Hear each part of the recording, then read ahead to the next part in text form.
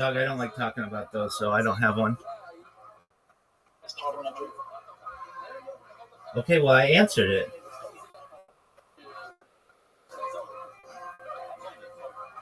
What do you do if somebody answers you that way?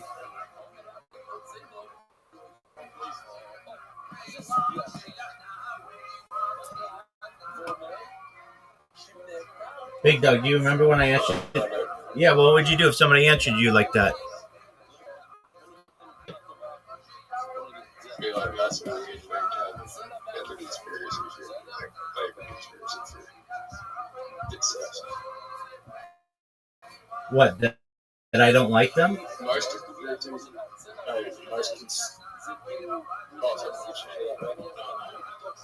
most conspiracy theories are just like really like disturbing. So it's like stuff that people would. No, they're not. I said favorite conspiracy theory. So like, imagine you're like, said my favorite conspiracy theory is the Epstein files, and you're like, well, that's the weird thing. To like, do you like the fact that people are harmed?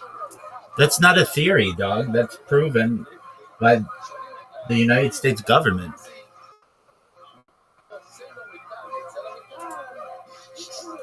Trump says it's just propaganda.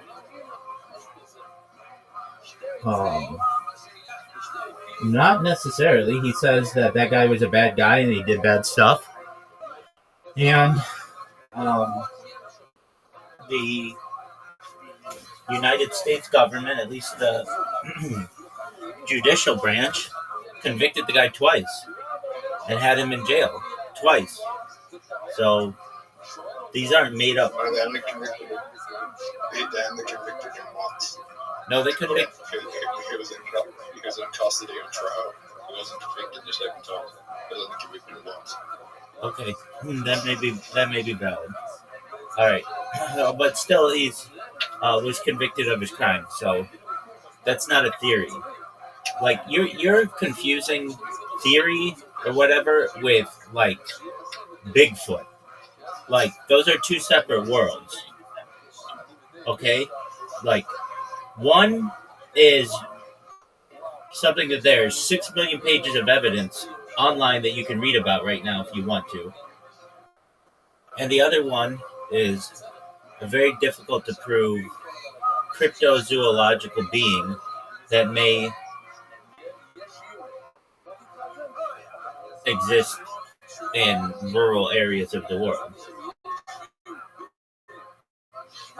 Bigfoot might exist. Yeah, I think so. The reason why I say that is there are extraterrestrial beings that supposedly have long hair like Chewbacca, and if they exist and they visited Earth and people have seen them, then it's very easy for them to be considered aliens. Another thing is this. Hold on, Zoo. Another thing is this. Let's just go through this logically. Imagine humans are able to use transhumanism and eventually be an android, an avatar, a cyborg, a cybernetic being, a clone of themselves, a robot, an ethereal being, whatever they want to be. Does that make sense to you?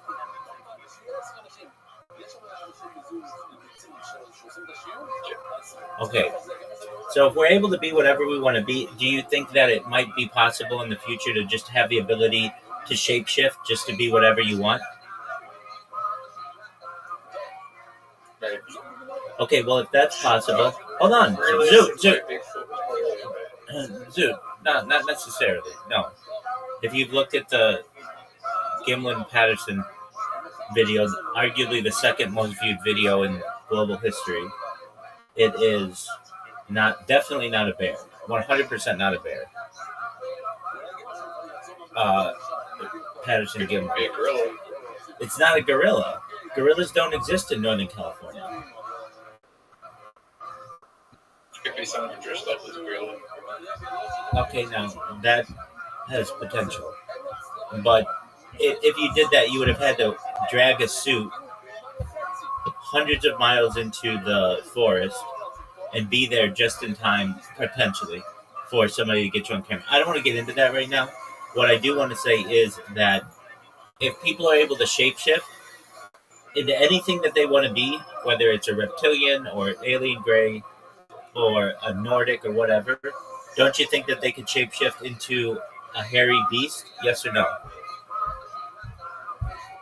Yeah.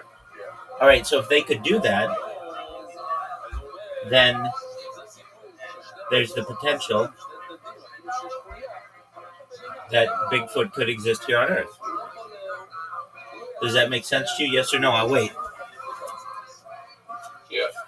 There you go. All right, Doug. Now, are you ready for my next question for you?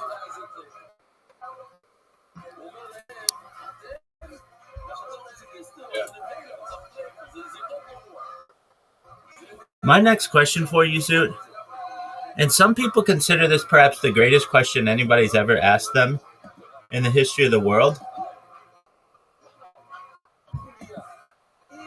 I think it's maybe the best idea in the history of the world, and you can disagree.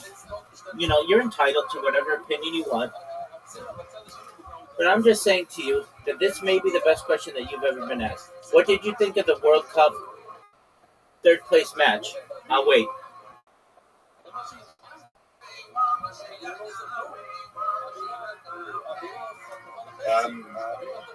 I mean, I could get up at 3 a.m. to watch it fun. All right. Is that my fault? So you're gonna wake up at 3 a.m. Are you gonna wake up at 3 a.m. to watch the final, Zoo? I'll try. Hey, Rabbi. What up, pimp? What do you think the Loch Monster could be? Yeah. That one I don't think necessarily exists. So. Do you think it is? No. I'd like it to exist, but at this point, we don't have any photographic evidence of it that can be verified. The best, most famous photographic evidence we have is pretty clearly a stick in the water. People have taken LiDAR, basically, or ground penetrating radar, and searched the entire lake or loch or whatever you want to call it, and haven't been able to find anything very large. There isn't a food source that it could eat that would, in that loch, even though it's the largest loch, I think, and on the English island in England, even though it's in Scotland, it doesn't have like a huge amount of fish that it could eat. Moreover, at this point, it would be like 100 years old, and for a beast that large to be alive still is very questionable. What are your thoughts on the Loch Ness Monster? I think it has more chance of resisting than Bigfoot. Including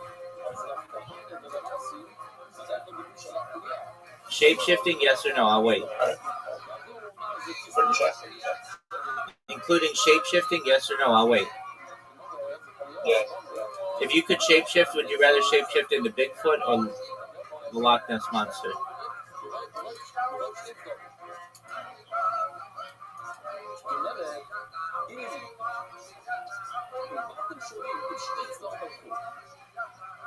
Well, that's a hard one because the first shifting to Loch Ness Monster, I think someone's going to try and catch me and put me in a cage. If I shape-shift into the Bigfoot, someone's going to try and catch me and put me into a cage. There's more to do with Bigfoot. I think there's more to do if I get locked into a cage. I think there's more to do on land than there is in water. Okay, if you were Bigfoot on land, what would you do? Well, Bigfoot on land? If you were Bigfoot on land, what would you do?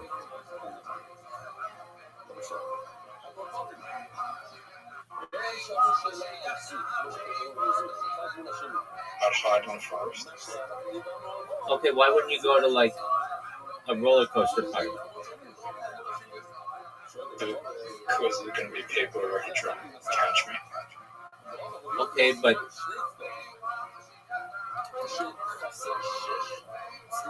what if you could escape their catching you?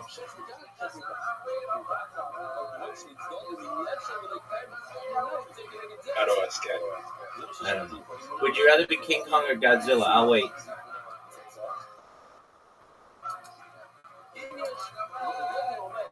King Kong?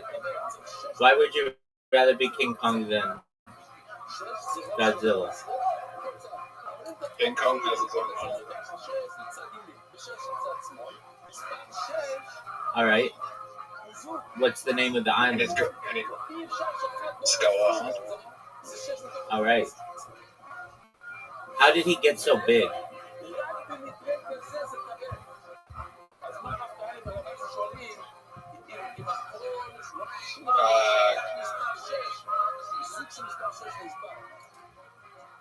Animals on Skull Island are bigger than dinosaurs on Skull Island.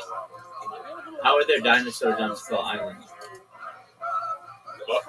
How are there dinosaurs on Skull Island? I'll wait. Because it's a fictional place. Are there Tyrannosaurus Rexes on Skull Island? Yes. Okay, so then does King Kong really have his? Does King Kong really have his? It depends what King Kong you watch. There's different versions of King Kong. All right. Do you think? Now this is a serious question, and it deserves a serious answer. Do you think that King Kong could procreate with a female Godzilla? Yes or no? I'll wait.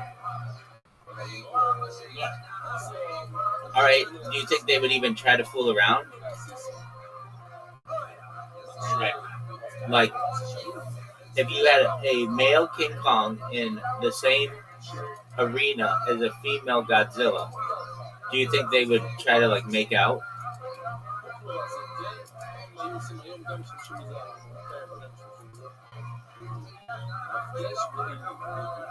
Or do you think they would just immediately try to kill each other?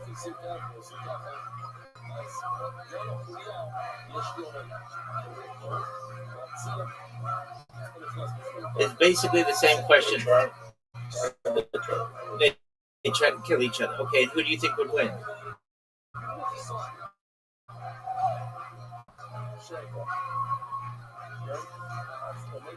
Godzilla. Why do you think Godzilla would win? That's an exactly correct answer. Good job, Sue. I'm in agreement with you. And shoot laser beams from his eyes? And King Kong likes you. Did you say King Kong likes humans? Zoot, are you there? Zoot, big dog. Zoot. Zoot.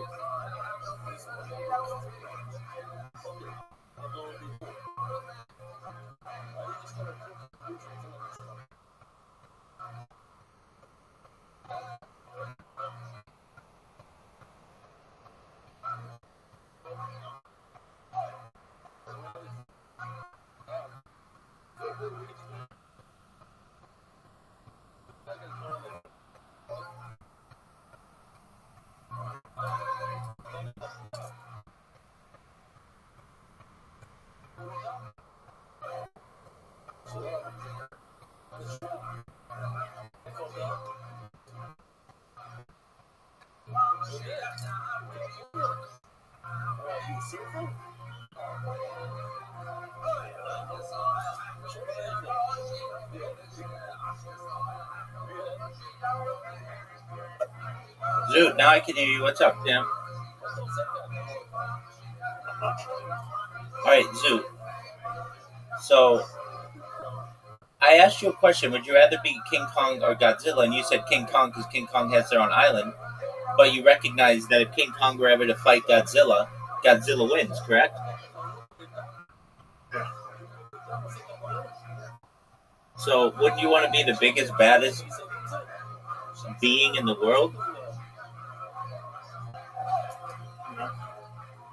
Okay. Here's my next question. Godzilla's more of a friend. King Kong is one of the things they're trying to kill Godzilla. Don't you think an equal amount of people would want to kill Godzilla as King Kong? Or King Kong as Godzilla? No. Oh, all right. If you could kill only one of the beings, King Kong or Godzilla, which one would you kill? Godzilla. Okay. Have you ever seen the movie Rampage? You realize? Go ahead. Yeah. Godzilla can destroy the whole world. King Kong can't do it. Why can't King Kong do that? He can't shoot lasers. But couldn't he walk to a city and just take out all the buildings and eat all the people? No, King Kong's way he didn't kill the Godzilla. I agree with you. And I think Is Godzilla the most dangerous of the fictional characters that are popularly known? Yes or no? I'll wait. No. Who is?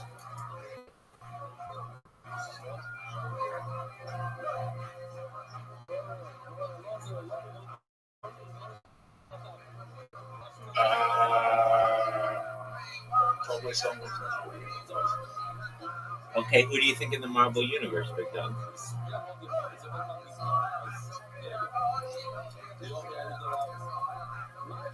Maybe Doctor Strange. Why would you say that, Zoo?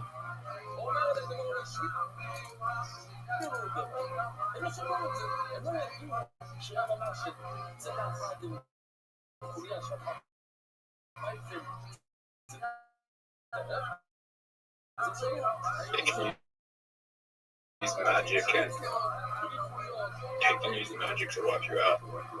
Okay, now here's my question for you. Timothy Chalamet in a cage match, who do you think would win? Why do you think Tom Holland would beat Timothy Chalamet in a cage match? Do you know much aerobatic training you would have had to have for Spider-Man? How much? A lot. Do you think Tom Holland is the greatest athlete of our generation? No. Okay, what's the score of the World Cup going to be today?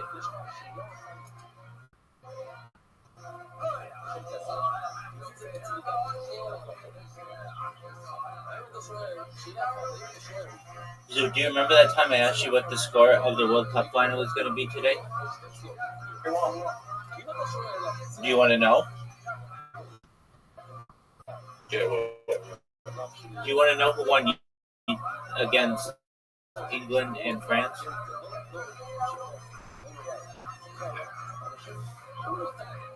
England beat France. Do you know what the score was?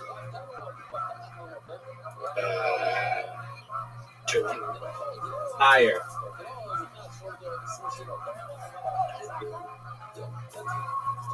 What'd you say, Stu?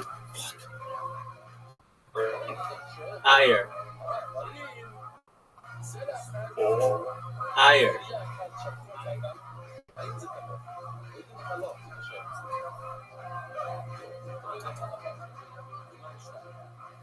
Dude, do you hear? It was 6-4. Yeah, did you hear me? It was six. The penalty shootout? No, it was just full time.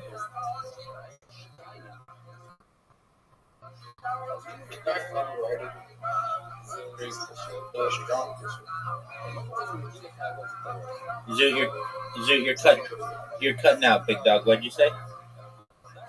You know who's underrated really, really, who probably didn't drive away with us? Freddie Krueger. Freddy Krueger. Why is Freddy Krueger so underrated?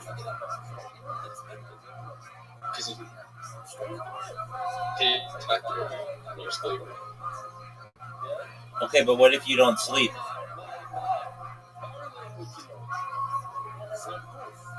What if you don't sleep? That's what I asked. And you're fine. Do you really think you're fine at that point? Die from sleep deprivation. Okay, now let me ask you this. If Godzilla had to fight Freddy Krueger, but Godzilla had to sleep, who wins? Freddy Krueger. What does Freddy Krueger do?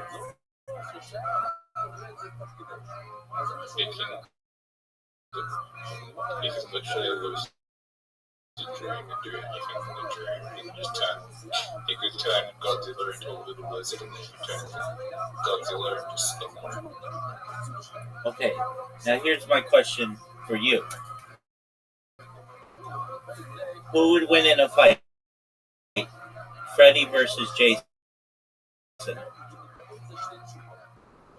Freddy Krueger. Who would win in a fight? Batman versus King Kong. Who would win in a fight? King Kong versus Godzilla. Godzilla. Who would win in a fight? Batman versus Freddy Krueger. Freddy Krueger. Who would win in a fight? Mr. Freeze. Freddy Krueger. Who would win in a fight? Superman versus Freddy Krueger. Freddy Krueger. Be Superman sleeping. Okay, but if Superman's super, couldn't he just not sleep? Superman has to sleep at some point. Is that canon? Yeah. Alright, now here's a good question for you. And it might be one of the greatest questions that you've ever been asked in your entire life. Who would win? The Super Friends or Freddy Krueger? If the Super Friends could stay awake when the other ones were sleeping.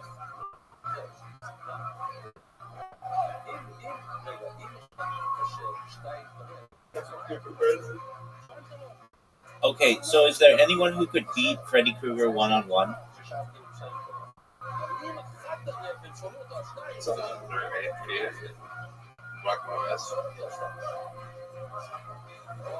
The Halloween guy?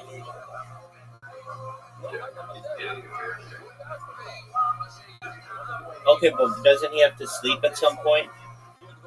Yeah, but it doesn't fear. Do you think that Freddy Krueger and Godzilla, people would fear.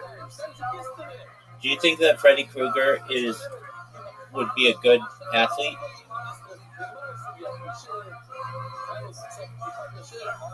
How does Freddy Krueger kill people? Is it with knives or something?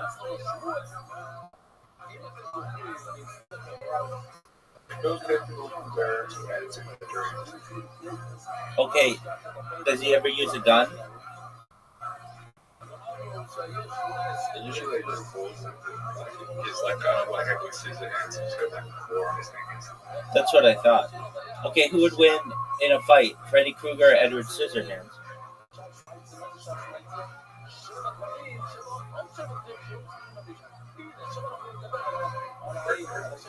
Okay, but what if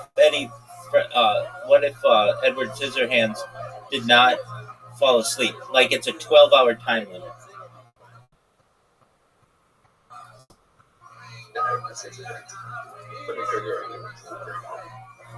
Okay, that's important.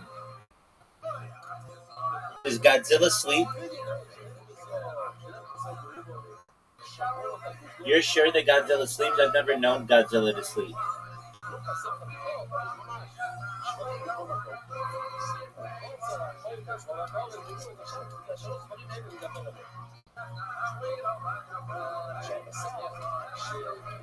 All right, dude, are you ready to lose? Yeah. Yeah. Okay. Zoo, did you know that Reiser didn't believe that there were new holes in mini golf?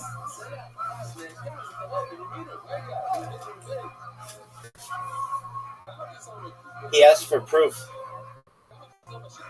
So hopefully we play one now so I can screenshot it and send it to him.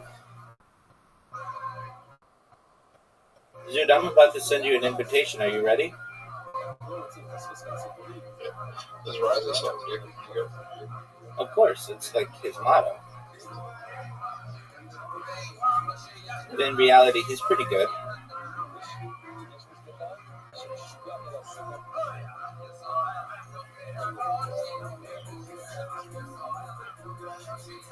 Dude, are you happy with that shot?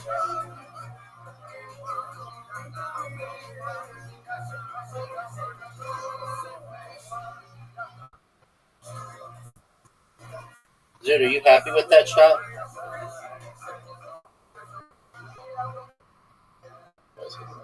It's this 8 out of 10. It's an 8 out of 10, dog. What are your thoughts on this shot? 9 out of 10. There you go, big dog. Now what are you going to do? You have one of the most difficult shots. That's never going through. You're just giving me the game if you do that. You're giving me the game, dog.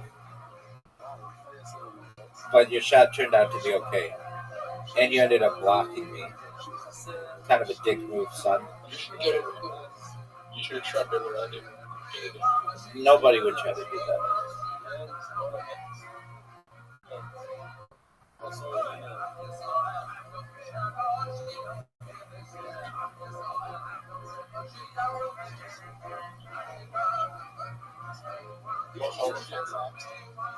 Hopefully a new one. Psych. Is this new? Dude, you know that this isn't new. I've never seen the hole in that position. Well, it's been in that position now.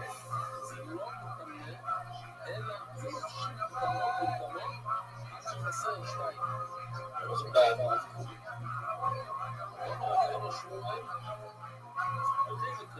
Oh no. That was bad. Dude could F me majorly.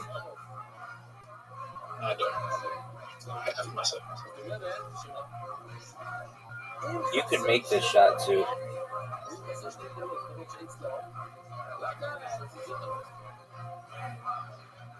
Dude, did you know that we're tied?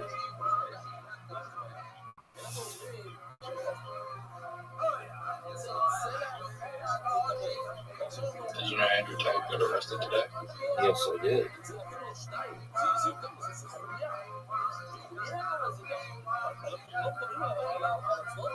That guy You know sucked. Abby Sheffield's on tour right now. Did I know what? Abby Sheffield's on tour right now. Who the fuck is that? Some bitch in Australia. Is she hot? I think you're one of her attractive bitches annoying as hell. Oh, tight.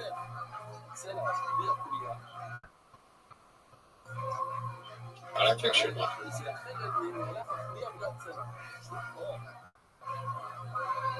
Do you think I give a shit what this bitch thinks? Oh, Zoot. Zoot.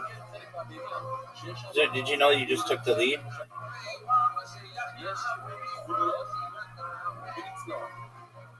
Zoot, did you know that you just took the lead? Yeah. Zoot, this is the perfect hole for you. And you fucked up majorly, Zoot.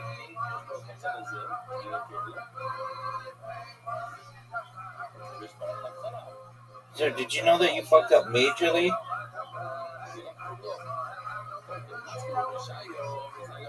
Zoot. Rabbi, What up, pimp?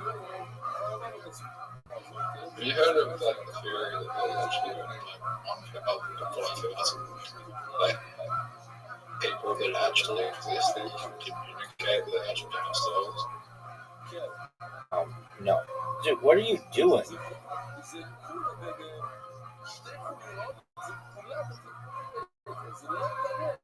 Did you get this information from Instagram? Like,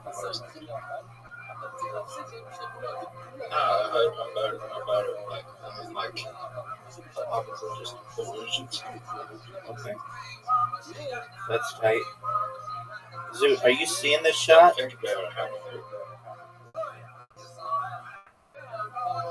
I've been to stadiums with like tens of thousands of people. and then they try. I've been to stadiums with like tens of thousands of people. Those people seem real.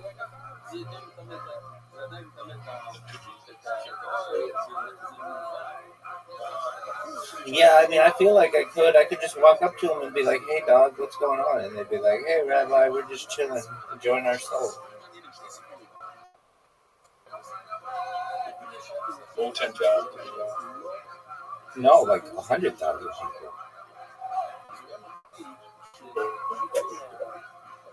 All 100,000 people, yeah. Like, I feel like I could go up to any single one of them and just be like, "Hey, dog, what's up?"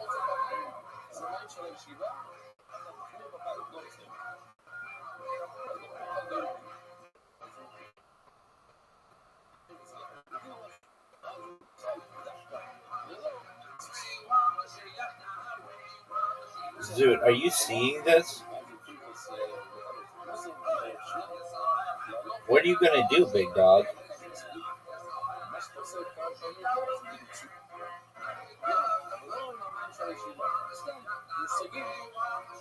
Zoo.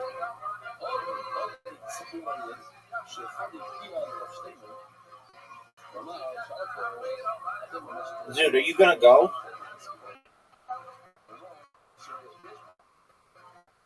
Zoo, you're connected. Go. Go. Zoo, you're running out of time. Zoo, you're running. It's your turn. Not your turn. Now it's my turn. You just blew your shot.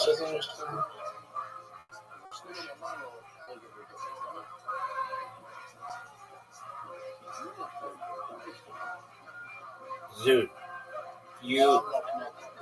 Okay, well, I mean. Zoo, can you hear me?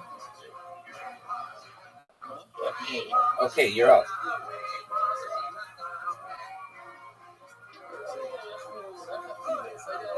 Zoo, you need the greatest shot I've ever seen in the history of the game. Without a doubt. You have to hit it off a gnome.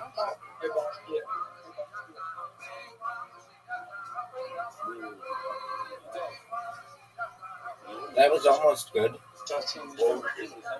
Dog. The game-winning shot right here. I'm guaranteed the win and a great comeback. No way. Make it. Oh, Zoot, that was almost the best shot I've ever seen. Oh, Zoot, that was beautiful. Zoot, that was beautiful. Good job. That was, without a doubt, almost the best shot I've ever seen in my entire life. Zoot, you have an invitation, dog. Zoot. Zoot, can you hear me?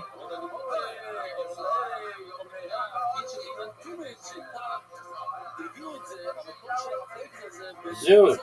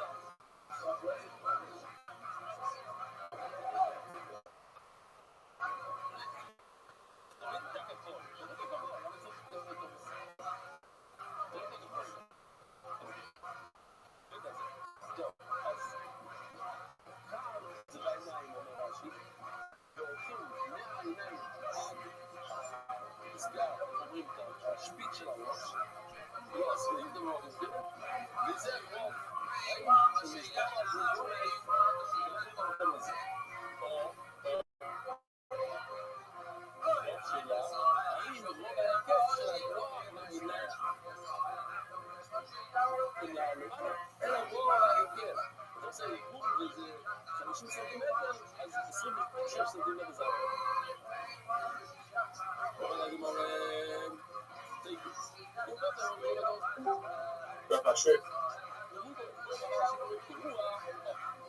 Rabbi, short time. Why would you do that to me? Just left from Discord. Kick me out of Discord. Dude, that's an illegal move. Do I go into the top? Oh, here's my bow on the top. It's not even your turn. You're up. No, now it is. You're up.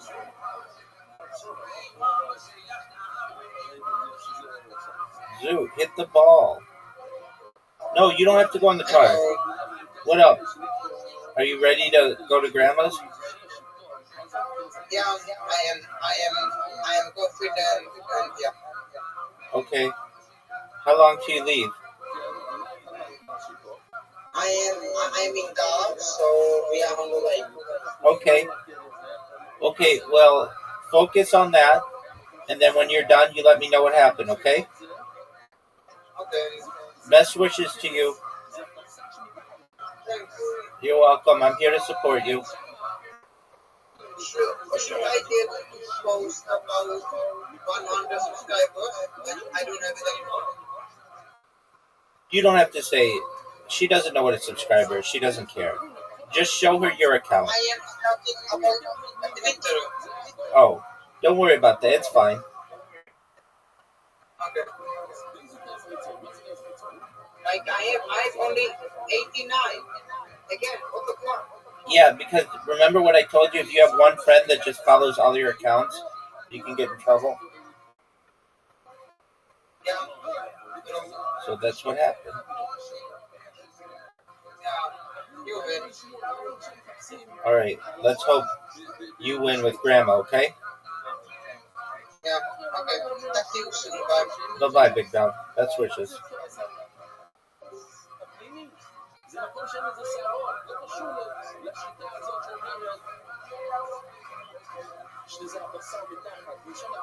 Dude, are you proud of that shot?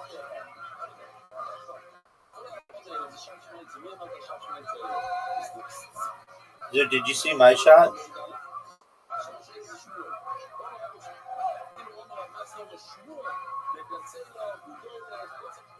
Dude, do you know that you're down 2 holes to 1?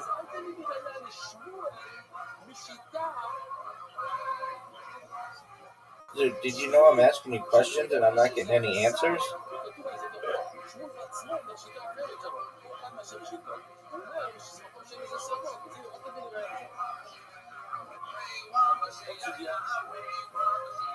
Are you proud of that shot?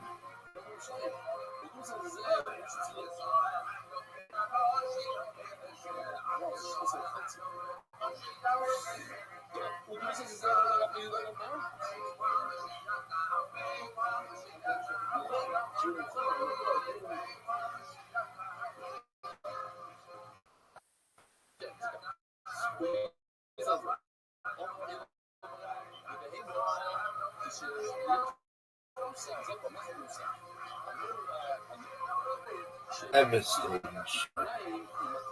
Dude, you know you got fortunate there.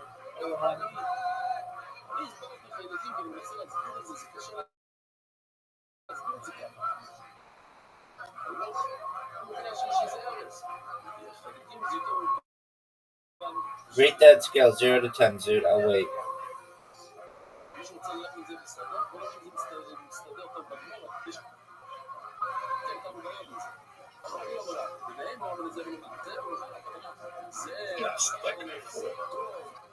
Dude, it's not a 4. It's a 1, if anything. Come on, man.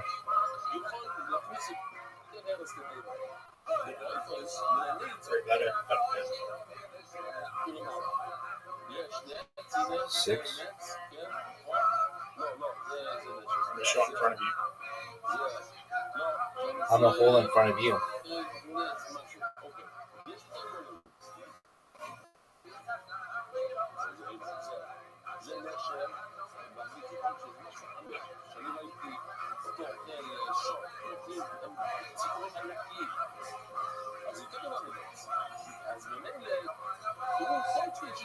Rabbi, how big was AJ Carroll? In the United States, not that big.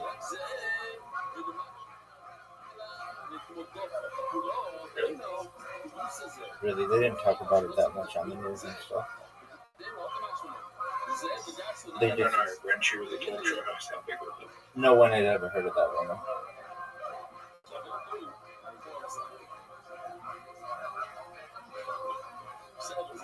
How'd you catch up to me? Baby, because I'm amazing.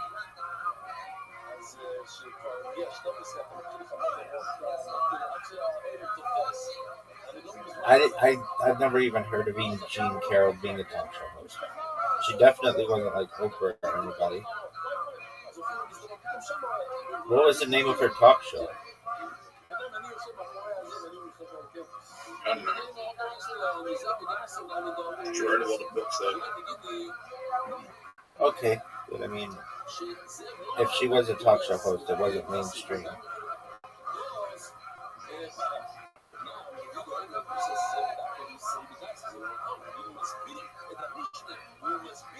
Dude, what are your thoughts on your shot getting rejected?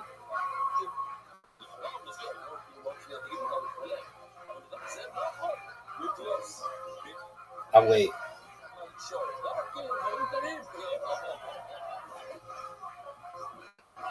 Dude, your shot got rejected twice. What are your thoughts?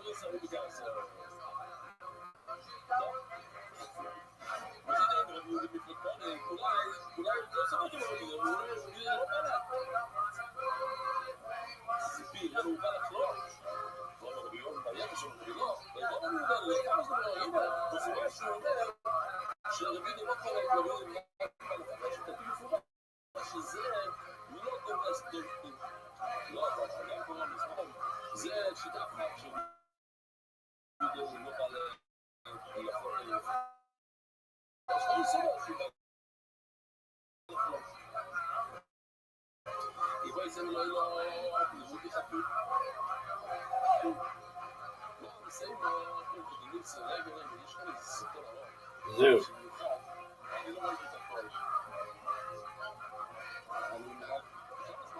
Dude, did you know that you just lost? And now we're going to play Carom, the game at which we cannot recall if you've ever beaten me. I think you have, but it's been a long, long time.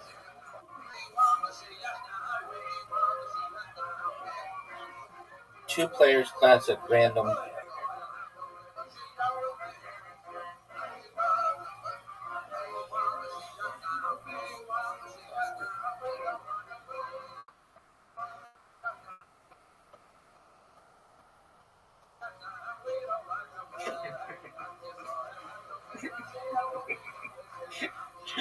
But we're trying to play this. Absolutely.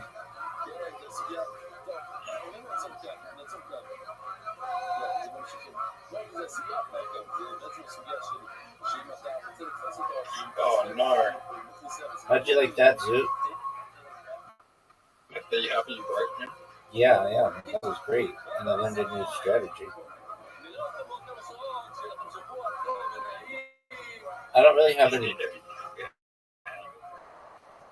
I don't really have any good strategies here.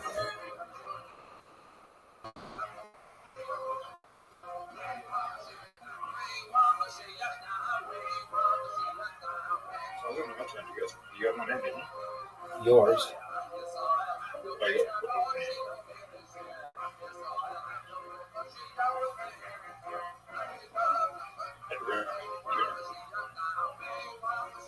Are you going to go?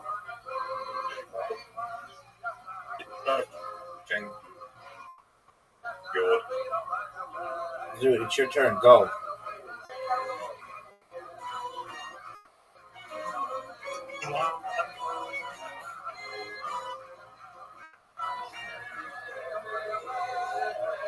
I just had one of the great misses in the history of the game. Yeah, greater than this shot. I said, oh, what a beautiful shot, Zoot. Zoot, are you going to go? You know, it'd be good if you got rid of that white one right there. Okay.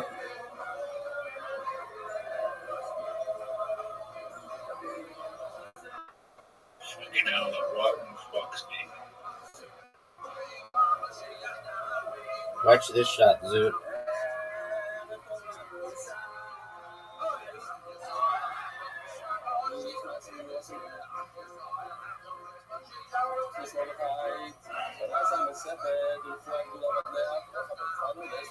Zoot, have you ever played or do you know anyone who's ever played Settlers of Catan? Yes or no? I'll wait.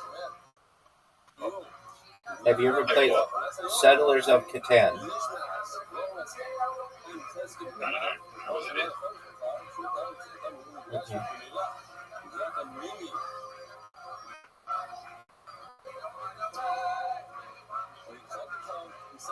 Have you ever played Where in the World is Common in San Diego? Yeah, I love that game. Oh yeah, actually I've played it. A bunch of different versions. If you're talking about a computer, yeah.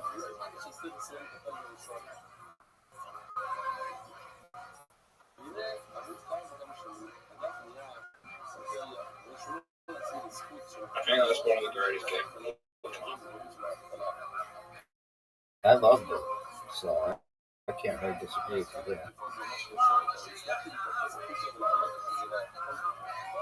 So did you just see my shot?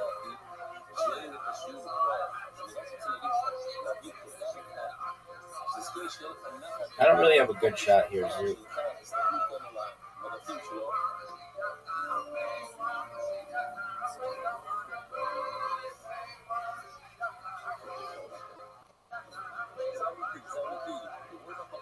One of the worst shots I've ever seen.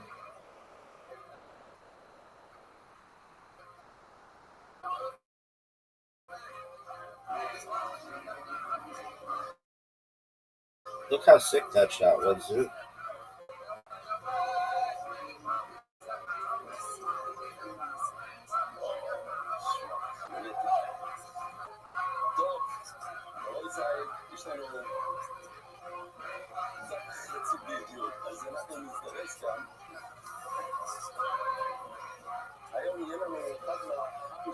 So I watched a video today of someone playing See You Again on the piano while playing Subway Surfers while solving a Rubik's Cube.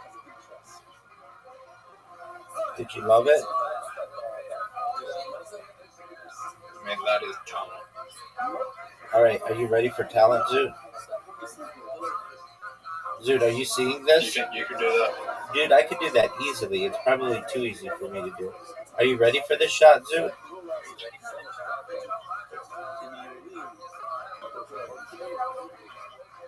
Zoot, you know that the board is clear for you to do some damage?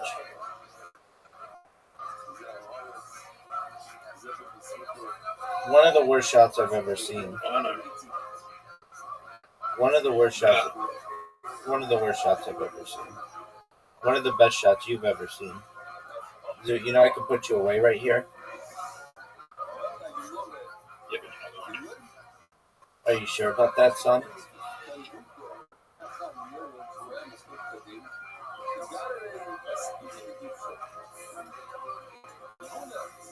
Do you recognize that that was one of the great games you've ever witnessed? Okay, now we're going to play your favorite game and then we're done.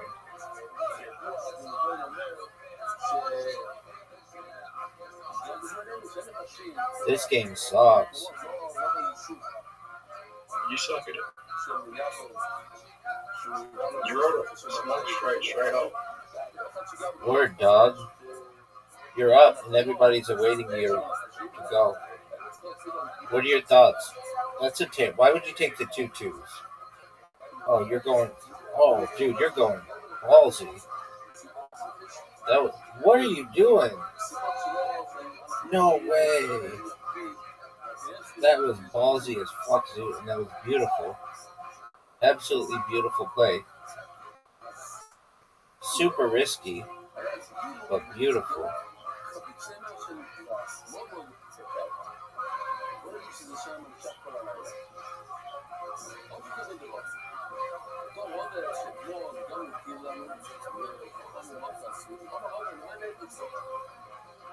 Zoot, you are on fire, dog. Zoot. I'm nearly got bonus already. Give me a 4.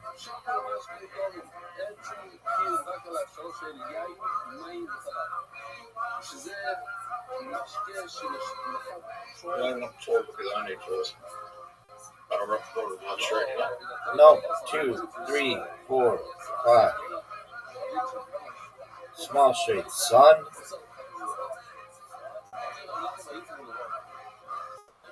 Are you serious?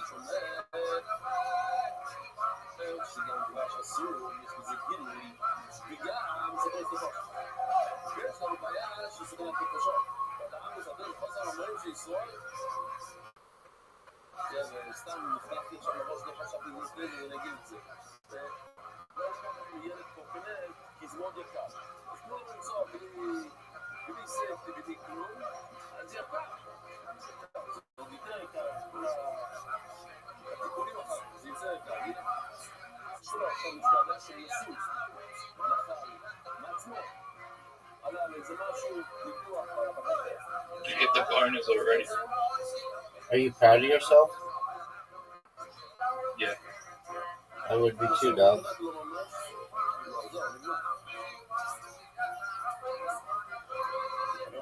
I don't know if that was a great shot.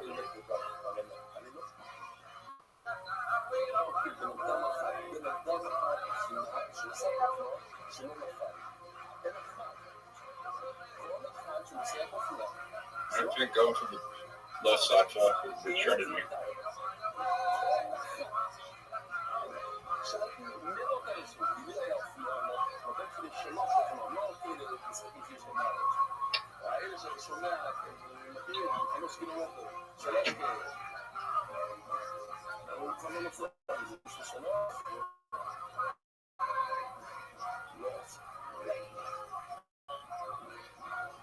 Zoot, you're showing dominance.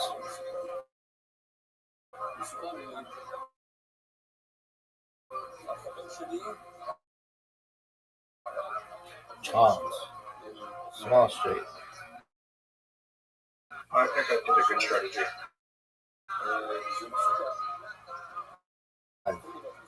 Rabbi, you could win. Nah, That's 16 failed.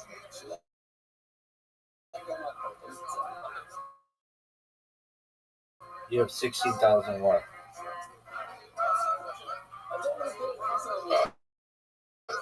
Just had 2.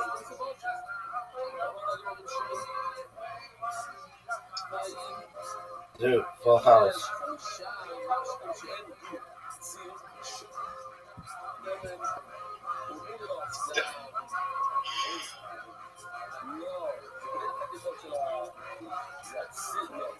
No. No. This is going to be a close game. No. This 2, might be a 3. close game.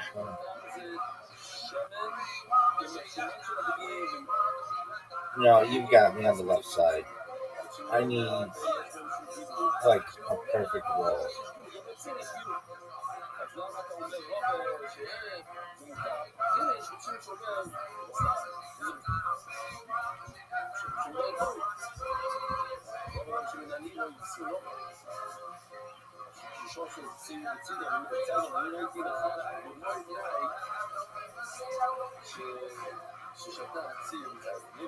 I'm going to struggle getting the line straight.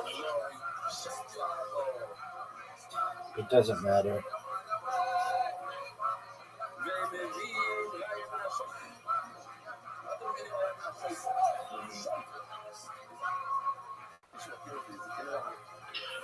just got the smoke screen out here.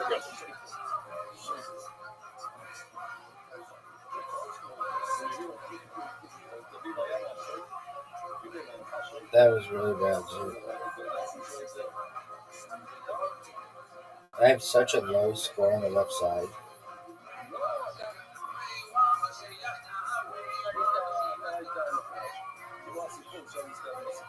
Is it bad?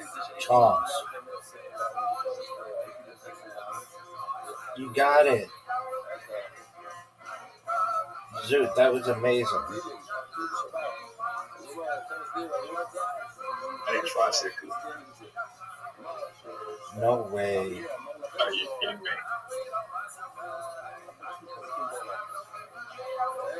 Are you kidding me?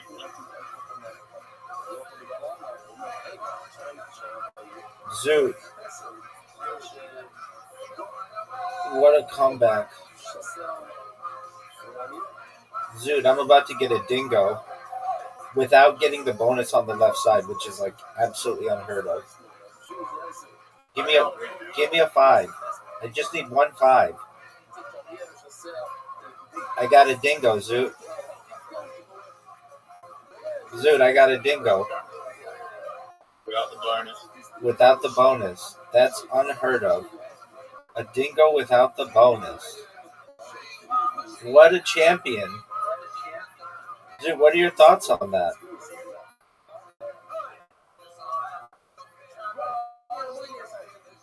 I told you going for my friends. That's a bad strategy. Championship, baby.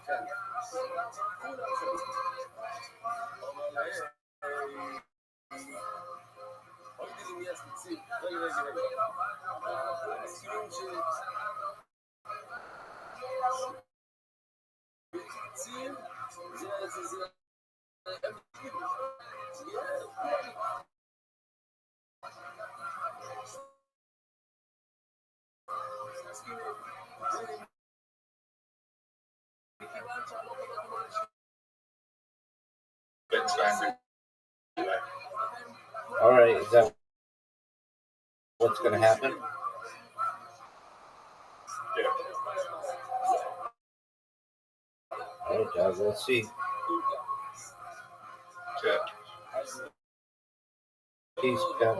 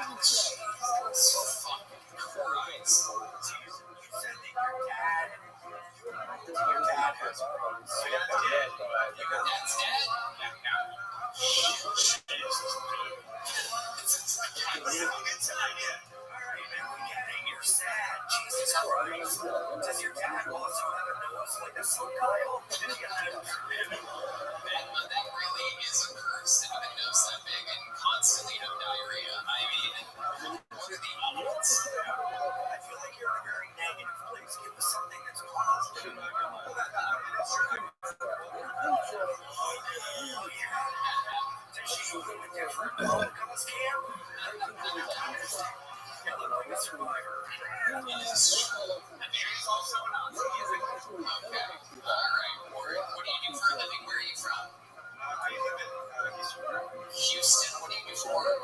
Woodworking, carpentry, part-time just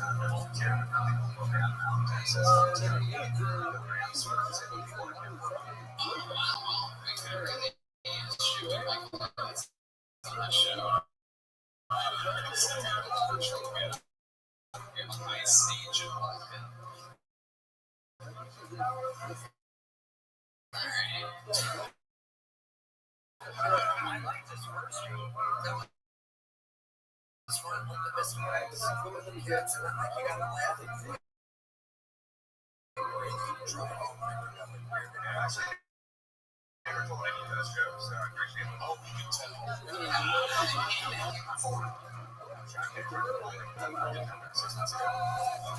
tell us the craziest thing about your life. What do you think sets you apart from everybody else in this room? I can't wear a mask. I can shit my own dick in my asshole. How many do you think you should outdo right now?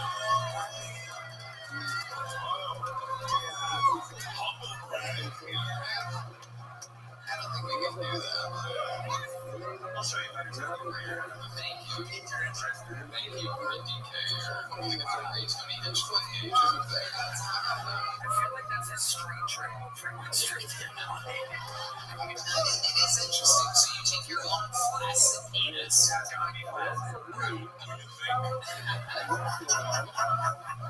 And then when it gets into your ass, does it start to get hard?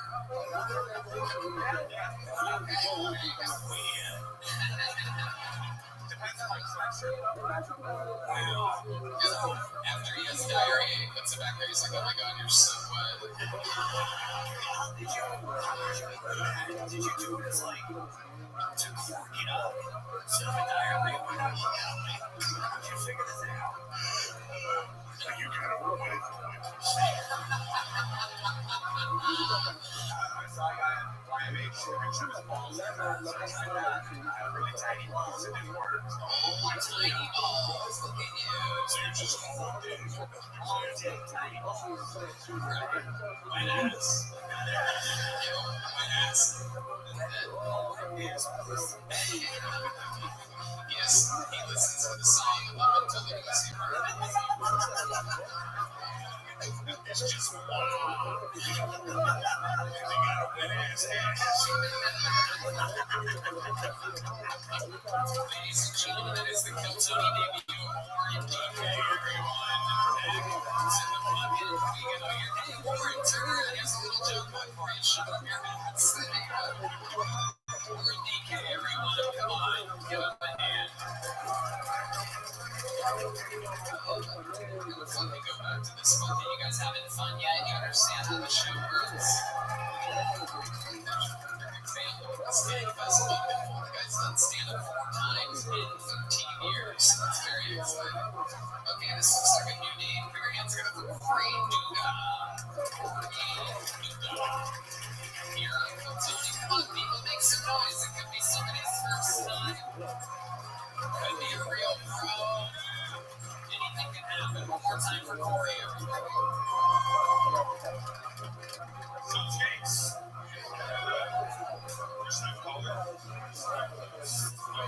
First thing was I was expecting to feel a little bit about myself coming to my first hate fest, but looking at some of you guys put me in my place, I tell you, I had a couple of conversations where I don't know if I had the upper hand. Oh yeah, so I kill myself, but they let me know, I make more money. That's the equal life. Damn it, I need to start making more money. Freaking, I'm not tall enough, so that's not I'm not going to get a living. So, I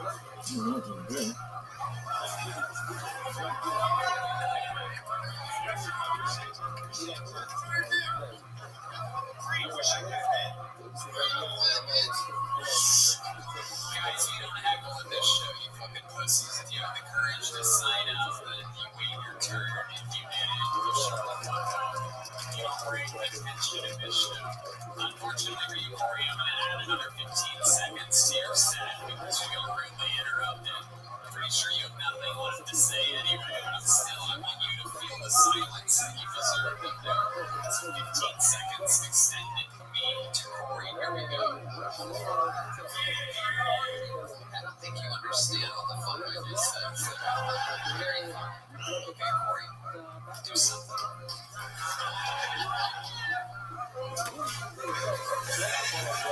Wish I had more to say. I thought I had a good voice, but apparently I can't even project. My bad, bro. Sometimes I get a lot of phone calls at my job, so I answer. Okay. Did you have something, or are you just starting a sentence? 15 seconds ago. In hindsight, yeah, it was the same. I love it, Corey. Welcome to the show. That was fucking horrible. Welcome. On the other hand, it was his first time doing it. Last time doing it as well. Corey, welcome. Where are you from? I moved to California. It's LA County. You really gotta put the mic in. LA County. LA County. Now that's an interesting answer. Corey, what part of the county exactly? Like, as close as you can get a San Bernardino before it's not LA anymore. Okay. It's kind of like a lot of where I'm from there. Yes, I know. I lived there for a very long time and was there to work and then immediately drove as fast as I could back to where I live. And it's totally going to be rich, gay, whites. I've never seen a sad cholo. Yeah, it really is incredible. This is an episode of MS 13 Reasons Why.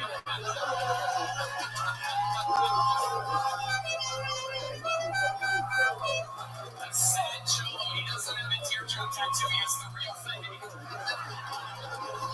Why do you think you're such a sad cholo? Corey, I got a little dick, man. You can't even fit to my asshole. I don't even know what kind of ass that I have. My ass is always dry like my sense of humor. Yeah, no. All that's true. It's just the performance of the game. I think you're struggling right now. You wouldn't be there. The nerves really work freaking up when Tony tells you to not sign up if you're not prepared. Don't do it. Unfortunately, I say that after the bucket's filled with things, so do a little bit of tweaking before the night we had a show. So literally, the people that help with the sign-ups can say, like, yeah, if you were literally just gonna go back home, but this is the thing. I apologize. Okay, Corey, let's talk about your fucking life. Let's figure it out. What do you do for work?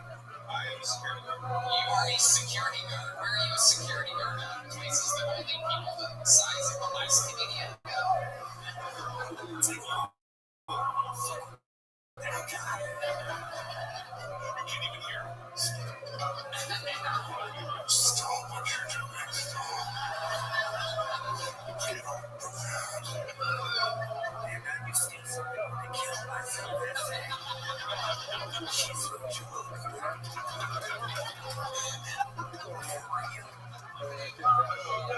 Corey, where are you a security guard at? I work, Clowner, you son of a bitch! You are the most quiet Latino I've ever heard in my life.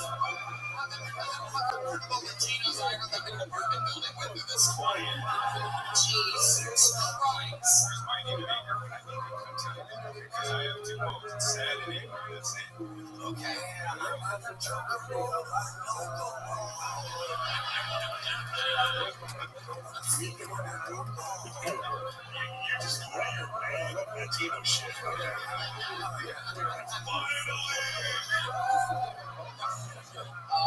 He's a security guard at a monastery.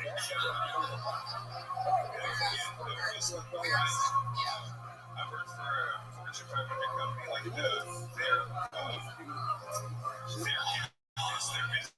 their business campus. I work for them. Okay, something of a family though. I just live with my mom and dad. You live with mom and dad.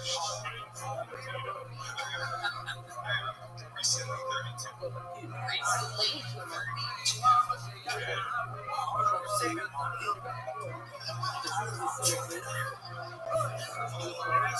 His career is over. Don't worry about him being loud. Remember? Yeah, and even though he still lives there. Do you fuck this quietly too? I don't.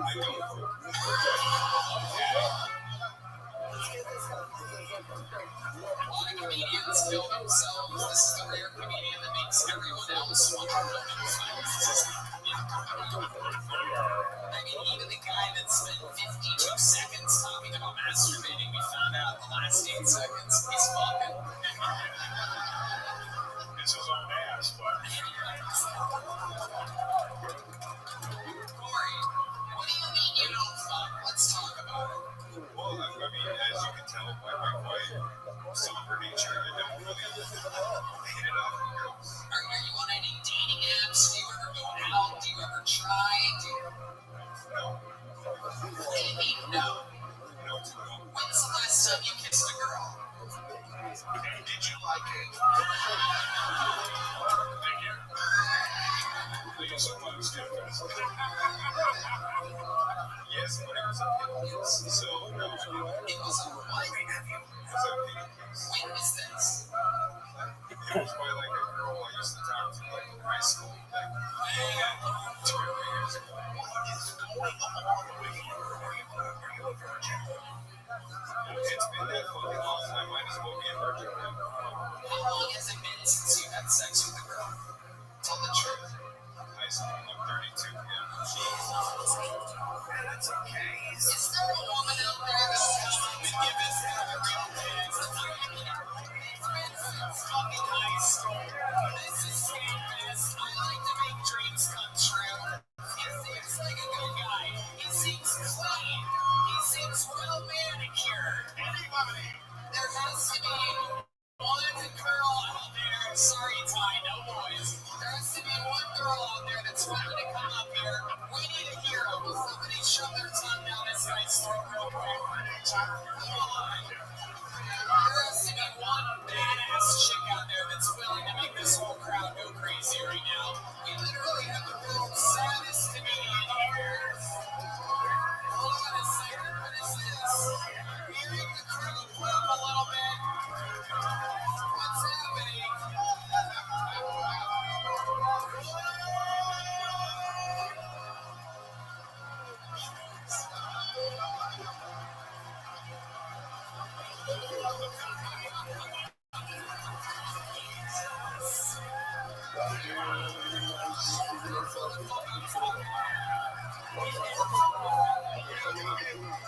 Did you like it? Look how fucking happy. Holy shit. Holy shit. Holy shit. Corey, your entire demeanor has changed. I bet you're even louder now, aren't you? Oh, jeez. Everyone's saying louder. I'm going to be honest. I just cheesed you my parents, man. Are you trying to stay still so you don't want to show that? I know. It's a player like Rothschild. It's all not good. What I feel like. That was a pretty fucking little fake tattooed hot chick. How did that make you feel? Tell us. Describe what you feel on the insides, Corey. I feel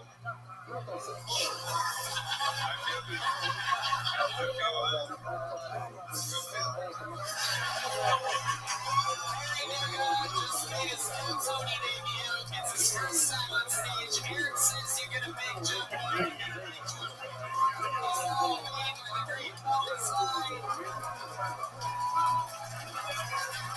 Wow. What was that girl name? Give it up for the girl. Yeah, what was the girl's name? Jess. G-E-S-S? How long can this place get for Jess right now?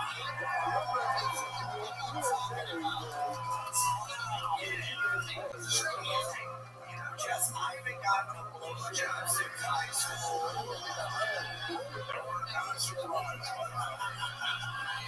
So there you go. Incredible. We had, back to the bucket we go, we've had somebody who's done it 12 times in 15 years. We've had someone that has done it 1 time, extra 4 times with a white Latino coin. A lot of newbies here tonight.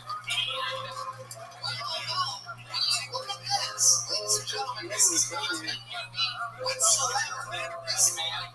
This one's my favorite videos on planet Earth. Here to work out on new material. Exposed for more issues here.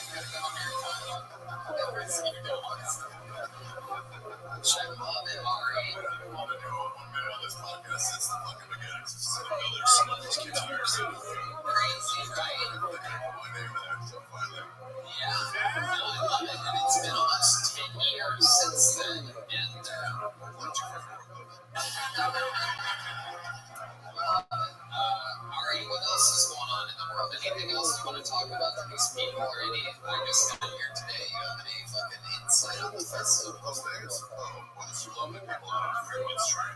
Yeah. It's a beautiful place. Yeah, I saw the longest fucking fat old Superman that I've ever seen before in my life out there. Here's a fucking Big J, there's the special over there.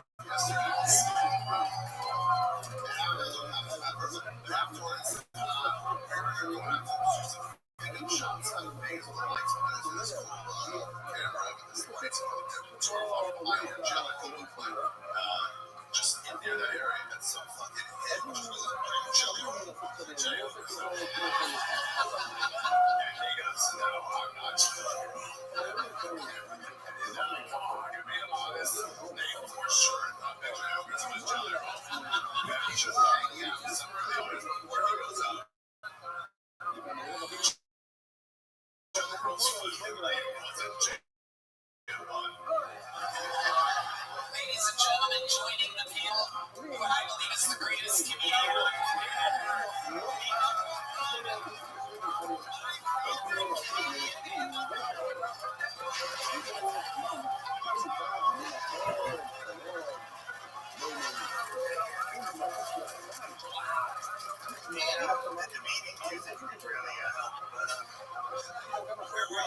So something happened with the camera. Me and Jay were all taking pictures of it. So it's with Dave. Thank you for letting me once again. Important traveling Ponzi scheme. We take people's dreams and turn them into crypto cash. That's true. That's true. They just keep signing up for it. It's amazing. I'm very, very lucky. I'm honored that you could join us, Dave. Thank you so much for coming and hanging out with us. We just found this brand new comedian. He goes by the name of Ari Shafir. It's actually going to go up here and have David tell the panel. Thanks for all the friends. It's really Ari and I got to hang out with Roger Waters last Thursday until like 6 in the morning, and it's absolutely insanely creative force behind Pink Floyd, who's been performing in football stadiums for over 50 years and famously doesn't hang out with anyone. Hung out with us. And at one point, What happened? the Israel-Palestine conflict. What happened? She said yes. What did I say, big dog? What did I say? She said yes. Did you give her a big kiss?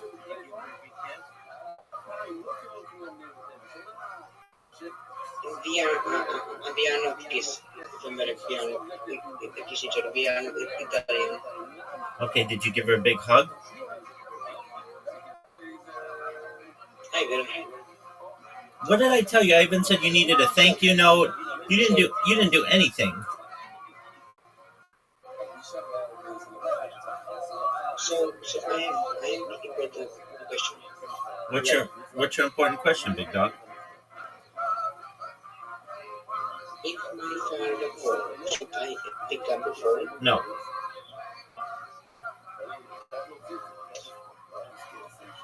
Does he pay your cell phone service? Yes, there is. Oh yeah, then you should.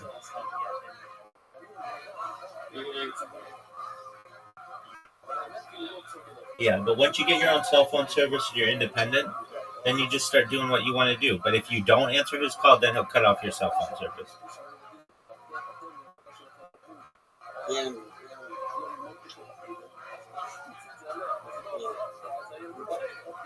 I'm not going to be this. Are you happy? Yeah, but right now, I can skyrocket with everything. What'd you say? Right now, I can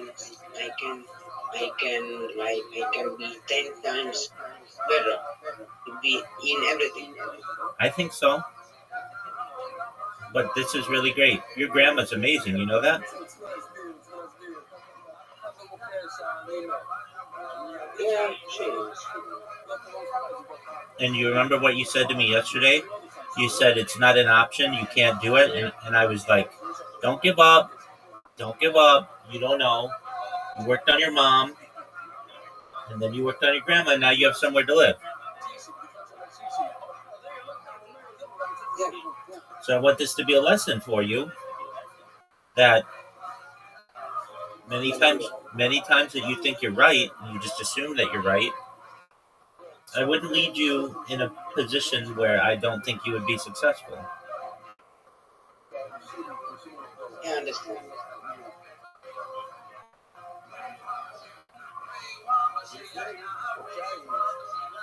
So you should recognize that now you have a place to live.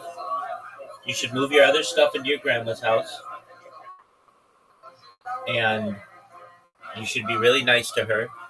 I don't know why you didn't give her a hug. I will. Give her a hug and write her a note. You said you were going to do this, and then you don't do it. Did you write your mom a note? Yeah, I will. My mom, I said to her, me and mom, we have a special connection.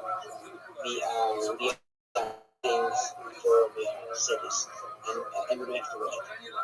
Yes, you do. It would mean a lot to her. All you have to do is say, Mom, thank you for your support. I love you very much. Thank you. That's it. It's like that would mean the world to her.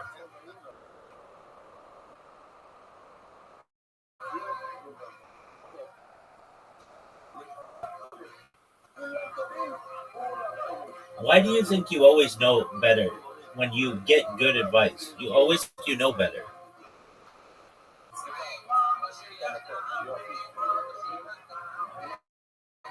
Because because I live with my mom my whole life. So I know how to be You're knowledgeable. telling me that she wouldn't appreciate if you wrote her a note thanking her? No. She don't care if I got it. Because You we don't are know special that. person. You don't know. You We are the don't know same that. stuff. You don't know that.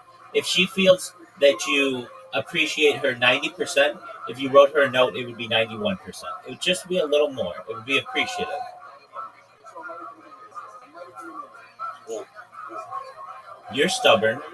You won't do it. This is your dad part of you coming out, and that's fine. Whatever. Okay. So now you have a place to live, and you start a job tomorrow. And earlier this week, Yeah. you didn't have a place to live, and you didn't have a job, and you didn't have 100 subscribers. I don't have either. Well, I'm not alone. well, you'll start to get more. Don't worry. Don't worry about that. Those numbers shouldn't matter to you. Okay, so go pack your mom's car and get your stuff together. Mm,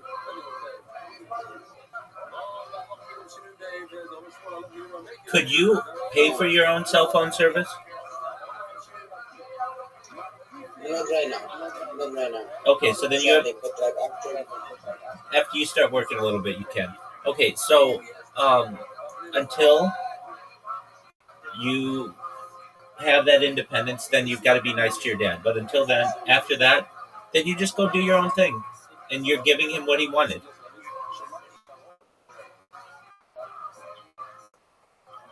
He's gonna be pissed, but there's nothing that he can do about it. yeah.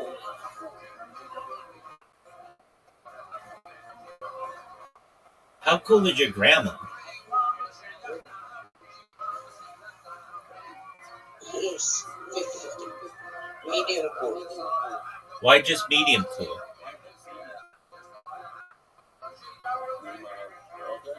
Um, she not cool. It's not like cool. It's like medium cool. Dude, she's letting you live with her. She's super cool. I know. I know. Yeah. Yeah. True. All right, dog. So now you're gonna get your shit together and start packing? and get it. Okay. And you start a job tomorrow. You know that, right? Yeah, And it's a top 1% of the world job. You know that, right? And do you know that you've got the World Cup final in 6 hours? Yes or no? I'll wait. yes, I know. Are you going to watch it?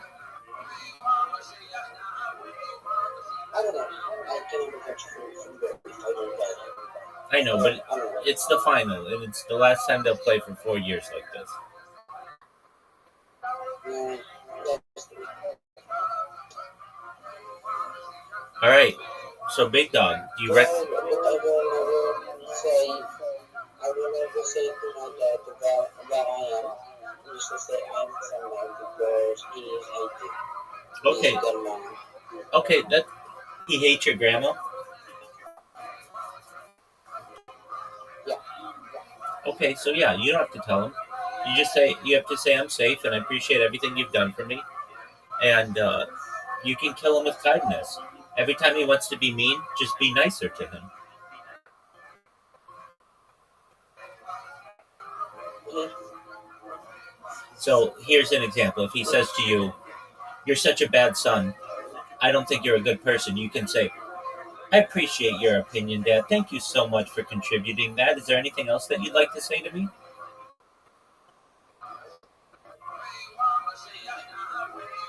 He's gonna hate that. It's a very good defense mechanism. Okay. yeah, All right, Big Dog. You gonna get your shit together? yeah, I will. Have you connected to Grandma's internet yet? I will. Have you connected to Grandma's internet I yet? will do. I will do. Does she have the internet? I think it, yes. Yes, she has money. Okay. So then connect to her internet, get all your shit together, get your laptop ready, get a nice little cozy bed, and you're gonna be excited. I mean, you're gonna when your eyes close tonight, you got the start of a new job, and you got a new place to live, and you're gonna start making money, and your dad's not gonna have the control over you that he once did. Yeah. And you're not a nomad.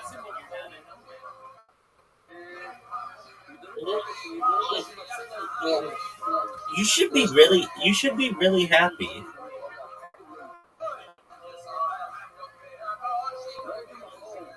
Mm, I I understand am. I understand that you're not, but you should be. I'm not. Okay, you're happy. All right. Are you are you you have all your stuff packed? Yes, everything I need to do streams or do podcasting, yeah, I have everything. No. You should go to mom and you'd say, "Mom, I have all my other stuff. I'm gonna put it in your car. Will you please take me to grandma's one more time and then I won't have anything at home anymore?" We are doing this on weekend because maybe my father is in the house right now. Okay. So this confrontation is not good. No, it's not. Yeah, Okay. No, it's not. Okay. So you're saying that your dad might so are you do you have your computer? laptop. So I can do work.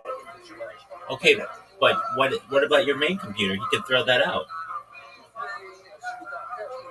He will not. I don't think he will. Dude, I told you, you need to pack your mom's car with all that stuff just in case. But like we don't know if she let you. We don't know that. Right. I say to you, I need to have nice stuff because maybe I will be more. I know, no, I understand that, but what could have happened? Listen, listen, listen, listen. If you would have put your stuff in your okay, you don't want to listen. Are you ready to listen? If you would have put everything in your mom's car, you go to grandma's. She said yes. You then go unpack it. If she said, dude, stop interrupting me. Stop interrupting me. If grandma says no, then you could have just said to your Mom, I can't take all this stuff right now. Can you please put it back in the house for me when you can?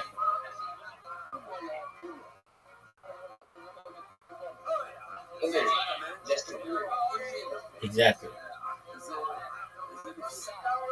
So, That's true. But I am still okay. okay, I understand that. Is there any way that you can get your computer at least and take a bus to your grandma's house? Yes, I can. Okay, why don't you do that right now? Because then at least your computer is safe. Because maybe my family is out. Who cares? You're moving out anyway. He knows you're moving out.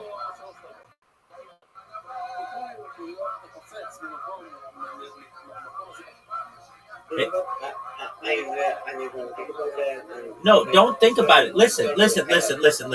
If you wait till next weekend, he took your computer less than 2 weeks ago. You don't think he's going to do it again? Yes, that's true. Exactly. So just, you've got enough money. You don't want to get your mom involved. Just go home, get your computer, just the tower and your monitor or whatever. Put it in. Just you can carry it if you need to, and just take a bus to your grandma's house, just so you get your computer out of there. Anything else, I'm not worried about because that he doesn't care about that stuff. He knows how to hurt you, and the way that he can hurt you is by taking your computer. Yeah, true. Okay. Or do you have Uber? Okay. Hold on, do you have Uber? I don't know. But let's be funny for the moment. You don't have money for one Uber trip? No. Why are you laughing? You have money for Uber. You just had a birthday. Yes. You know what? I need to go. Okay, you go do what you need to do. Good job. Shout out to Grandma. Good job. Shout out to Grandma, big dog. Yep. Okay, bye. Bye.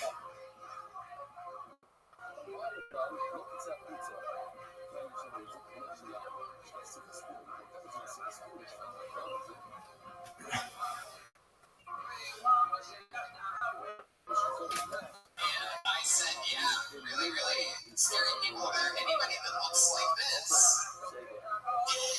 You gotta be careful around. And we all laughed. And then Roger goes, that's not funny.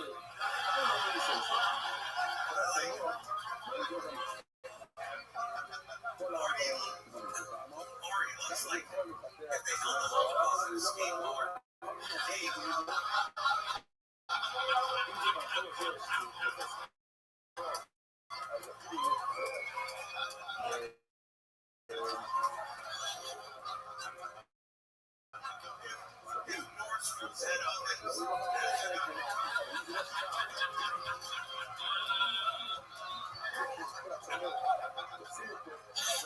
So he named you. There goes Ari Shafir, everybody. Makes sense. Specials out November 2nd, I think. Ari Shafir Joe, available only on YouTube. Yeah, watch it. There he goes. Should we go back to this bucket, huh? Actually, I pulled a name out and said Ari's name, so we'll go with this person that I pulled out a second ago. Make some noise for your next comedian, Jeremiah Willis, everybody. Gator. Jeremiah Willis, Gator, it says. Here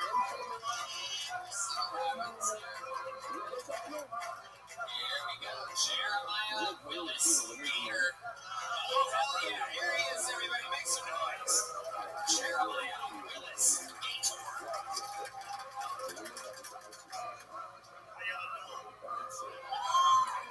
So I like older women cool. I like because they get straight to the point, especially when they come down to sex. They don't have no time to play games. I'm messing with this older lady. And she used to smoke, which I don't like women that smoke. So I said, fuck it. You know, I'm going to jump, keep going. But anyway, one night I was headed over there to see what they bought. And she said, let me finish the cigarette band and I got you. I don't know if anybody in there ever got head from somebody that just got finished smoking a cigarette. But that shit is quite refreshing. I feel like I stuck my nigga to a young gentleman patty or some shit.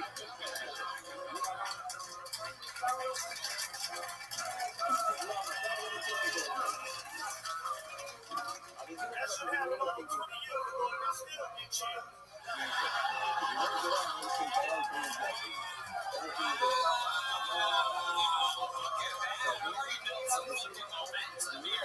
Jeremiah Willis, Gage Porter. Welcome to the show, my friend. How long have you been on standby? About a year, 7 months. Where at? Mainly in Vegas, on Main Street, Wise Guys. Yeah, Absolutely, I love that club. I perform there. It is great. Small, low ceilings, fucking fun stuff. So a year and a half, how do you make a living? Truck driver for Pepsi. Really? Truck driver for Pepsi.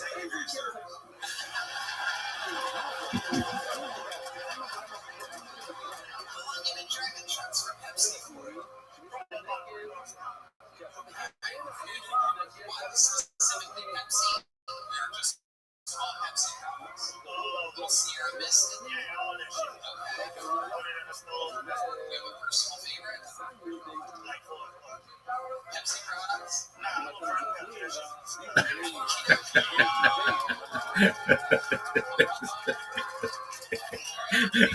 Jeremiah just got fired from his job. Oh man, it's fucking. What'd you do? That shit is disgusting. Selling coke. You got all your original jokes right here. Selling codes. Look at this. This guy loves toilet products. You're from Vegas, born and raised? Okay. That shit is disgusting. Just order a different change of scene. You've been here like a year and a half, 2 years. It's a college in a rural area.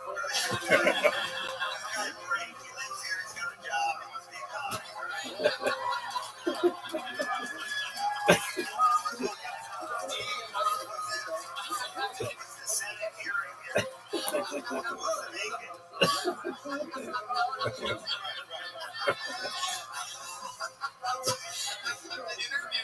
Information from the day. Jeremiah, your family's all back in New Orleans. You have a girlfriend out here? Yeah, I do. Okay, where'd you meet her at?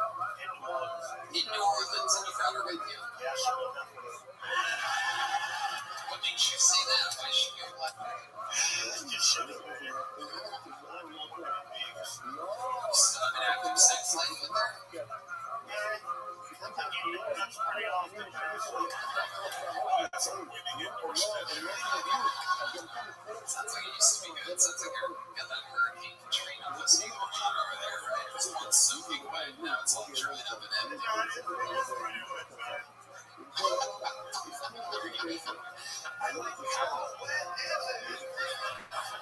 Everything you say is funny. You just have a funny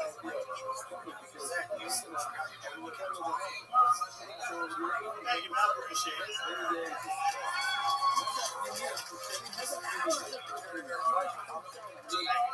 Not only does he drive the Pepsi, he also runs the jokes. You have any other special skills or talents?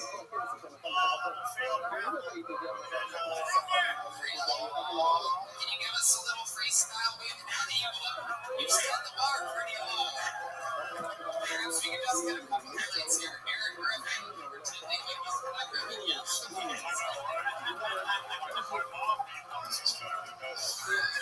Light skin and meatballs.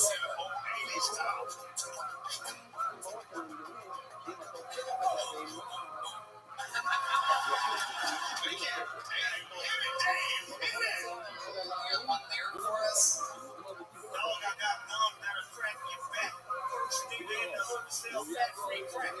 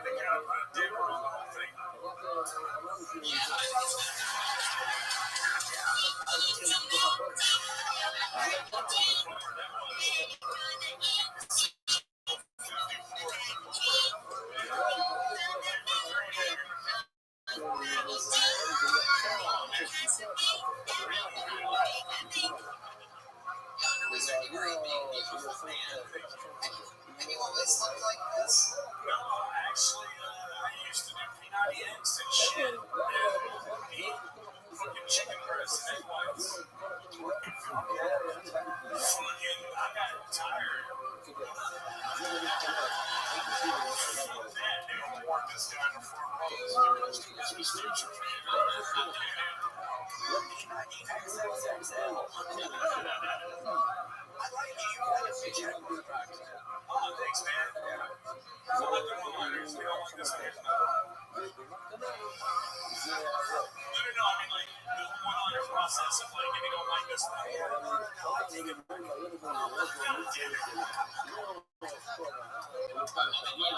us something about you that we don't know. You've been on the show in Austin, Texas a few times. Tell these people here at Skankfest a fun fact about you. I died 3 times when I was 8 years old.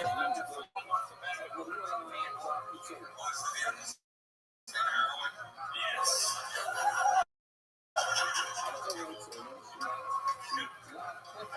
I fell off the back of the heroin truck. How did this happen? How did you fall off the back of a vehicle? Selling the world's finest chocolate. What world's finest chocolate? I was selling that. I was walking to the house that's in my hand. I was like, hey, chocolate. I think the car was a car. I just fell off and had an aneurysm. So I've had brain surgery. That would explain it. And I died 3 times in the ambulance all over the hospital. Yeah. That's incredible. Do you remember that? Did you see anything? Did you see? What did you see? I remember going to sell the chocolate, and then I remember waking up in the hospital a few days later. I was in a coma for a few days. All right. It's riveting content, I realize. You died as a child, and now you're dying up here as an adult. And then fucking Hagrid died on my birthday Friday. Really? Yeah. That's incredible. Is that your hero? I didn't like this until I saw Harry Potter, but it's not related. I cut my own hair, and that's all I see is Hagrid. Yeah. Hagrid, what are you doing here? Hero, where's your hand?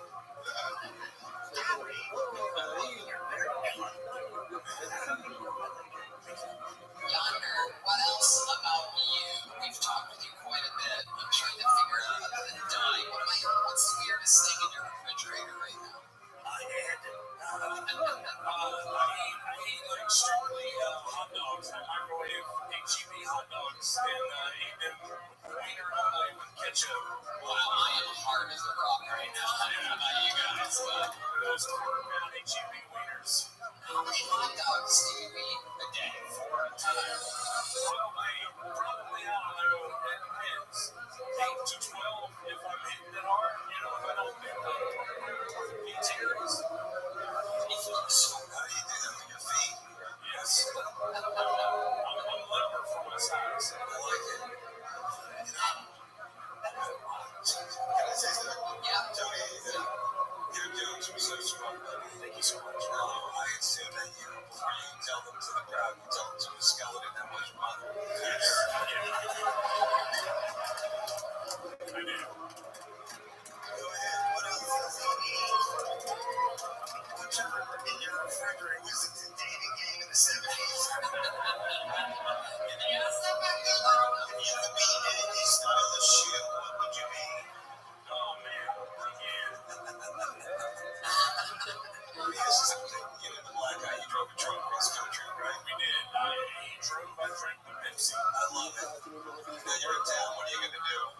I see you selling guns in a hotel room. Oh, yeah. I got a room in the Mandalay.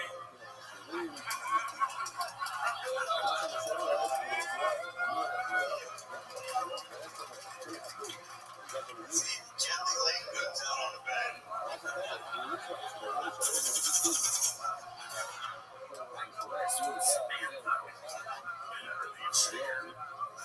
What are you interested in? Just ride that hole. Man, I'm sorry. I mean, I'm straight. I've been eating fucking animals, dude. I don't do shit. I'm sober. I'm fucking boring. All I'm doing is smoke weed, and I've been eating a lot of fucking animals this weekend. I don't know what to take. I'm sober. What do you want to do? You put THC in hot dogs? Yes. He's not doing sober. Yeah.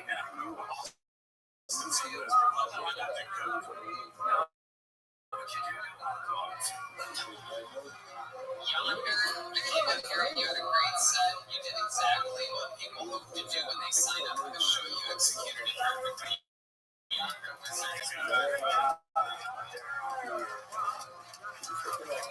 have a special treat for you guys right now.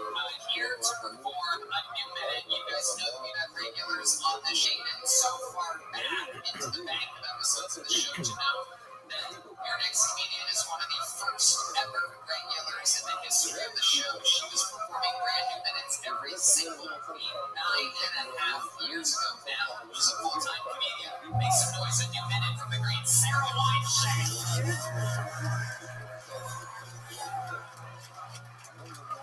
What's up, Skate Fest? I'm on Shake Fest, baby. I don't know if you guys know this, but a lot of celebrities have fragrances. Billie Eilish has a fragrance. Beyonce has a fragrance. I started thinking, how come comedians don't have fragrances? And it's because we're not sexy enough. Like, no one wants to smell like Amy Schumer. If Amy Schumer had a fragrance, it would smell like hot dogs and other people's jokes.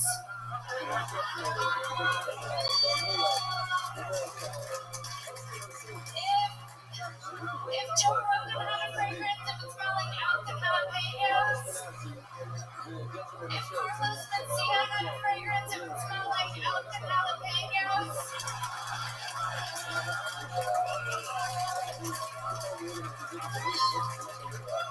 Johnny Depp has a fragrance called Savage, pronounced Sauvage. If Chris D'Elia had a fragrance, it would be called Underage.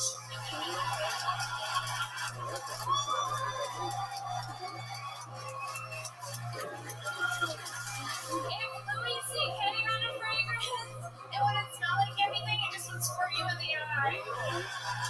Thank you. First appearance in years on the show. Absolutely amazing. I love it. Come on, one more time for Sarah, everybody. Sarah, tell us, how's life?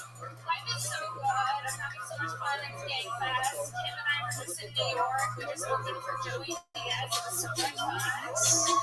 We had a great time at Sony Hall. And I have my podcast Liz Stage with Kim, and then I have my solo podcast Jake. Yeah, you're fucking doing it. You're on your adventure.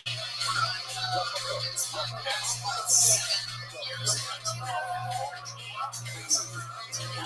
Yeah, a long time, a while ago. Yeah, incredible. So what else have you been in? Getting married, I mean, so what?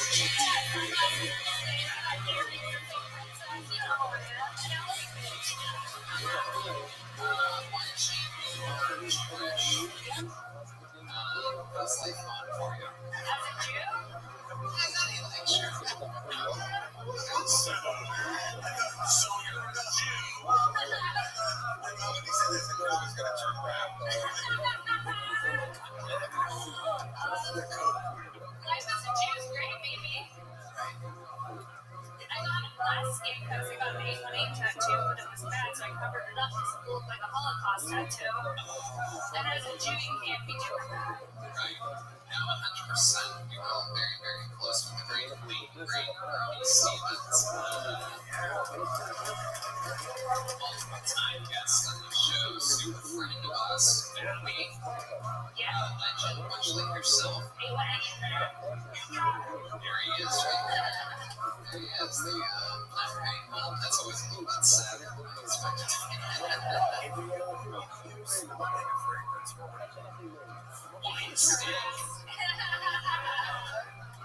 Interesting. I think it would be like weed and something woodsy. Yeah, weed and holla. Weed and latkes.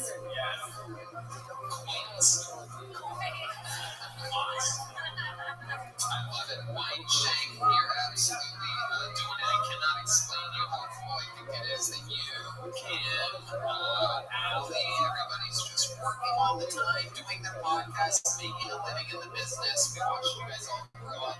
So fucking cool. Amazing minute. Love it. Very on theme. Comedy festival. Comedy jokes. Fucking amazing. Sarah Weinstein, everybody. Legendary.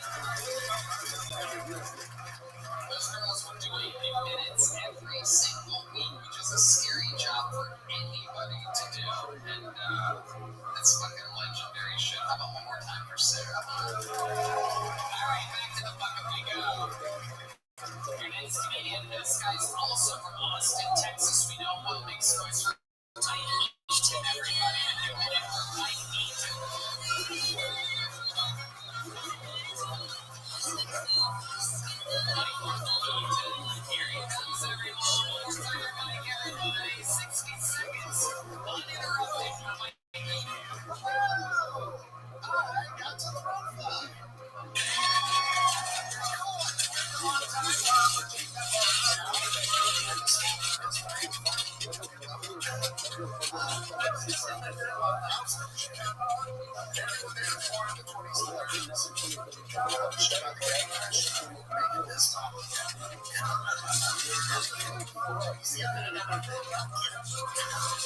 I could see her.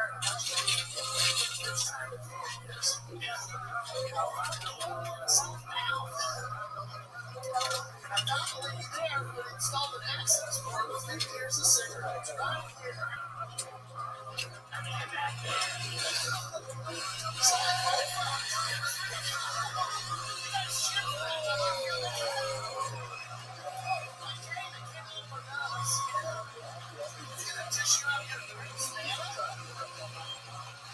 I'm trying to say, if you don't answer your grandparents' text, I'm going to fuck them. That's me next.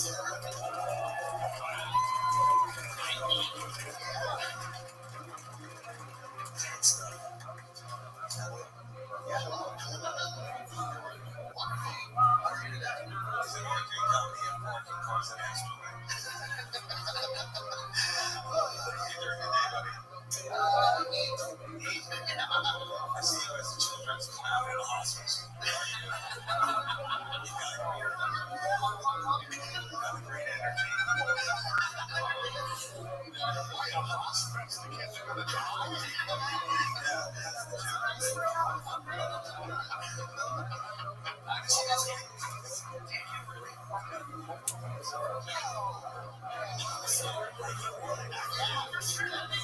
I can easily see you going from the cage to the tree.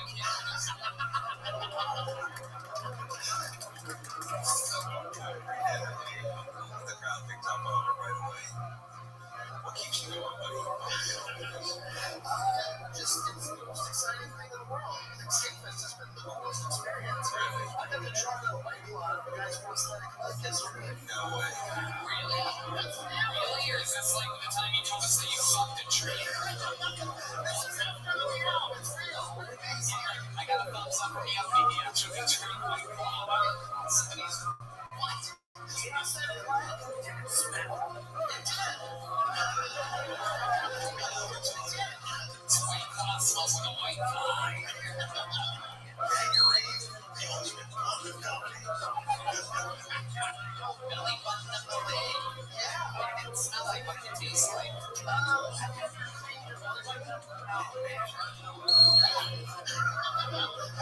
Not like you, I clean my belly button, I don't taste good.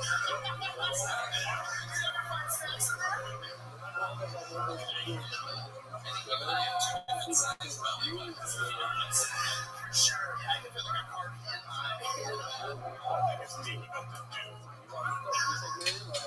Oh, yeah, I don't think anyone can fuck this up. Wait, how do you not stand up? I'm over 4 years. Didn't have to be funny to get this stuff. I so should have heard those songs. Yeah, it's very boring. That's what I'm worried about. And I thought old people who do bags and shirts and shit and businesses, and I sell them.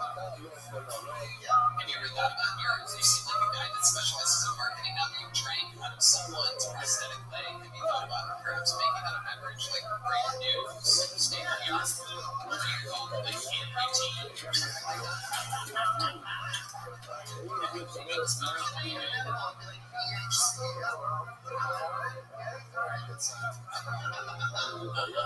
Alright, Mikey. So, love life, let's talk about it. You have a girlfriend?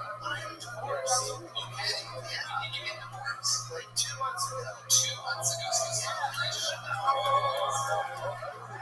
Yeah. And you're still smiling like that. I can't believe it. I know. I'm pretty happy. Did you leave her? Did she leave you? That's really insulting. I'm more of a stationary guy. She didn't believe me. No, we decided she didn't want to be second place to comedy, and I didn't want to sacrifice passion. So, what do we do with this? You want to make me choose between comedy and R&B comedy? Right.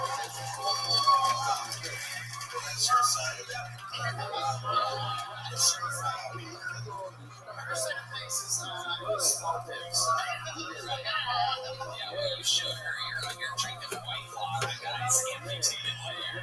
Meanwhile, she's guzzling cum on the black cock somewhere. She deserves it.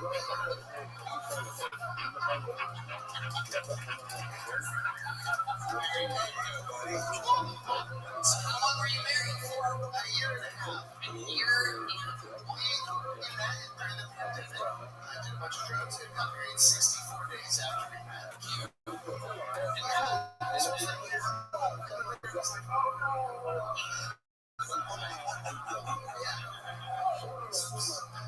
So then you got divorced. Have you been with somebody sexually since the divorce 2 months ago? I'm waiting for like the paperwork to be through, just to be respectful. Sure. Jeez.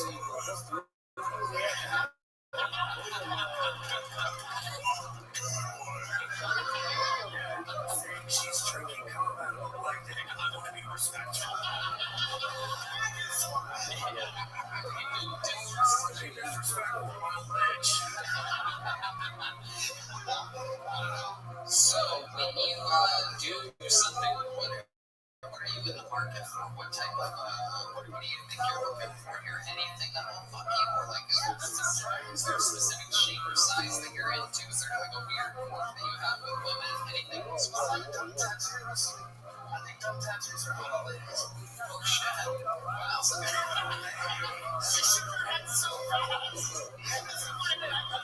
You said dumb tattoos. Choices right here. Come on, lady. You want to fuck John Wayne Gacy's grandson? John Wayne Macy's taking a big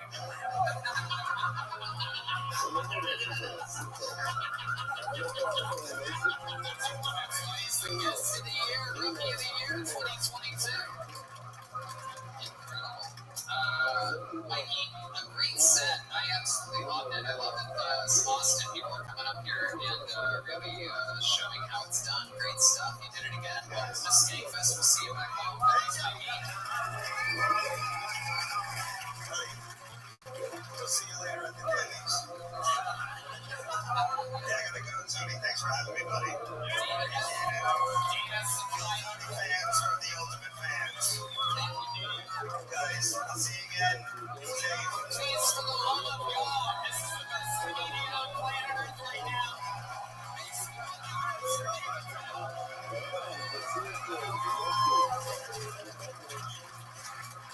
Goddamn, look at that. Touched by an angel. Frank Your next comedian goes by the name of Keith Bergeron, everybody. Keith Bergeron, straight out of the bucket, keeping it moving along. Anything can happen. Could be his first time. Might be his 5,000th second. Here he is, everybody. One more time for Keith Bergeron, everybody. First of all, has he had it? I had the tattoo. So fuck you earlier. Just saying. So proud of me. As we get older, our tits sag, our ears get bigger, our nose gets bigger. Like everything just seems to go down. Except our dicks. Right? Our dicks fucking don't get any bigger. Never, ever. It's like a cruel joke. Like God's a woman. What if God's a woman? Would she let those big titties and abs off her knees as she's walking? Probably not. So, I had some friends at my house the other day. And, smoking. Fourth of 18. No one really knows for sure who the difference keep going, but this is really fine. 37-61, pretty sure they were both right. 36-31, 37, 35, 26, 35. 34, 36, 325 kings and Enos was born. 33, 66, 395 and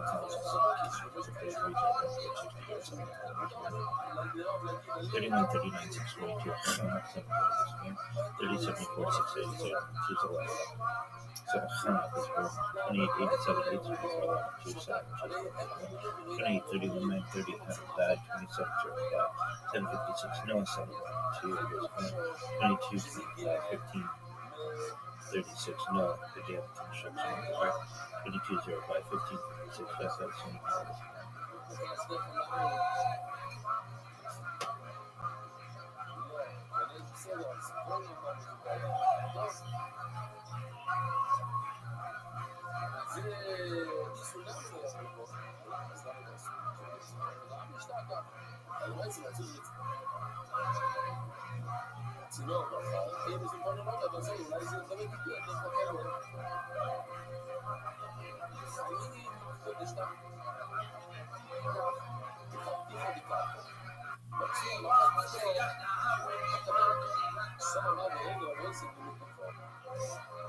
Where does it say electricity in the Bible? What supernatural entities from human beings or exorcism has long been the hallmark of ritual expertise and power from such rituals going back to the very It doesn't.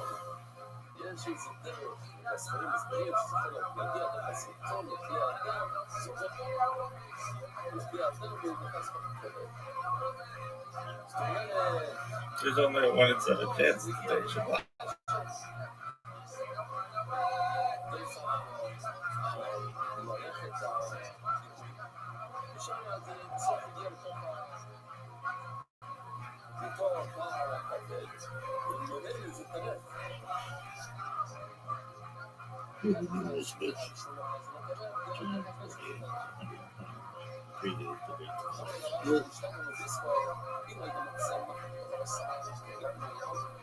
dawn of civilization. The Exorcist has rightly gained their reputation as a singularity standing guard between the forces of light and the influence of the infernal. The most famous exorcist in history was a apocalyptic preacher, ritual expert, and with the Messiah, Jesus of Nazareth. His 7 major exorcisms represent a substantial footprint of his overall miracle-working career, though they are considered.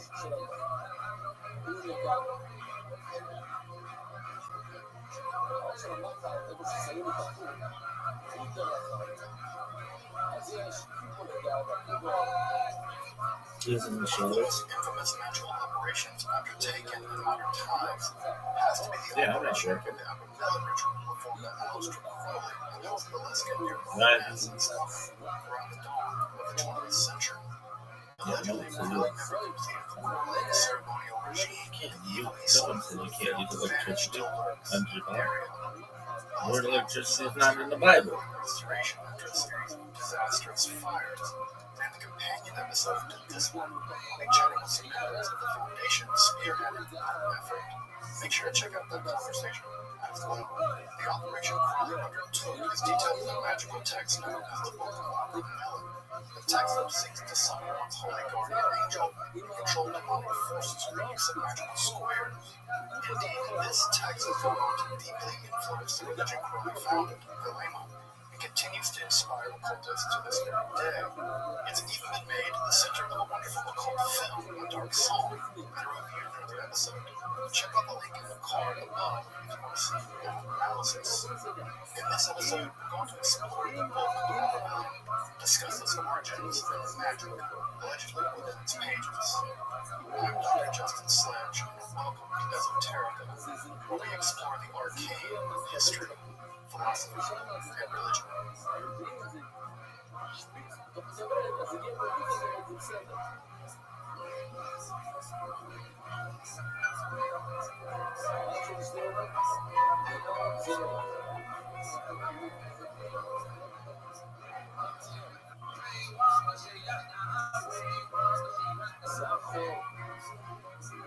The Book of Rabbi purports to be a magical system developed by the Egyptian Jewish sage Abraham.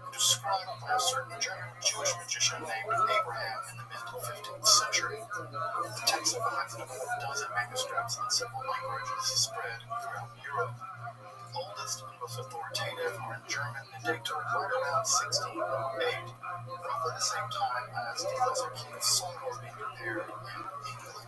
An Italian manuscript has also been found, and the German of at least the first book was translated into Hebrew, and an incomplete version of the text was also translated into French in the 18th century.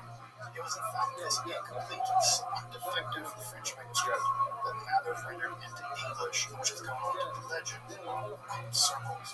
Of course, the most interesting of those problems with the text involved the missing word squares in Book 4, and the exact recipe for the anointing oil, things now to be referred simply as melon oil.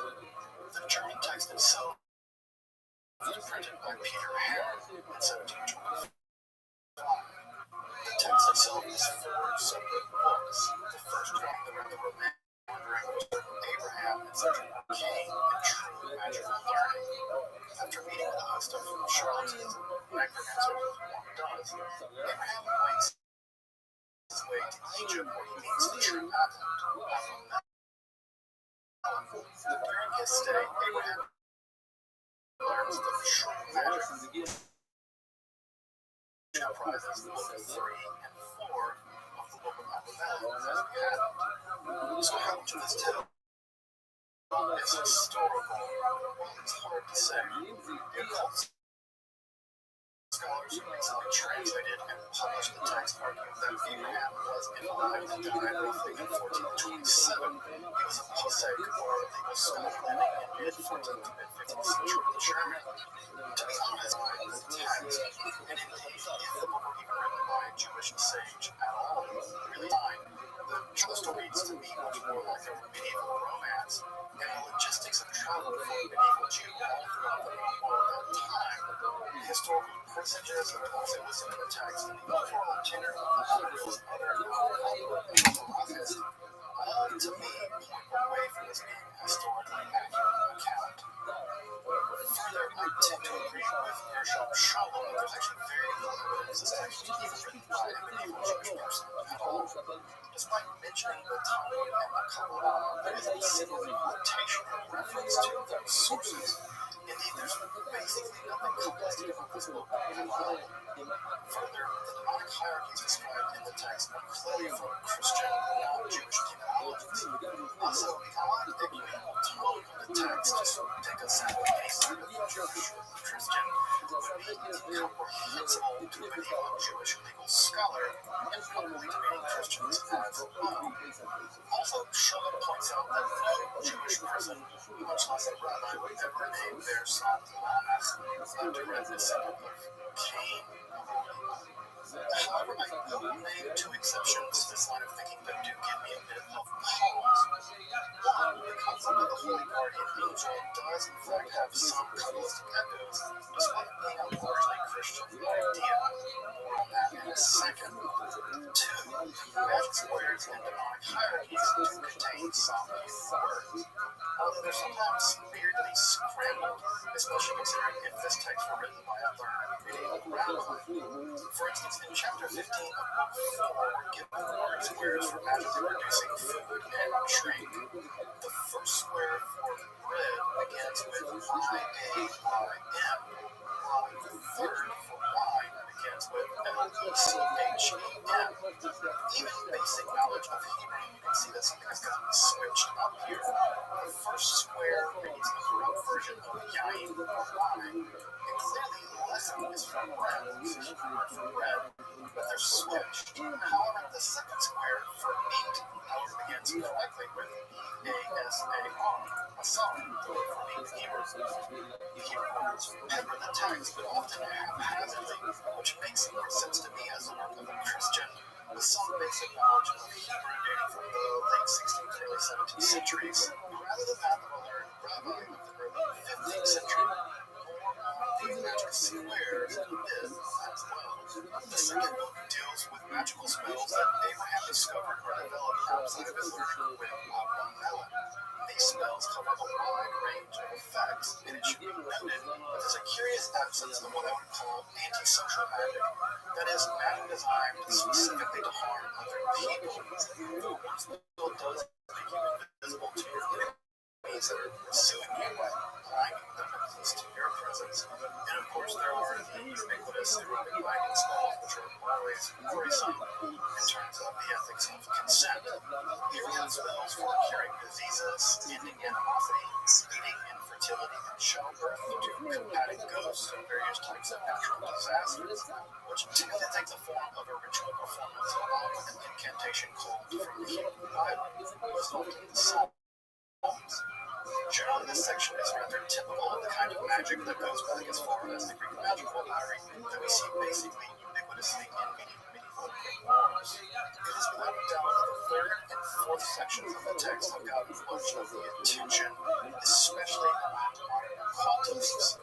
The third text deals with an elaborate 18-month-long ceremonial operation involving a progressively intensive cycle of prayer, anointing, fasting, and abstinence, by which one receives communion with what the text calls one's holy guardian angel. Of course, this operation is marked by its ritual athleticism.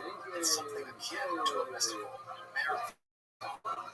However, it's also marked by just how little of the trappings of traditional ceremonial magic are present. Here, magical circles and sigils are completely missing. If I were told that pentacles and the like are the money the devils use to buy our souls, no longer do we have incantations in English languages, etc. While the instructions can be weirdly specific, there's also some degree of latitude. For instance, the best time of the year to start the ritual is just after Passover, but kind of start it whenever. Abstinence and fasting are required during some specific times, but others is more sense. The ceremony can be performed both indoors and out, and you can even carry on with day-to-day business in most cases. Of course, some things are rather specific, such as the composition of the anointing oil and the incense, the cleanliness of the ritual room, the erections that its windows face, etc. I guess I should probably say something about the now famous or infamous melon oil.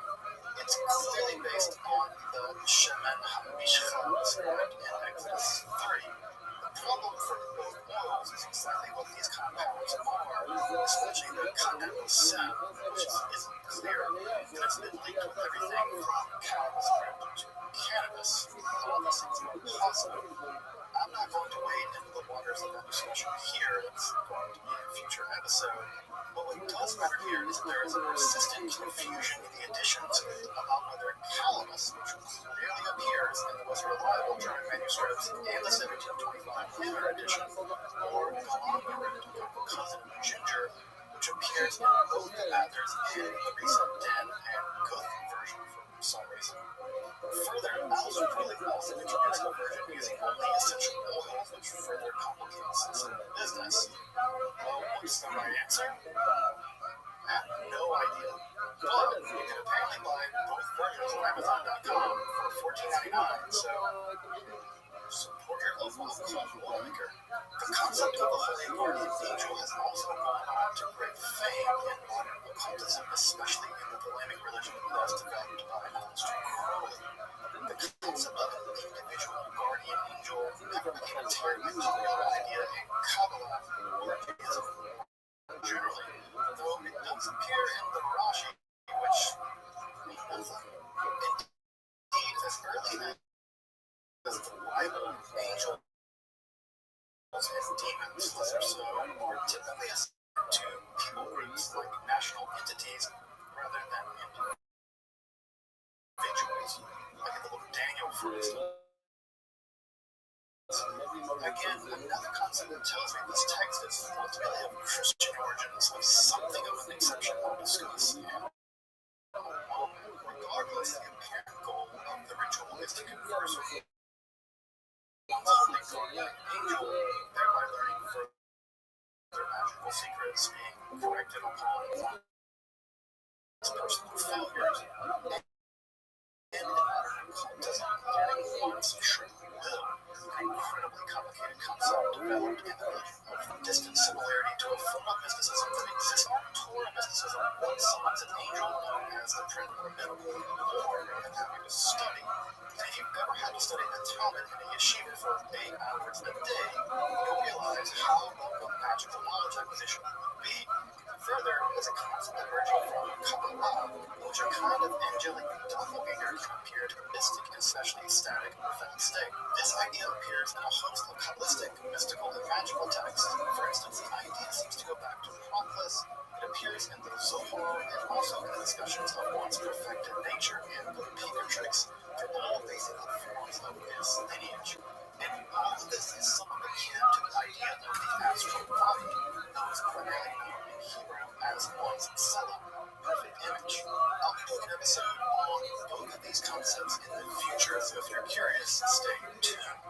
At any rate, while the Sartor mysticism and the Selah astral body concepts are similar, perhaps to the Holy Guardian Angel of the Melon operation, I think these similarities are much more typological than they are historical. Following the revelation of one's Holy Guardian Angel, one is then able to turn to the invocation and manipulation of basically the entire infernal army.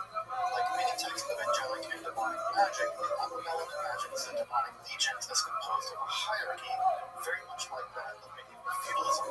Here we're met with kings, dukes, servants, and servants of their servants. Many of the bigger deal demons here are known from other magical texts, such as the unique Necromancer's Manual, the Pseudo-Monarchia Diabolica, which forms the basis for the demons of the Goetia, the lesser key of Solomon.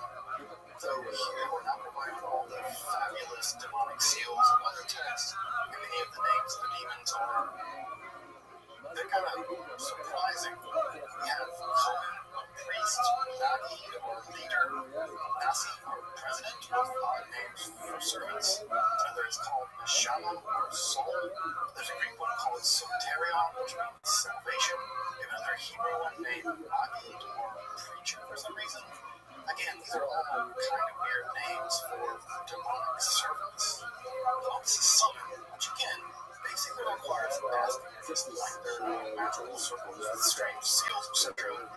These demonic forces can be basically harangued to doing one's bidding by the use of certain word squares paired with certain spirits and further rituals.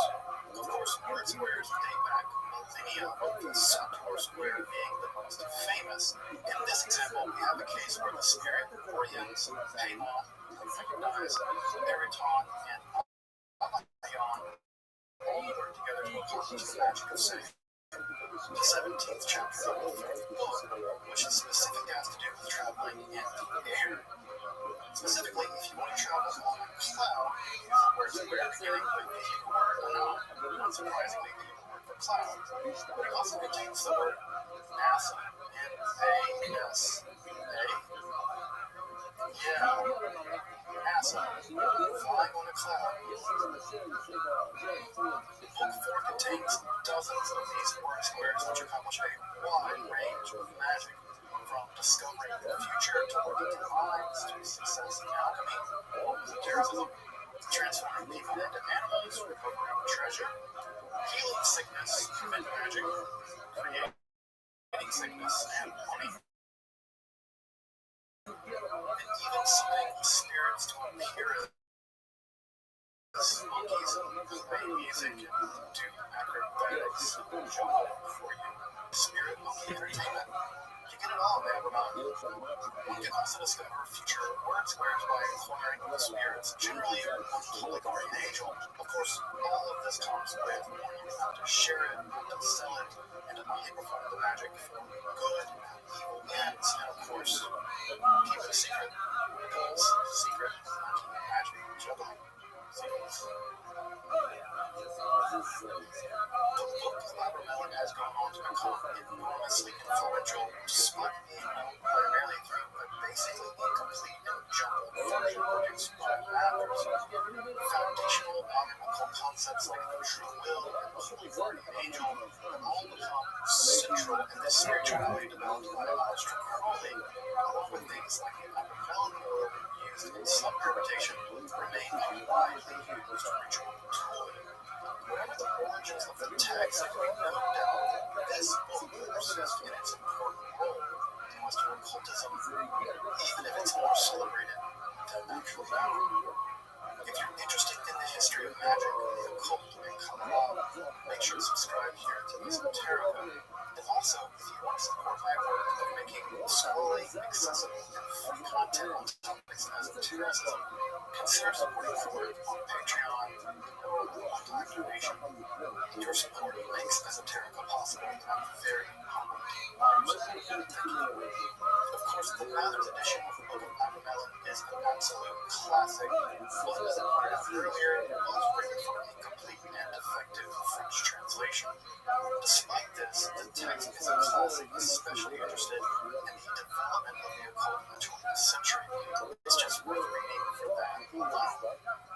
As of early 2021, there is no academic critical edition of the text to my knowledge, and the Den and Proof version at this point is the go-to edition. They translate and check the text against the more reliable German manuscripts, and even do a good bit of comparing between the manuscripts that come down to us. I have to admit being rather skeptical of many of the conclusions they reach about the historical situation of the text and its authors, but your knowledge may vary. The text is, of course, very worth getting if you've ever only studied the Mather's version of the Book of Abramelin. If you're interested in the history of ritual magic, a slightly dated but classic text, of course, is Ritual Magic by Butler, and the edited volume Conjuring Spirits by Claire Finger also remains a central text for understanding ritual and ceremonial magic as it developed in the Middle Ages and the early modern years. And while you're at it, closets and transformations of magic is also crucial for the study as well. In fact, if you're interested in ceremonial magic and the history of ritual magic generally, you're just going to have to probably start buying or checking out most of these volumes in Penn State's Magic and History series. They are all really, really great. So consult those if you're able at all. If you're interested in translation and analysis of the Sword Torah mysticism, recall this was a means of their wish to summon the angelic 20 grants to supernaturally learn Jewish lore, and the absolute best text here is Matthew Schwartz's Scholastic Magic, Ritual and Revelation in Jewish Mysticism.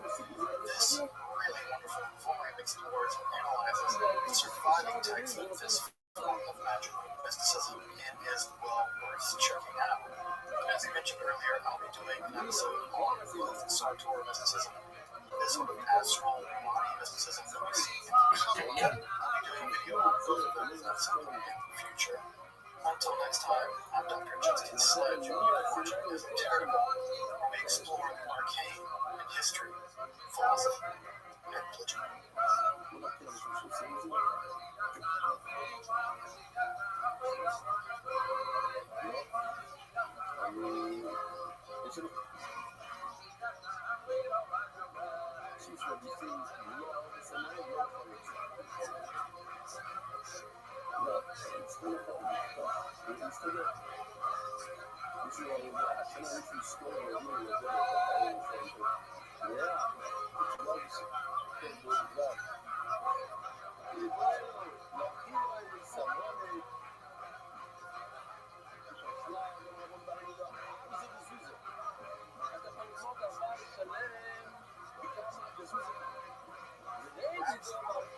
Singularly spiritually athletic, Derek was fascinated with ritual and area as a made famous by those who use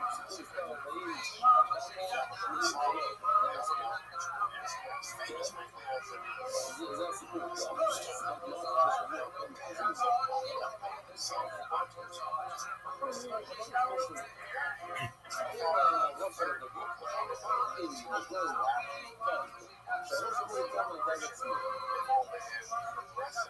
intensive cycles of clear and lighting.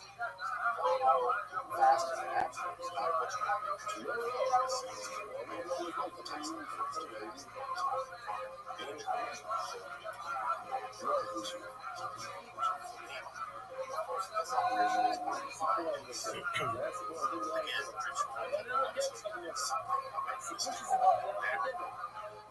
it's also marked by just a little of the tropics of traditional ceremonial magic.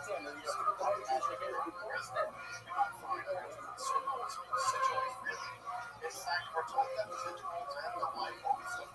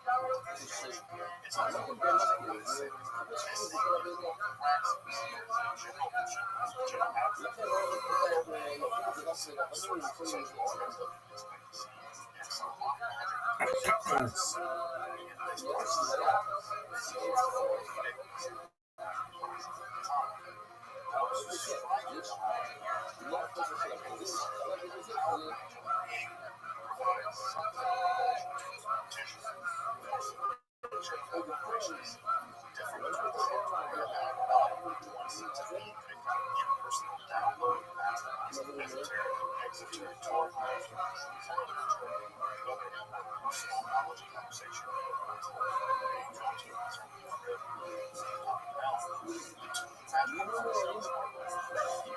In this respect, the other natural technologies specific knowledge acquisition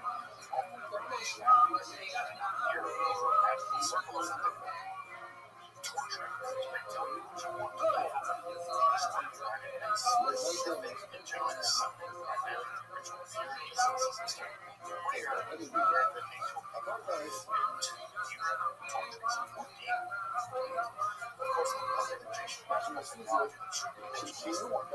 intelligence ritual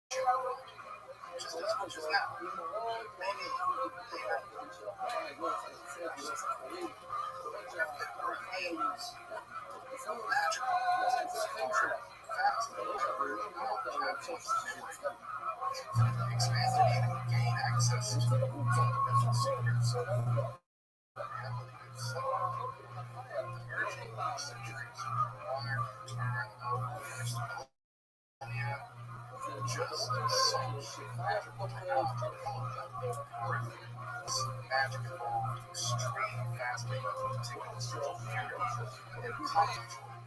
as a son from the Celestial Academy, instantly learning and esoteric such a procedure came with extreme peril to the needs of those who are known for their medicine, prostitutes, and instead lash out, solving or secret if you're interested in magic, hermetic philosophy, alchemy, make sure that you subscribe to this entire channel. Check out my other content for also, visit my work for stopping and free content on topics like these topics unavailable online. Consider supporting my work on Patreon with a one-time donation option. PayPal takes us to the pickups of our channel. But now, let's turn to the magic application of the sword of Prince of the world and the promise of intellectual words and wisdom in the way to the treasure chest. I just sledge and welcome to this territory where we explore history, philosophy,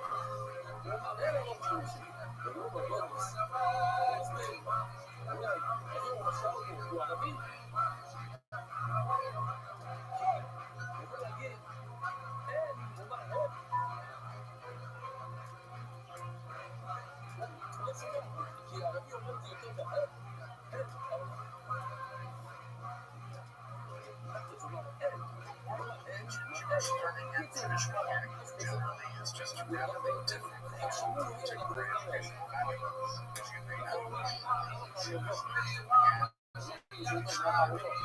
an existential threat to Judaism itself, following a series of disasters, insurrections, imperial colonization, and subsequent genocide, which rebellion. Jewish intellectual life was just simply near the brink of extinction. As part of a last-ditch effort to preserve Judaism as such, traditions of Judaism as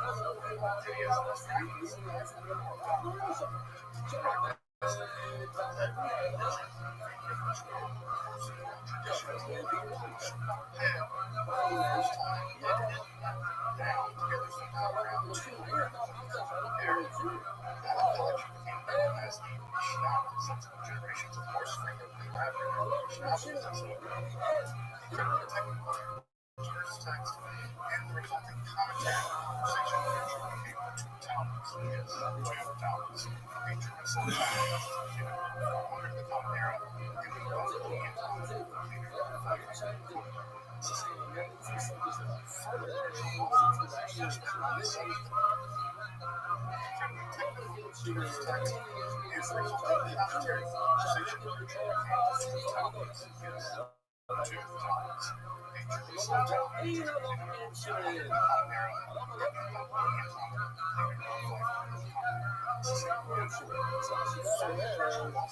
especially in the 7th and 8th centuries, Judaism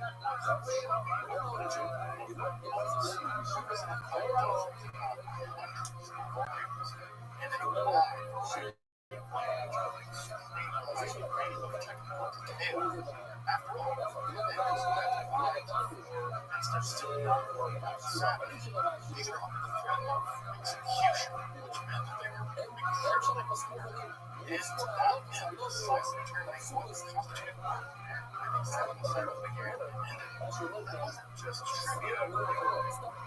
They were core to the covenant relationship between Israel and God, and they aren't really spelled out in the Torah, so the Torah doesn't interpret itself, so someone has to give interpretation. And as you can imagine, the very heart of the biblical curriculum was reading, debating, including text and bring in as precise detail as possible. Whereas the contemporary education system is valuing things like creativity, thinking, and interpretation. Say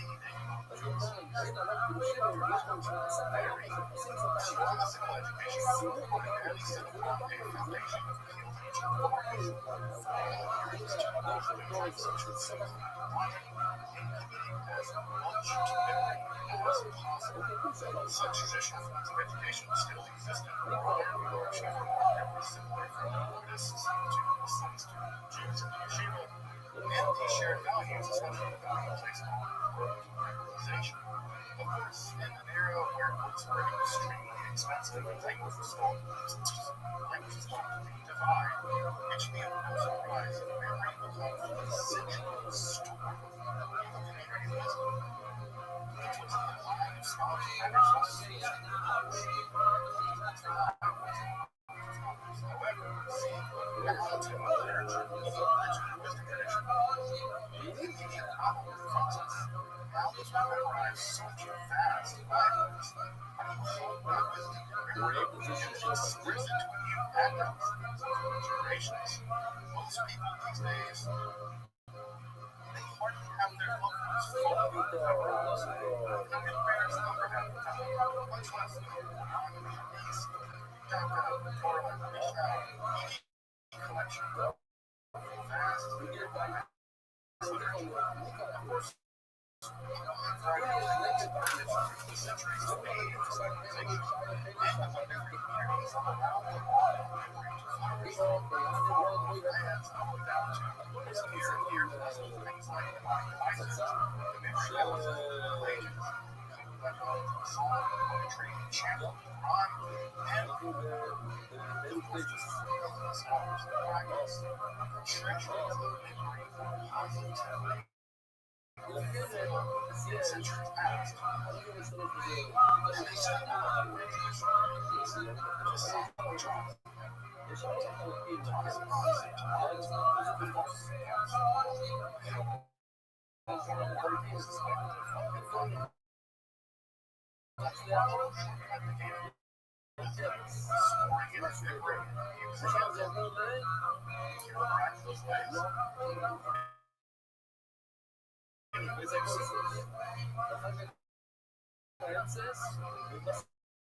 Surprisingly, imagine the technique for developing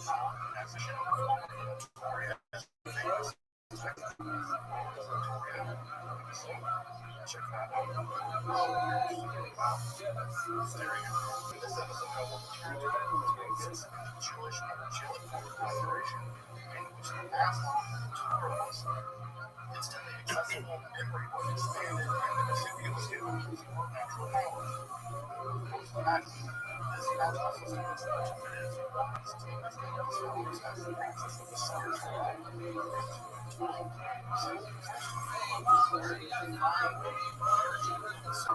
Praxis. Well, it's largely independent magical storyhouses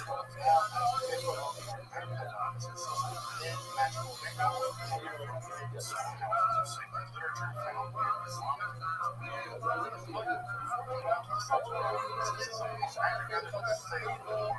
sources where it's found. So the chariot was a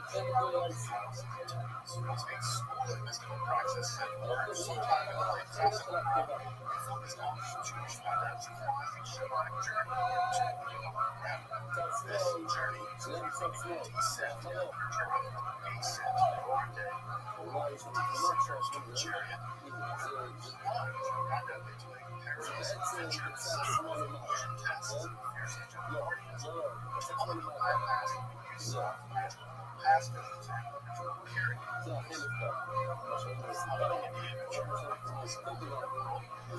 If successful, however, the adult would need to translate the throne.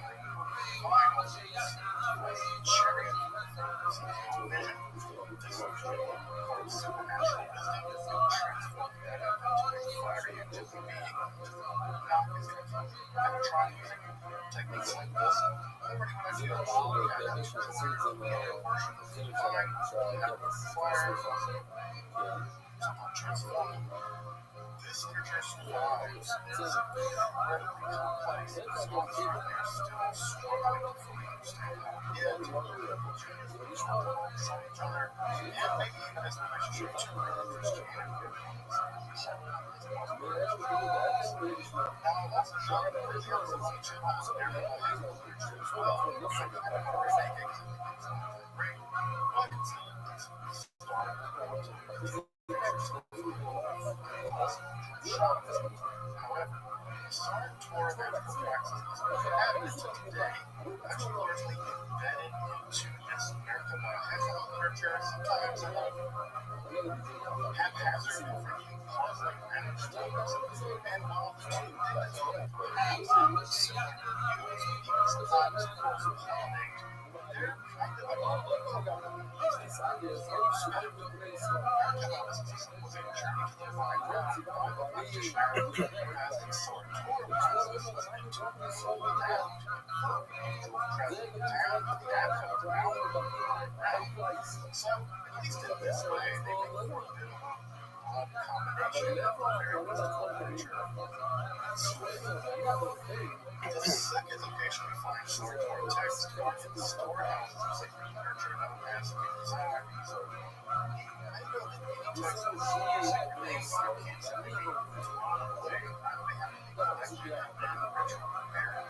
Now, archaeologists have stored rooms full of text which is only buried for centuries.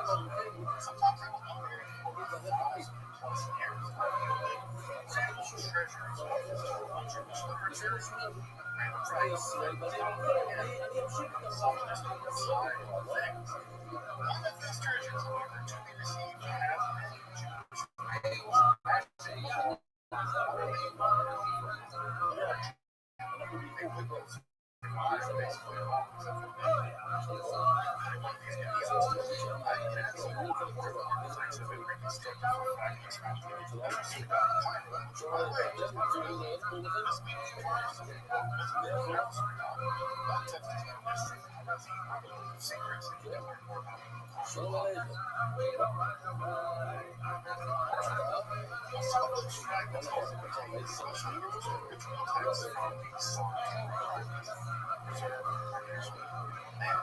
And finally, it's worth noting that such a magical practice, or really any magical practice, doesn't emerge out of the fact that it's not like Jewish magic is exclusively Jewish, as the legislation seems. A handful of magical schools for gaining wisdom or foreknowledge or learning one's mythos also appear in the Greek magical clarity of nurturing institution to the magical ritual talk. Here, interestingly enough, these four spells magic these spells and practices are not mirroring the Sarn Torah practice shares some similarities. Eastern Mediterranean ritual practices at that time rather than Jewish ritual texts from the early Middle Ages also survived, probably dating back to the classical period around the same time as the Sarn Torah originally developed, and these were known as antiquaries. These typically involve many very specific incantations that combine ceremony traditions of the Sabbath rules. Now, these incantations, which are flickering language of the names, souls, kind of song-like literature, are actually said to be alive, resulting from their Torah, their general wisdom, and rituals. Conversely, other spells in this same genre also include something like exorcistic-like incantations aimed at the demon of forgetfulness. Yes.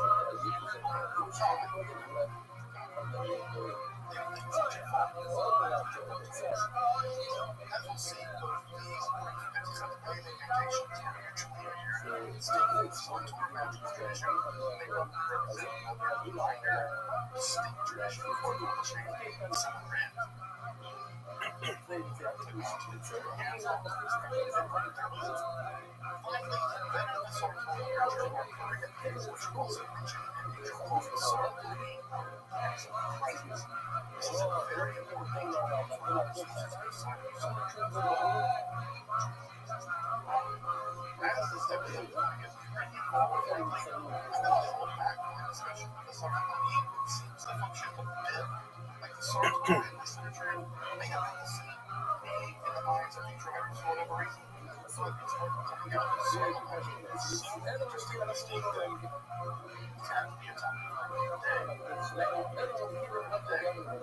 Again, magical spells and magical power in Jewish magic should be and have to understand the sartorial literature have cultural and historical framework. But now finally let's turn to the narrative and practices. It's useful to have totally accurate to separate the sartorial magical practice and narrative texts. So there are texts called ritual, some ritual texts contain some narrative. There are at least two distinct sides of the narrative whereby the rituals are framed. As I mentioned, these texts are about magical literature. It's clear that by the time they fell out in that literature, they were already they were staged related to the miracle by literature. They were quite texts that were full of probably a smaller textual flow microphones and various receptions and the narratives of ritual text no carriers, which is just frankly magical textbooks. Magical texts are strictly textbooks. Textbook, but they're based on for its reputation, ritual, conformity, strictly conception, except that Ralph for its reputation, however, narrative sections typically focus on heroes, especially Ishmael, the hero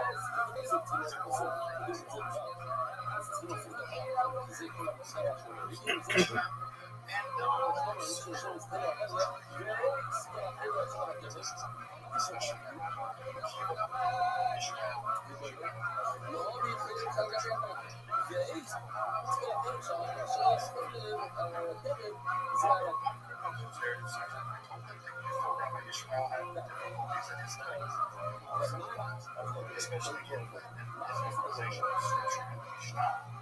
In an attempt to fix this, he actually subjected himself to a range of deeply ascetic practices.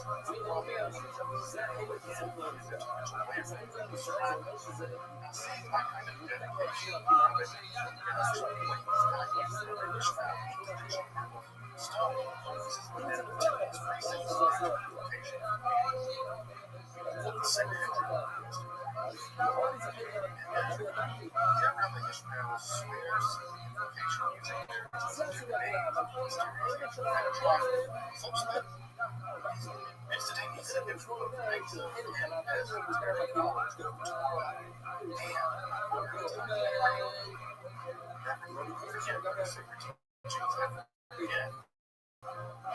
It's a short such that Rabbi Ishmael intends to teach these practices to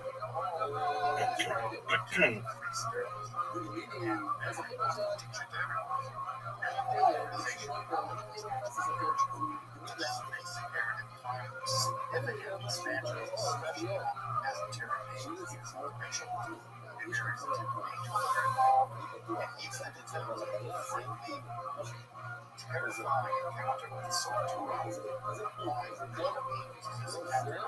This is the sartorial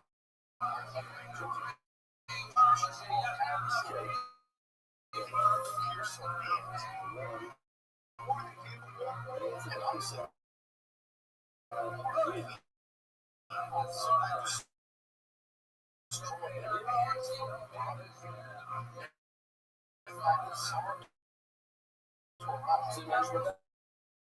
Ishmael, last others, really in time, engaging in purification rituals in anticipation of God's character. The swords were on the first son of a stinking drop. Yet another narrative reaction might have the Sartama was so big with them in that era, actually, cheese, Texas, and the swords were on. Okay, Ishmael uses a magical word to dispatch the sword from other angels,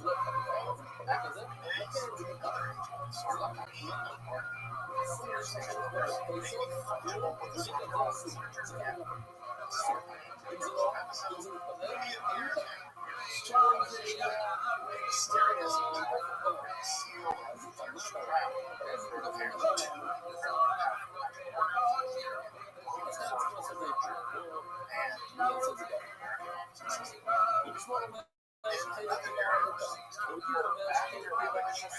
changes first, praxis, back to his teacher took better care of the techniques. He tends to teach this to all of the as I mentioned a moment ago. Also,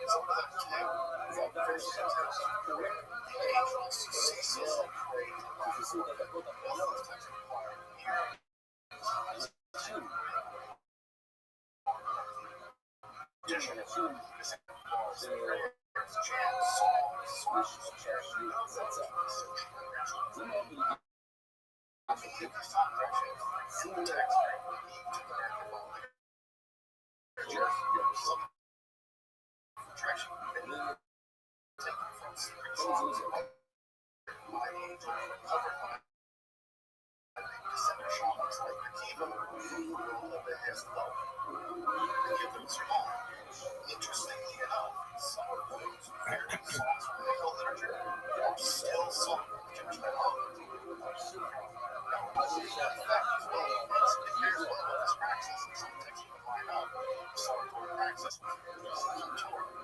now, one of the longer texts also serves as one study in Colossians. I clear what this text is, but it might just be literature that may itself now again.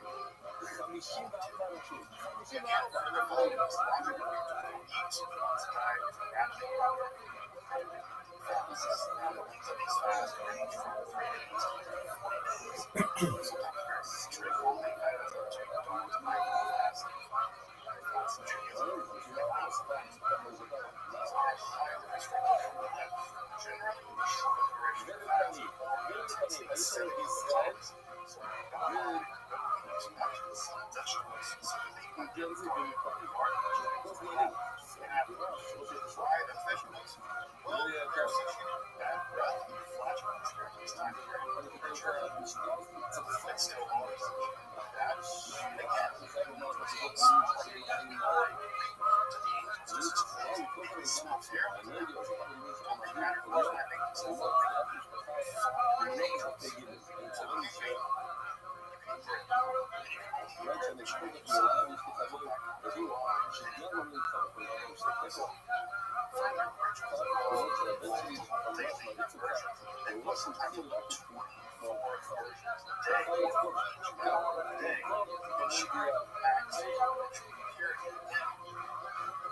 a little intense isolation also require to sequester themselves as much as possible.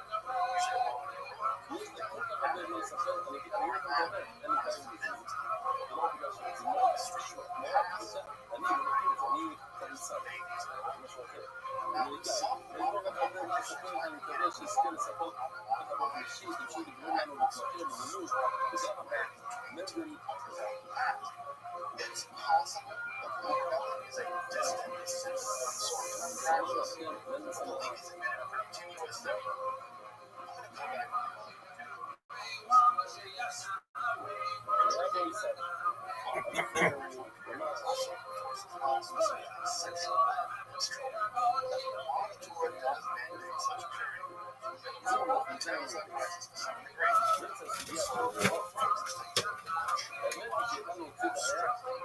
Sexual activity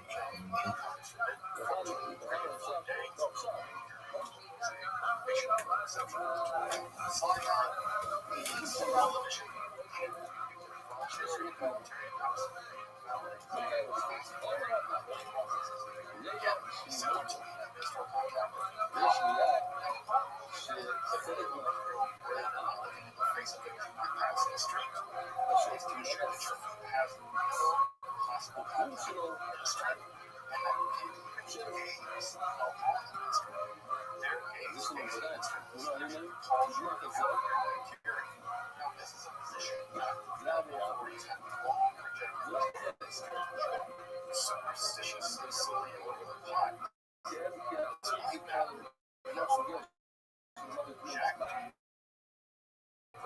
Techniques. They're the gaze of a leper ritual. And they're found in communication with the top. Again, they're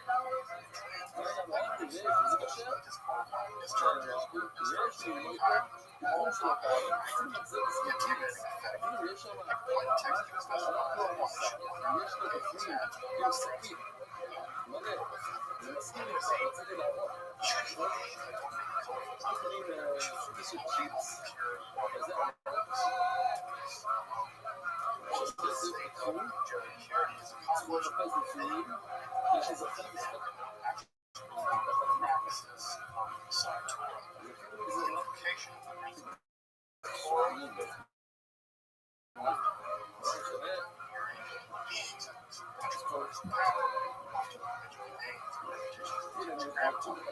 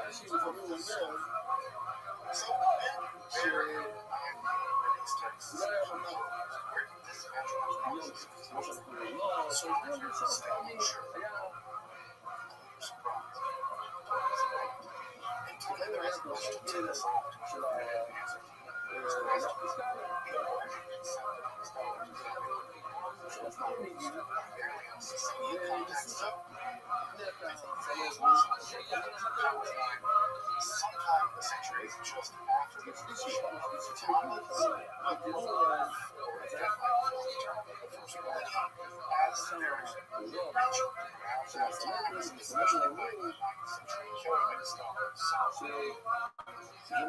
There's a practice, more practice speeches now. Centuries prior to that, but speeches, stories, that's it. Relies on characters, knowledge, traditional study, dialectic forms, more natural things that we are doing. Again, the emerging consensus of these types of goes by, now I'm not looking for medical scholars, I'm looking have already accomplished organizations. And to do that, very high number of medical scholars have to the periphery of their categories. That's I think I hope that all years of still masters are producing a great deal of magic payment wages, such as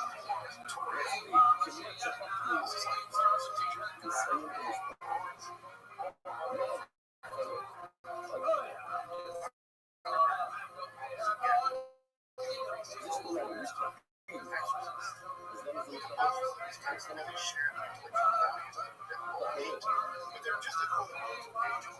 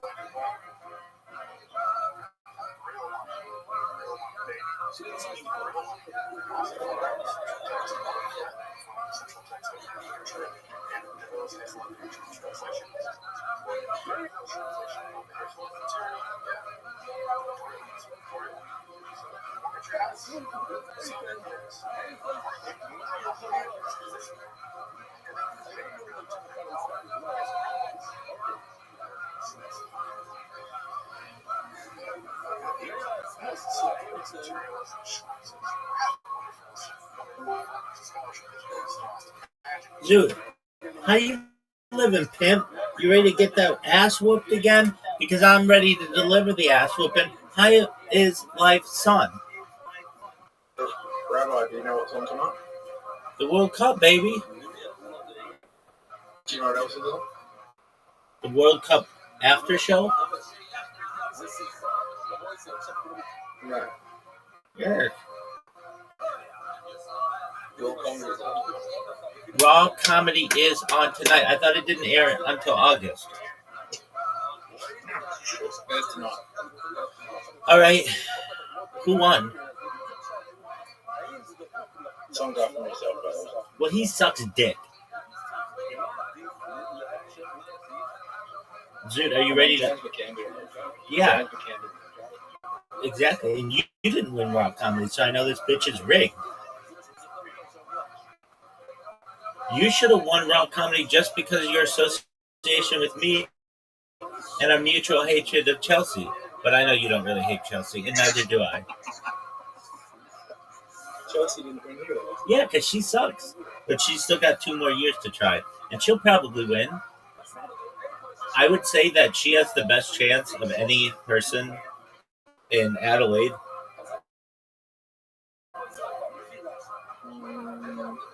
Dude, she already has a radio show. She's already said she's bisexual. She's already moderately funny. She's the perfect package, according to you.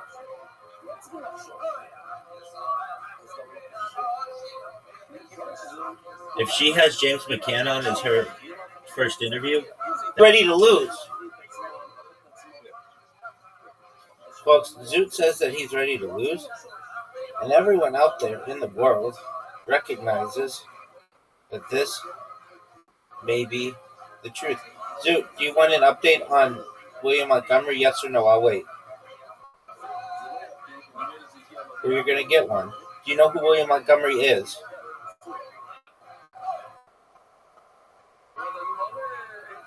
Yes, you do. He's Riser's favorite comedian.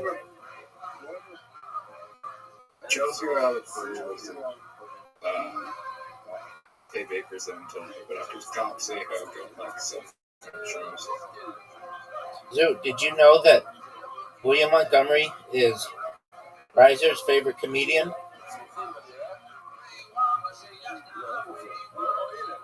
Yeah. All right, so he was on Kill Tony for years. He closed out Kill Tony for many, many years. Like, he has been on the show more than any other person. And aside from Red Band and Tony. And on his subreddit, they said that he recently did a show and he was introduced, but they didn't say anything about Kill Tony. And he is living with his family in Memphis. Go ahead, Zoot. Was Tony Hinchcliffe popular before Not at all. Is it nobody before Tony? Absolutely. Unlike Brian Redband. Frankly, Kill Tony is not a successful show without Brian Redband. Brian Redband made it successful. And here's why. Because Canadian before that? Who? Tony? Yeah, he was. And he was a struggling comedian. And the reason why his show became successful is because Redband was Joe Rogan's producer, and so that gave the show some panache. That gave the show some interest because it was like, oh, this guy is Joe Rogan's producer.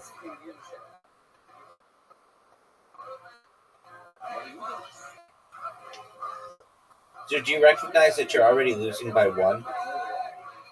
No, you're losing by 2. Apologies, dog.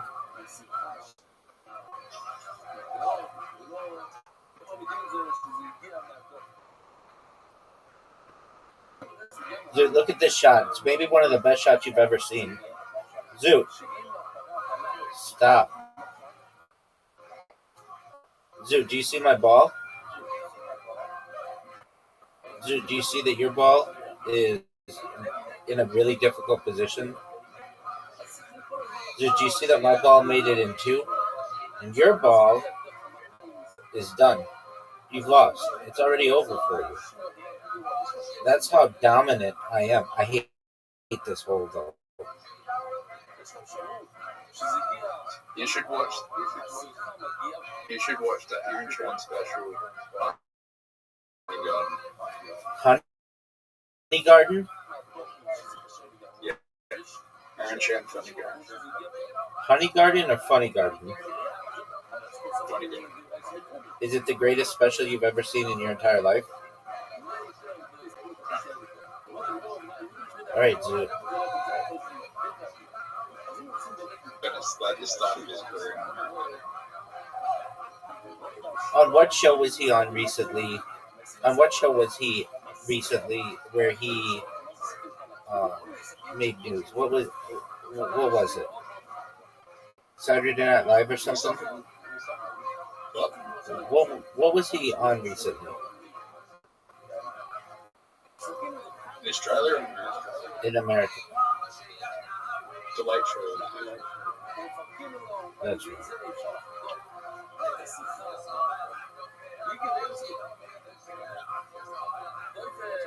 Do you mean the Daily Show?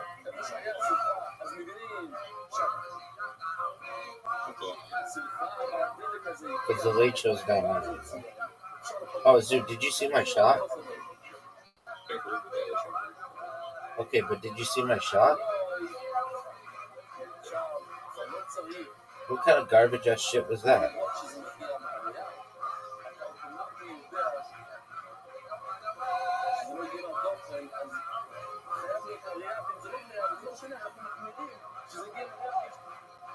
Dude, do you recognize that I don't have to score any points and I beat you?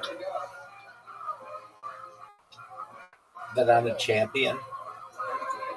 And that I may be the greatest? But what of the last generation of creators are throwing their careers away? Like, Australia. like whom? Dave Hughes. Nobody knows who that is.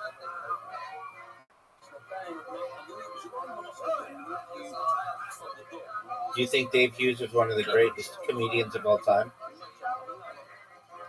He's one of the biggest comedians in Australia, but he threw it away. How'd he throw it away, big dog? He went all political. Do you know who Dama Herrera is? No. Okay.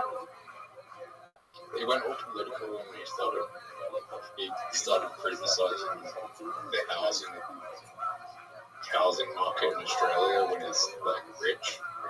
Like he's a multi-millionaire and he's rich and people got shitty with him because he was just like, you don't know what it's like to struggle like in the housing market. You got like four properties in Melbourne and you're rich. Shut the fuck up. Okay, that guy sucks. Name one from the United States who I would know. Australian comedian? No, just like any comedian who fell off. Fell off. Yeah, dog.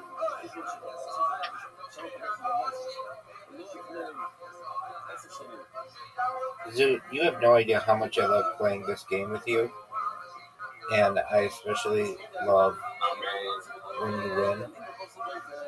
The only one I've been think of is sort of falling off is Bill Cosby. And he's your hero. No.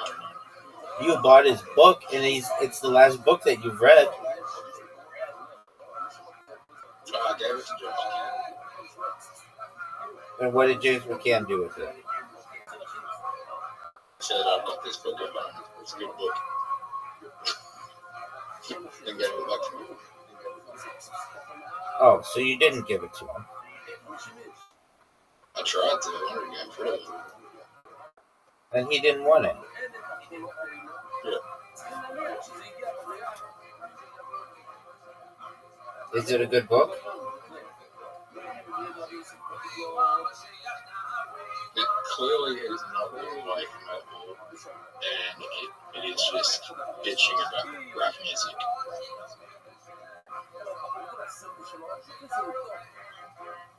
Oh, that's his older book that he wrote in or his newer book. He wrote that in like the 2000s, right? 2006 and 2007. Yeah, I remember that. He caused a lot of controversy with Did he? that. Yeah, dog.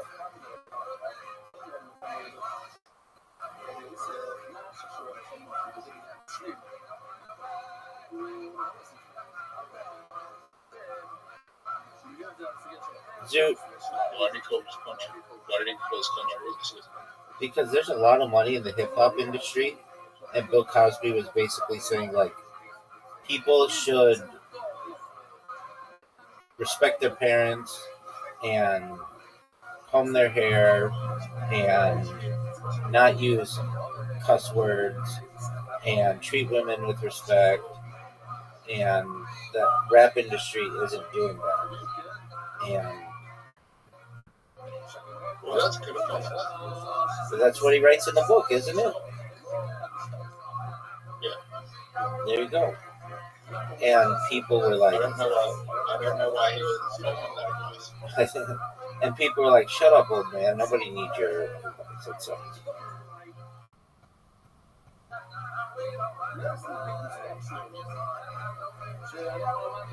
Have you ever seen his stand-up special himself?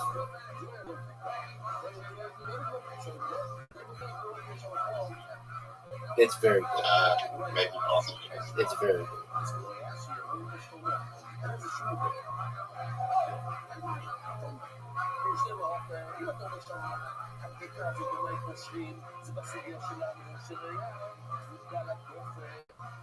Look at this shot. Just phenomenal. That was an 8 out of 10. Dude, watch this move.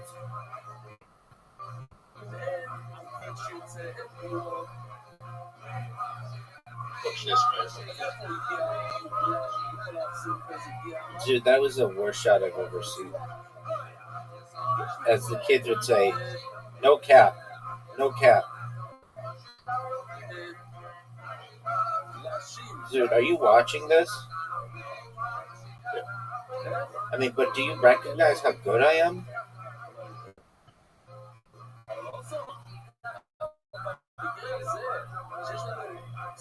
Dude, are you watching this, dog? This is just, I'm putting on a clinic, son.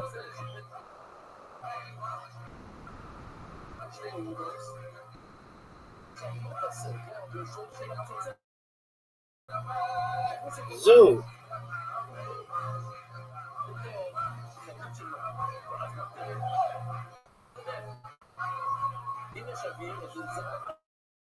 How did you do that? Because I had to get the red one.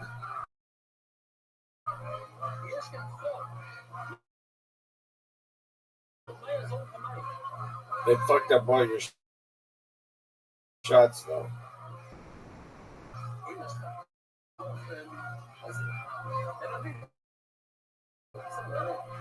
Zoo. That's a miss. That's a miss. That's a miss. Is it? No. Sure. No. Come on, Zoo. Make a comeback, big dog. I can come back. I don't know if you're making a comeback.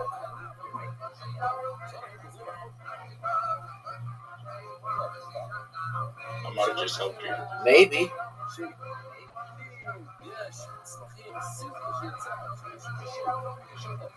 Get it, dog. Zoo. Don't choke. Zoo, whatever you... What did I? No, you fixed it.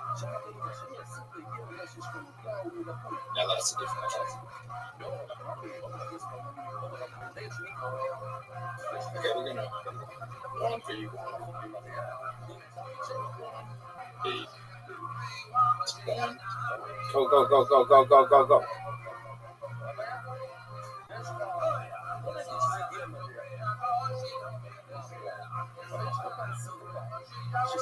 Dog. Now it's gonna be You have one of the most difficult shots in the history of the game. Yeah, for the win, Zoo. Zoo, for the win, and the greatest comeback of his career. For the win. He did it. Folks, he just hit one of the greatest shots I've ever seen him shoot.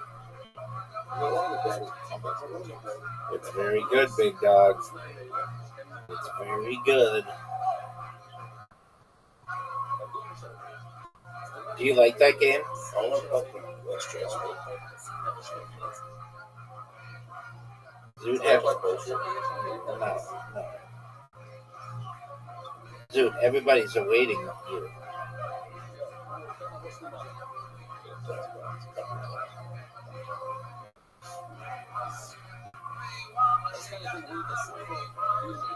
Are you fucking serious, dude? Who's an American comedian that's very well? Caroline Ray.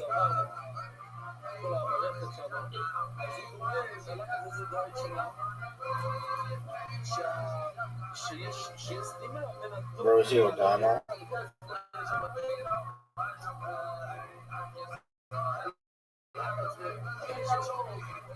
Whoopi Goldberg. No, she's on the View. That's pretty cool.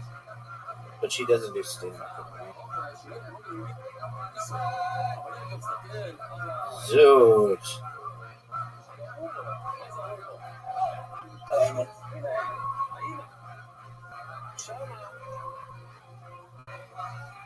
Go ahead, because I know everything about everything.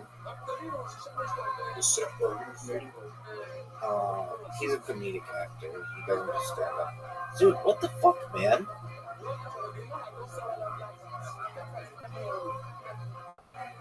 Dude, what the fuck? He's falling off.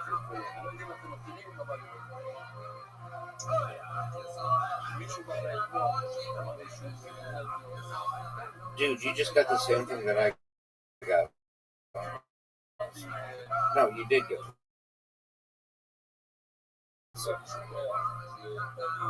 You're not going for Full House? Why wouldn't you go for Full House? That's a good point.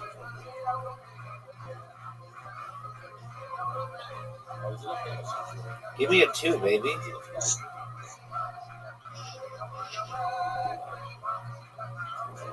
Dude, do you think you're gonna win?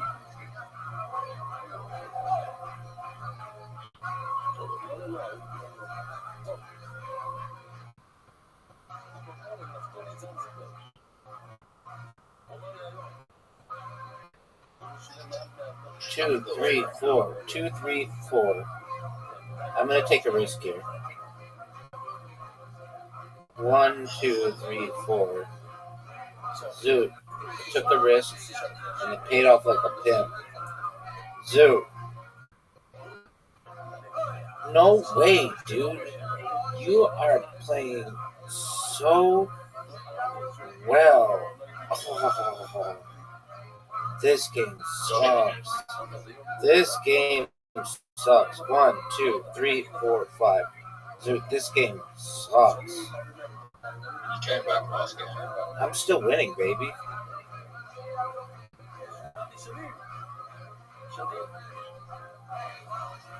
Two, three, four. Dude, he's dominant. Zoot is dominant. Give me another 4, baby. Okay, I appreciate that. This is garbage, Zoot. Zoot, this is garbage. Zoot, this is garbage. Zoot, this is garbage. Fuck this game. This game is rigged, dog. This game is one of the most rigged games in the history of the world. Give it to me. I just got close to everything. I just think this one's straight. Small straight is easy, son.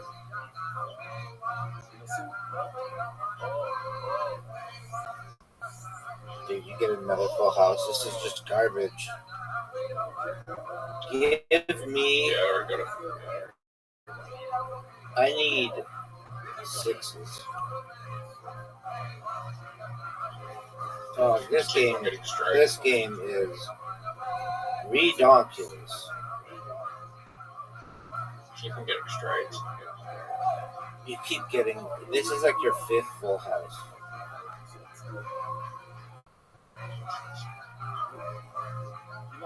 No, that's a big chance, though. That's a really big chance.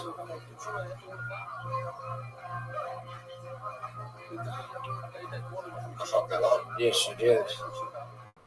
Yes, you did, Zoo. Give me a 6. Get a Full House. I already have a Full House, dog.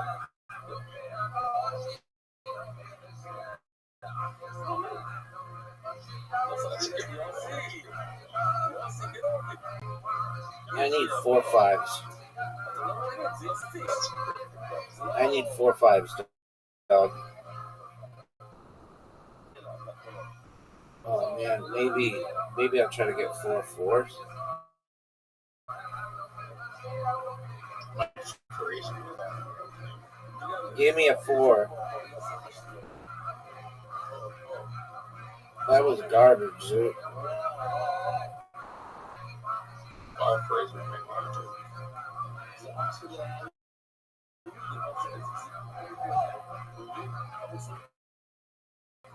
Cheers.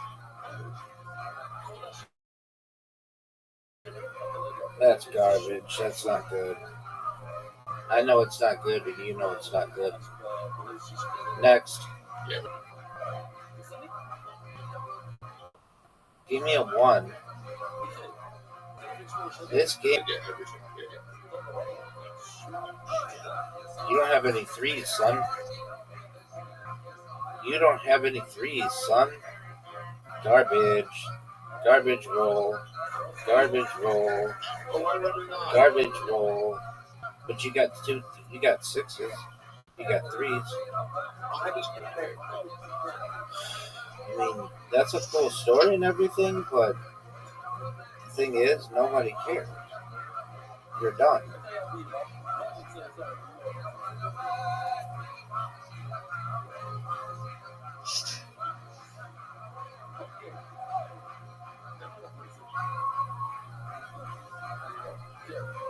No need to do it.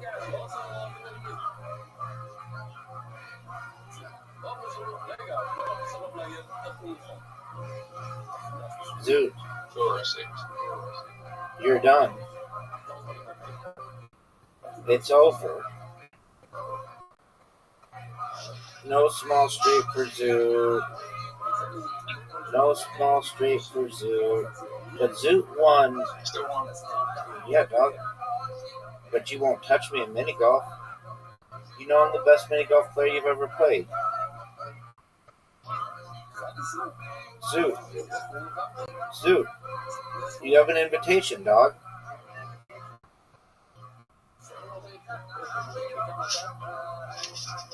Dude, look how good a shot this is. Are you effing me?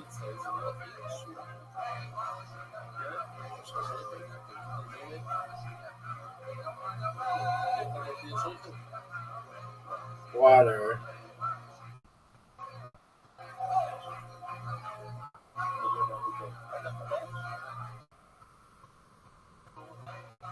Look how good a shot this is, dude. You can't touch my ball, and if you do anything, I'm gonna water bump you. I'm just straight up telling you right now, I'm gonna water bump you. Right there. Do you see your ball? I'm gonna water bump it. Maybe one of the great water bumps in the history of the world. Because you... Are you serious? Your ball is overlapping mine. That's a water bump.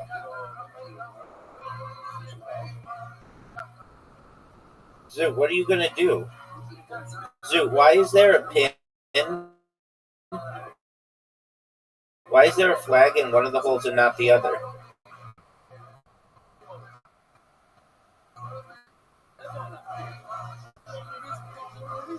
Zoot, why is there a flag? Because you're close. Someone's close to the ball. I think you're right. Zoot, you had a chance there to dominate, and you didn't. Yeah, I was trying to play that.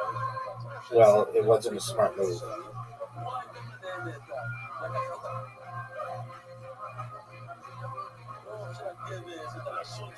It could be.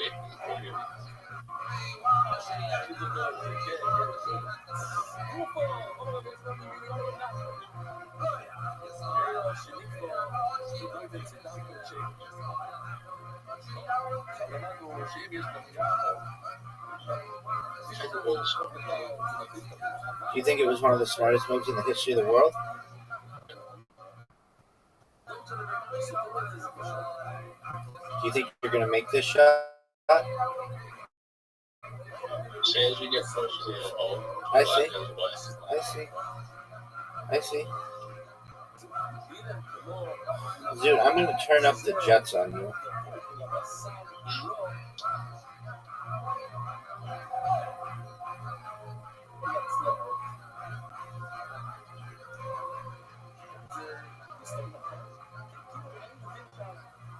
Do you think the flag needs to be there, or do you think we can see the hole without it? I think we can see the hole without it. But it's just traditional in golf. That's natural. Yeah. It's one of the worst shots I've ever seen. We're still in the same position. No, we're not. I'm further away. I'm further ahead than you are.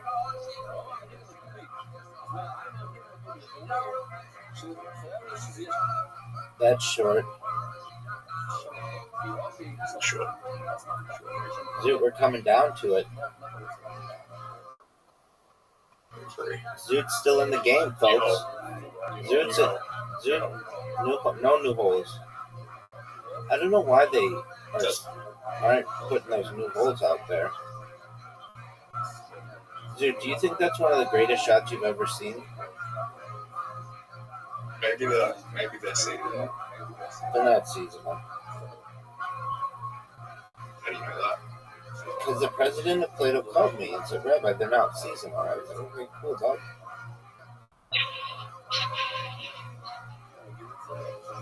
Zoot, are you seeing this?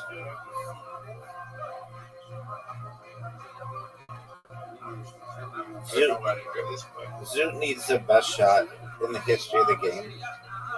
Right here. You're done. You're absolutely done.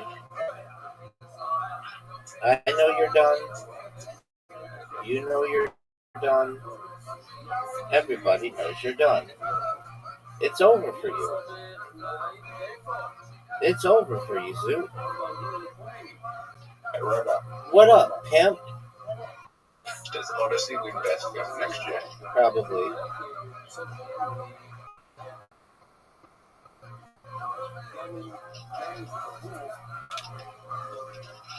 Think so. Yeah, I almost want to say guaranteed. Do you realize that you put dollars that's putting in order for Christopher Nolan? No, it's not. His last movie was Oh, but not 2 in a row for his.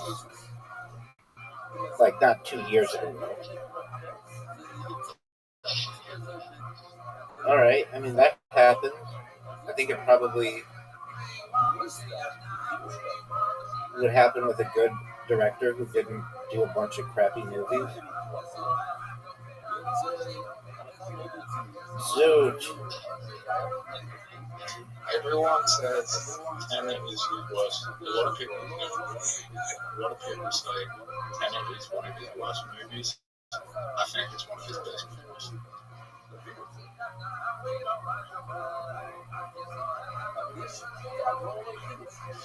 I think it's the best movie. Okay. Do you know what I think the best movie is? Dark Knight. Yep. Alright, dude. I'm waiting on you. I'm going to show you how great I am. This is the hardest level. Oh no, Zoot. Zoot takes an early lead. Zoot takes an early lead, folks. Zoot. The Dark Knight is the best dialogue of the movie of all time. Okay.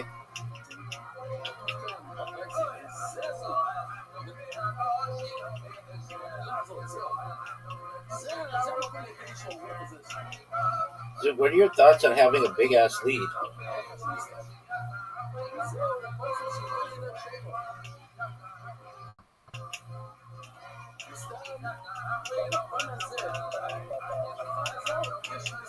Zoot, what are your thoughts on your lead being destroyed?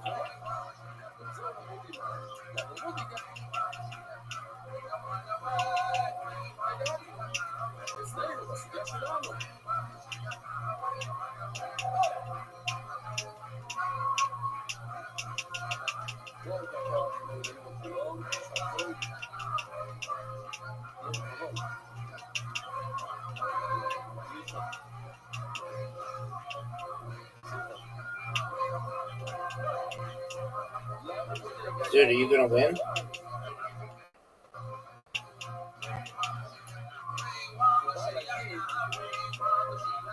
Oh no. There's just one level that I'm not good at.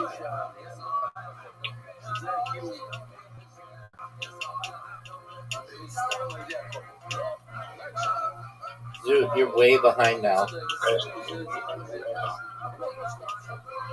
Dude, you're way behind now.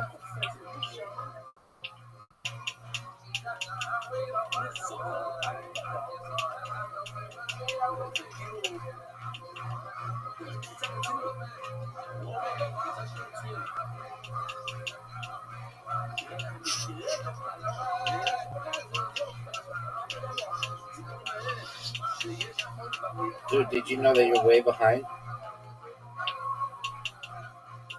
Someone just sent me a random message. I mean, is that my fault?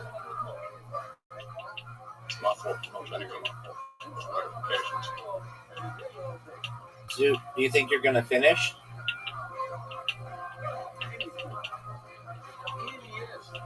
What the hell just happened? It's over, baby. That's what just happened. The king's here. Who's king? I'm the king, and you know it, and everybody knows it.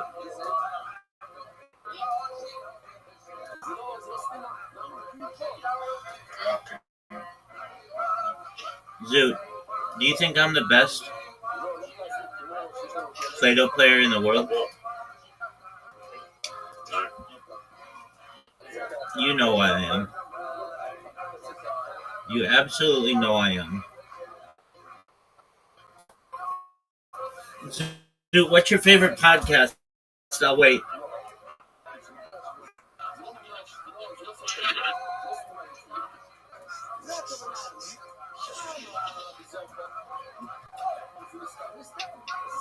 Zoot, what is your favorite podcast?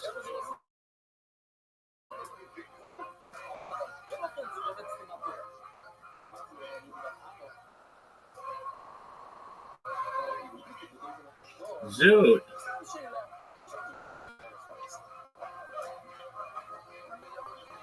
Zoot.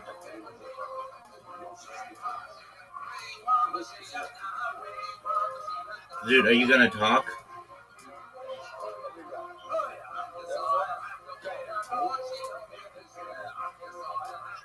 Zoot.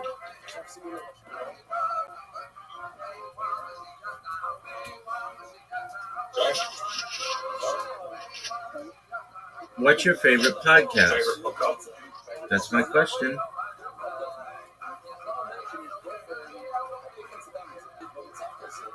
I don't know. Why don't you know? There's only one answer to this. What, you heard? Yeah, probably. Great podcast. What'd you say, Pimp? Better podcast. Who's a better podcast? Something better podcast. Who has a better podcast? I'll wait.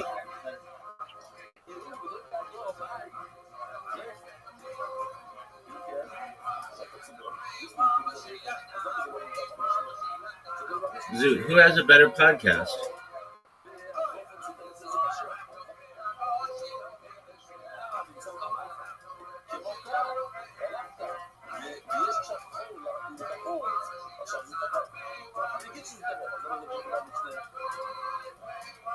Zoot, remember that time?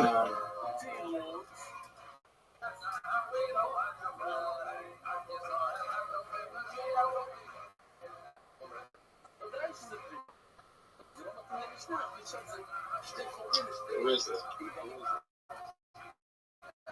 You think that the Rizzler, like 10-year-old kid, has a better podcast than Joe Rogan? Sorry? Do you think the Rizzler, like 10-year-old kid, has a better podcast than Joe Rogan? It should be on there. That's not what I asked.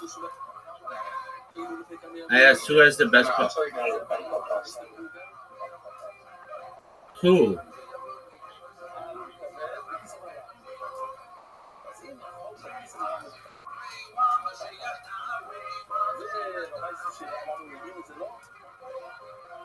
Guy on a train.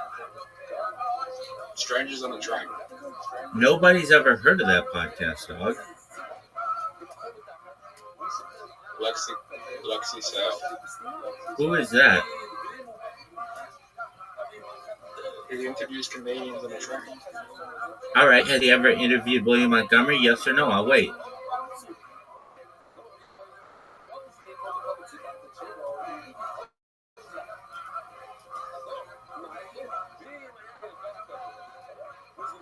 Yo, dog.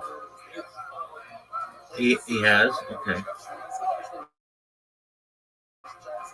Do you think it's the greatest interview of all time?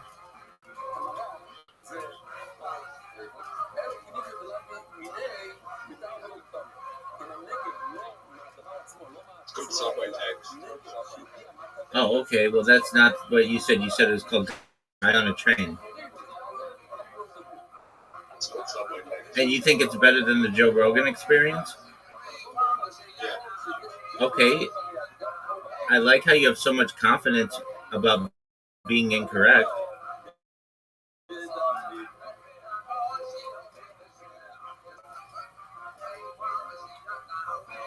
Am I incorrect? Oh, everybody knows you're incorrect, dog.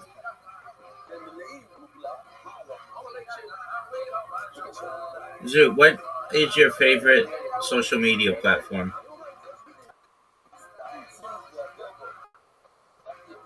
Right now? No, in 1951. Probably Instagram. Okay, that's a good choice. Do you want to do you want to know what the correct answer is? Oh, Discord. It's Reddit. Reddit. Reddit, dog.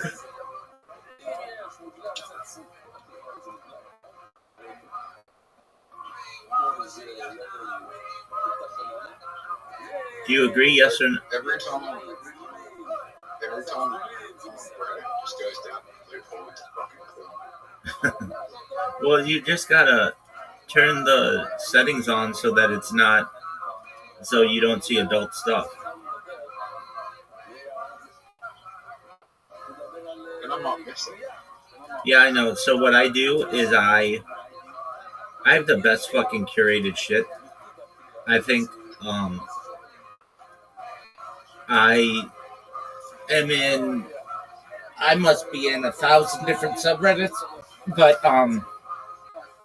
anytime they show me porn, I say not interested, and then it doesn't show me that kind of stuff anymore. However, I still have it on so that sometimes if it's like tasteful nudity, they'll show me it, and I'm okay with that, just so long as it's not thing after thing of porn.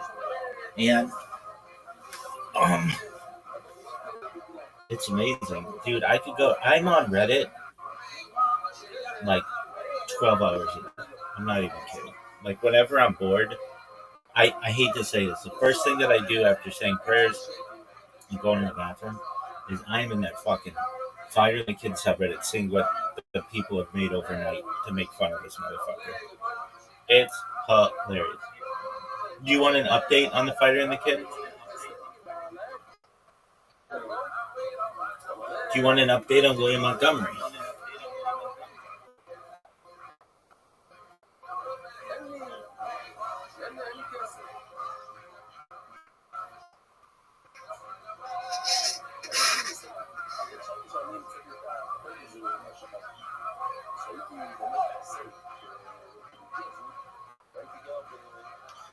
Dude, did you hear what I asked you?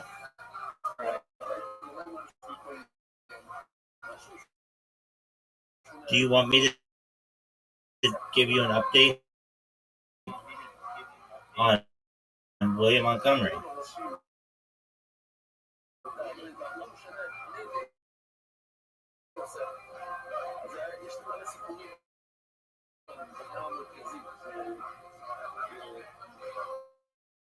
sure. Okay, just a moment, good dog.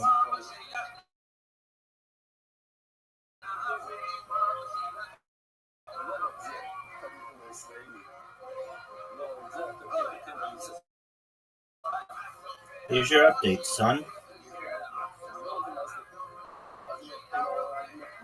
Somebody wrote, saw William tonight in Houston.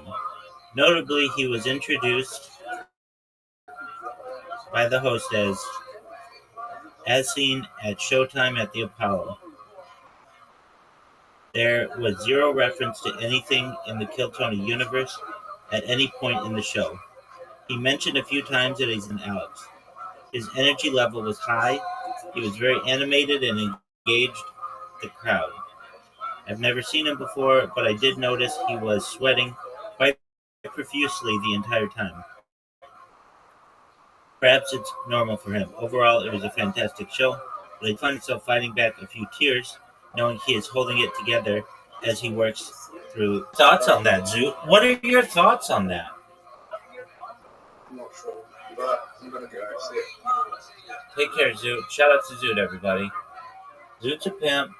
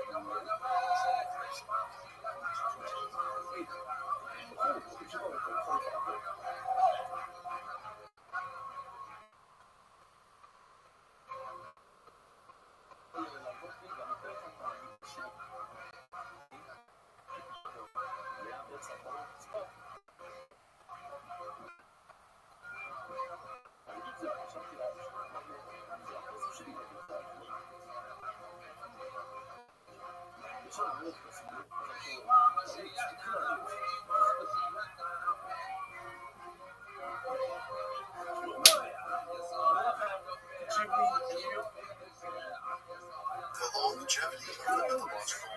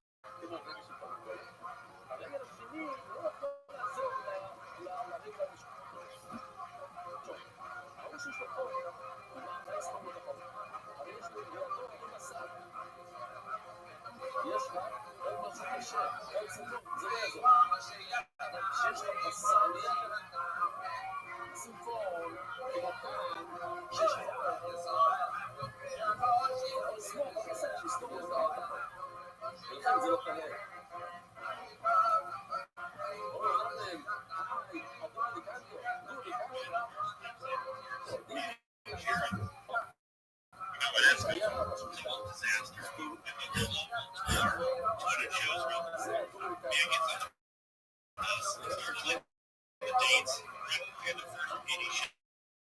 I can't stand it.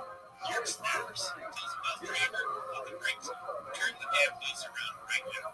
I cancel resident. Man, on your screens out of me that was mine. Recollected calls and threats. I'm like, hey Mark, you're contractually obligated to finish this tour. Mark says Paige is dead. Goes back home to AC, sits on the couch, finds kid time with his friends again. Mark decides he wants out of the Sunday deal entirely. He manages to get released. Mark's regular tour for offices and trademark records. Literally dances around there for looks the exact in the face, promises that he's got this entire album full of massive radio hits ready to go. He's full of he has absolutely zero songs written. Trademarks leave behind. They handline a massive check, $750,000. Band goes in the warehouse studio, band they do absolutely nothing. Entourage massive. Can't pay for a giant entourage off the royalty single hit, but they try. They sit in the studio and party, cut off the entire outside. Music that record is definitely not dark. It's not blood. Trademarks exactly like, no, this isn't that happy blood. Making those guys steal my sunshine is like insanely right. I like to understand my sunshine. He's like completely impossible. He says you can't just get messed up, tell everyone on tape, guarantee a hit twice. Label gets furious. Then the final disaster. Len gets sued by the old lawyer. Credit Jonathan Simpson. Johnson's a music lawyer already on bad faith. Simpson takes on this massive high-profile lawsuit against the Pops to preserve the plug. The lady who does the commercials with the sound dogs, well, she plays the lyrics of the angel. This attorney drives Nathan through cross-examination, so they fix it with the writing. He loses the case. Legal defeat is a massive disaster. Some kid literally thinks he's going to go bankrupt. Here's the thing about Mark. He needs legal representation to find out about this disastrous lawsuit. Picks up the phone, calls Simpkin directly at his law office. The internet's even a reliable tool to look somebody up. Mark asks him if he's the guy suing Sarah McLean. Simpkin's like, yeah. Mark says you got both, man, and we should be my lawyer. So Simpkin took the job, successfully gets Len released with a massive contract with Sony. Turns around and negotiates a branded deal with the trademarks. Treats Simpkin's lawyer, in fact, full access to the rented mansion. Let them drive Mark's Range Rover around town, and then the McLaughlin verdict officially comes down to the bottom. President Simpkin, media calls him close to leave. Simpkin grabs the keys to the Len mansion. He and his girlfriend drive up to the empty house with the band's out of town. Lock the doors, hide outside the band's house just to ride out the media storm. But the good vibes are out. So as we lift off, band's massive entourage drains their cash. Len stops paying the legal bills. So Simpkin has to drag his own clients into a blessing. They eventually settle out of court. Simpkin later claims that there was no hard feelings on either side. The lawsuit kills their working relationship. They lose touch entirely. Trademarks record deal falls apart right anymore. He doesn't get the road, so it keeps charting. Legendary silver track, Tropicana licenses, and Massachusetts. Money doesn't stop rolling here. Took the time in advance, wrote the hotel elevator, crashed roller scooters, walked away from the entire industry. Subscribe.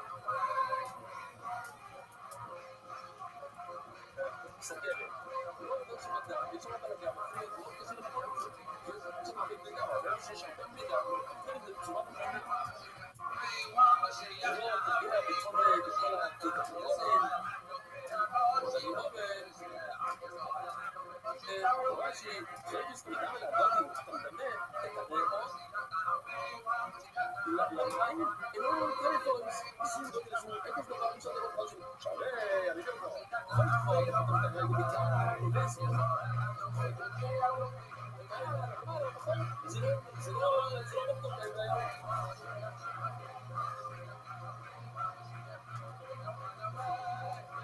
you. Those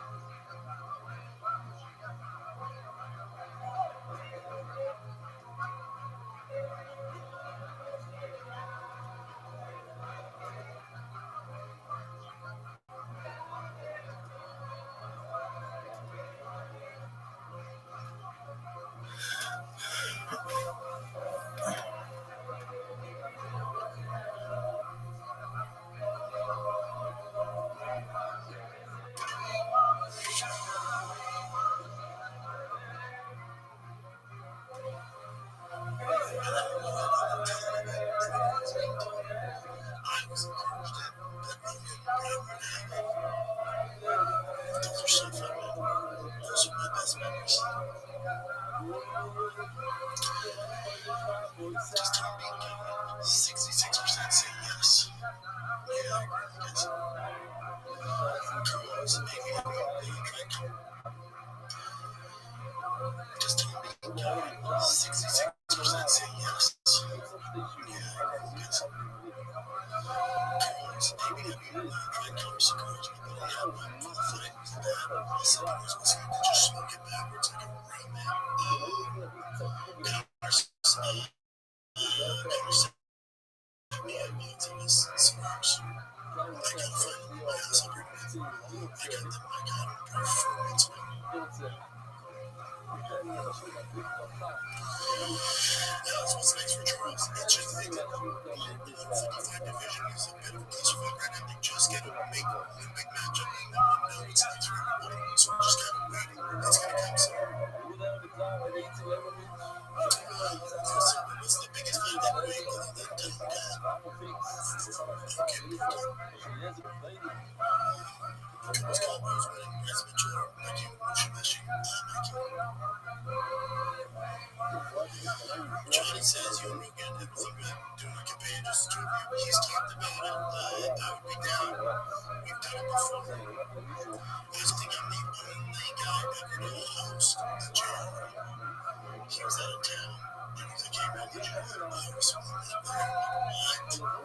He was crazy. It was against, he was Brian, Patty, and somebody else. But yeah, I made though. I drove the mothership. I don't think that will never happen again. That was a pretty cool experience. I really appreciate it. Black Rise, my favorite moments are when Brian would just wind up Brian and Danny and then just sit back and calm down. That's my favorite thing to do. Because I know it's going to get the show going. The start of your journey is like fucking regular being there. So we're kind of watching it. Joe's my guy. Joe's also where we lost him. Yeah.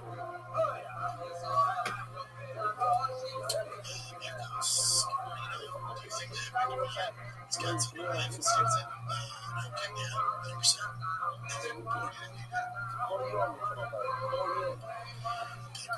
Brian have so much respect for Tom's conspiracies that shut down because Brian and I fought with him, so he just doesn't make conspiracies fun. He's, he believes too much in the government, so it's not fun. I think this was Kerry Stein's size. So that Kerry Tiny goes there's some problems. I think Kerry wins my points. That's I like it. Yeah, Kerry's finding it's tough for me. Kerry to be tough, but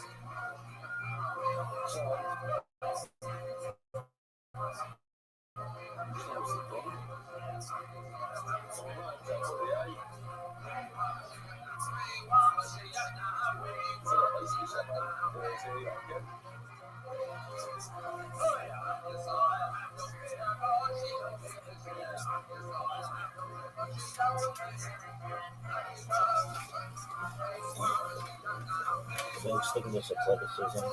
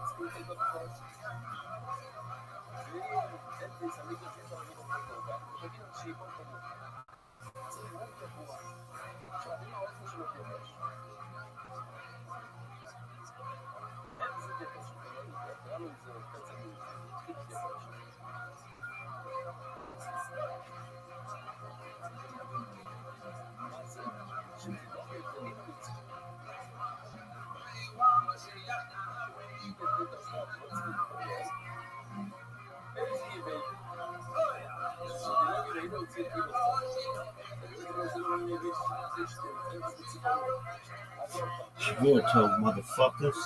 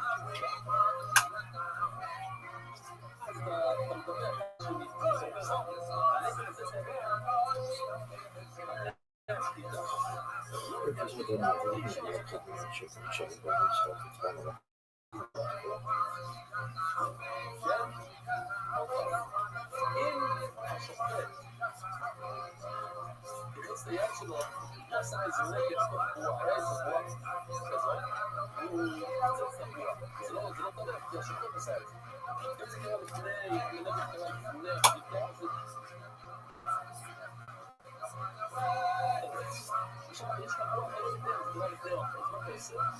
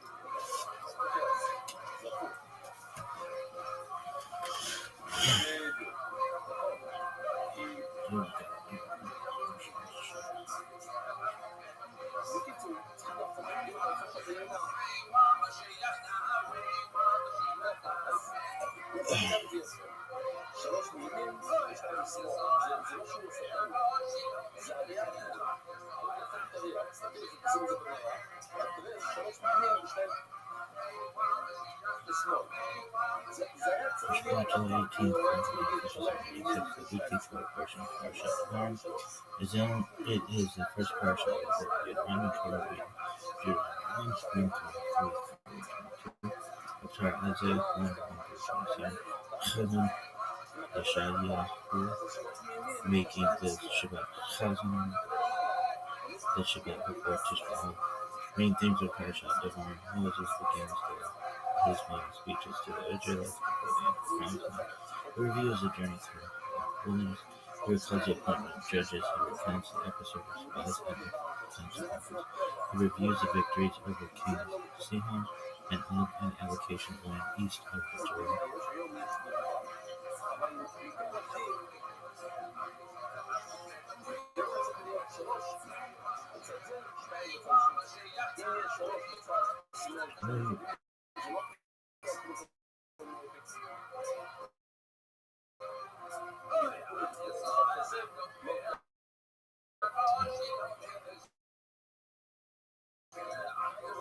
No one really knows.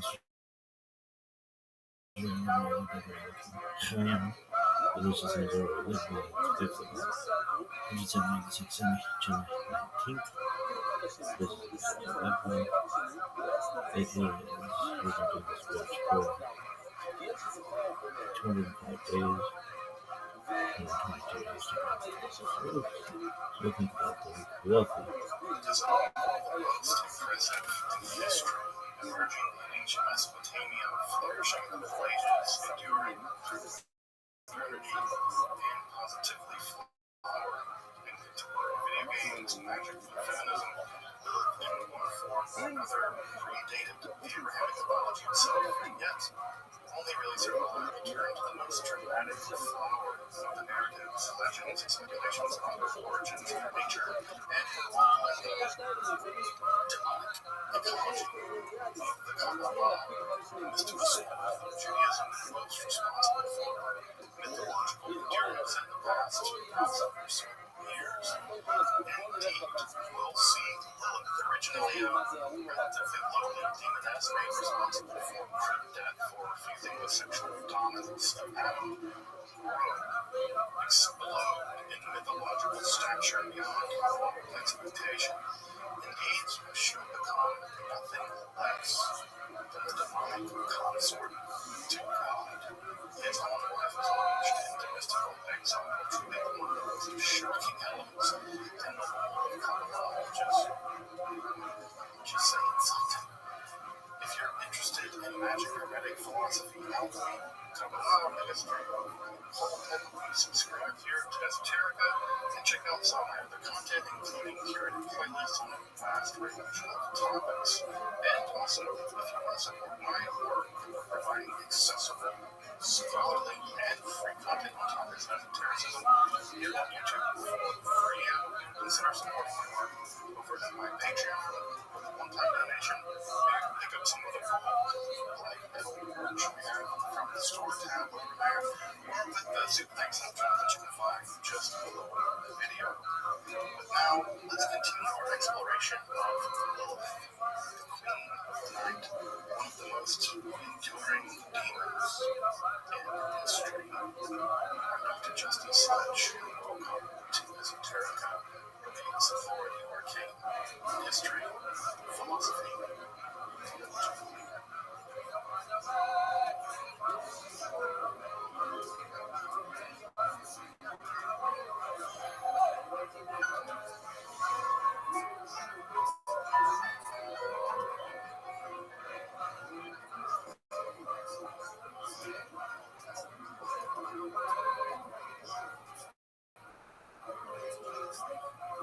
As I mentioned at the start of this episode, this is the second part of the series on Lilith. The first part, which you may want to check out as well, explores the very earliest origins, histories, and legend. However, this episode does kind of more or less stand alone, I would say. But to recap, I hope contextualize things a bit. The Lilith emerged from Sumerian mythology as a class of spirits, typically with malevolent overtones.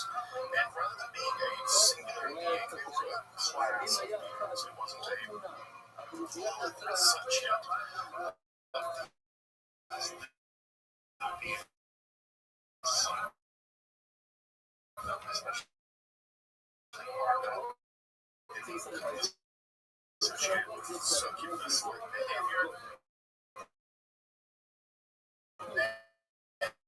eventually becomes associated as well with crude death, as the Lilith's homage to. Indeed, her name is a kind of false friend, a type of linguistic Semitic term in Akkadian that they want to before night. There's no linguistic connection between Akkadian and Sumerian, and thus it passes into Hebrew from Lilith to Lili to literally the night goddess of the night woman. Lilith is a kind of spirit that wanders in the wilderness. May appear in the Hebrew, believe that these were just references to animals, specifically animals. As begin to occur as early as the exorcistic text of DC scrolls, though the Great Isaiah scroll still sometimes has the plural noun, yoked, oddly enough. And by the rise of literature, mythology was increasingly taking shape as the first wife of Adam, being Chava Harishitava, the first Eve. At the same time, she begins to appear in dozens, perhaps hundreds of incantations meant to protect homes by trapping demonic forces as they pass through or attempt to pass through the lintel of a house. Here, as in biblical literature, she's most often depicted with unkempt, wild, black hair, as opposed to the prevailing Middle Eastern custom of modest veiling And she often has a kind of leering grin, and again is associated with reducing nocturnal emissions in men, or not many, and the horrors for death, clear need to cope with ancient infant mortality, positively endemic to Elizabeth would take its most definitive form by around the year 1000, where Lilith was described as the first wife of Adam, who refused a really passive role during sex, insisting that she too should be allowed to be on top during sex. Yes, that's philosopher on something very exile, endlessly being pursued by the usual single race and suffering and survival life. Once in revenge for his outrage, Lilith is said to hunt and kill the children of human beings. Stay away from that. Thus, by around the year 1000, two important elements of Lilith mythology were basically Cusper and first wife Rabbi, and her final fate, being destroyed in the Messianic epoch, all with her depiction as a beautiful mom that had basically ruled us by around the year 1000. The second event by this period, with a slight exception in some Mandean scriptures, which they come back to those at some point, is the syncretizing magical texts and how Lilith-like characters, for instance, Obisot that we see in the Testament of Solomon.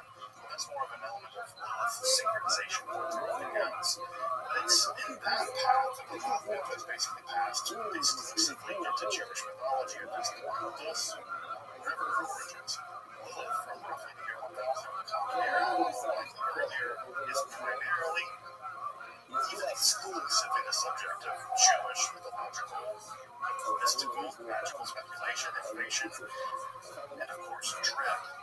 Let's not forget the dread. Though it's worth really emphasizing that this transition is still rather extraordinary. While some rabbinic legends are Rothschild mentioned Lilith here and there in the half millennium or so between the completion of the Talmud around 500 of the Common Era and the rise of the Kabbalah in the 13th century of the Common Era, it's going to be nearly 600 years between the period of rabbinical literature and the incantation holds, and over 4,000 kilometers, 2,600 miles between the Sasanian Empire and Christian Spain, where the Lilith mythology will flower. That means that this mythological unit traveled in some form for 600 years or 2,600 miles in virtual literary silence until exploding on the scene of one of the most important spiritual and philosophical developments in all Jewish history, the rise of the Kabbalah. To simplify, the Kabbalah is a tradition, the word literally means conceptions, tradition of mystical and philosophical speculation centering on the origins, development, and the final redemption of the world, focusing specifically on the 10 inner dimensions of the Godhead, or the 10 emanations of the Godhead, known as the Sphirot, or known as the Sefer Zohar, or the Book of Radiance. This type of really text was composed by circle mystics in the latter half of the 13th century in Spain. Of course, it's much more complex than that, and you can check out my dozen-plus hour history of the Kabbalah if you really want to dive into all of that amazing history. But it would be in this environment, this mystical environment of the 13th century Spain, that Lilith would come to not only reappear, but really come to play a central role of the origin and the finale of the cosmos itself. Among the earliest texts to feature Lilith at length are some of the most obscure and difficult, unfortunately. In fact, they never really even become canonical texts in Kabbalistic history. However, they may preserve a very ancient idea.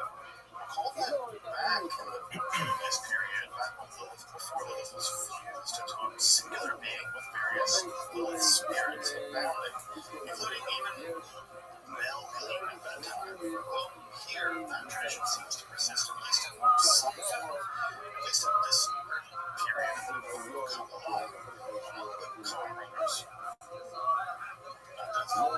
In the mid-13th century, about a generation prior to the composition of the Sefer Zohar, there emerged a truly strange, bizarre text that scholars now know as the Treatise of the Emanations of the Left Side, positively baroque speculation on the origins of evil, one of the perennially interesting topics in the Kabbalah. Never one time I'm talking about the origins of evil.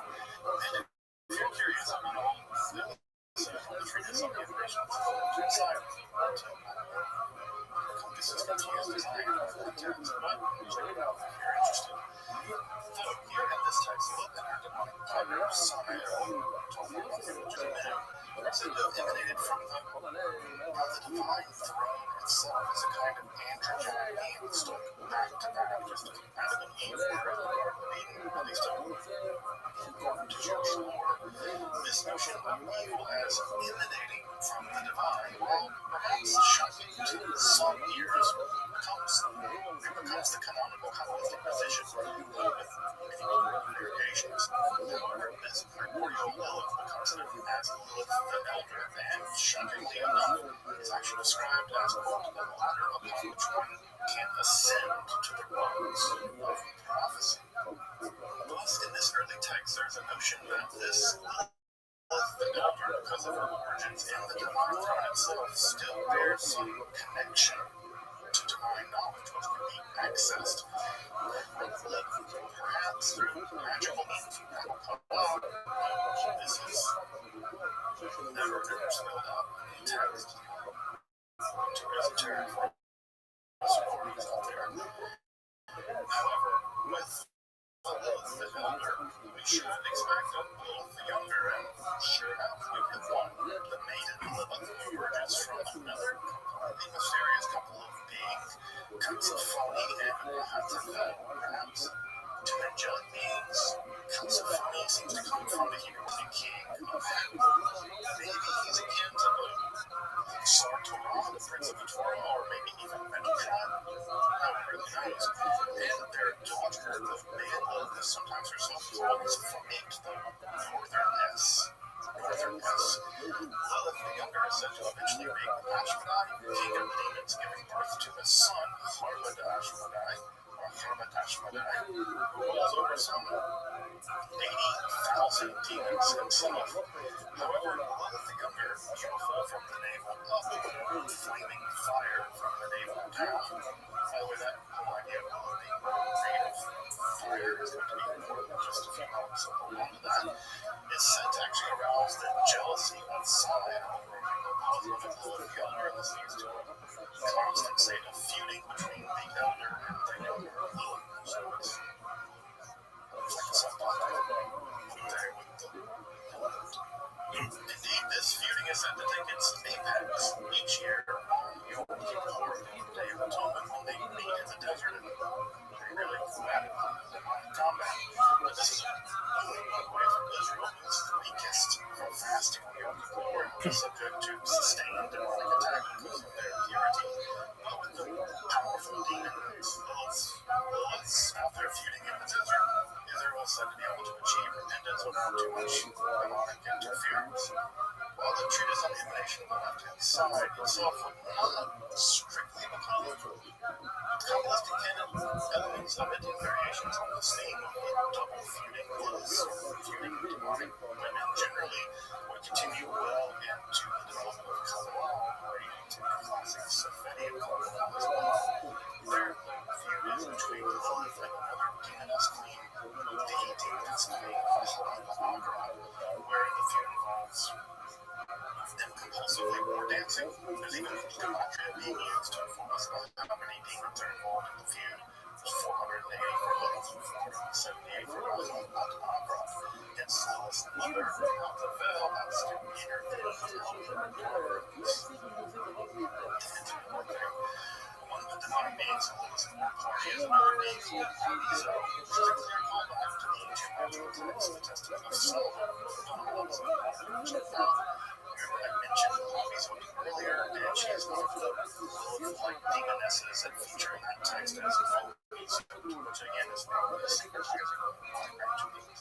again, an impressive endurance of the Lilith myth into Kabbalah over the centuries. In the Larian Kabbalah, however, this tale of the victim Lilith becomes the shell or the clean However, this shell has an even more outer shell, evil inner shell, and that clean pop is Lilith the primary Samael. So the dual Lilith narrative is important in this Kabbalistic notion of the husks. They become the haunt of Eve, the detritus left over in the process of creation that operates as the demonic evil and Kabbalistic metaphysics organic worker into the system at various stages of its historical development. As I mentioned a moment ago, the Kabbalah takes extreme care in speculation about the origins of the cosmos, especially the origins of evil. Thus, given that Lilith seems to be a core part of this narrative, you'll be unsurprised to learn that numerous narratives and legends and speculations about the origins of Lilith exist within the Sefer Zohar. In fact, there's about a half a dozen at least distinct legends. And one narrative she's created on the fifth day of creation is in fact the living creatures swarming the waters mentioned in Genesis. Others have her created alongside Adam, although not out of the pure fuzzy as but out of some kind of primeval abysmal monk, thus dooming her to a impure existence to the very start. Yet another has Adam and Lilith being created together. Physically created together, but Lilith's soul plunged into the depths of the abyss, and thus Adam was brought to life with demonic beings being threatening him all around. He described as palish green, with his pure soul eventually enlivening him. In fact, God souls the impure Lilith from his back by kind of implication, sending her to all of the cities of the sea, where those cities come from. And she's often depicted as ruling over underwater cities, an ancient representation of chaos in the Zohar. Granted, we get Cthulhu vibes from that stuff. Our canonical account shows her emerging along with her male counterpart, the demon Samael, the closest thing that Judaism ever really develops to a Satan or Kabbalah character. As you may know, the Zohar draws is a series of 10 emanations known as Sphirot, which are basically elements of the divine essence. The innermost divine void of Keter transcends first of our wisdom, Chokmah, which in turn grasps itself as understanding or binah. This self-understanding then takes the form of chesed, or loving kindness, or infinite mercy, which has to have its opposite too. That's where things go haywire in that opposition, because each sphere must contain both as itself as the inheritance from above, and it must also be the portable lower emanations as well. It also has to exist as itself, purely as itself. But pure, unchecked opposite of mercy is pure, strictest judgment. This absolute judgment spills out of itself to the left, and this hyper justice, unchecked by any mercy whatsoever, is the Kabbalistic source of the Sitra Achra, or other side, the realm of the demonic, the divine inversion, horrifying and impure. And just as Adam and Eve emerged from the divine body of the sphere, so too does an inverse emerge from the undivine body of the Sitra Achra, the demonic other side, as Lilith and Samael. Of course, no need to make at least an episode on Samael, the poison of God, but here functions as the first husband to Lilith, though Lilith will prove to be just one of his wives, along with the other Klingel inverse again of the Sphirot.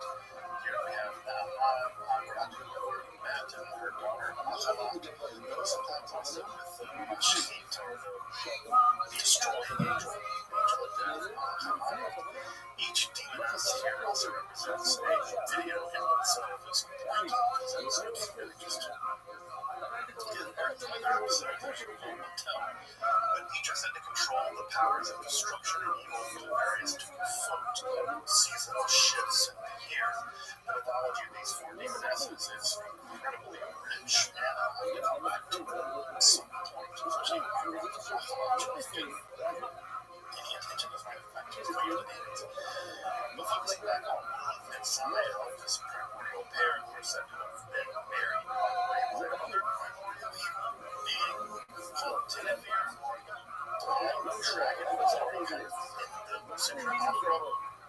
And if they're facing the kind of existential dilemma, the central chakra is a parasitic realm of non-creation, even anti-creation. Thus, Samael is generated with a non-functioning penis, and he's also castrated in the process of his creation, thus making him completely incapable of reproduction. Though he will be able to transform into a phallus-like snake to eventually seduce Eve, so he crawls inside of her, literally. Because of his impotence, he has to turn into a snake. Similarly, Lilith is generated as a sexually powerful, beautiful, but eternally barren female. Hence the impotent raging of Samael. He's got primordial incel, so not metal anymore. He's either back to Samael, but also the two roles of Lilith. The seduction of human men is a kind of succubus, and also equally rageful killing of babies and jealous wrath for all barrenness. Indeed, this clinging to babies begins at the very beginning of Lilith's existence. We're told in the Zohar that as soon as she was separated from Samael, the same way Adam and Eve were separated, she realized his impotence and her own barren state. So she soared up to the highest regions of the heavens to cling to the small faces, like those of children. This is the cherubim, Indeed, she said, pressed herself into them, existentially clinging to them, feeding on them for their own power. However, this mixture of pure and impure could not be allowed to stand, and as creation was reaching its final completion with the providing of Adam and Eve with life, love was removed from the small faces of the cherubim. Ascending and thinking that she would become the helpmate of Adam, she's horrified to find that Eve is both fecund and beautiful, shining with the light of purity and goodness. Before the fall, in desperation, she attempts to fly back to the small faces of the cherubim, only to find her way eternally barred. She will never return, and the angels there cast her into the sea, into the murky depths of this watery darkness. But all along, Samael, in the form of the snake, would eventually seduce and mate with Eve, producing Cain and all of his descendants. Lilith would eventually seduce Adam, using his wasted seed for the production of whole beings, although they all die. The Ben Sirach story of Lilith as the first wife of the the most famous tale in all of literature, doesn't so much feature in the Kabbalah really at all. But we are told that Lilith was the last being to leave the Garden of Eden after a massive shootout, bypassing the flaming sword that bars the way in and bars the way out. She peers at the flaming sword of pure justice, pure judgment, and she realized that she was made of the exact same fire, of the raw from the very sphere that produced both her and Samael. So she's the same fire as the flaming sword called these narratives complete the suspense for the rest of this eon. Unique among other demons is that she cannot be killed and she cannot die, but she can also reproduce of her own. When in her sorrowful rage, she spends her time among two distinct vocations: the seduction of men to produce demonic offspring, and the murder of babes and children. In the first case, as a succubus, but Zohar actually gives us one of the most detailed depictions of Lilith so far in any literature about her.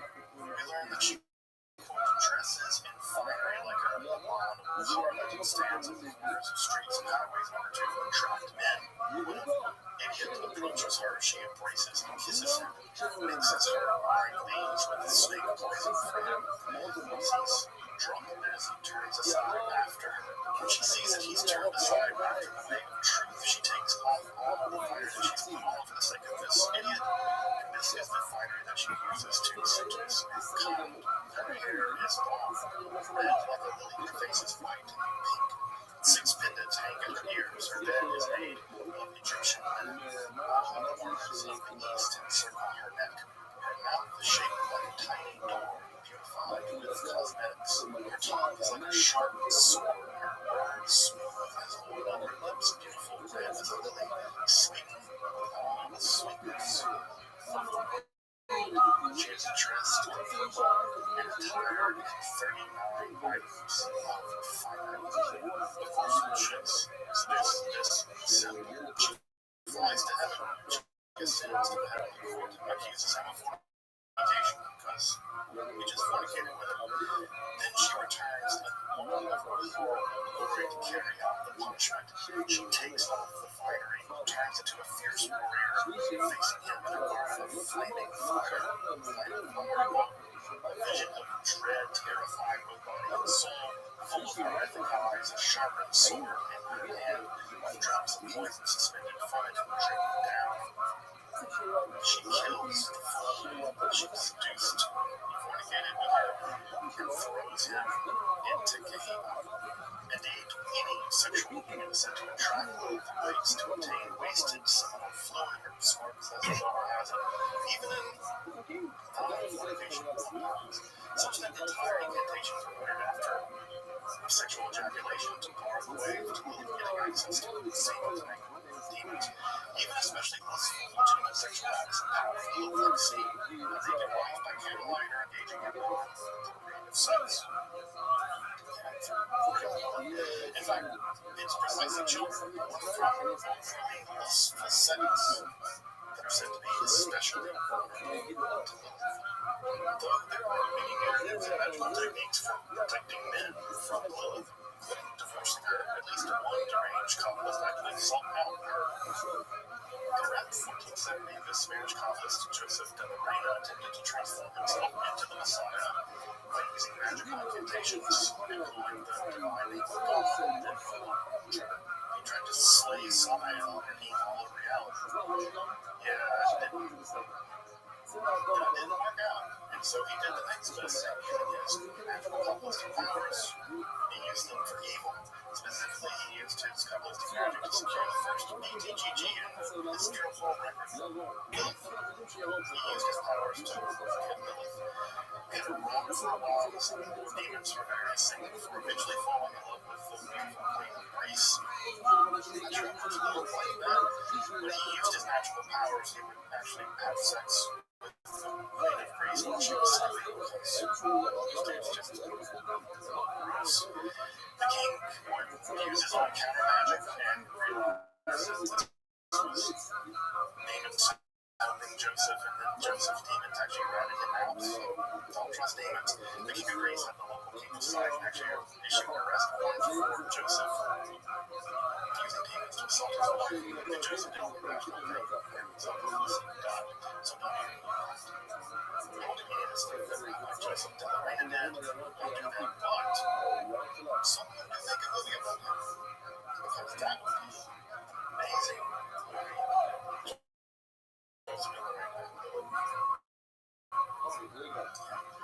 Along with seducing basic things and sending them to get after turning their semen into demons. Yeah, that's the consequences that I made on this channel. Love is mostly about killing Joe with human being with jealous rage because of her unmarriedness. Of course, infant mortality was rampant in the Greek world, and it makes sense that this most horrible event of a child would be associated with demonic forces. Further, it's completely unsurprising that in enormous amount of magical technology has gone on around protecting children from Lilith. The first line of defense, as I mentioned just a moment ago, is, just don't have kids from overly fond sex because that seems to attract her for whatever reason. The second is carefully watching children, making sure that their behavior, specifically that they're playing alone, especially smiling and laughing to themselves when playing alone. Don't let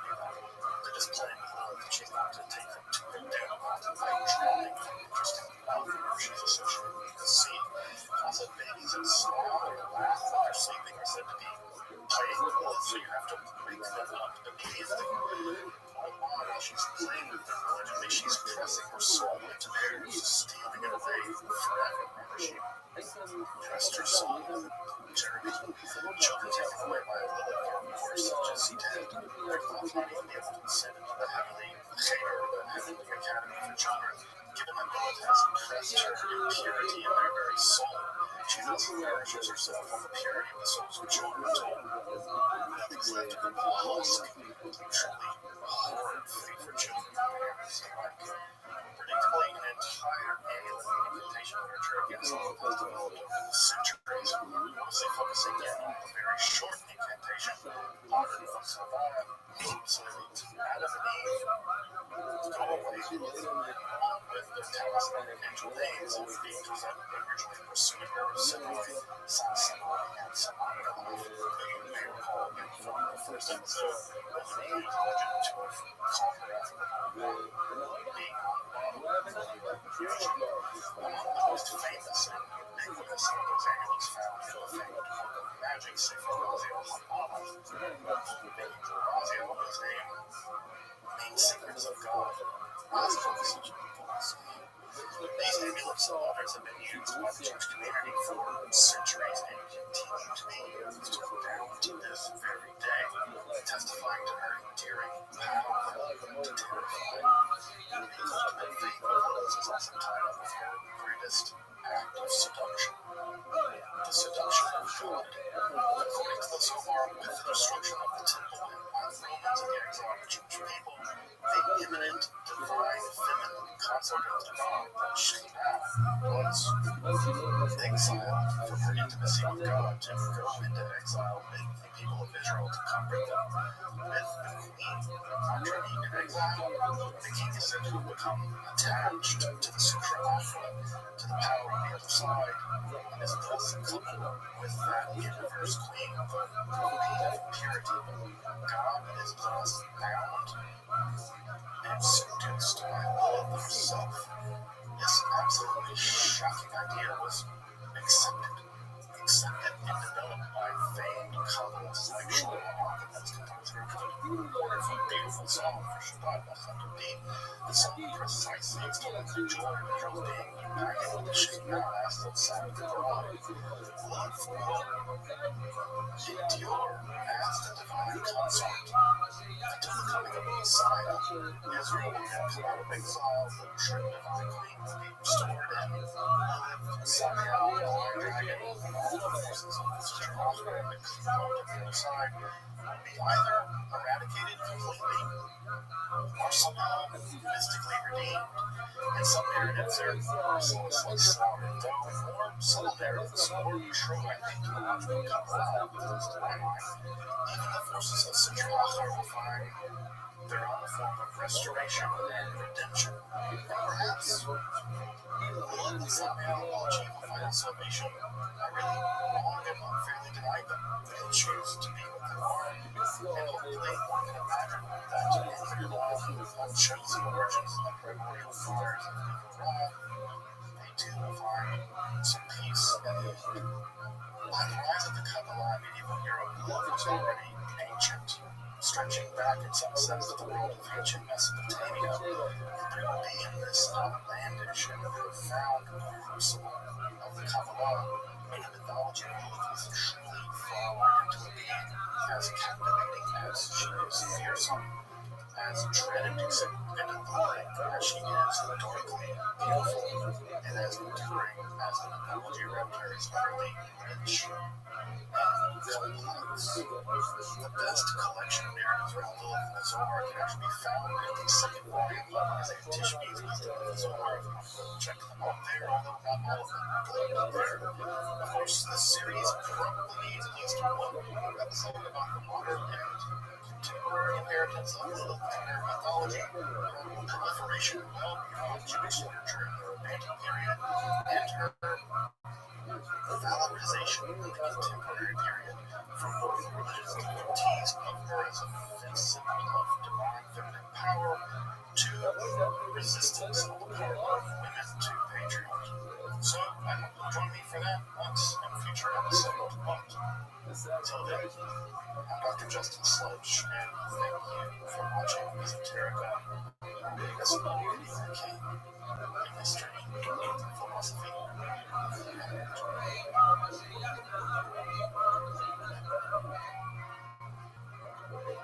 and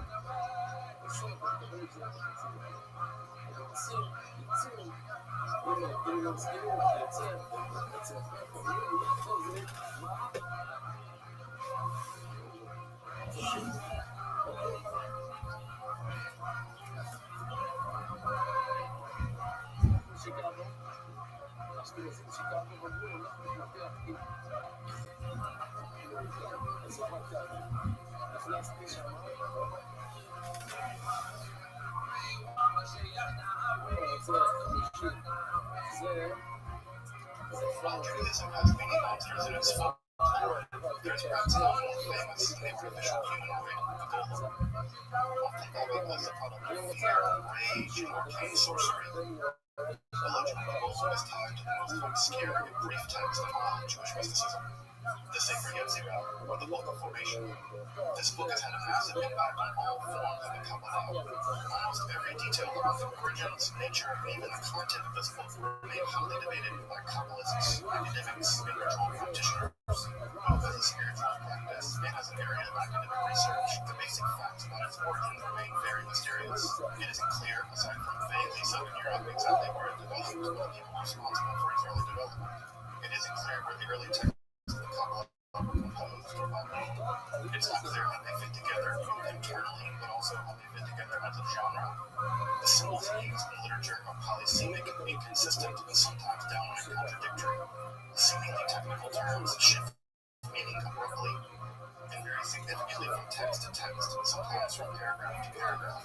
The main figures seem to be encoding ethic. The effect is profoundly jarring. So much so that at this early level of composition, one could easily imagine a dozen systems emerging rather than just one.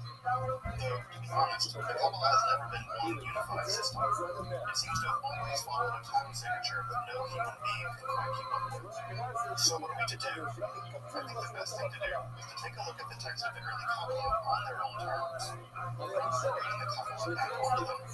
Use the actual of each one survive on their own individually. Then say about them what are their major theories and concerns, and wrote them. In this episode of Esoterica, we're continuing our series on the early history of the Kabbalah by exploring these questions and more as we turn to the enigmatically brief, mystically packed Sefer Yetzirah, or Book of Formation. I'm Dr. Justin Sledge, and welcome to Esoterica, where we explore the arcane side of history, philosophy, and religion.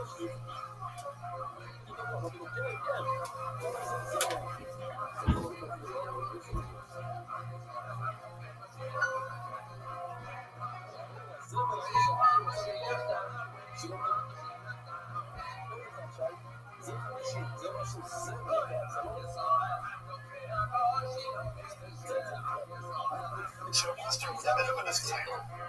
Here at Esoterica, I work hard to provide the best scholarly resources to the material I discuss. I try to provide you with the most up-to-date research and academic consensus that I can. That said, almost everything I'm going to say in this episode is up for serious debate, sharp academic disagreement, and religious controversy.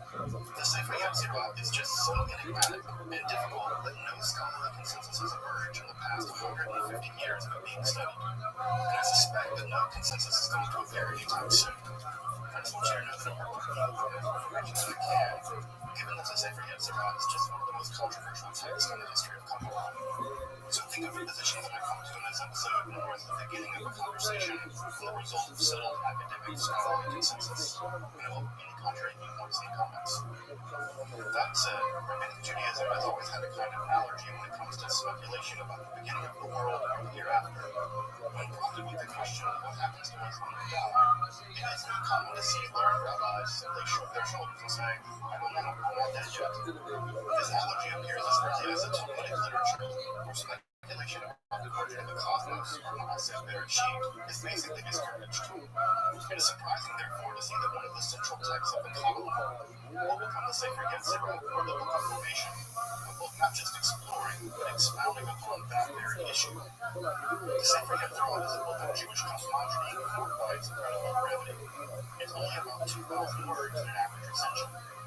The authorship of the book is traditionally ascribed to the patriarch Abraham, giving a later quasi-magical understanding of Genesis 12:5 that describes the souls that he, Abraham, made in Haran. The literal meaning of the text, Abraham made the souls in Haran, prompted some rabbis to ascribe Abraham a mystical power, hence the name of the Sefer Yetzirah.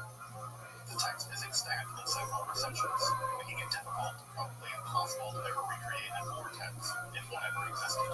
There is no scholarly consensus about when the text was composed, with solid arguments verging dates all the way from the turn of the Common Era to when the text first appeared in commentaries in the 10th century.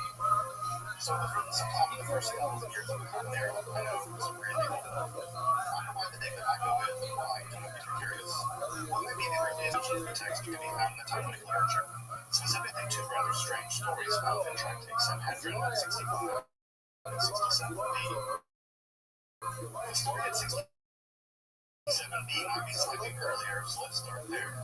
What we have is a discussion about what is constitutive of sorcery and therefore subject to the death penalty. What is mentioned as committed is a situation in which two rabbis, and create a third Roman Catholic and evil attempt and eat it in celebration of Shabbat. And what appears to be a later story, although found earlier in the Gemara, is a claim that if they wanted to, the witches could create a world. To show this, it recounts a tale in which Rabbi Nachmani created a man, Ish, and sent it to Rabbi Zerah, who, on the account of the muteness of this man, knew that it was, quote, from the sages, this is probably a metaphor for sorcery, and then ordered the man, quote, back to your dust. After this, the previous story of Rabbi Hanina and Rabbi Rothschild is repeated, with them now studying, quote, Sefer Yetzirah, by which they met the calf. Just what the difference between Hilchot Yetzirah and Sefer Yetzirah isn't clear from the text, if there was any difference at all. Typically, Sefer refers to a discrete book or scroll, whereas Hilchot is typically more vague, and is typically found to describe how something is to be done properly, or the law surrounding a certain practice. For instance, he'll quote Rabbi, describe the customs and laws around a church building. Though it is possible that one could attempt to look in such a manner. Regardless, already by the time of the Babylonian Talmud, say around 500 of the Common Era, if not earlier given the figures in these stories, there already exists some sense that by studying the laws or processes surrounding creation, does not allow the righteous to avoid power from creation, though it is possible, perhaps even likely, that Sefer Yetzirah is a later interpolation into the text. Further, we can't know if the text or customs described in this section of the Babylonian Talmud are the same that have come down to us in the recensions that we now call the Sefer Yetzirah. So just because a book was entitled Sefer Yetzirah in the Babylonian Talmud doesn't mean that the book has come down to us as in fact the same text. It is certainly intriguing just the same. Before we leave the Talmud, there's one more important story about the relationship between letters and creation that will become central in the Sefer Yetzirah. In Tractate Berachot 55b, we have a curious account in which God is describing to Moses how to build the Mishkan, the tabernacle. Moses then takes these instructions to the craftsman Bezalel, who reverses the order of creation for some reason. As you may remember, Moses was never that great at speaking anyhow. Here, Bezalel actually corrects Moses, showing a kind of greater natural wisdom, for which Moses remarks that he was, quote, in the shadow. Playing on Bezalel's name, Bezalel means in the shadow of God. Further, it's noted, and this is key, that Bezalel knew how to, quote, join the letters by which heaven and earth were created. This is derived from a verse in Exodus 31:3, describing Bezalel as filled with the Spirit of God, and, quote, having wisdom, understanding, and knowledge. Now, this story isn't just important because my Hebrew name also happens to be Bezalel, but because already here in the Talmud, the act of creation is linked with the ability to join letters. Because certain righteous people may also be able to accomplish a kind of theurgy. In fact, the creation of the Mishkan or tabernacle closely parallels the early Genesis creation story, with Bezalel acting as a kind of demiurge. In the centuries that followed the completion of the Babylonian Talmud, Judaism enters a kind of temporary dark age, where surviving manuscripts of any kind become spare, and literature of all kinds predicts to a triple effect. This likely has to do with the political convulsions of the Near East at this time, given the military conquests of the armies of Islam in the region. When the area is stabilized, however, Jewish literature reappears in spades, and it is in that period that the Sefer Yetzirah appears in history as we know it today. So, I think the text was written. First, as you can see on the screen, there is a wide range of estimates and context given by various scholars. Personally, I'm very convinced by the work of Zaki Weiss, who locates the matrix of the Sefer Yetzirah in a non-rabbinic setting of poetry. His argument, to my mind at least, is significantly bolstered by his comparative analysis of Greco-Syriac texts, which are similar and adjacent to the Sefer Yetzirah, both in form and in content. Though I do think that the Sefer Yetzirah does contain a memory that reaches back into the past and context, for reasons that I'll discuss in a moment. The debate about the matrix of the Sefer Yetzirah isn't going to end anytime soon, and I encourage you to read Weiss's article along with 8,794 other theories about the origins of the Sefer Yetzirah. Well, that's where I land right now, and I'm sure in a future episode of Esoterica, I'll be telling you how wrong I was. Further, I'm also convinced that the Sefer Yetzirah has always straddled the line between being a scientific philosophical text in the style of aristocratic Greeks and being a theosophical theurgical text, which, through some obscure means, provides quasi-magical powers to its readers and performers. This is much the same way that I read Maimonides as kind of perplexed, as being at least in part pathetic against the Merkaba Hegel mysticism. If you're interested in the Hegel Merkaba mysticism, check out the part of our separate episode just on it. In this way, I see the early scientific philosophical commentaries on the Sefer Yetzirah by figures such as Asadia Gaon, Shabbatai Goel, and Yehuda Barzilai as seeking at some level to counter this theosophical theoretical reading of the text. As we'll see, it's precisely this understanding of the text that will re-emerge in the 12th century and prove to be the most enduring, especially on the strength of the golden legends. As I just mentioned, the earliest evidence of the text as we have it emerged in commentaries beginning in the 10th century. It's also important to note that the earliest manuscript that we have of the Sefer Yetzirah dates exactly to this time period, and was found in the Cairo Geniza. As you may know, a Geniza is a storehouse in which Jewish texts can be stored until they are ritually buried. What is great about the Geniza of the Ibn Ezra Synagogue in Cairo were the hundreds of thousands of fragments were stored there for nearly a millennium. Luckily for us, someone forgot to bury them all. The recensions of the Sefer Yetzirah that have come down to us vary in length, from around 1,300 words in the short recension to about 2,700 words in the longer recensions. Exactly what the text looked like prior to the 10th century isn't clear. Several recensions are already circulating by then. But after the 10th century, 3 recensions became basically the most popular, as evidenced by the mountain of commentary and meta-commentary literature that has appeared in the last 1,000 years. I should also say that the closest thing we have to a critical edition of the Sefer Yetzirah also refers to the manuscript situation as, quote, textual chaos, because it isn't enough that the content of the text is not the most enigmatic in history, but even the manuscript situation is a complete nightmare. So, fun, right? The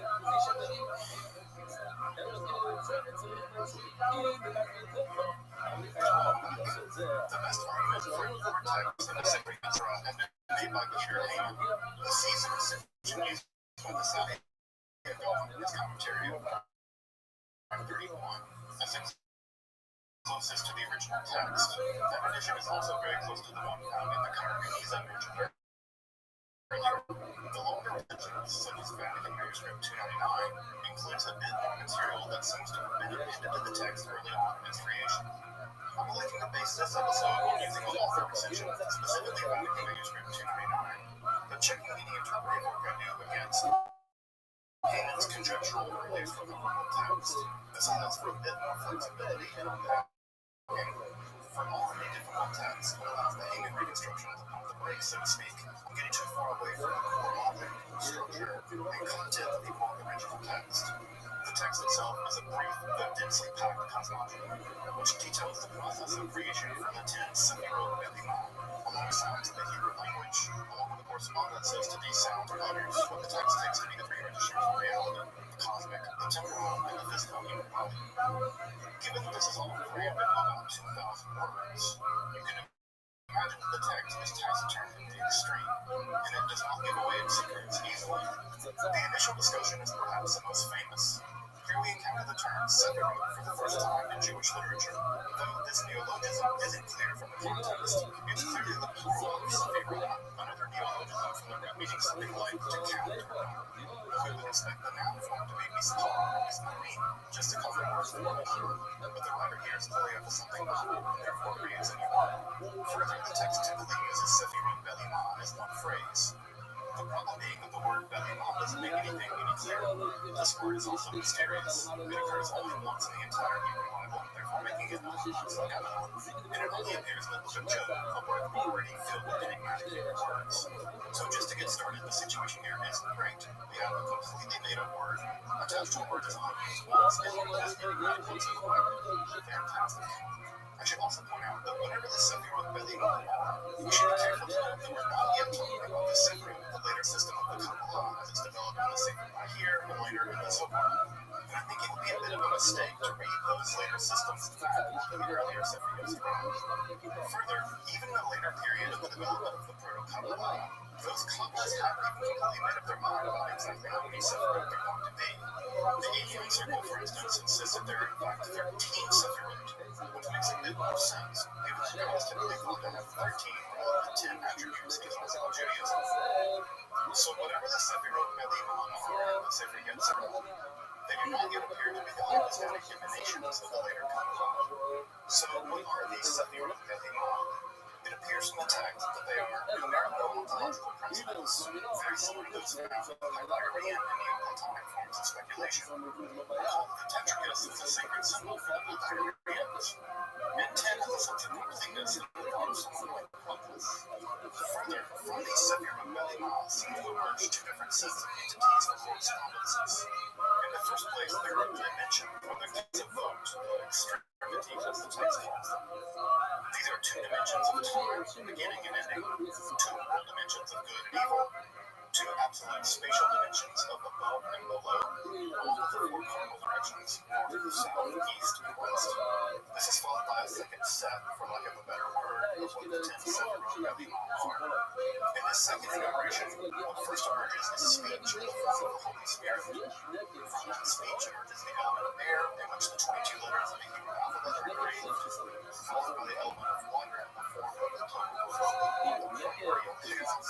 Then, emerging from this water, is fire, from which the divine flame, the ministering angels are hewn. To these four is added the use of the divine name, Yod He Vav,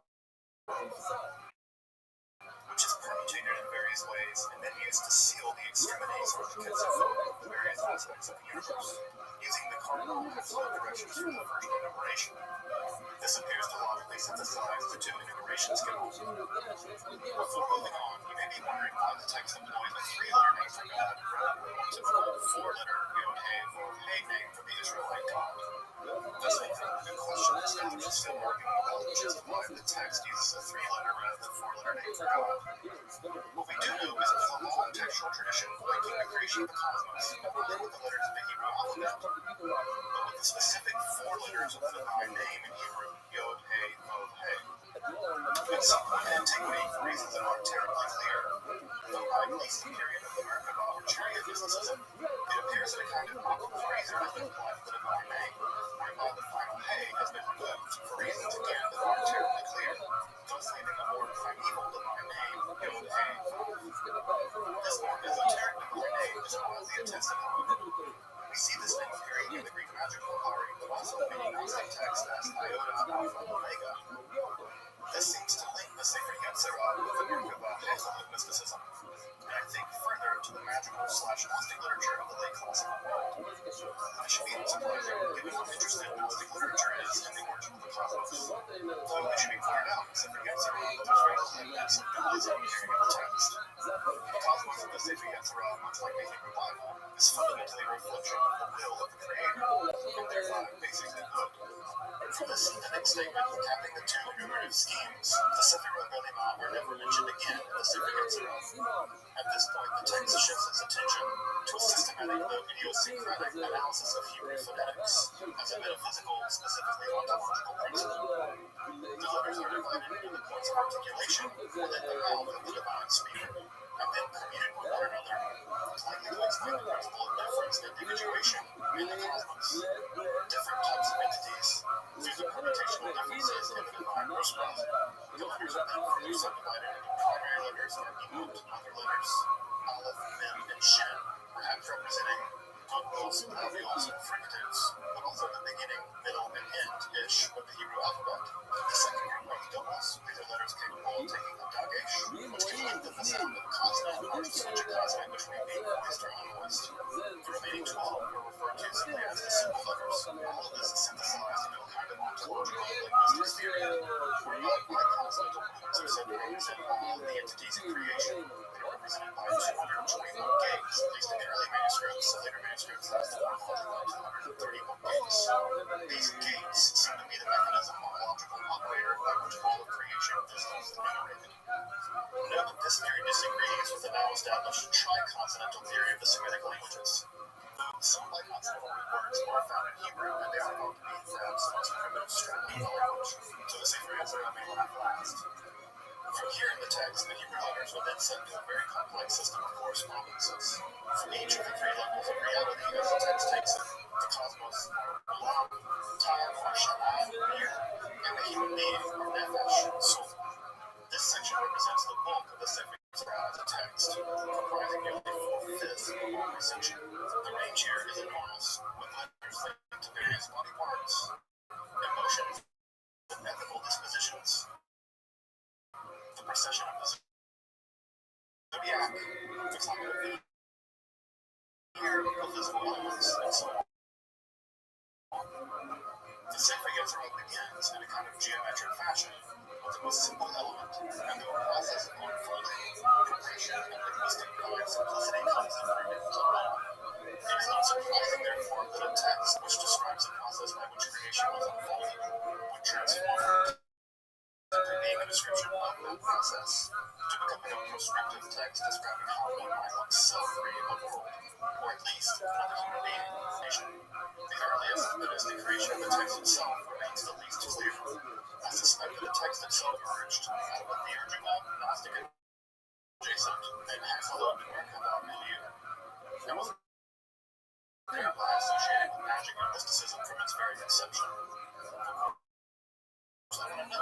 conjecturing here have virtually no evidence about the early origins of the Sefer Yetzirah. The period of the inception of the Sefer Yetzirah prior to the 5th century remains completely mystical. The second phase of interpretation began in the 10th century when the Sefer Yetzirah appears in history as we know it. Here it appears in the philosophical scientific commentaries of scholars like the Sadia Gaon, who see the text primarily as a formal treatise, Kabbalah, on the creation and structure of the cosmos. A few centuries later, the text appears in Central Europe, in the milieu of the Sastre Ashkenaz, and it is here that the text becomes imbued with a deeply magical meaning. It is a commentary of this period that introduced the world to the idea of the golem, or the artificially constructed human. And don't worry, a full episode about the golem is going to be forthcoming here in Esoterica, so stay tuned for that. After this, we begin the third period of the interpretation of the Sefer Yetzirah. Here the text is formally taken up into the enormous time of the Kabbalah and synthesized the Sephardic system developed first in the Sefer here and then more systematically deployed in the Sefer Zohar. This time would also include Christian Kabbalah as well, with beautiful style rendering the Sefer Yetzirah into Latin in 1552. Christian interest in the Sefer Yetzirah only increased over time, and much like the first printing of the Sefer Zohar in Kabbalah, the Sefer Yetzirah was printed in 1562 at Mantua, primarily at the behest of Christians. And finally, in the 19th century, the Sefer Yetzirah was first subjected to academic investigation with the rise of the Wissenschaft Guild. That scholarship has only blossomed over the last 150 years, revealing some mysteries and only deepening others. The Sefer Yetzirah remains an enduring enigma, a brief and alluring enough to remain an enduring text that was esotericism at virtually every register. If you're interested in Kabbalah, the history of magic, alchemy, and Western esotericism generally, make sure to subscribe here at Esoterica and consider supporting our work on Patreon or the one-time donation. The literature of the Sefer Yetzirah is vast and stretches over several languages, especially Hebrew. The basic introductions found in the works of Rothschild remain good, although they are dated at this point. There's no sense in me reinventing the wheel to make you want the ultimate bibliography of the Sefer Yetzirah. And your best place to look is going to be in the bibliography for the study of the Sefer Yetzirah English by Rothschild. It's a monumental resource and well worth taking a look at. It was a convincing argument for me for the matrix of the Sefer Yetzirah's development in Sandy Weiss's text, Sefer Yetzirah in its context.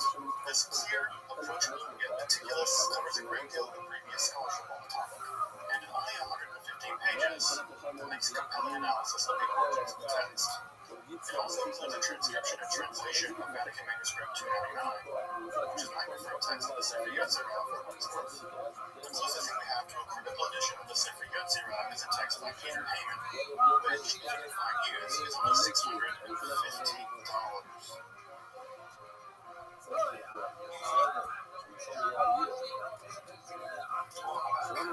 If you like a really beautiful edition with traditional Jewish commentaries, I would pick up the edition entitled The Sefer Yetzirah Shalom. You can typically find it online and with unsparing stories for about 50 bucks, which is a fair price considering that the book itself is rather beautiful and it contains the commentaries of Shabbatai and Olam along with those of the Sefer Gaon.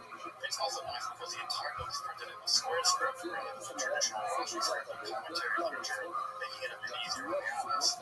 I should also say something about the popular Mary Kaplan edition. This would be a fine edition perhaps from the point of view of a practicing Kabbalist, and includes a great deal of scholarly material. Kaplan's text of the Sefer Yetzirah is based on that of the Vilna Gaon. This is sometimes called the Quran recension, and his analysis of the text is from the point of view of a Lurianic Kabbalist. Of course, there's nothing wrong with that, but I do think, from a purely academic perspective, that this perspective treats the text a bit anachronistically, reading later coupling entirely wrong with that, but from a purely academic perspective given to me as a teenager by our local Catholic priest. I remember him handing it to me and telling me that he could make heads or tails of it, and perhaps that I could. Well, if you're watching this now, then I'm still working on it. Until next time, I'm Dr. Justin Sledge, and you've been watching Esoterica, where we explore the arcane side of history, philosophy, and religion.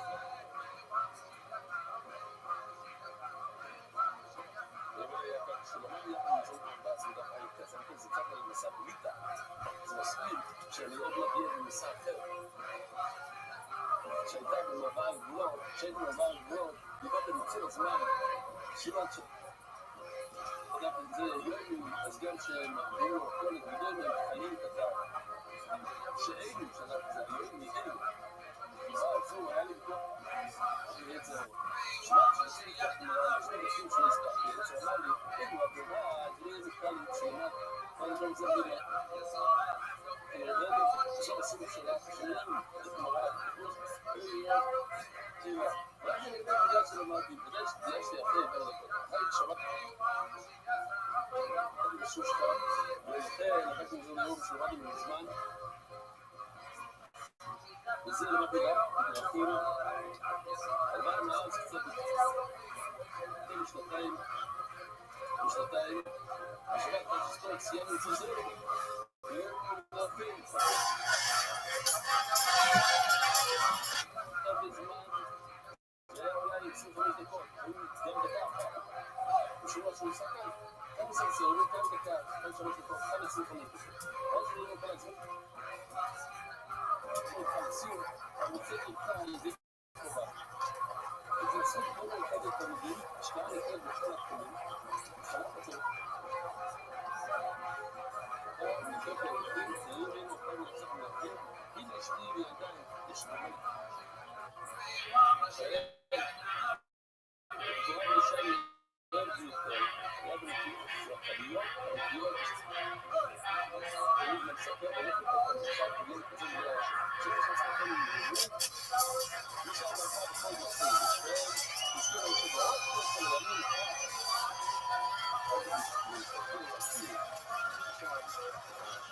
This is Rabbi coming live from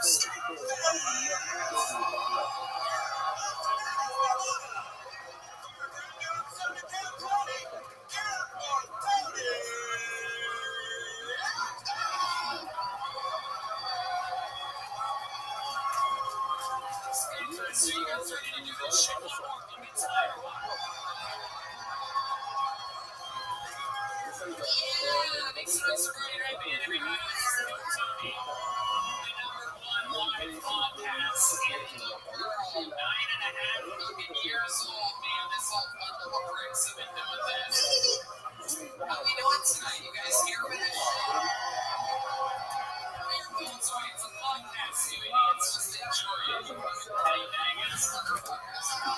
Stop trying to get your own viral clips of things on the internet.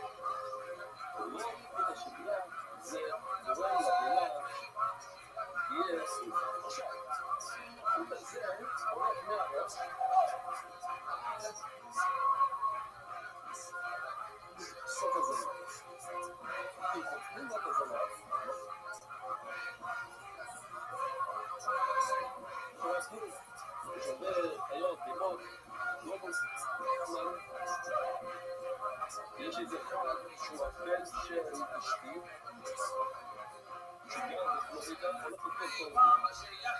אל תשאלו אותי למה. אחותי, 2 ילדים, סבבה. אבל זה, בדרך כלל, חוקרים את הזמן. שאני אזכר פה, אני אומר לך, זה לא כזה קטן שיש לו. בדרך כלל שזה לא רמות, תראו אותו ברחוב, הוא לא יודע, לפעמים זה משפיץ שם נראה. הוא לא מספיק. לא, אבל הוא חי, יש לו מאוד חי, הוא לא מקודש, הוא לא מקודש. יש שם, אז זה הכל. הוא אמר, אני לא משמור, אני מאוד נהנה מהדבר הזה,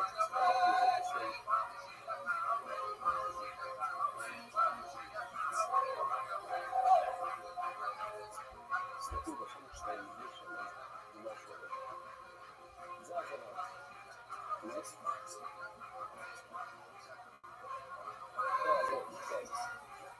באיזשהו שלב, החלק שלי ממשיך ואז מתקצר. תראה, הסיפור הזה הוא זמן הרגליים האחוריות. ואז אחרי 2 אצבעות מתקצר שוב. ואז מתקצר שוב.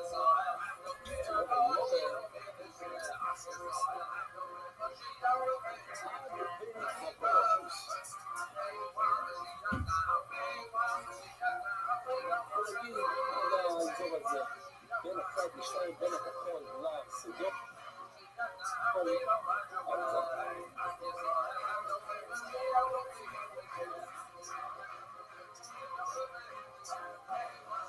נפסי שואל בירושלים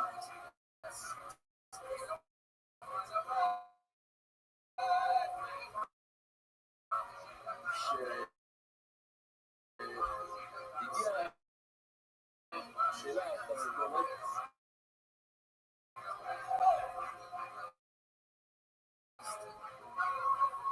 שיטה מלאה בקינים. שימו לב היא מלאה בקינים. עברו לכל גשמון סלט, הוא אמר שיטה. אז יצאו להכניס כאילו דיון מה השאלה. ולשאול, מסתכל ליום לעלות שגום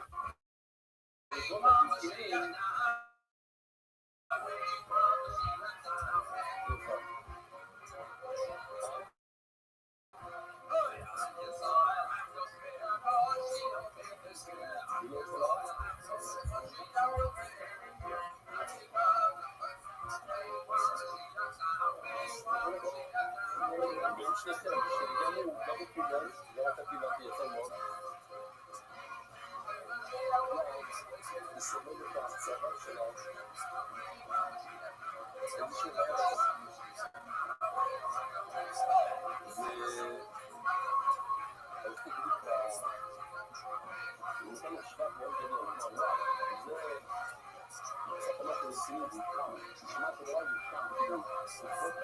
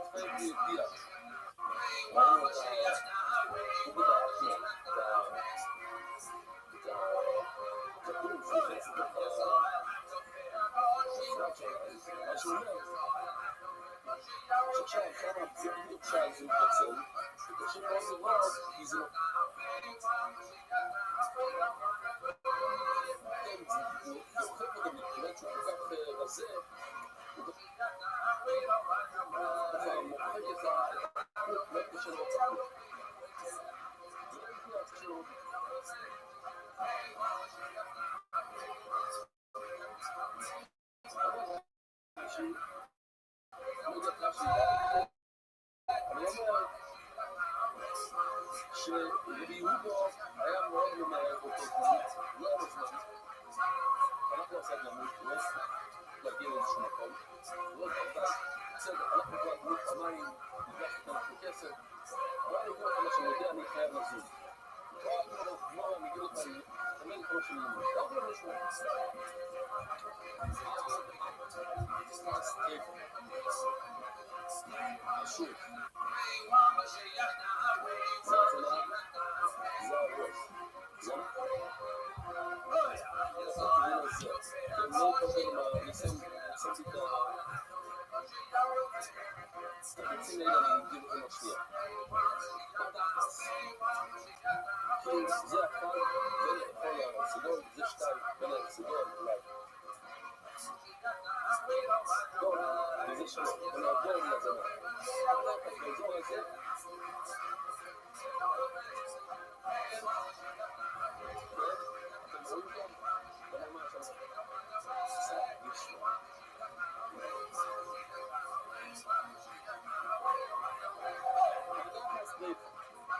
זה קל, מאוד מאוד קרוב למוח, זה נותן המון עצבים, וזה לגוף, כאן באזור הזה, הפיקו באזור הזה, שליש קשה. מהאדון והלאה, זה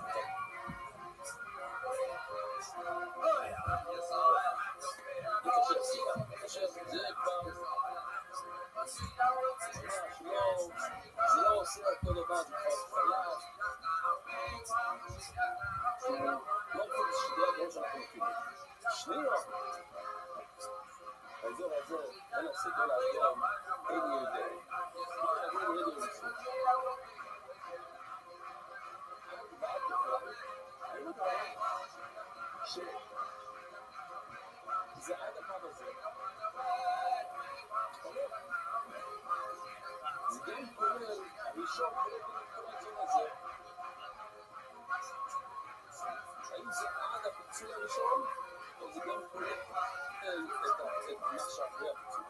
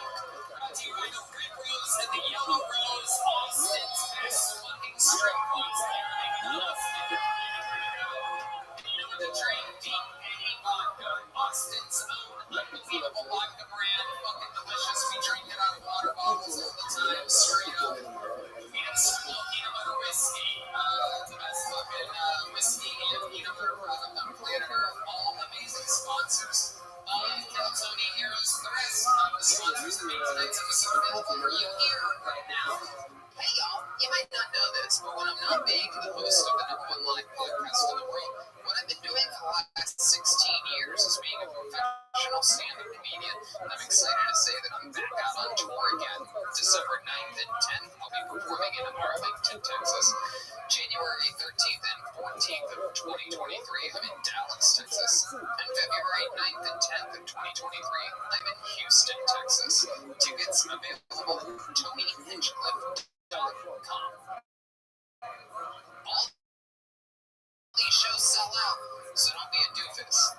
Go to the website now, get tickets, while you still can. Hey y'all, we do so much in our daily regimens to take care of ourselves and try to stay healthy. We nutritious breakfast, maybe you work out, your hair care, skin care products.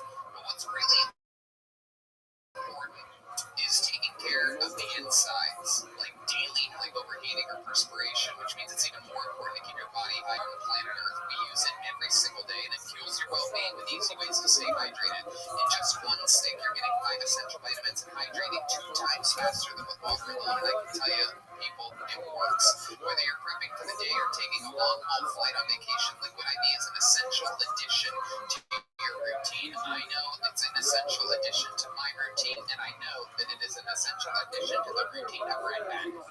That's right. I use it almost 2 times, 3 times a day. At night, when I wake up in the morning, I love Liquid IV. It has this convenient package, too, that I always keep it in my pocket, so if I'm out and about, I can always grab a bottle of water, put it right in there, and next thing you know, I have a delicious Liquid IV, and they have awesome flavors. My favorite are Concord cream. I love the tropical punch and the passion fruit. Yummy! If you like pina colada, they have that too. They sure do. And 1 stick of Liquid IV and 16 ounces of water hydrates you 2 times faster and more efficiently than water alone. Has a bunch of vitamins, B3, B5, B6, B12, and vitamin C.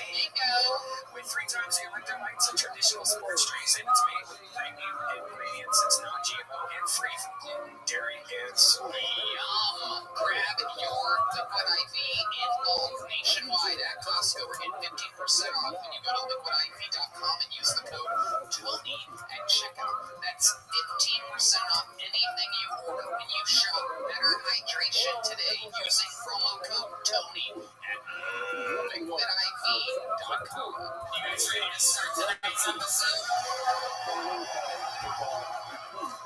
I'm telling you, I think you guys can do a little bit better than that. Are you guys ready to start this show? Ladies and gentlemen, as with standing tradition of the brotherly love between Phil Tony and Skankfest, every single one of these festivals we do this, it's always a blast. Our guests for this show, your very own Legion of Skanks.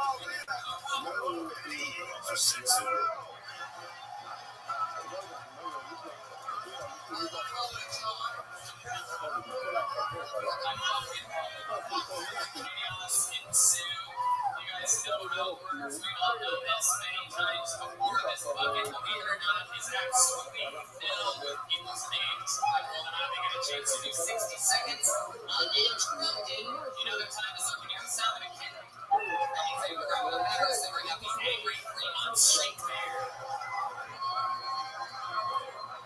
And a little extra twist on this, because I fucking always forget what Skate Fest is like. All the other podcasts, they like it when you heckle and chant and shit. But here, when the comedians, when the people that have the courage to sign up for 60 seconds uninterrupted are up there, don't fucking heckle. Try to be funny for the crowd. That's every other show. You can fucking do that shit. This one, let them die the slow death that they signed up for.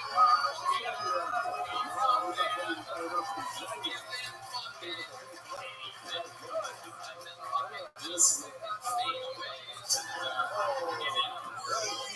we'll be there less than 60 seconds later to say things better than you were wont to. You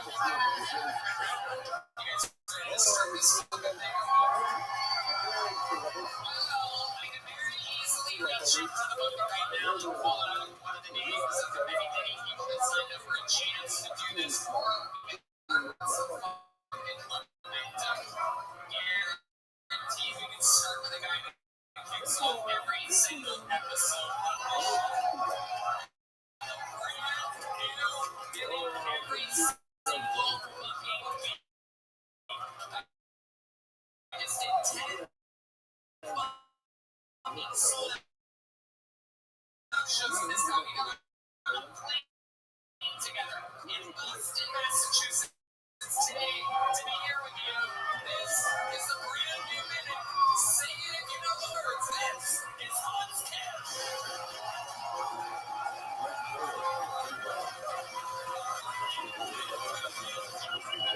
What's up, Jake? How you guys doing? I just moved from Boston. It's hard to respect Boston because they wrestle any more than I can defeat the army out with a trip to Home Depot. I can defeat the Revolutionary Army or opponents. So good to be here at Skate Fest. I know this has been one of the best Skate Fests I've been to. Maybe next year we can get working elevated escalators. It's gonna be nice. Something about me that you might not know is I'm pretty good at sex. I'm really good at dirty talking. Sometimes when I'm fucking a bitch, I'll be like, I see a lot of myself in here right now. About 3 inches. Thank you.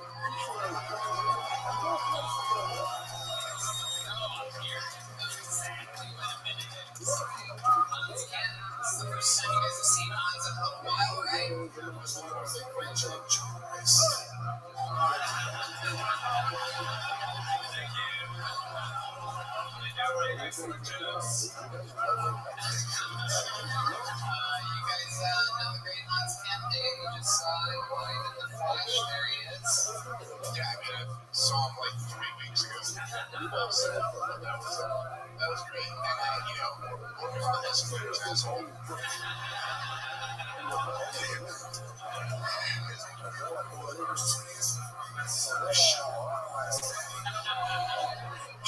Electronics go fix so.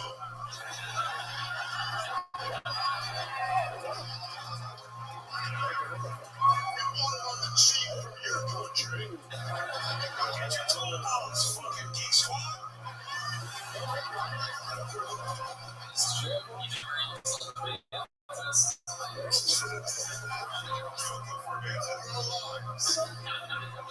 So, Hans Camp, you did it again. What else? Give us something we don't know about you. Give us an interview. Thing that we talked about everything. Last week, I was sleeping with William Montgomery. The great William Montgomery is night terrors that have been keeping me up at night. He keeps calling me Charlie. It's amazing. So, like, part of the problem with, well, I mean, it's a logistics issue. There wasn't any more rooms left in the hotel that I was booked at, and Hans joined this. this last week's tour late. That's why you're garbage. You're not happy. That's not the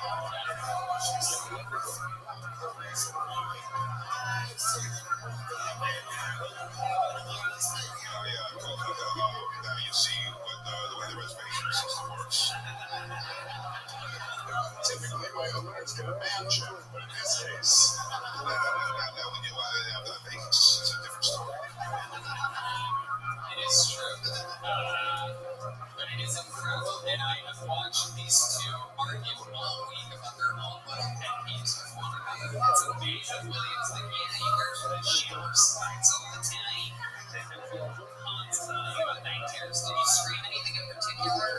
Yeah, he screamed about poking his cousin or something. It was kind of weird. But then he kept partying on me and calling an Agent Orange.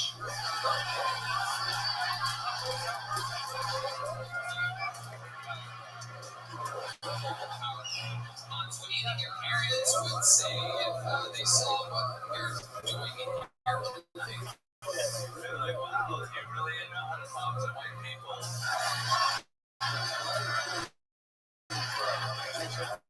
Do your grandparents talk with white people? What's their big deal with whites? As seldom as possible, they're very proud Korean people. They don't like stuttering and stammering, so they just avoid the whites. Whose laundry do they do? Get a green eyes. Alright, Hans, well, we've been through together and seen enough of your ass this week. Another hit, one solid new minute. Thanks for getting that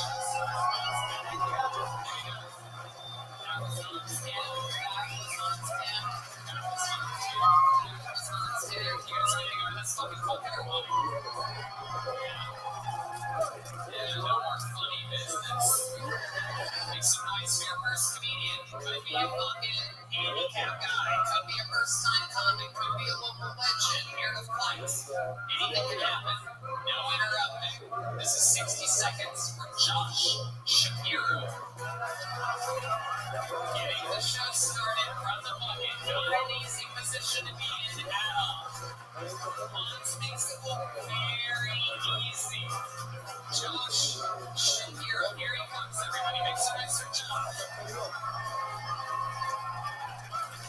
I made it from fucking Canada, baby. Dude, I'm so excited to eat American fast food. We don't have anything new. I've never tried the Popeyes Spice Chicken Sandwich. That shit was sold out for months. Someone got stabbed over that sandwich. That means that this sandwich is so good that some guy pulled out a knife and was like, hey, give me that sandwich or I'm gonna stab you. And the guy who made the sandwich was like, no.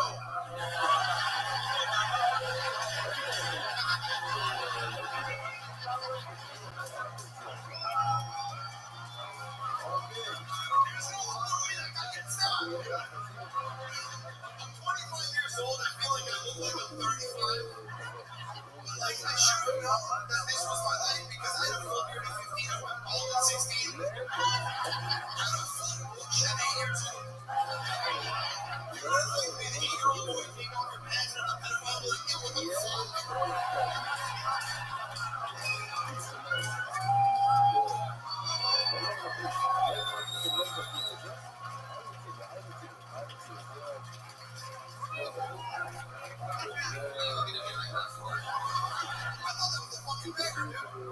Where's the bear?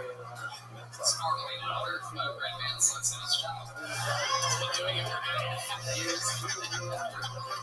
Hundreds, but you're right. It was the bear. Beforehand for Josh Shapiro.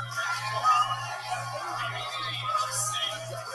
You've never seen a fat Dagestani guy before. Or like a metal or something like that. Josh, how long have you been on stand-up? Almost 4 years. Years, where at? Montreal. Montreal. Wow, you're in the arts. Like, you need to do it. French also. Fuck. I don't make any fucking money because I want to learn French. Yeah, they're putting people in the order and there's stuff in French now. That's hilarious. English is illegal in Montreal. What do you mean? They just created a new bill that makes English illegal. It's true.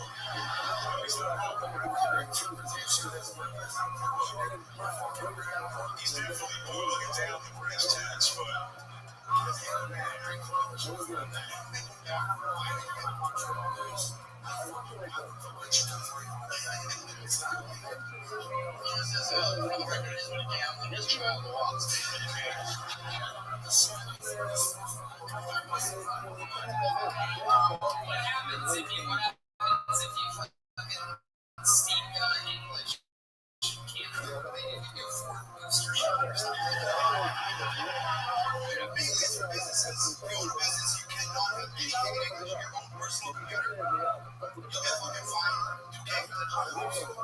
that's right. That's the right thing. That's the real thing. I think you're telling the truth. They hate freedom.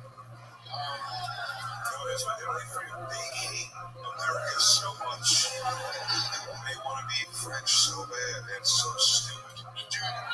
They're 40 minutes away from New York. The first joke you told about the stabbing, that was such a fucking great joke, dude. That is such a fucking good joke. It was fucking perfect. All that was on was these drips of sweat. They were falling down. It was sweat. I'm trying to figure out. I was like, where is the origin of this drip coming from? The ice cap.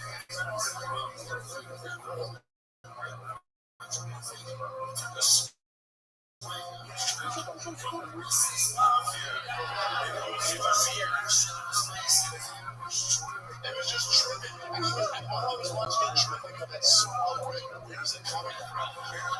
Why is his beard so fucking wet?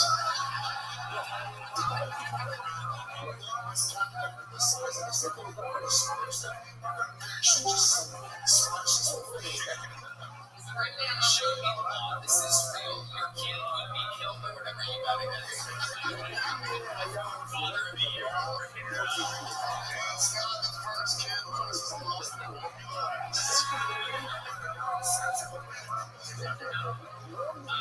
So you hate French people? You speak French? I speak French. That's what being a Canadian is like. By the way, this is the only people they have to be racist against. French.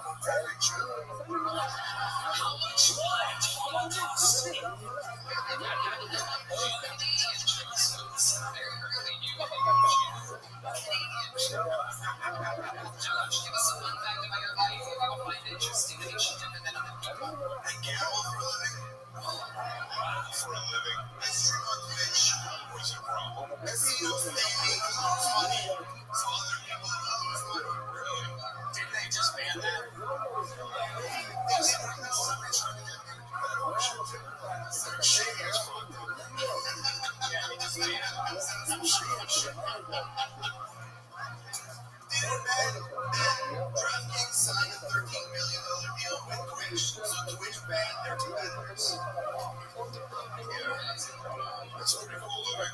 We should go sell underground English in Montreal.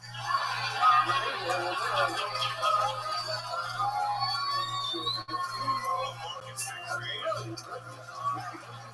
I just don't remember the English thing. It was a speakeasies, they call them.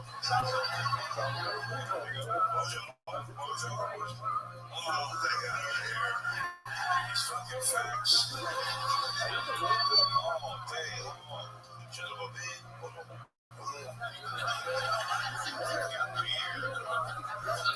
Montreal used to be home of the biggest comedy festival in the world, and now we're there. Right now, it's not.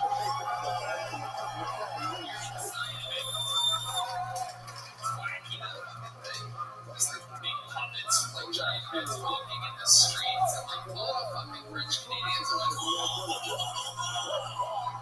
Kermit's for cinemas, they love whimsical bullshit. The French. Oh, yeah.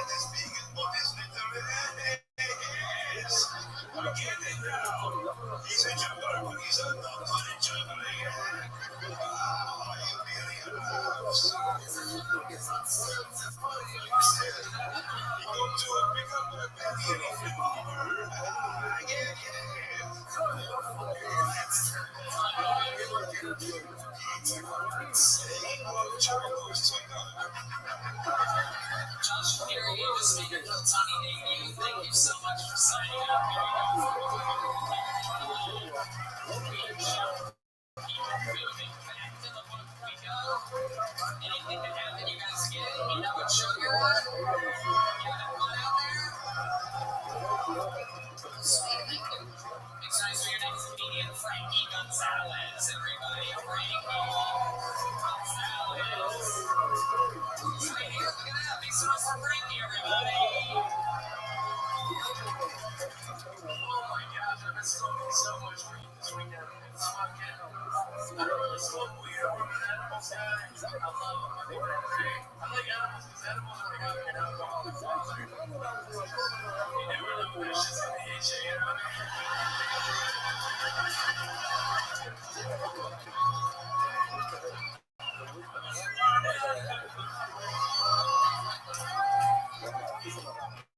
He's not there. He's in person. He's like, oh, what the hell?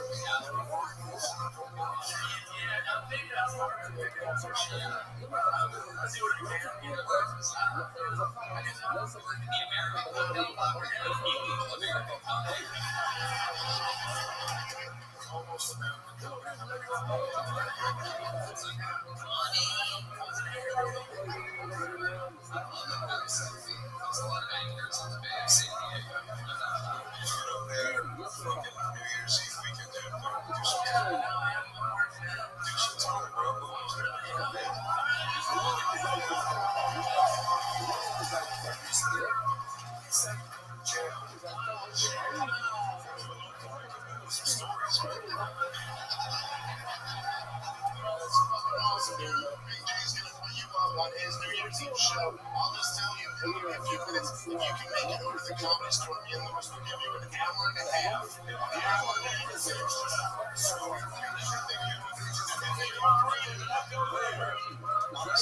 I'll feature for you the entire weekend.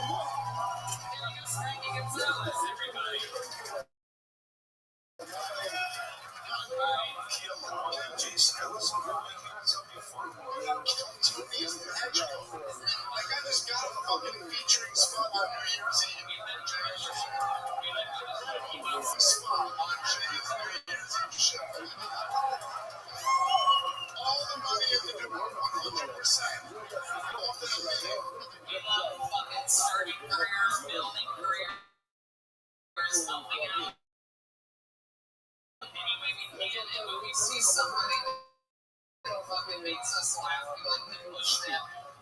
So right now we're gonna do something special. We've always had regulars on the show. The fucking regulars. Some of them are here tonight, and they have flourishing fucking careers right now. And they used to be complete unknowns, writing a new minute every single week here. This is one of them right now. She hasn't been on the show in years. Ladies and gentlemen, this is a brand new minute from the great, powerful Kim Condon, everybody.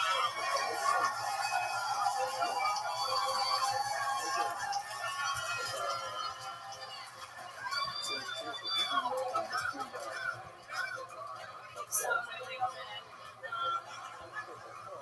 so nervous. I don't do that much stand-up anymore. You guys, I did some shopping today. Pretty fun.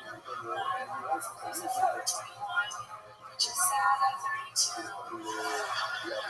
It doesn't feel good. Fast fashion is not good. It's a fucking horrible idea. Don't do it. The clothes aren't good. I put a pair of boots. I tried to wear them here. It was a bad idea. My feet had blood all over them. They were like $3. Blood all over my feet. I'm serious. It wasn't my blood. It was the kid who made them. He's Forever 7.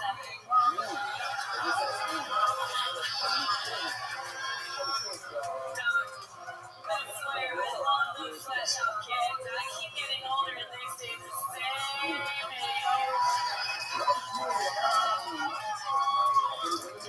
Those are the real Rothschilds.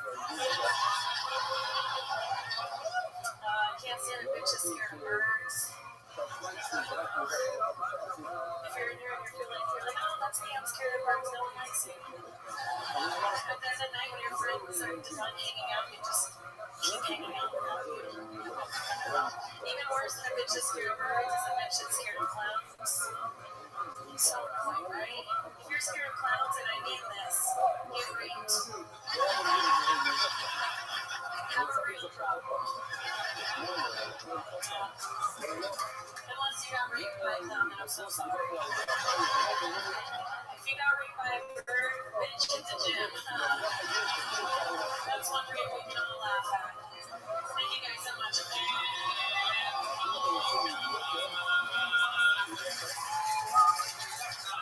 So, what's amazing about him is that I literally know when you started stand-up comedy. He was on the fucking second or first episode ever. I think the second episode ever of Kill Tony was the second Monday we've ever did it. And you had just performed in the original room.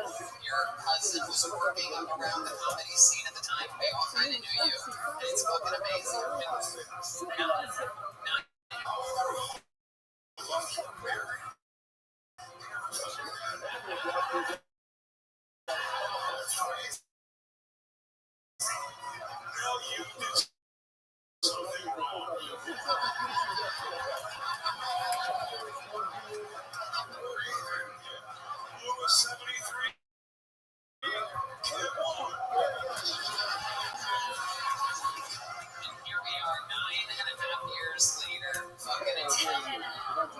Really? Isn't that crazy? I think he lost count because the podcast isn't 10 years old. Yeah. Oh, really? But it's. Oh, I don't want to blow your cover. And that's okay that you get spots in New York or whatever. Dog, it feels like 30. I know, right? You came out, you fucking took your time, you fucking grabbed everybody in the audience's attention. Like the audience grabs your pussy sometimes. Kim's pussy, so what the fuck is wrong with you guys? You're losing these horny crowds. Kim's pussy, all you do is get hit.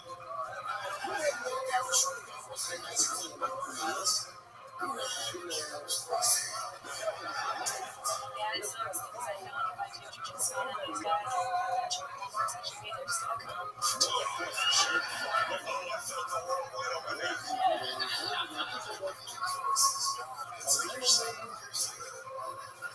Lindsay Lohan and we're all fucked. The thing is, you got through the jokes fine, but it was like there was not a bed left in it. I just got here today. What have I missed? What were some highlights for you so far this festival? Oh man, it's been so fun. I've done a bunch of shows. I did a wine show, wine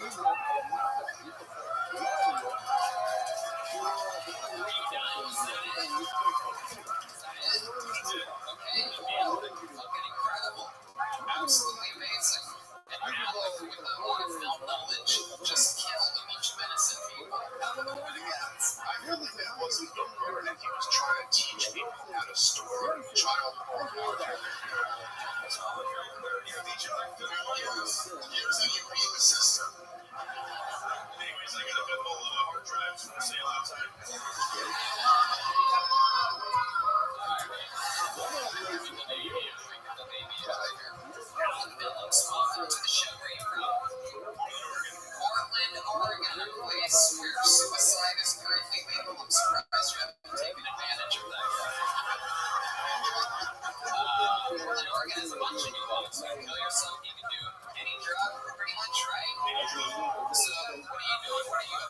dogs and baloney? What's going on over there? That's about it. You do any drugs ever? What do you do for fun? Drink. Yeah. What do you do for work? I'm a fresh officer. So, you need to wait till you're here. Look at the X-Cons. You don't fucking like correctional officers. That's a fucking yes. Did you see that pause? Holy shit. What's the worst thing you've ever done? Tell the truth.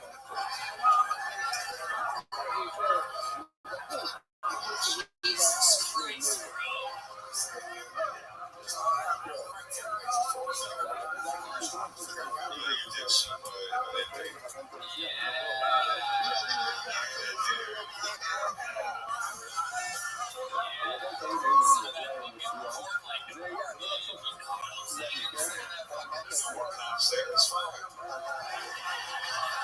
I am enjoying watching the 7 stories rolling through your head. But you're trying to make it worse. So that's all I didn't finish.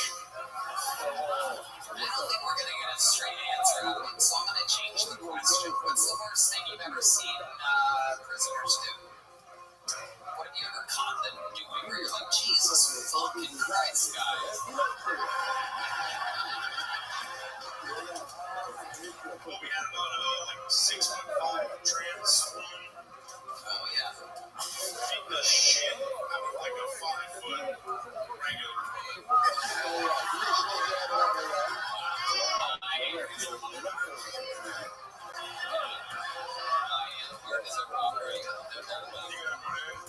Is it hard to make your white list? Is it hard to make quotation? Ladies, please.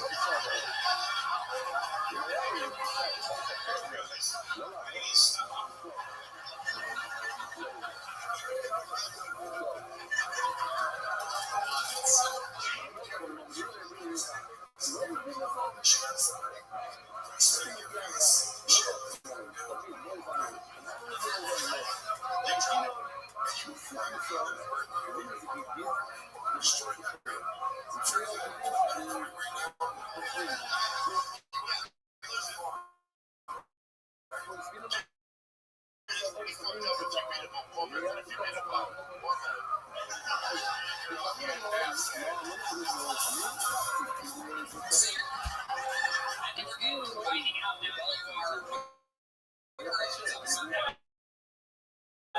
Strictly women's prison, is that correct?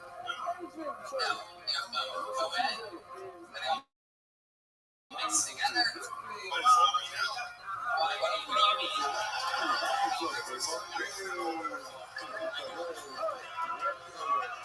Trying to figure it out. I mean, let me ask you something. So this trans woman that is in the women's prison, she was once a man, Yes. and now she says that she's into the women's prison with a penis still in there. It's into a different realm. So there's a different floor for females. So they just don't go like level 4. Okay, hold on a second. So there's a floor with guys, and then there's a floor with women, and then there's a floor with strictly transgender people. They go all the time. The trans men go to the women's. What a great idea.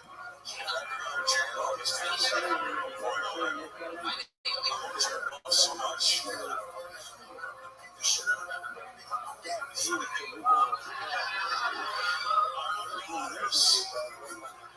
So my pussy dick.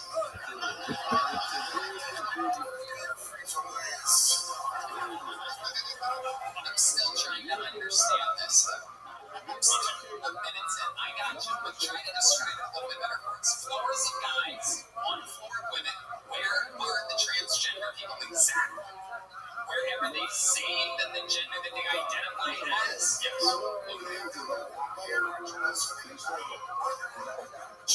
Yes. These two, they're wolves. You know what?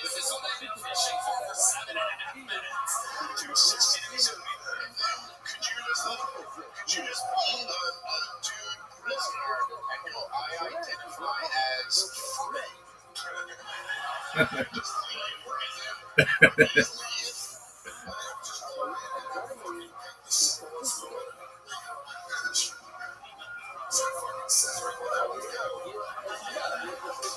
mean, that's pretty much it, right? You just say you identify as the other thing, bring your own bar suit, and just throw it in the shower.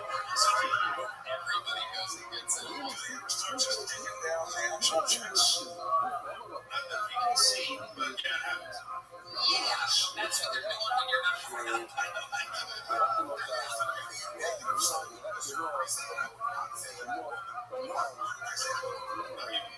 That's a good idea. This is fucking unbelievable. There's going to be literally hundreds of sex addicts that are hearing this, thinking, I'm gonna go to Oregon and commit a crazy crime, and I'm going to fuck and be fed for the rest of my life.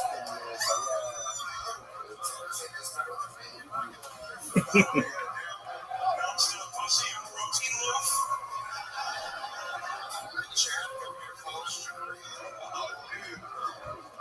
Let's fucking Let's talk. Come on, girls. Let's go to book club. You gotta love it. The liberal city like Portland. This is actually a shot of its future right here that we're zooming in on right now. It is a crazy dumpster fire. Were you there? I mean, obviously you were there during all the riots and everything. Yeah. Craziest thing you saw around your neighborhood when that was all going down. Yeah, in Portland, I live right above Portland in Vancouver, Washington, with an AR-15 on the roof. You don't live in Portland, you live right above it where the trans are. Where the transformers. Yeah.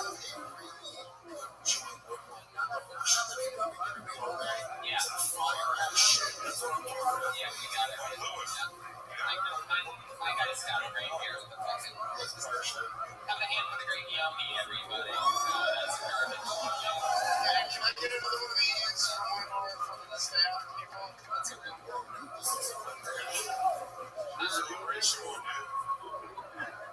Alan Phillips, thank you so much. Very interesting interview. Thanks for sharing the insights of your job working in a prison in Oregon. In the year 2022, I mean, that shit is so fucking wild. Thank you for sharing it. Great minute. There he goes, Alan Phillips, everybody here. Thank you guys. Take one of these. It's a joke. By the great buttons on a good patch, my friend. That's the guy that knows how to stop flying meat when it's coming out. What time we're at? There he goes, Alan Phillips. You're living the dream. Yeah, we can do it. We should fucking do it. We have another one. Dave Smith, another beer. You don't have to. It's a wild ass looking beer. Ladies and gentlemen, we have another one of our fucking graduated regulars here. This young lady actually took over for Kim Condon when she was retired into Coatonico Court.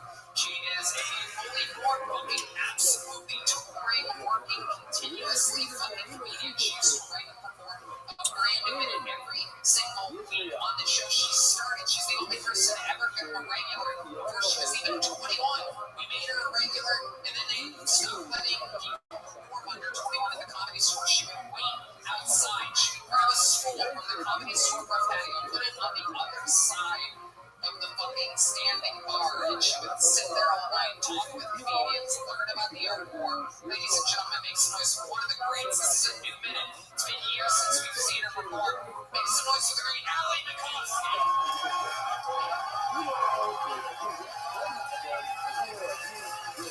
Hey guys, how are you guys?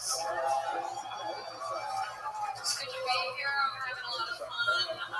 I'm sorry if I sound weird. I have fat parents, which does affect my speaking voice. It does. I didn't think it did, but when I started doing comedy, a lot of people told me that I have a weird voice, and I do. I feel like I'm doing guided meditation for heroin addicts.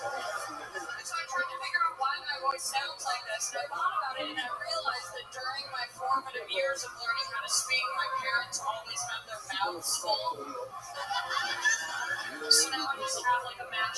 Toledo accent. I just sound like I'm always chewing through something. I have loser parents. My parents are losers. My dad's name is Larry. My mom's an alcoholic. They're big losers. My dad does loser things. Like my dad, he smokes 5 cigars a day. That's an insane amount of cigars. One cigar takes at least an hour to smoke. My dad is smoking 5 hours worth of cigars a day. One cigar, 8 inches long. My dad is smoking 40 inches of cigar a day. My dad is smoking the length of a modest couch in cigar. That is all.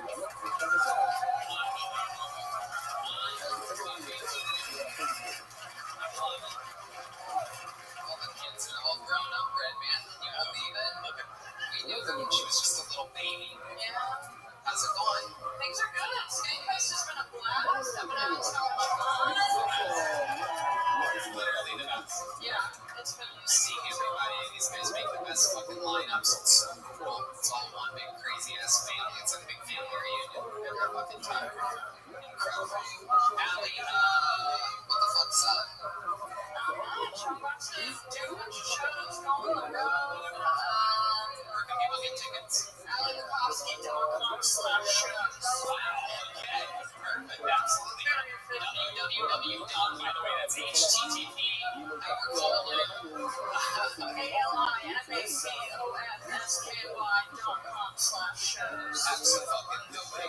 And tell us about your life. That's the last time we saw you. What else has been going on? I've just been good. I got a boyfriend. I got one of those. It's okay. He's not here. He's not here. He's not here. So.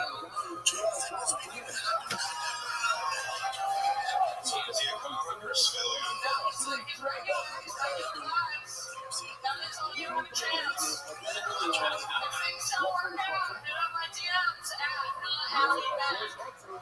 NOTALIMAC. I read them all. A lot of these comics are like, I don't read my DMs. I'm like, I watch you before you go on stage. You're reading the DMs. Absolutely. Chris D'Elia for sure. Allegedly. Allegedly reads his DMs. Allie fucking Makovsky. Of course. You've been doing it. Your podcast is. It's on a little hiatus. I'm working on something new. So just. Somebody is fucking ready for showbiz. Are they gonna make you the new Ellen or something like that? I want to be the new Ellen. Like in my career where I can amuse people are like, oh, I get it.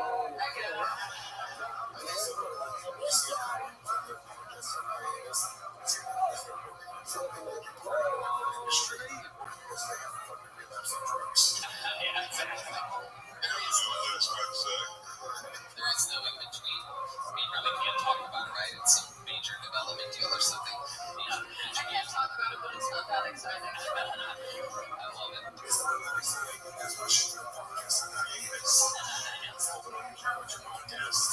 What is this boyfriend you guys do for a living? I've corrupted him. I got him into the podcast biz. What? Yeah. So he has his own podcast? No. He's doing like engineering, editing. He's behind the scenes. Yeah. So you're fucking your slave. Yeah. Putting him to work. There's not a benefit for me. Yeah. I love it. What was he doing before he met you? Before you got into the podcast mix? He was doing app development, coding, all that stuff. Yeah. Coding.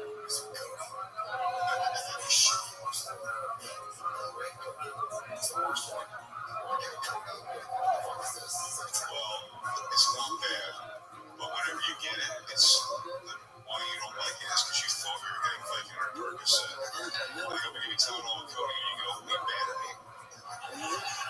You heard things. Allie, you live by yourself with Grant when you live with him? No, I live alone. I'm happy moving in with him, to cut my costs. Right. Trying to save some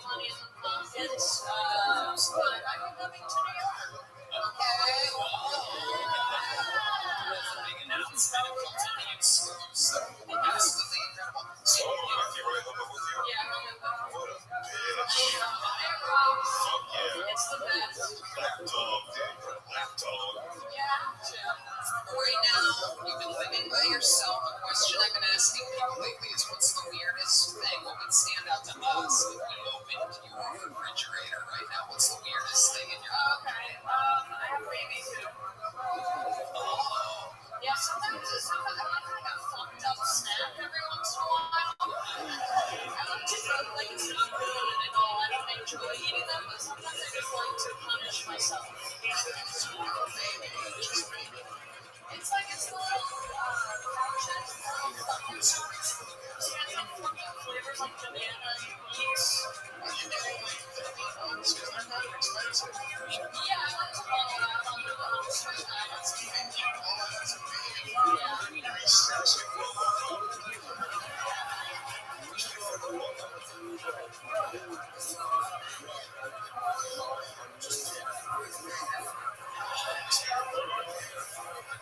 At this time, we ask that you please rise at your table for the national anthem of the United States of America. Miami, Randy Osborne, Antonio, winning artist, Jennifer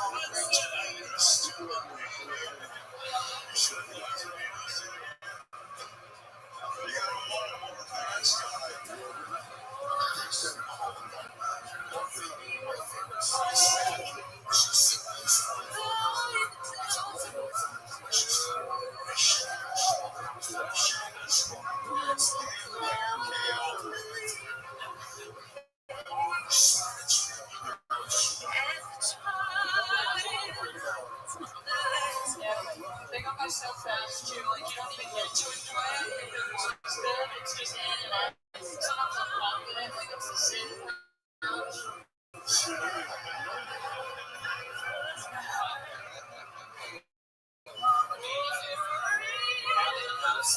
Such an honor to see you perform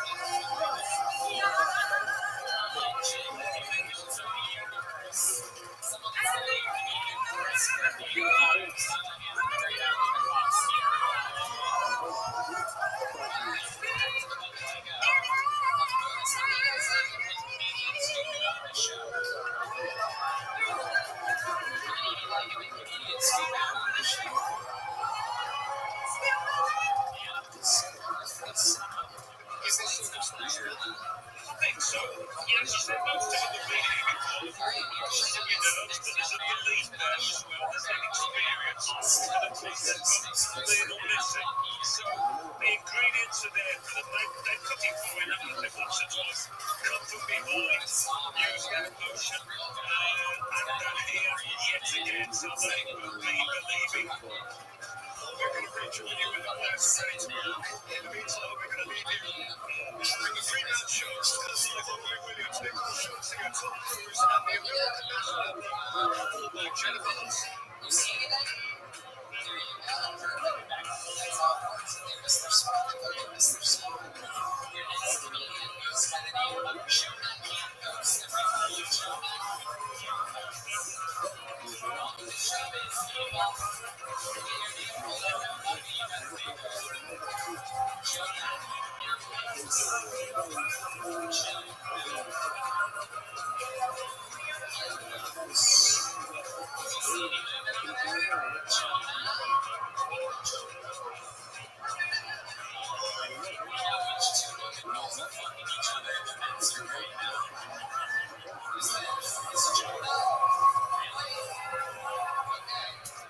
At this time, we ask that you please rise at your table for the national anthem of the United States of America.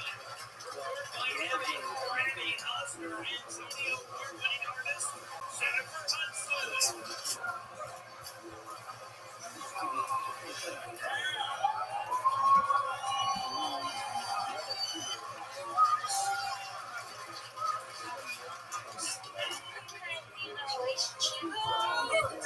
He's in our Navy.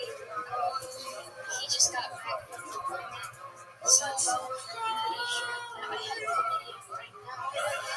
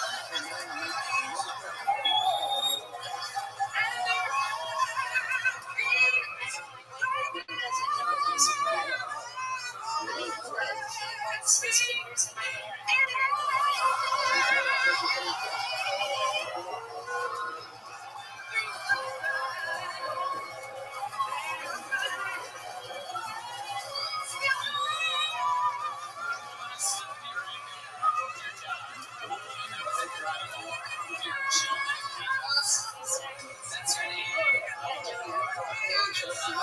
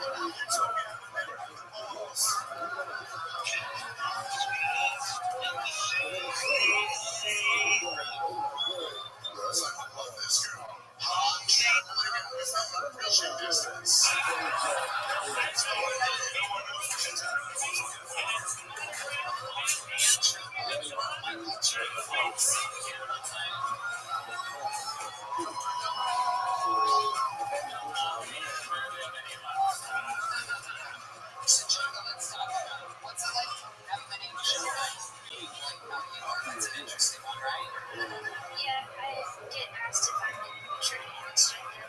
I'm from California, unfortunately.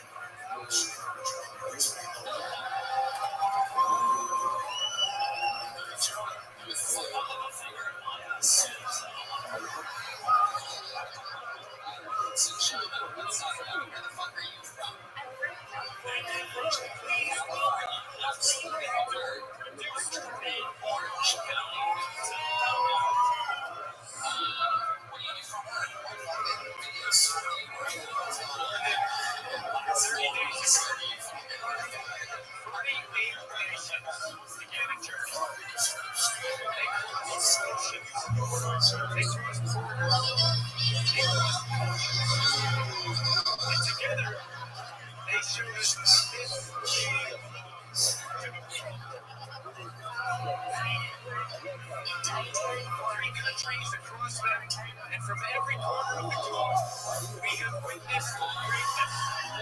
We have shared in grace, joy, moments of hope, moments we will never forget. Football is a language spoken without words. A force that unites people, that turns strangers into friends, and reminds us of what we all have in common. Today, only two teams remain. Let's go get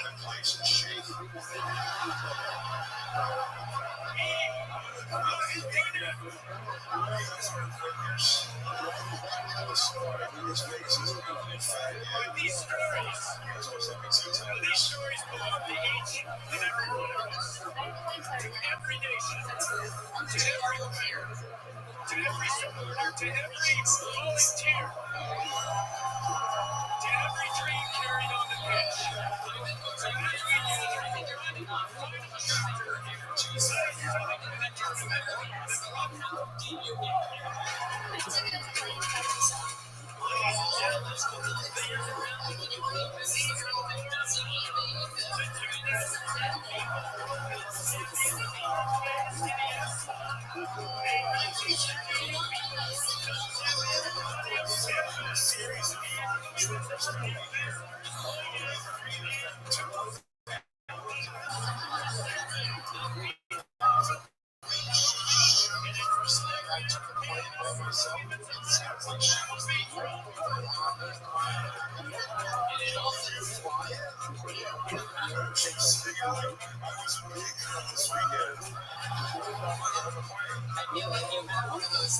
attendants that had to like take over for your parents that moved you to the airport. You know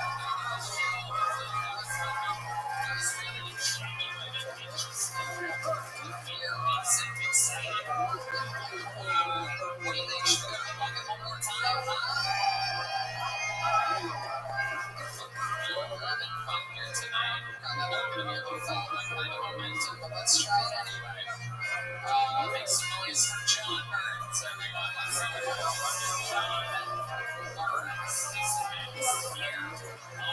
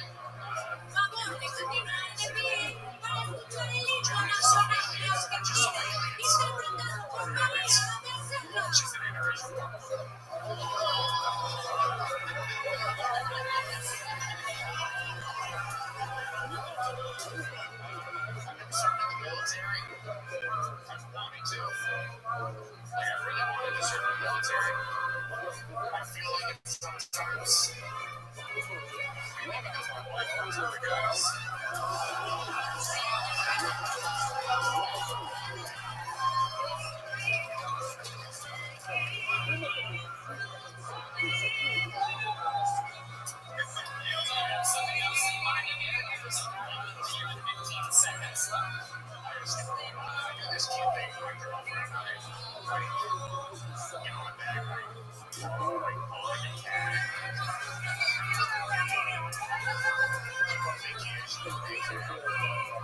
That's your pussy faggot. Your pussy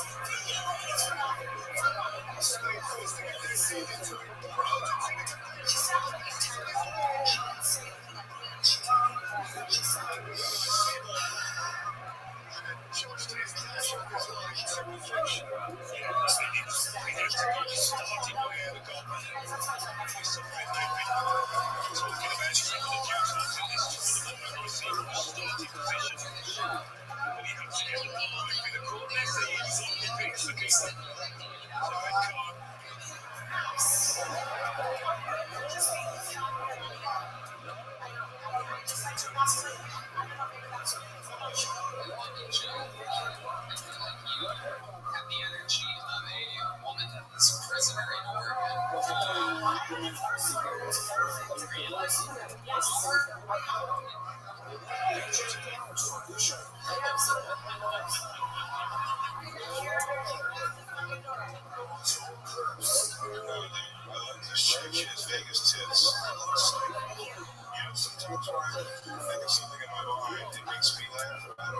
the audience won't get it exactly.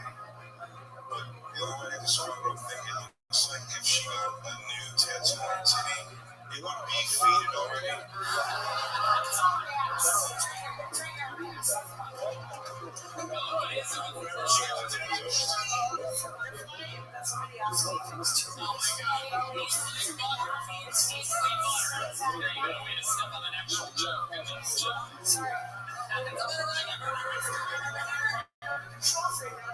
I love it. What do you control? Other than a fork and a spoon, how the fuck are you talking about? You don't control shit here. You're on my pirate ship now, chill.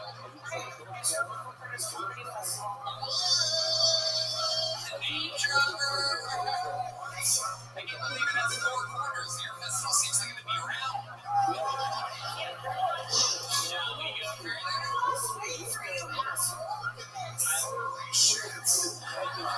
We're making this. This is the after version.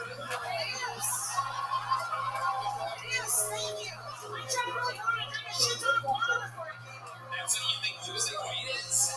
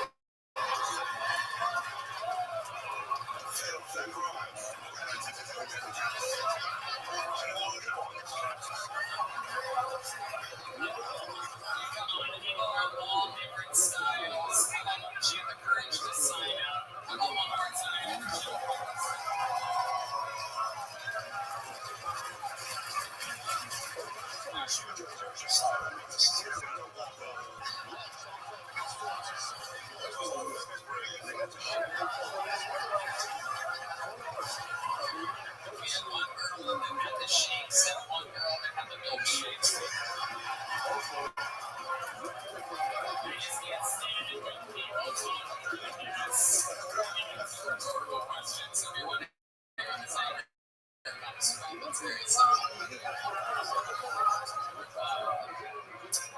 only one way to end an episode like this. Somebody around her show.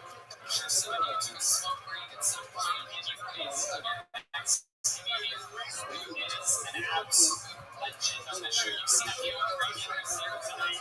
This night is done. 40 minutes on the show. Maybe no other comedian ever. He is the Memphis Strong.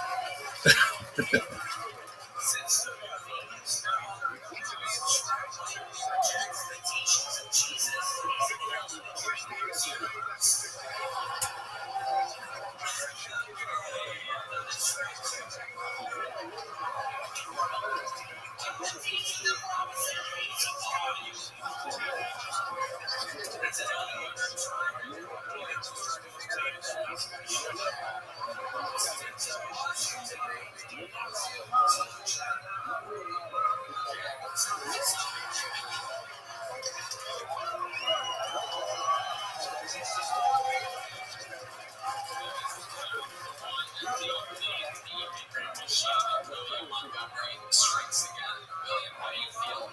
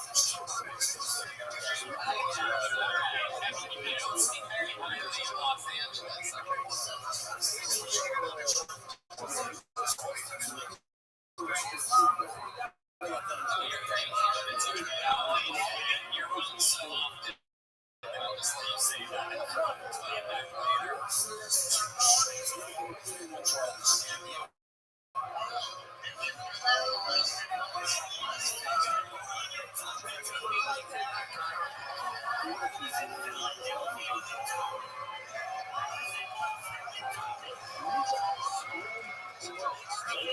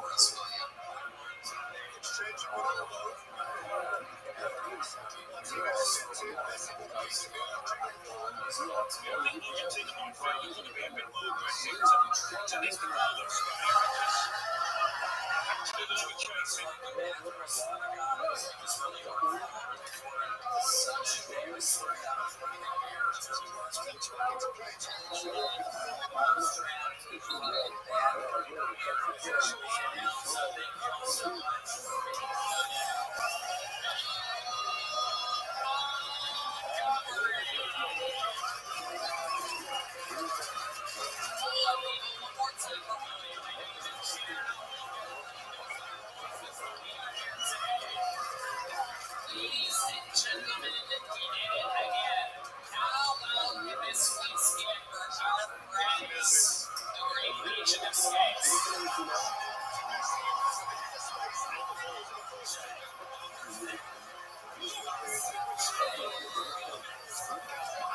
Thank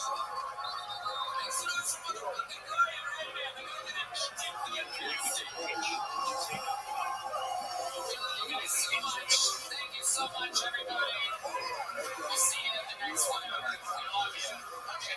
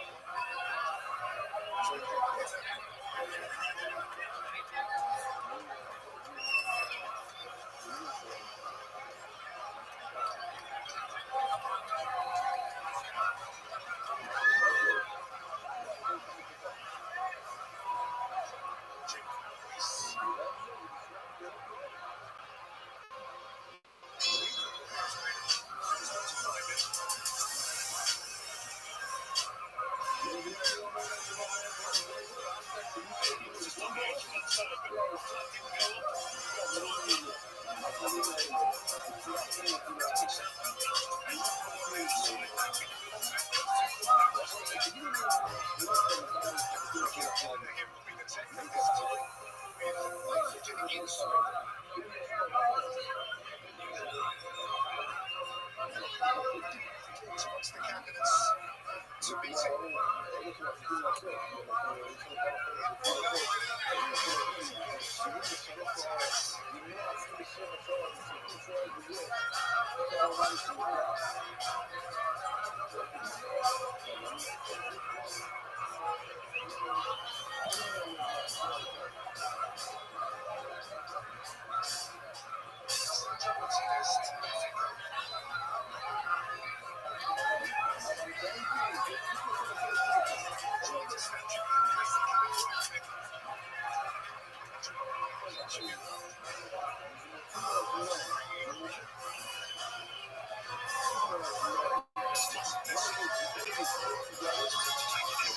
Hey, this is Rabbi coming along with Rabbi Guest from Houston, Texas. For Rabbi in Central County, get up for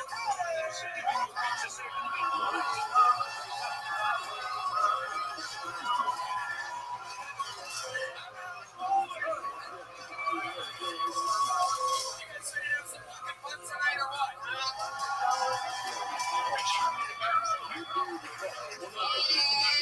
Thanks so much for Brian, right? Hey, everybody! Tony, brought to you by the Red Rose and the Yellow Rose, the two strip clubs on planet Earth. And of course, DJ Vodka, also from here in Austin, Texas. That's Vodka. You guys ready to have some fucking fun tonight, huh? I'm here for the best damn man in the land. That's the No Tony Man, brought to you by Squirrel Peanut Butter Whiskey. That's the great John Dees on the drums. Paul Beaver on the horns. That's the great James Frost joining us tonight on the electric guitar all the way to the right there. That's Matt Mueling. And of course, that's D Magnus right down the middle. Right down the fucking middle. We're gonna have fun tonight before we start the show. There's a little bit more pretty amazing sponsors to make tonight's episode available for you here for free right now. Hey, you might not know this, but I'm not being the host of the number one live podcast in the world. What I've been doing for the last 16 years is being a professional stand-up comedian. I'm excited to say that I'm back out on tour again. December 9th and 10th, I'll be performing in Arlington, Texas. January 13th and 14th of 2023, I'm in Dallas, Texas. And February 9th and 10th of 2023, I'm in Houston, Texas. Tickets available at tinypitchclub.com. All these shows sell out, so don't be a doofus. Go to the website now, get tickets while you still can. Hey y'all, it's time to gear up for winter with Bespoke boosting their new seasonal lineup of must-have boxes of awesome collections. Bespoke Boost partners with small businesses and emerging brands to bring you the most unique goods every day. No matter what you have going on this season, Box of Awesome has you covered from camping gear beer essentials to travel must-haves and autumn and winter cocktail kits, Awesome Awesome has everything you need for this season. I have a bunch of stuff from Awesome Awesome. I have the Weekender, which is a bag that I take all around the world with me. It features a strong metal hardware reinforced frame and quality leather straps. I also love my gadget. It's a multi-tool that comes from SOG, a company with deep roots in the U.S. military whose products are regularly field proven by the U.S. Special Forces. I love all of the products that come from this company, and then you have some of your favorites as well. It's a Christmas every month. My favorite one I just got myself. Just a bunch of hot sauce. They're all from small brands all over the country. There's some from Texas, Nevada, California, and to get started, it's really easy too. Just take the quiz at boxofawesome.com. Your answers will help you pick the right box of awesome for you. They release new boxes every month across a ton of different categories, and each box is valued at around $70, but you only pay a fraction of that price. Plus, with each box of awesome, you're supporting small businesses. 90% of everything that comes in your box of awesome is from a small up-and-coming brand. It's free to sign up, and you can skip a month or cancel anytime. I highly recommend it. Get 20% off your first monthly box when you sign up at boxofawesome.com and enter the code JOETONY at checkout. That's boxofawesome.com, code JOETONY for 20% off your first box. Boxofawesome.com, code JOETONY. Well, the weather outside is frightful, but there's many things that can make it delightful. Freeze Pipe is turning Black Friday into Green Friday with their biggest sales event of the year. Treat yourself or your favorite stoner to the gift of the smoothest grip ever with a freezable pipe, bubbler, bong, or dab rig from Freeze Pipe. Scientifically engineered out of more traditional pipes and bongs, Freeze Pipes uses glycerin chambers on every piece to push smoke by over 300 degrees. You simply pop one of their chambers in the freezer for an hour and smoke is instantly cooled for a dramatically smooth and chilly tone. I absolutely love this thing. I mean, I've been smoking since I was a little kid. 16 years as an adult living in Southern California. I've been a stoner the whole time. I'm friends with Nate Diaz, I'm friends with Snoop Dogg, I'm friends with Joe Rogan, I'm friends with the fucking elite stoners. I know smoking well. Usually my way is a blunt when I smoke a blunt or a bong at my monthly residence. It is always from the great people over at Freeze Pipe. It is incredible. It's smooth. It's literally as chill as it gets. Redman, you know about this. Yeah, I used to do the ghetto version of this. You take a bunch of snow, push it in your bong, but it would have pine cones and raccoon and shit like that. Yeah, it's so much nicer now having this professional, awesome bong, and you'll notice larger clouds with new coughing attacks. It freezes quicker than water and stays frozen longer. Being ice is one thing, but freeze will change how you line up before it happens. It's really true. I mean, you put the thing in the freezer and somehow in just a few minutes it's frozen. It's incredible technology. Be the holiday hero and shop Freeze Pipe's Black Friday Cyber Monday sales going on right now at the freezepipe.com. It's the biggest sales event of the year. There's never been a better time to discover a smoother way to smoke. That's freezepipe.com with killer Black Friday Cyber Monday sales going on right now. Plus, if you see something you like that's not on sale, use the code TONY for 10% off your entire order. That's the freezepipe.com and code TONY for 10% off. Score show for the full month and get 10% off with the code TONY at the freezepipe.com. You guys ready to start tonight's show? It's Halloween. I think you can do better than that. Are you guys ready for this show? This podcast has never been stronger. It's never been better. And the accessibility to guests has never been more exciting. Tonight, one of the greatest comics on planet Earth is sitting at this table with us. For her first time on the show, make some noise for the one and only Amy Schumer.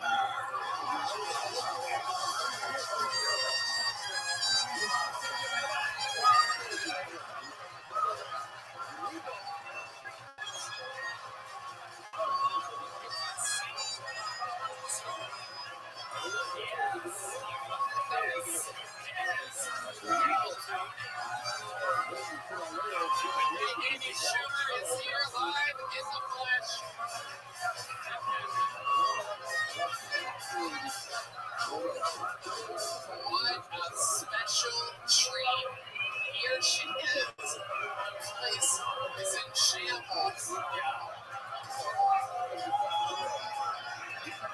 you. Thank you so much. I'm here to collect some jokes.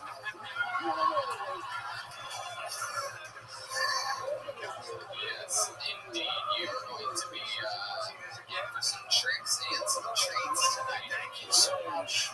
It's an honor to have you. Yes. You've been on the show. Actually, this is technically your first time or your 19th.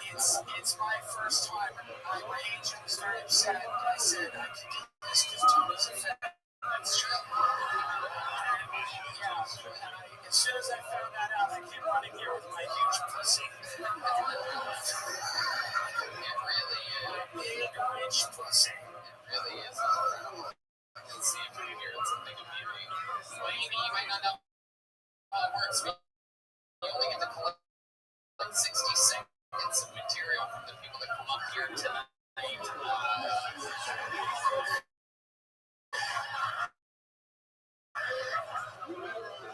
You guys know that 60 seconds is up when you hear the sound of a kitten. That means they have to wrap it up that or else they bring out the angry whistling of a bear. And that's when we find out more about them and the whole things improvise in the moment. You guys ready to start this fucking thing? Well, instead of reaching into this bucket that is filled with one's names, I think we should start it with a bang. This guy opens up every single one of these shows with a brand new minute. Over a year ago, he was living in his van. Now he's rich and wildly successful, fresh off of London Oaks Arena. This is not scary.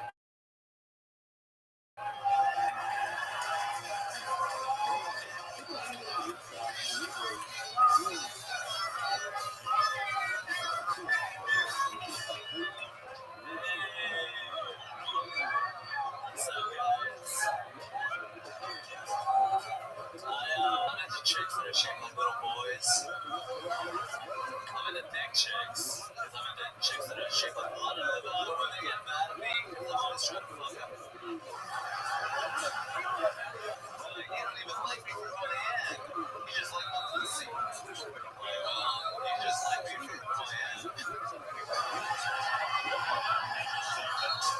And you like my penis. We can even enjoy the little things. Recently bought a moped. It was just fun way to get around town. It's kind of nerve-wracking because I have to watch out for potholes or drivers on cell phones or a teenager lowering his shoulder. Thank you.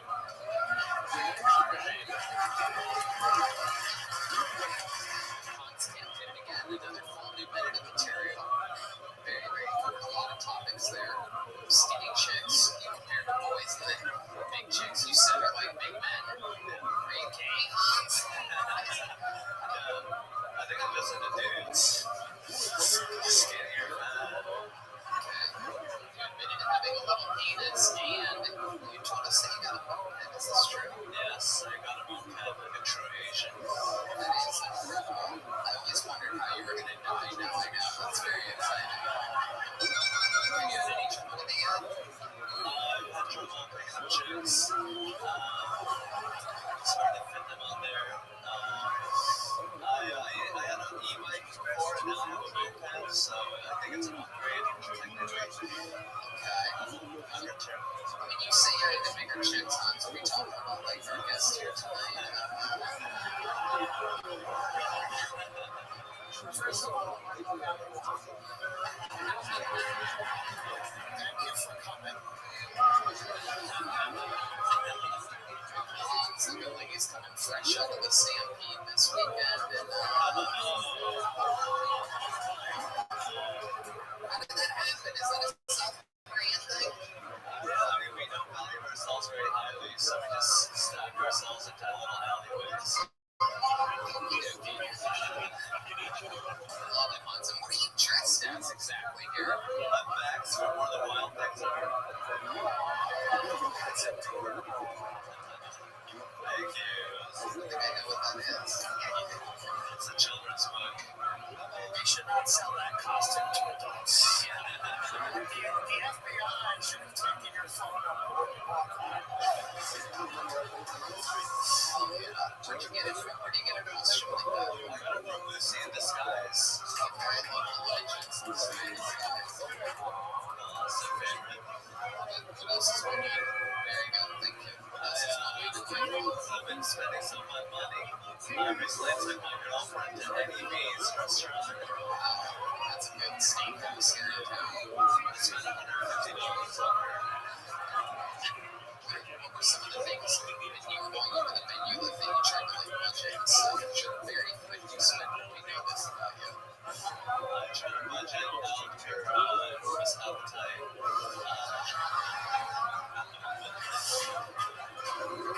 She got the mashed potato and salmon and an alcoholic drink. But yeah, it was only $150, so Alright, what do you tip? 20%. I'll let my kid with it.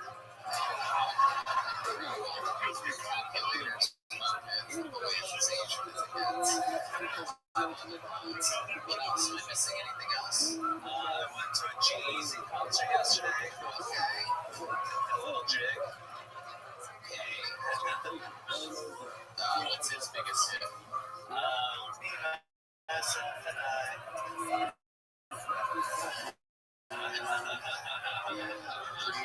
I'm getting all over here, I guess. Do you do anything else for this guy? No, just fireworks over here.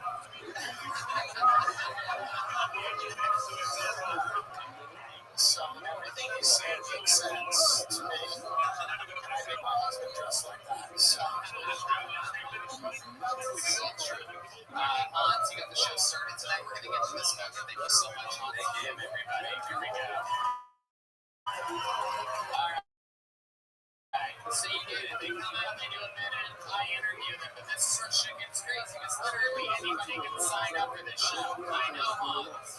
Hans is like my youngest son. And now I'm about to meet a complete stranger. We're going to talk with him. You guys ready for this shit? Your first bucket pool tonight goes by the name of Samantha Corigliano.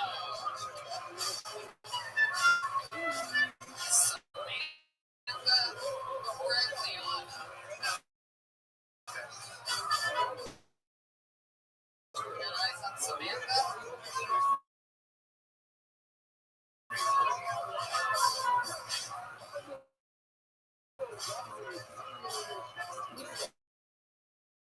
No, nothing? Alright.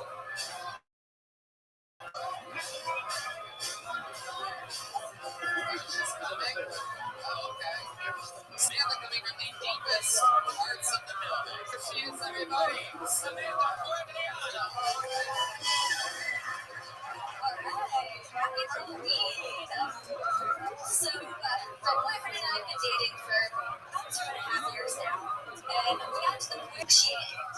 However, it's a little hypocritical because we do also have his bad friends. You know, everybody's a little bit gay, so why not just let him try? He's not gay enough to stay with them, so if anything, he'll learn. So let him get fucked in the ass a little. He'll learn how to treat my ass a little bit better.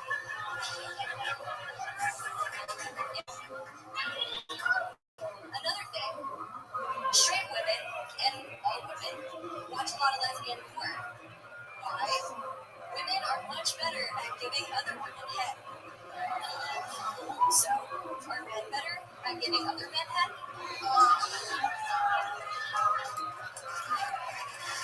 Samantha Corigliano. Am I saying that correctly? Canigliero. What is it? Canigliero. Oh, okay. Yeah, I don't think I'm allowed to say that. It's a little tricky down that middle part, huh? Sure does. It's about as Italian as the last name gets. Say it one more time. Canigliero. Oh, my goodness. Careful. I feel like I shouldn't make fun of you now if someone's gonna kill me. I'm just kidding. I'm amazing. It's great. I love your style. How long have you been on stand-up comedy? And this was my first time.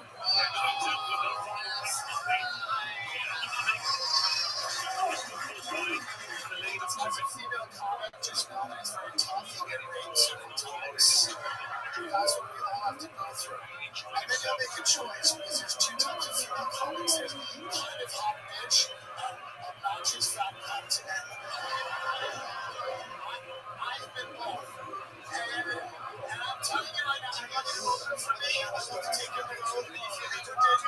kill you.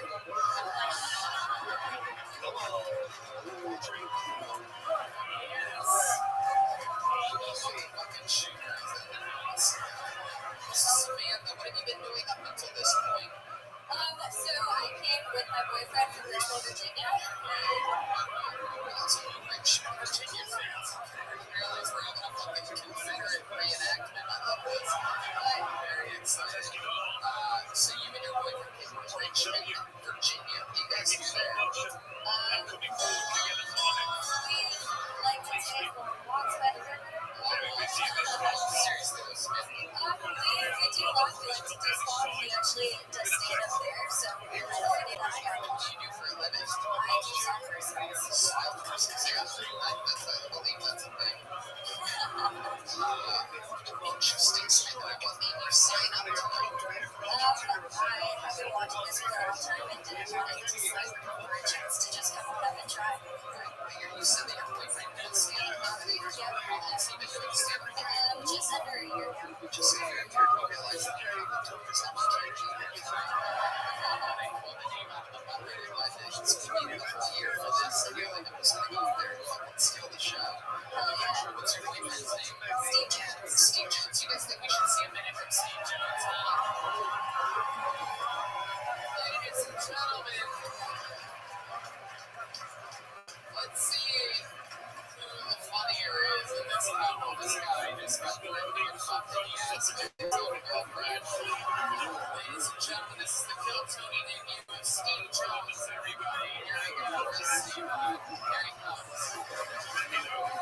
Steve, everybody. Oh, yeah.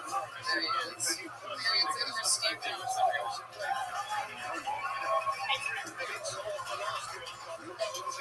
So my girlfriend is really nice. She's actually a triplet. That's really interesting. She also just let me know that she's down with threesomes.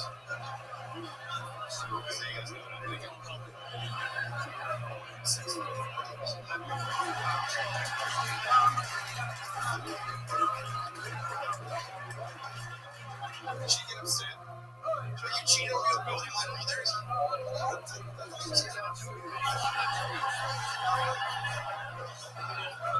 I just got a new weed dealer. The weed's really fucking good. I know it's so good because last night I was up late and having heart attack symptoms. I used to smoke a lot of weed in high school. Especially before class. This one time I smoked weed before class. My brain was trying to look out for me. He came up and he was like, dude, just a heads up, you smell that. I was like, holy shit, I thought I was like, this guy can smell smells. Thank you, everybody. Wow, look at that. Steve Jones. My goodness. Hello, Tony. Hello, Steve. Welcome to the show. You're dressed like you just came here from Richmond, Virginia. You have the type of face I was expecting you to like sound sad or something like that. But you're gonna be like, I just wanna sing a song. You have that fucking weird dude, the people that you like that type of music now. You was a sucker of friendship. We were friends all summer long. Where are you? This band's out of control. You gotta love these guys. So let's talk about it, Steve. What do you do for a living? I'm an accountant. You guys are fucking living in Richmond, Virginia, accountant and a software salesperson. My goodness, how long have you two been together? Like 2.5 years. 2.5 years. When'd you guys meet? They're a couple of mutual friends. Right, that sounds about right. I mean, in your guys' fields, it's hard to get out there and meet people, right? Sure. Okay. And how soon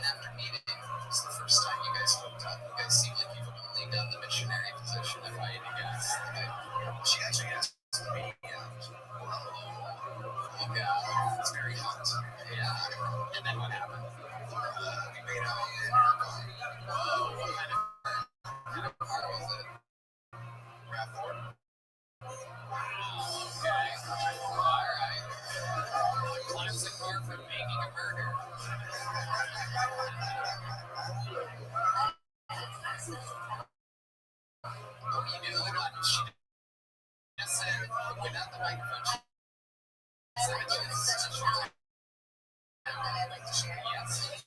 As every woman does. I don't think a lot of women have this. Every woman does. So I can burp really disgustingly loud. You can burp disgustingly loud. Alright, all sound effects and keyboards and everything off. I have to hear what this sounds like. This is So you can hear it as I burp the air in and then as I push out. okay. Oh my god. Holy shit, she's bending over my head. Oh,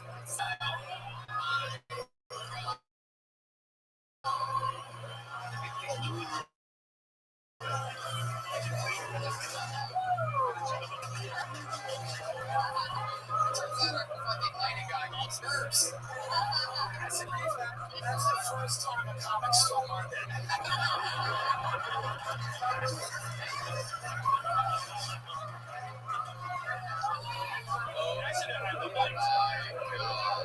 absolutely incredible. How about you, Steve Jones? If that really is your name.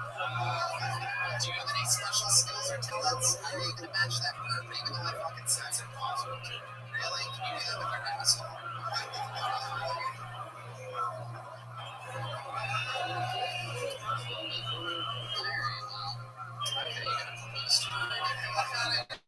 Do you live here in Austin? Just visiting. Richmond, Virginia. Are you here Thursday? And then we have the Secret Service. Incredible. You got a real gig out of it. You guys also each get a jump rope. There we go. One for the first time right there, and one for maybe no morning. How about one more time for our first two fucking messages? And Steve Jones. Steve Jones. Very suspicious name. I don't trust it at all. You guys ready for more? You get it? You see how it works? Your next comedian getting an uninterrupted 60 seconds goes by the name of Javier Gomez. Javier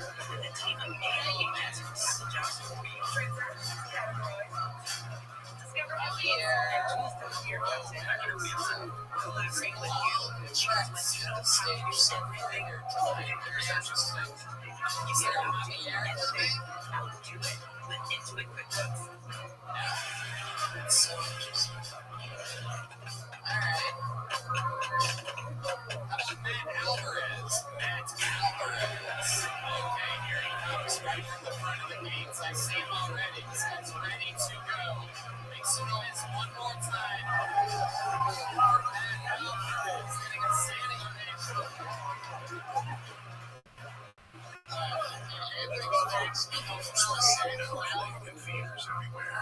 It's my fucking day off. Anticipating.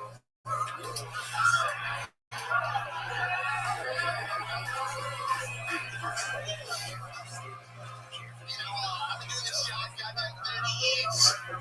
Kids nowadays, all I want to see is goddamn TikTok dances. I'm not doing the goddamn duck. 30 years. I went to clown college.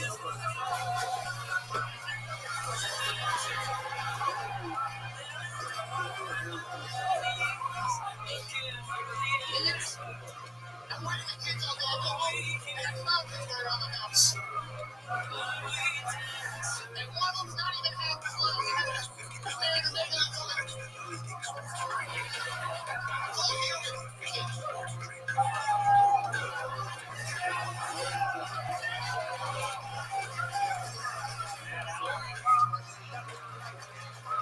Can I say if it was a choice between John Wayne Gacy doing that and Johnny Depp? Argentina will get you back to New Jersey for the first ever. I am with you on that time, Chad. That was bad. This is not here. He has no idea where he wants to face page. He doesn't go to Argentina's 35 participating nations. Okay, so what's Argentina? Am I talking about Stephen Colbert? First of all, that's not your fight. I think Spain is the better side. So, it was competition. I think three guys in the team with each possession. So, say the team that went back to the squad, I did get her early as team in, and then I did get her page for me the last week. I didn't want to pay the $20. The 21 chances to get you. I'm seeing these chances against the half. You can see standing squad over there. He gets to see him in the next position. Yeah. I'm a student in the game, but he's trying to be touched for us. He's studying business.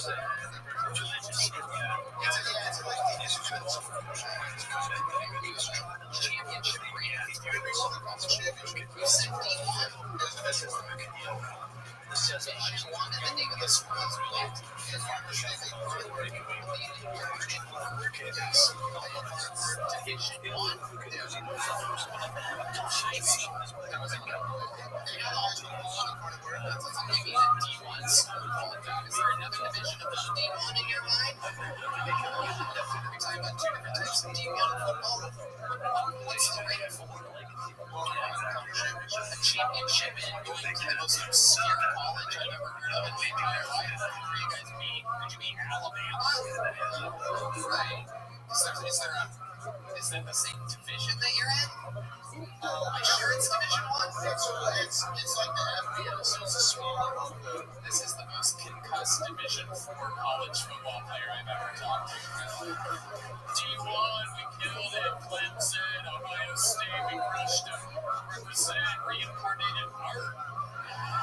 Like, what the fuck are you talking about, dude? This is not a real story. None of it's real. Conference championship. Alright, well, that's that. What's the most embarrassing thing about you?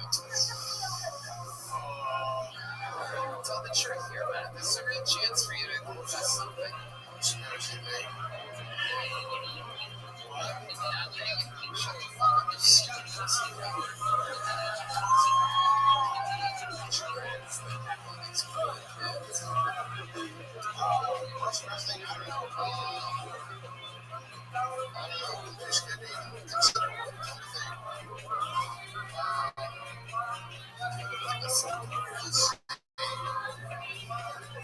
Watch my show on Life and Death.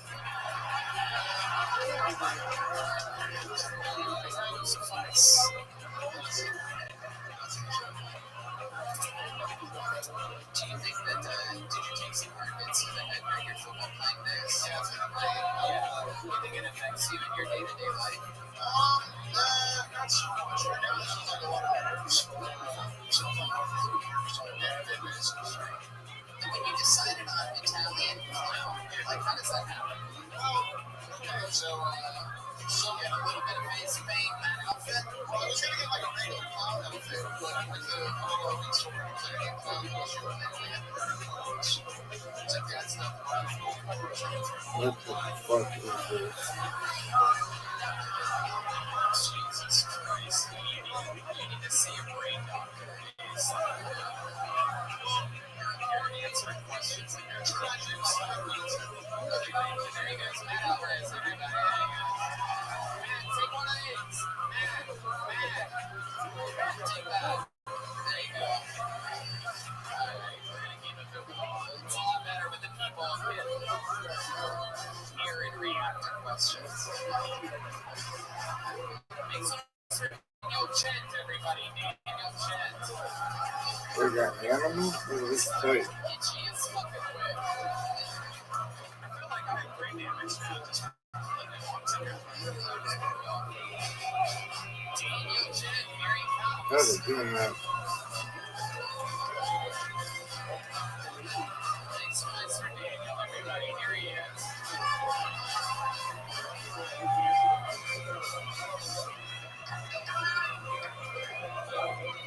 So, visiting from the UK,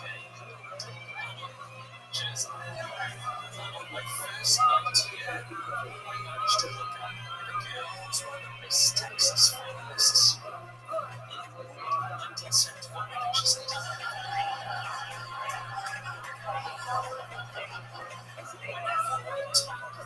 Analysis.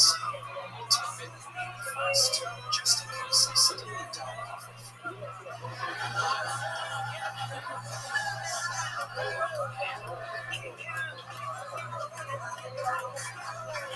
I need to be found dead. He always says on his screen is there was some unexpected outcomes for me.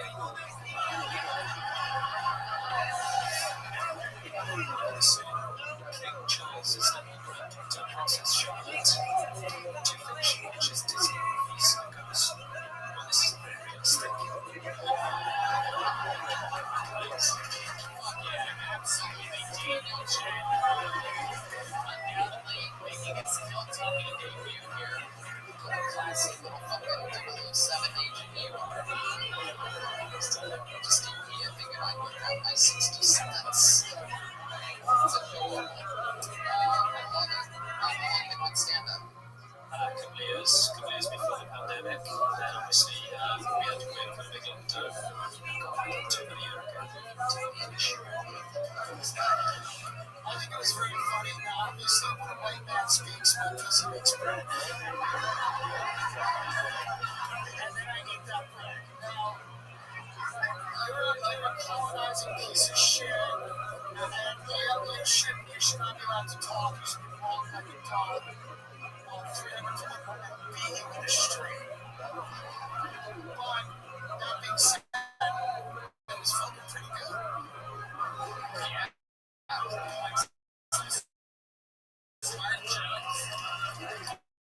Coming in from the UK. Murdered his weed and then went on the big trip. I love it. Welcome. What do you do for work out in the UK? Wow. What kind of law are you doing out there? Do you have to wear like one of those goofy white wings or something like that? No, just contracts. Okay. Alright. Definitely from the UK. Are you in London? No, I live miles from London. Manchester. I'm totally over the inside of the country. It's like a 3-hour drive. What's it called? It's like West Swansea. Swansea is way that's really famous for what goes on there. A lot of clown cover. Dylan Thomas. Do you guys know Dylan Thomas? The drop off is real. That's a big slur. That's a big slur. What do you do for fun out there? You roll around on some fucking bicycle and go around and what's it called? Bicycle? Like a bicycle? I got a vintage bike. Yeah, like a British racing green vintage bike. Okay. What else? What else do you do for fun out there?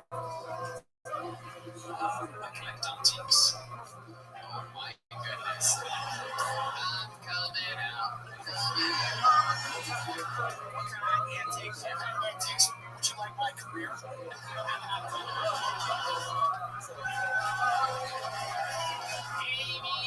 motherfucking sugar.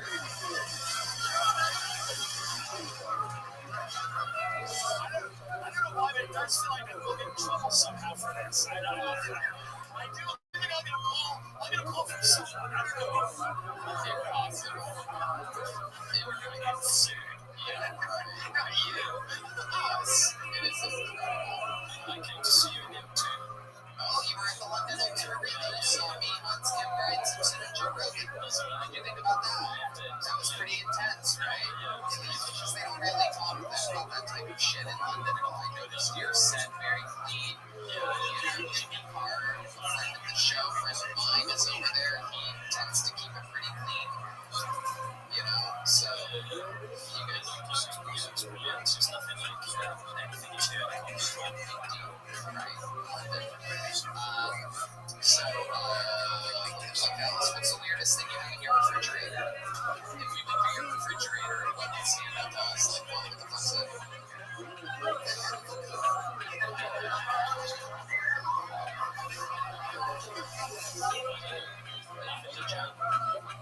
Dude, he is so fucking British. It's the most British shit ever. Lavender jam and some of the aging antiques. Fish pudding and bookcase.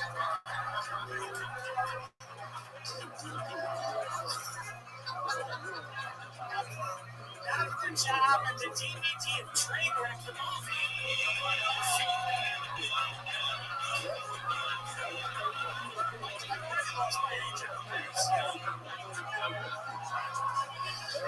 Lavender jam.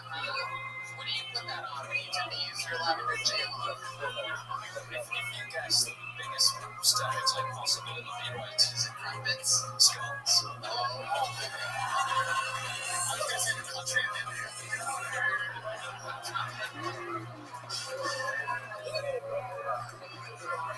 Holy shit.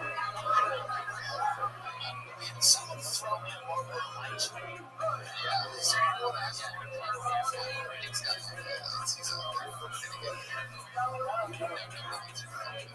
Why? That's an interesting one.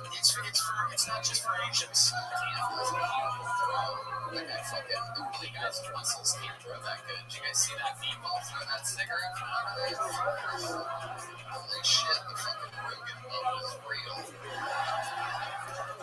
Daniel Chen. So you seem like a really good guy, right? You're a lawyer, you've been studying and all that shit, right? You're fucking lavender jam, antiques, everything's fucking perfect. Tell us something like naughty, you tell us something that you do that you kind of feel guilty afterwards, something that's sort of American about you. Speed. Bicycles are not to exceed 12 miles per hour. You're like, what type of girl do you go in for? Like, what's a British woman like? Because a British woman or not, it's not the top of the I like bad bitches.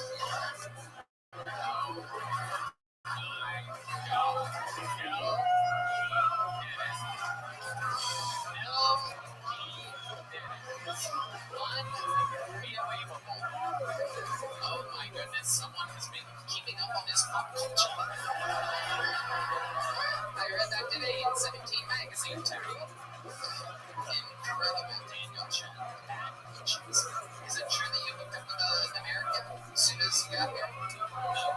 You have a girlfriend back at home? Living at home with your parents? Living at home. Oh, okay. Not for me in America. But you still haven't yet? No, I've just been a couple of days. Have you ever kissed an American girl? No. Really? Is there an American girl on there that'll fucking this good little boy's first American kiss?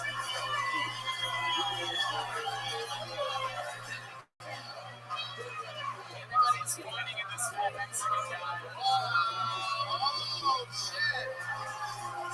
Damn. Look at that. Welcome to America, you piece of shit. How did that feel? That's great. You know, It's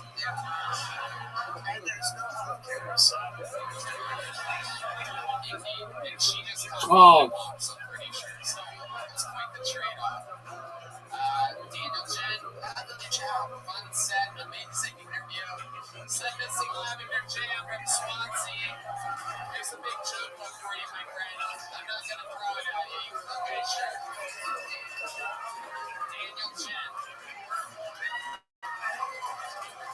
Alright, let's keep it moving along here.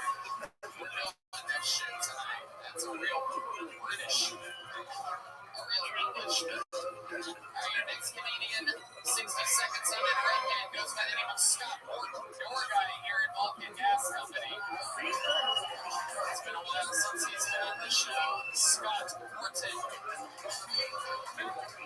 is next here on Tony 5 in Austin, Texas. He literally works here. Here he comes, everybody.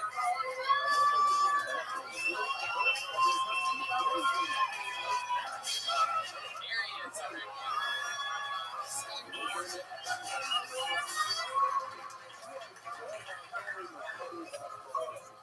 Joe Biden says Kansas City West is a fresh back win.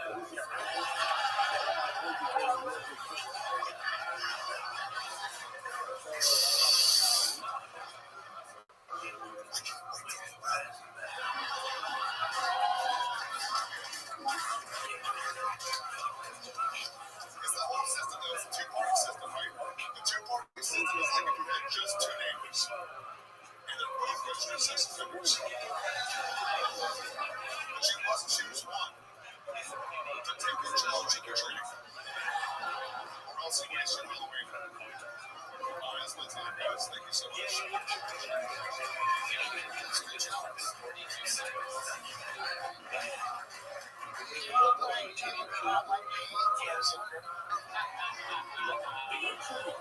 Before I discovered the mother was freedom. And your joke was very funny.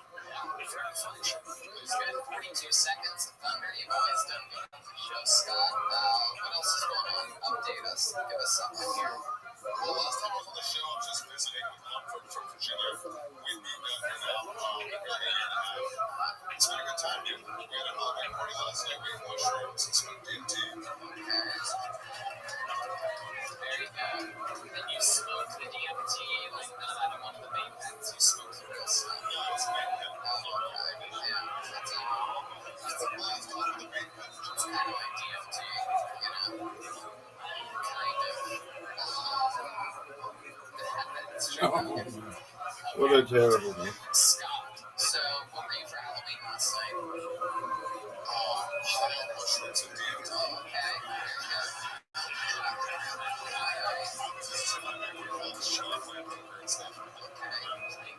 Tonight I am Kevin Nash. Okay, I can see how that could be absolutely. Tell us more. Since you moved to Austin from Virginia, what's been going on in life? How's it different than being in Virginia? We met two people from Virginia that literally seemed like they're fucking. Smoking crack here is a lot less frowned upon, so that's.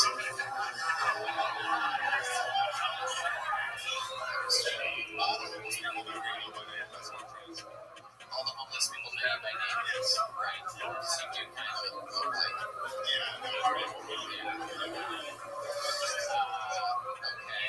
Scott Morton. What's your living situation? The internet friend I met in the church was happening now, Facebook group. So when I moved out to Austin, he's like, you can fucking move in here. And then I did. Every answer to a question you give sounds like you're getting into a detective. Like, we're just trying to get to the bottom of this body we found in your apartment. How did this happen? Okay, the church is happening now. Facebook meetup group. So that's risky business. How did it turn out? So maybe animals running around and stuff. Is he a snake? Because I'm the snake. I'm the weird one. I'm the one that doses people with mushrooms. I'm the weird one. It's pretty normal. You're the weird one. I'm the fucked up individual. How often do you dose people with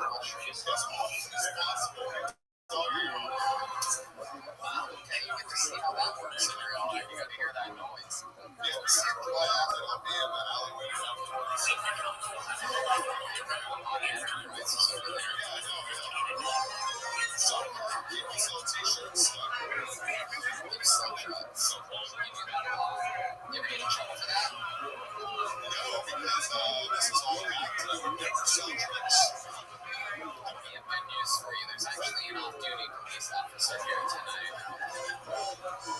They're actually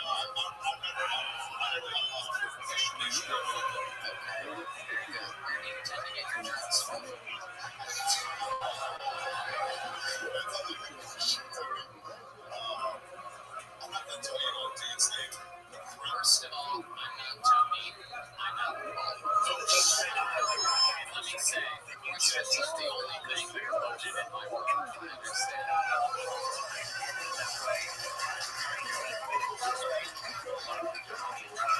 I accidentally killed again. Say no, I have a whole bunch of stuff like that. Alright, Scott, well, what's your love life like? The kind of guy that looks so much like your girl that you can kind of look in the mirror and really close your eyes and jerk off to yourself. If you really close your eyes tight, you can see the outline of a hair and stuff.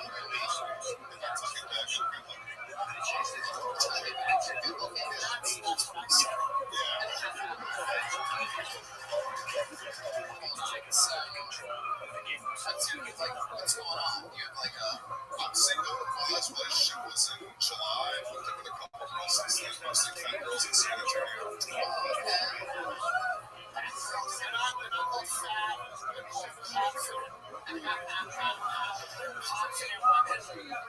And fat girls in San Antonio are called girls in San Antonio.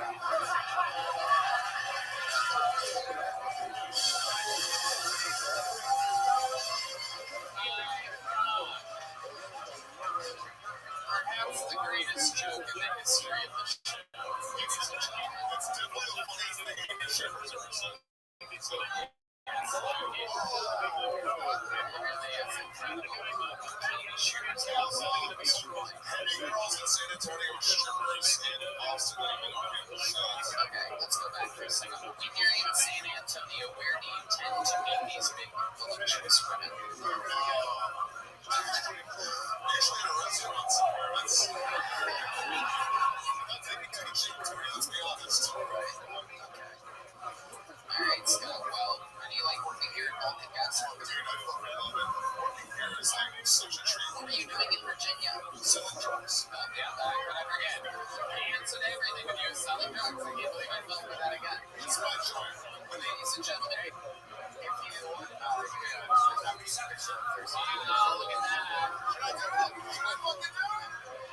You already have a joke, but ladies and gentlemen, there he is. You know where to buy drugs after the show. Scott Morton, everybody.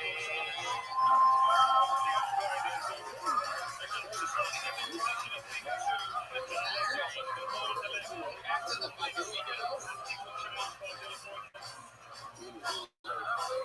Thanks for that. It's from Jesse Childry. Jesse Childry? You guys having fun out there? How many of you like to make comedians do good on this show? How many of you like to make comedians do bad on this show? Alright, this is Jesse Childry.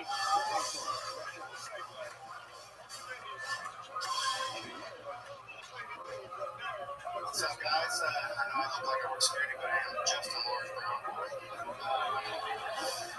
I've been very thankful for life and things that are going on with me, and I've been trying to kind of drop that off on other people. So, you know, just notice that every day I was being mentioned, like, the house is clean, my husband's making dinner, and she's sexually satisfied when I'm sick. So, that's awesome. I wish I had that.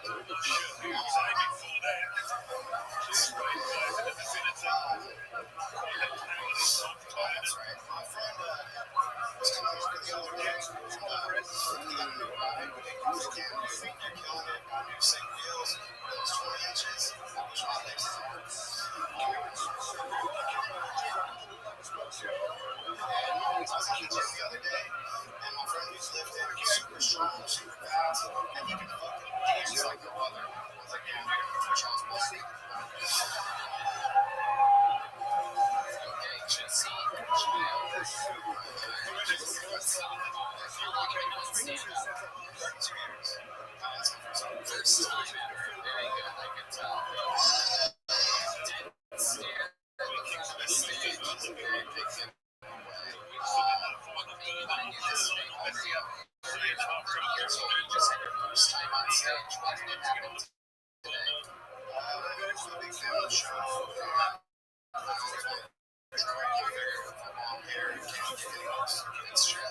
That's true. You're correct. You cannot get any worse than doing nothing. You feel like nobody did.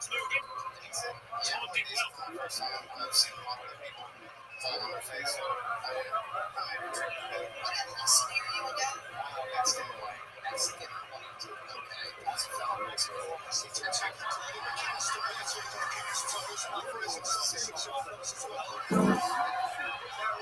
live here in Texas? Visiting from where? Evansville, Indiana. Interesting. How'd you end up there? How'd your family end up there? I was there by myself. I learned jiu-jitsu. That's why I'm here. Okay. Yeah, you're simple. Amazing. Why Indiana? You can train jiu-jitsu anywhere in the world. So you're teaching jiu-jitsu in your state.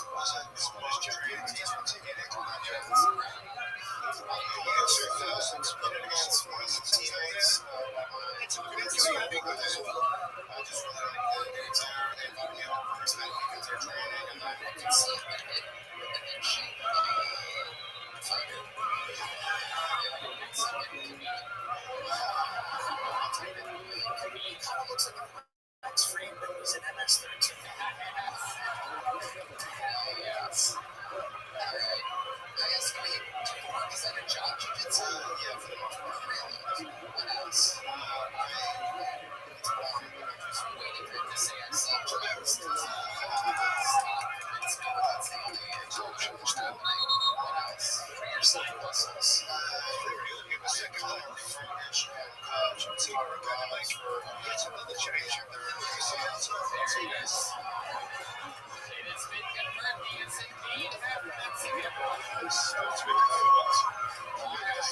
Alright, everybody relax. Dancing like an Irishman. Jesse, what do you got in your fanny? What's in that fanny? We have to know. Shit.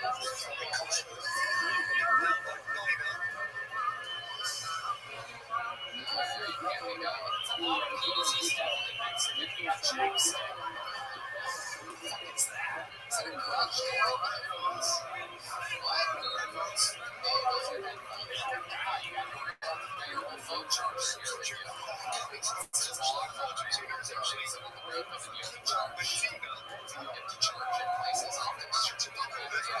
Feel the gas. It's 50, 60 or something. I always go here to be locked up. So I say, just tell me if it's like the normal chapstick flavor. Yourself and a serial killer gets fucking clean says. It says flawed. It's funny because it's racist. That's why it's funny.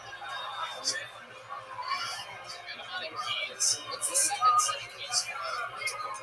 Oh, rental car.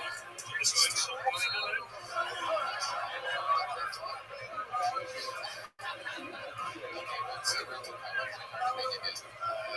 Toyota Camry or Corolla, something like that. There you go. Your love life like this. Same as well as yeah, really. Yeah. You ever do any jiu-jitsu thing? That's good. Do you ever get sexual pleasure out of it?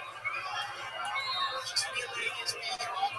Stay strong. Cheers, go down in the second circle of the ball.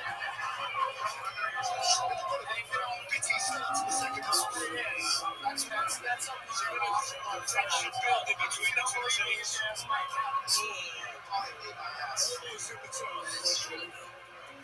Jesse, any special skills or talents that you have? Just jujitsu. Really? There must be something. You've never done anything else. You feel like you've been dreaming all the way back for something creepy. Oh, shit.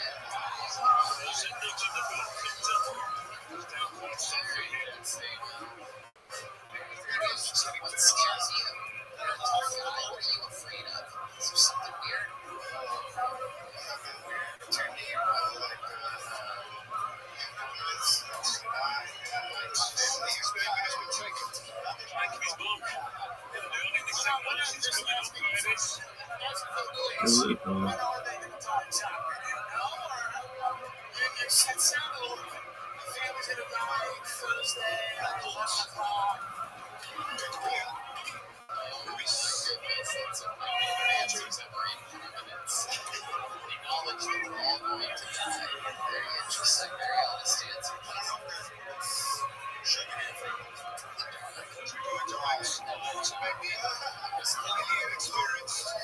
I'm sorry,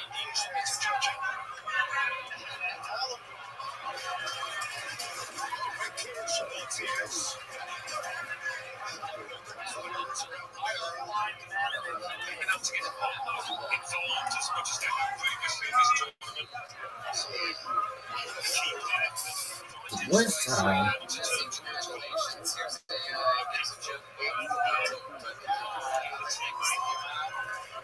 your fanny pack, your clean chapstick, phone charger, bottle opener, Christian, Shower guy, bottle of water, or an entire brisket. Your choice. It's the choice of the house. It's the house's choice. Alright. The whole thing, let's get to one of our regulars up here, ladies and gentlemen. This guy is a legend on the show. Unbelievable writer. Lucas, everybody.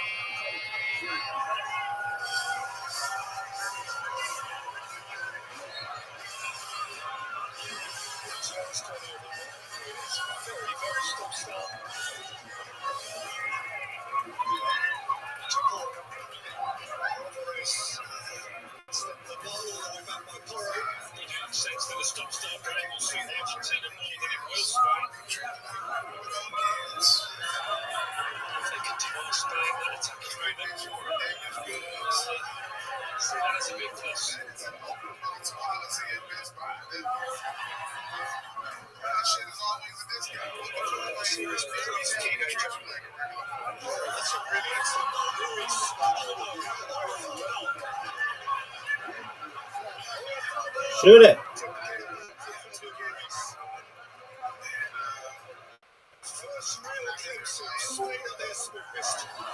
Yeah, with Argentina stretched a little bit.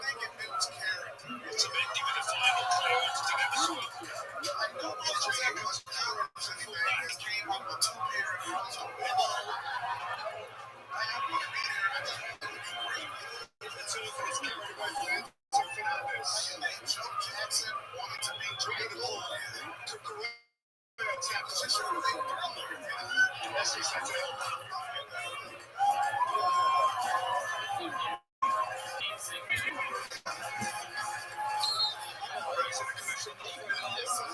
You bunch of pussies.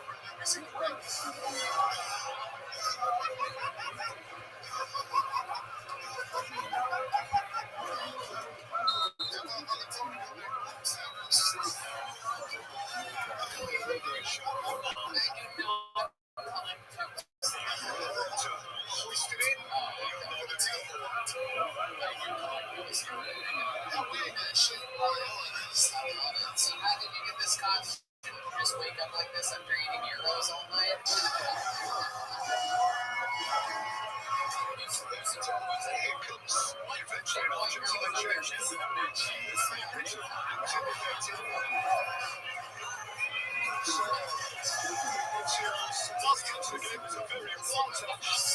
So he interchangeably catches the ball for Collins.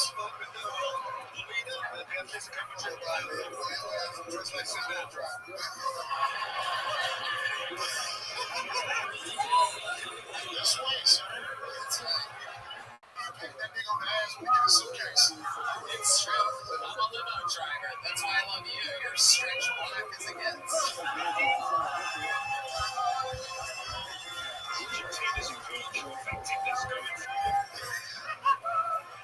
Oh shit, we made it to the chorus. Stretch black is what you do when a nigga can be lost.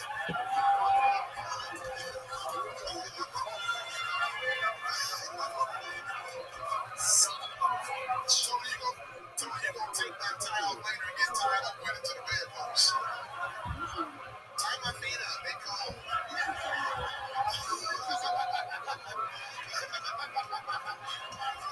That is actually letting my feet get cold very easily. I have an electric bike. You got the leg of a Minnesota high school principal. Europe, it's good though. Europe, it's good. I like this Greek thing for you. You look like Aphrodite. Tony, the way I'm dressed will put you to death, BC, for being gay, nigga. Yeah, right. They would be handed you out in front of 1,000 people. Yeah. The only thing you're beheading is you're beheading the woman.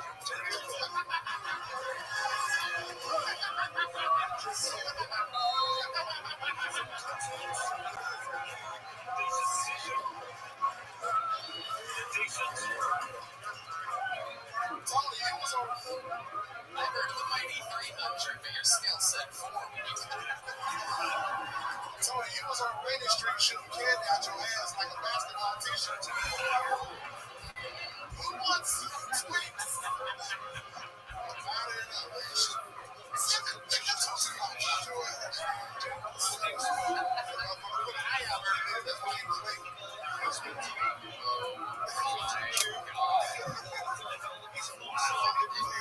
You want trick or treating tonight?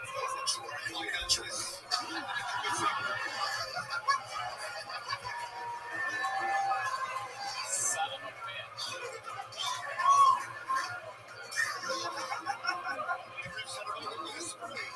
I can't wait to take this bullshit off.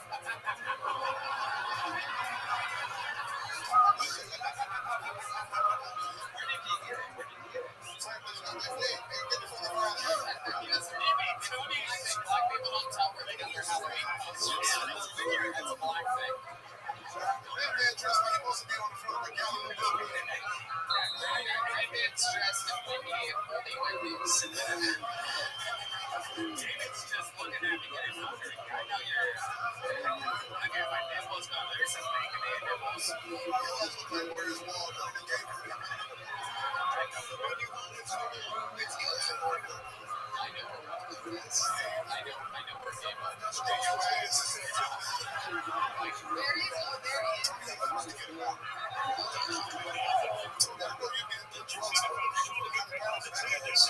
I don't think you can do that jump if you join your butt cheeks weighs 100 pounds.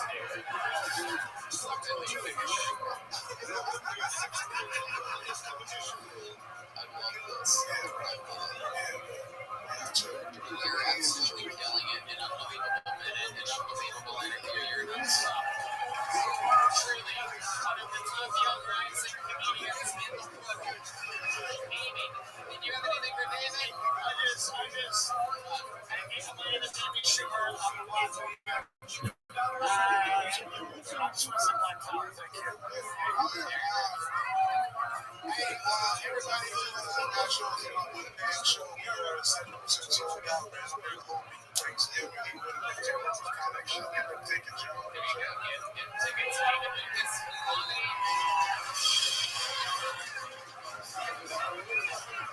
DavidLucasComedy.com for tickets. Back to the book we got. You guys still having fun out there?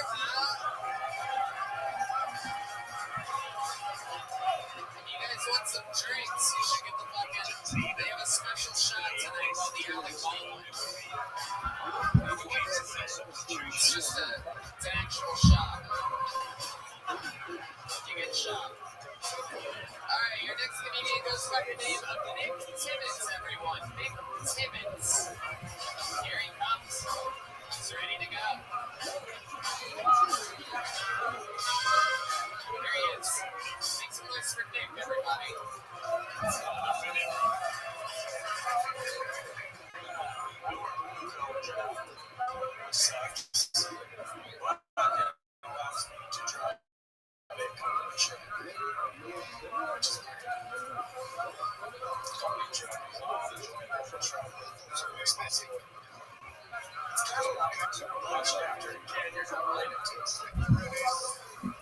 As long as you think it's the same as when you gave it to him, we're square.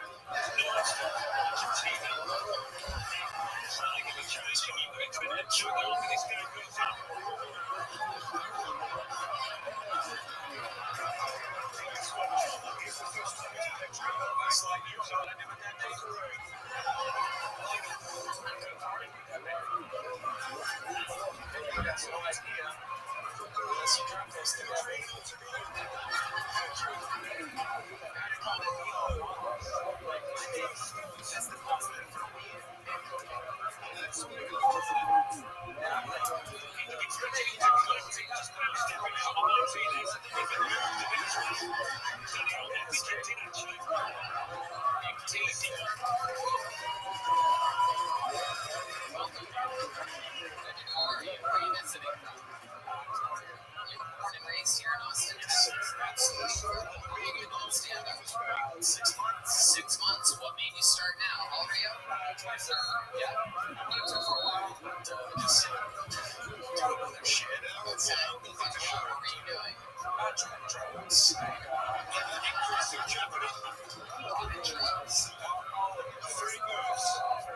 Do you ever do any drugs? First of all, your sound triggered me because got called into fundraising, said they were driving the company truck.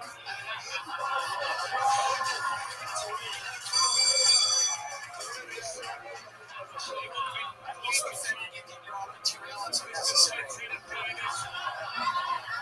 It's unnecessary. I wanted you to have something to do. So what is the job that you do exactly? I'm a natural gas technician. Okay. Natural gas technician. Good addicts. Water heaters. Okay. All right. Just another white male job. Another white guy in a truck. Try to blow up shit. That's right. Is your job a little bit dangerous at times? Yeah. Right. But you're not now. What are some good things that you've done before in your life? You're 27 years old. You're in Austin, Texas. Living with the place of ketamine.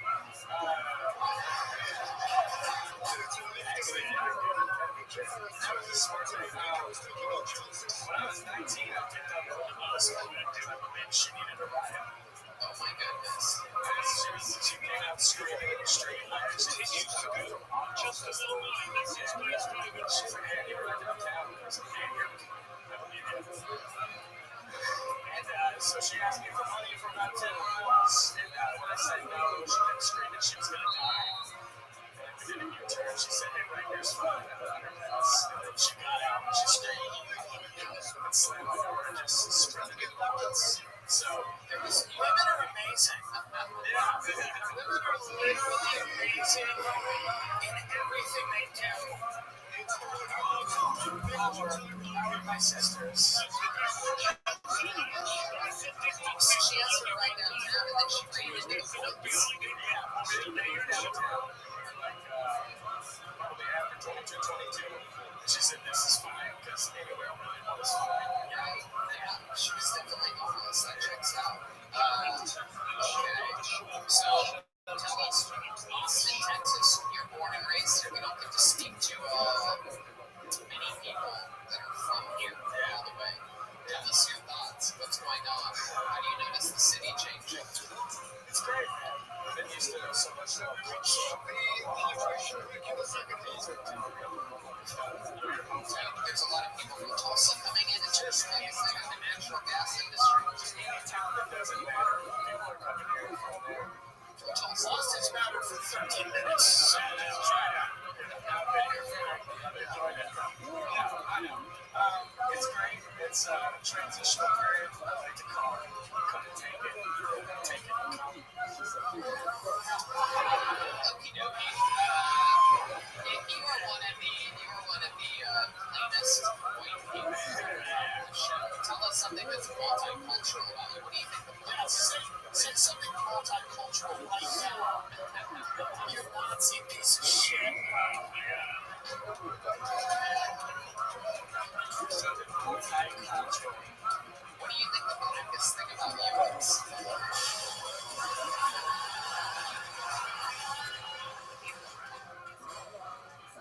My best friend is black. Oh, wow. Oh, my goodness. All right. So where did you find this black best friend? All right.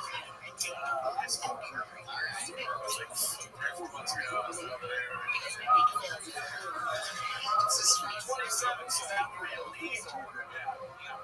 High school that I grew up. Is he a real black friend, or is he just an Austin guy who happens to have black skin?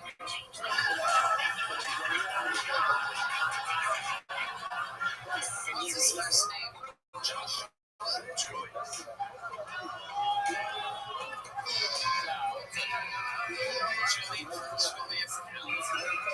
Let's check out the resident black guy between two white friends here.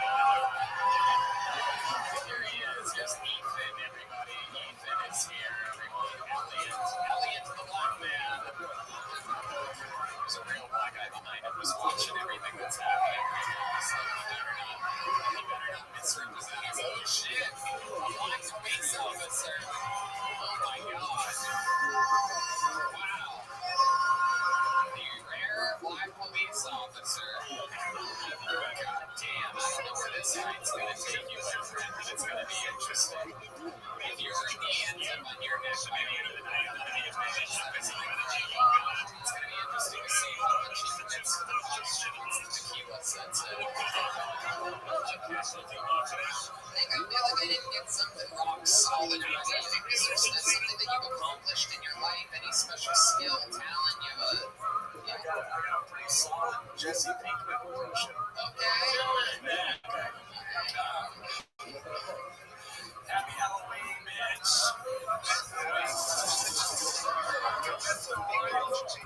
Jesse Pinkman, that's my name.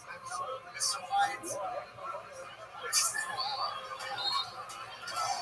I stand by that. Absolutely. I'll get it on the next one. Absolutely.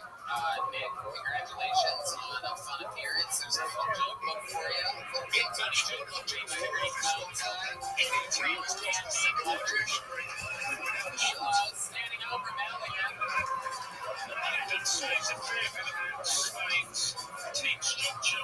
The defensive resilience of the Ringo's reindeer.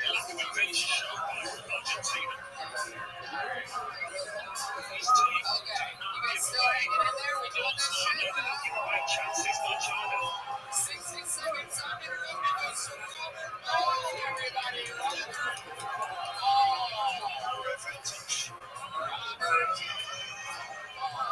Here he comes. Receiving the stage. Police form, everybody. One more time, go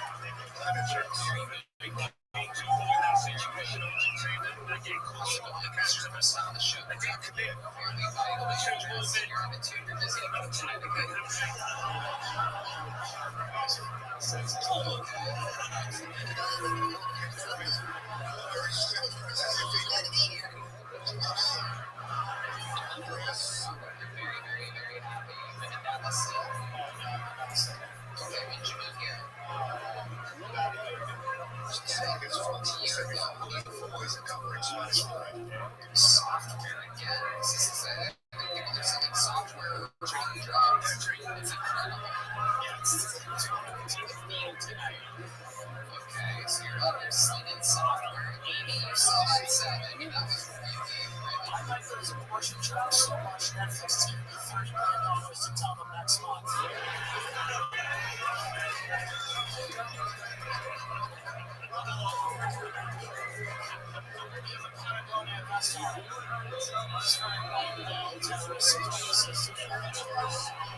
It really is. You're trying your hardest to be one of those drug sons. It's incredible. So rich kids trying to insane with the humans. Where do you get a shirt like that? Grandma buy that for you for Christmas or something? Really?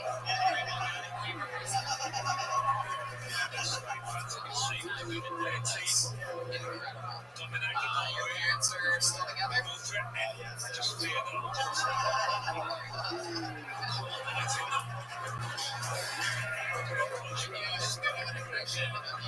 Last guy did of Jesse Pinkman. And it was for 3 minutes and 5 seconds. I think so too.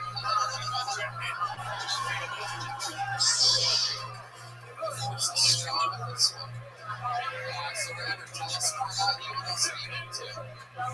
Tell us some things we'd be surprised to know about Robert Ball. What are some of the hobbies? Drowning immigrants. What do you like to do? What's your least favorite race?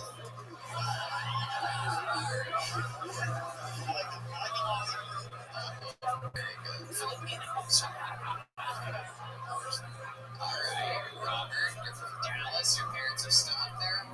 Yes, sir. What do they do? My dad owns secrets. Okay. How about mom? What does she do? Stand up. How many brothers and sisters do you have? Are they more successful than you? What do they do? Do you have a girlfriend?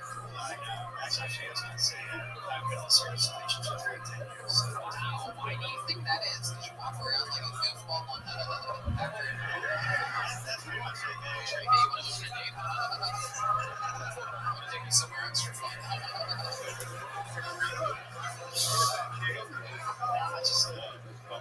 ever been on a date with a white machine gun before?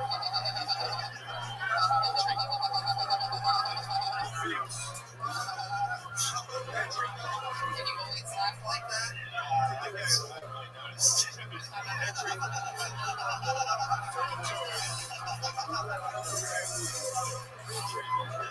Go, baby.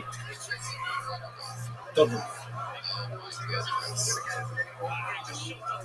so why do you think you haven't been in a serious relationship? 10 years is a long time. Oh my god, do you get lavender jam in your refrigerator? You probably forced it.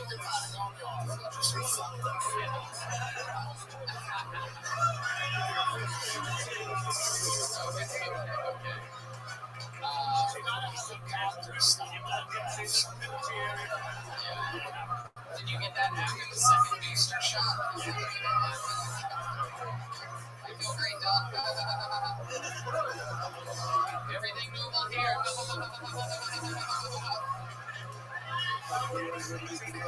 Has it always been there? You always had to? Yeah, I guess so. Oh my goodness. Has anyone ever pointed it out that it's a little bit fucking serial killer-esque? Not really. I guess I'm too scared. It's hard for them to respond when there's duct tape over their mouth. How you doing back there? What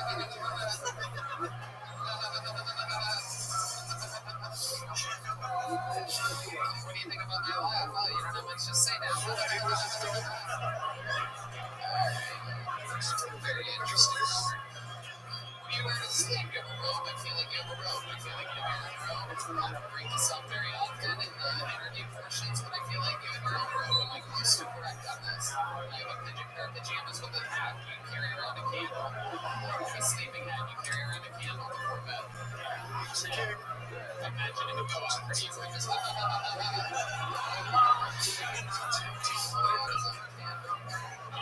Just where do you sleep at tonight? Yes. So okay, what kind of a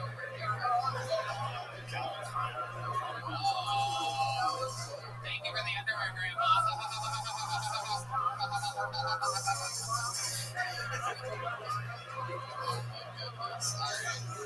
Robert, very fun times. Congratulations. You guys want to make a pause break there, so I'm going to give you one of these I expect you to fill that up with great jokes, and then when it's filled up all the way, come give it to Amy Schumer. She's going to know what to do with it. Nice. There goes Robert Ball, everybody. Yeah. Did we hear anything from our little friend? We need more women. I know, right? We need more women. Still on the plane. Gonna have to catch an Uber. Not gonna make it, unfortunately. Women are the funniest people. And they.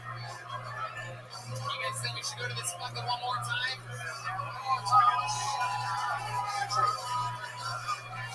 William Montgomery got stuck in Hawaii. Yeah, so he's not gonna make it here tonight. I'm sorry. Alright, deep in the bucket I reach. Make some noise for Chewy, everybody! Chewy. I know Chewy. Here he comes. Chewy. Come on, Chewy. Here he comes.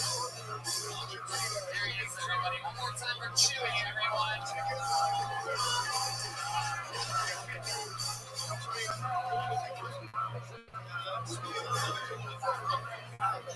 Fascination.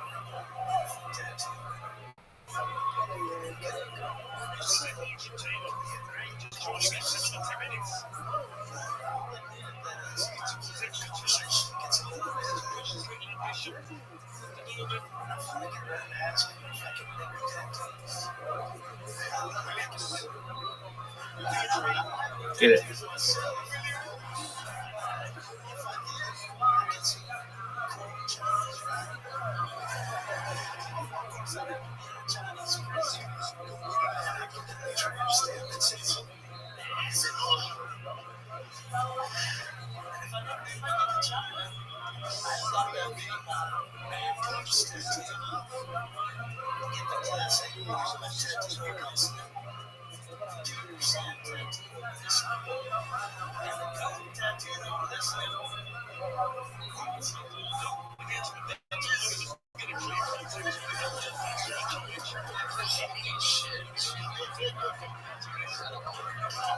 There's been some people in near 10 years of this show that have suggested, I think we should give them a longer time, like 2 minutes or 3 minutes. This way we get to know them a little bit better.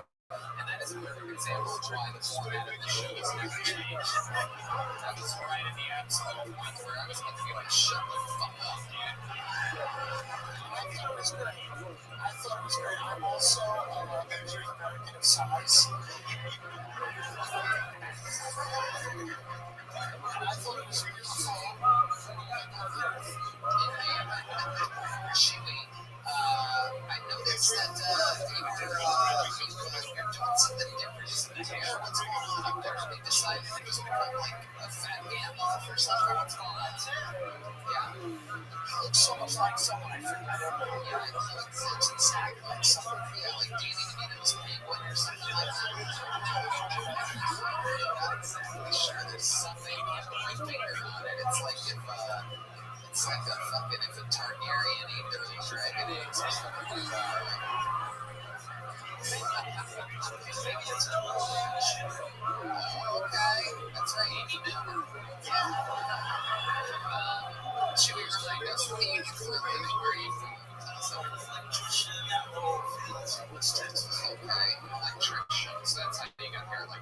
shop repeatedly in the oil fields of Texas. Okay, what kind of truck do you have?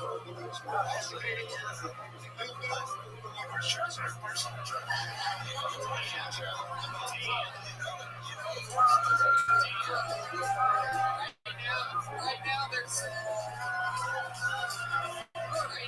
young people in California listening to this podcast thinking, what is going on in Texas? How many fucking trucks do they need? Right. Yeah. I don't know what you're saying.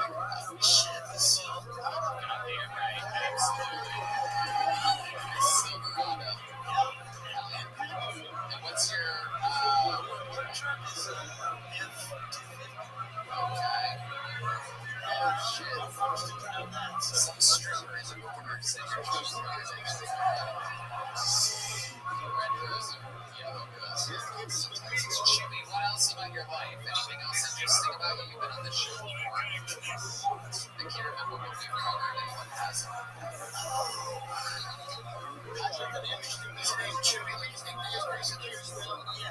How'd you get it? Alright, Chewy.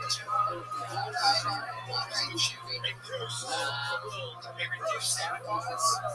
Are you Mexican?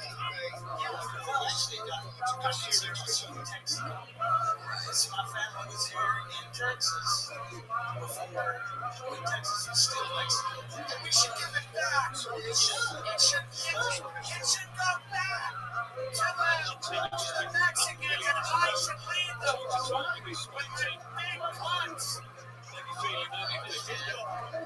Alright, Chewy, you're absolutely amazing. We love you. Congratulations. You got it flowing in. There goes Chewy every day. I don't know. You guys think we should go to this fucking one more time, huh? Female! I want someone I can pretend to support and then plot against and blackmail. I'm kidding. It's all jokes. Make some noise for C.H. Lee. C.H. Lee.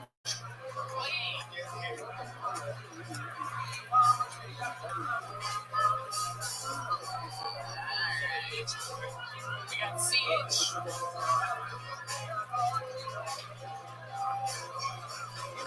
What is going on tonight? Alright. Very interesting. Okay. Chloe Montgomery. Sounds exciting. What are they all? What is it? Here she is. Chloe Montgomery.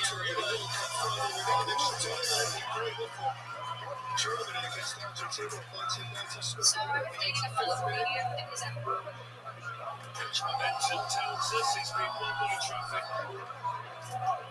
and he's actually here tonight. We just broke up, unfortunately. And I got thinking, I think a big reason I'm walking through the beach is I'm actually autistic as fuck. Which is a little messed up because I thought we were supposed to pity those that are genetically less inferior.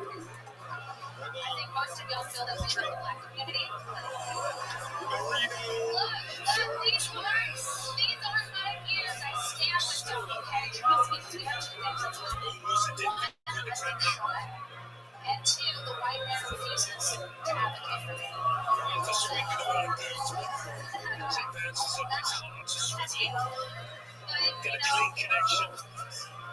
It's funny because the white man will advocate for me because one, I cry when people look at me. And two, I'm obsessed with trades. And the form of porn. Thank you. Previous World Cup players have required extra time in their Sunday. I'm also not a Nazi, so I stand as a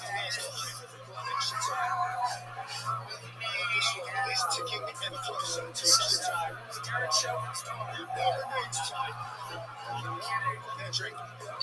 Welcome to the show, Chloe. It's amazing to meet two racists on this show. That's an amazing bar. You should that's impressive in itself. And she did something the audience was like, wait, what? Asking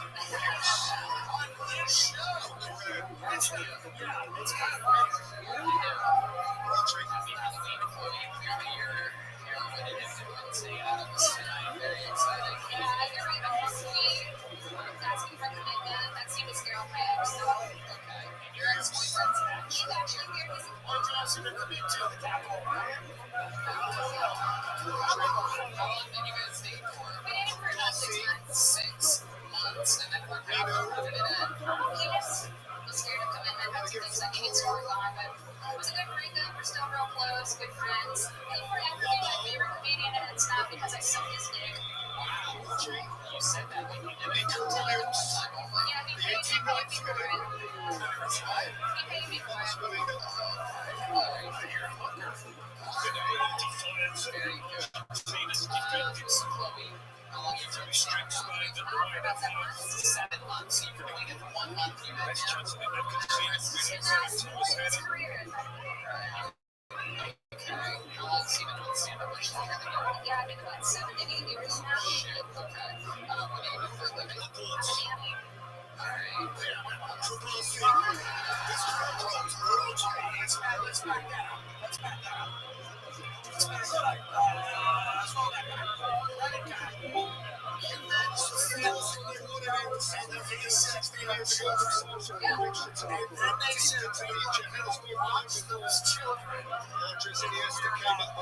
They're autistic. It takes for the no one.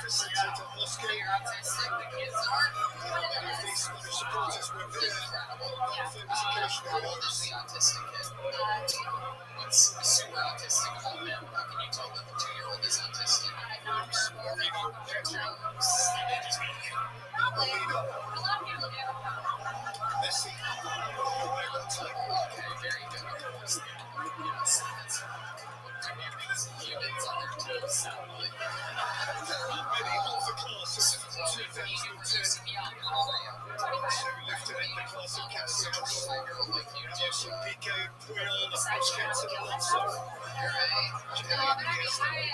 do stand up. I do show design. I've actually done some pieces of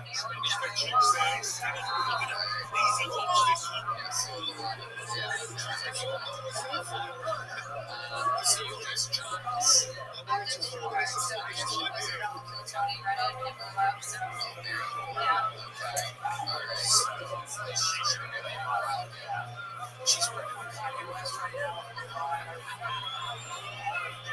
I actually love the tunes. What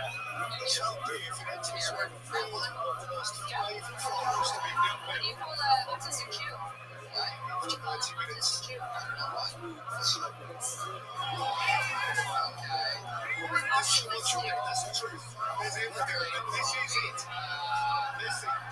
How long have you been working with this guy? Yeah. So you guys take the decision together? It was more his decision, but no one's misunderstanding. I don't like them, so. It's very understandable. Okay, you probably went outside, but whatever.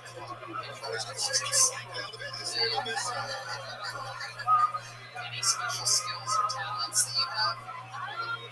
I do horror, I did music all the time. What kind of music do you do? Really? You're a drummer? Oh my goodness. I'm not very good at Oh my gosh. Can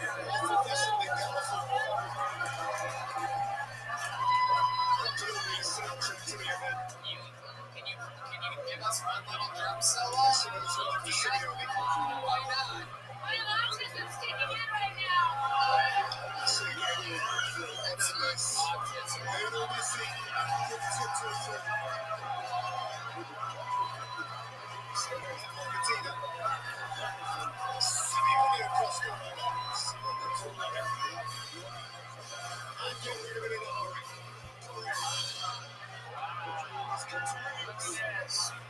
Amy Schumer, what do you think about that powerful female? Even when they hate black people, I still support them. I have so many black friends as far as that's it. I'm kidding. It's a joke. You can't see it. I know I said before, Rothschild will be great, everything will be great, everything's fine. Cody Montgomery, it's amazing that we did get a Montgomery to close tonight's episode. Thank you so much for joining us. There's Cody Montgomery, everybody. Guys, how low can this place get for the great and powerful Amy Schumer?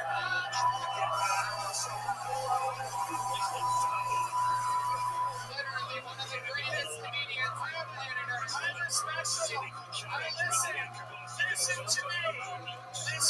Amy Schumer has a special that she wants to promote. It's called Life of a Sunset Strip Richard Pryor. It's my special. I wrote all of it.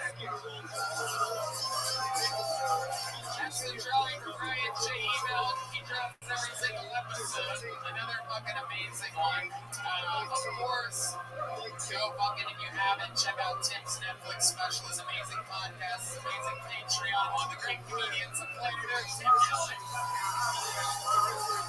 One more time for the band, Sean Dees, Zach Strauss, Paul Niemer, Evan Bueller, and the great D Madness. We love you guys. Thank you so much for coming out. See you again next week. Good night, everybody.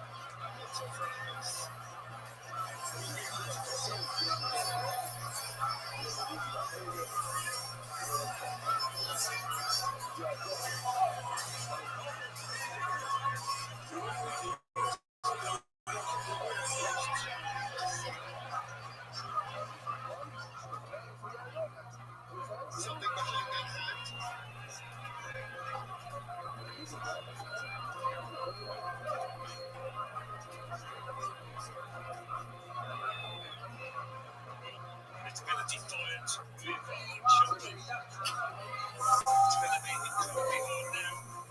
It does go to extra time.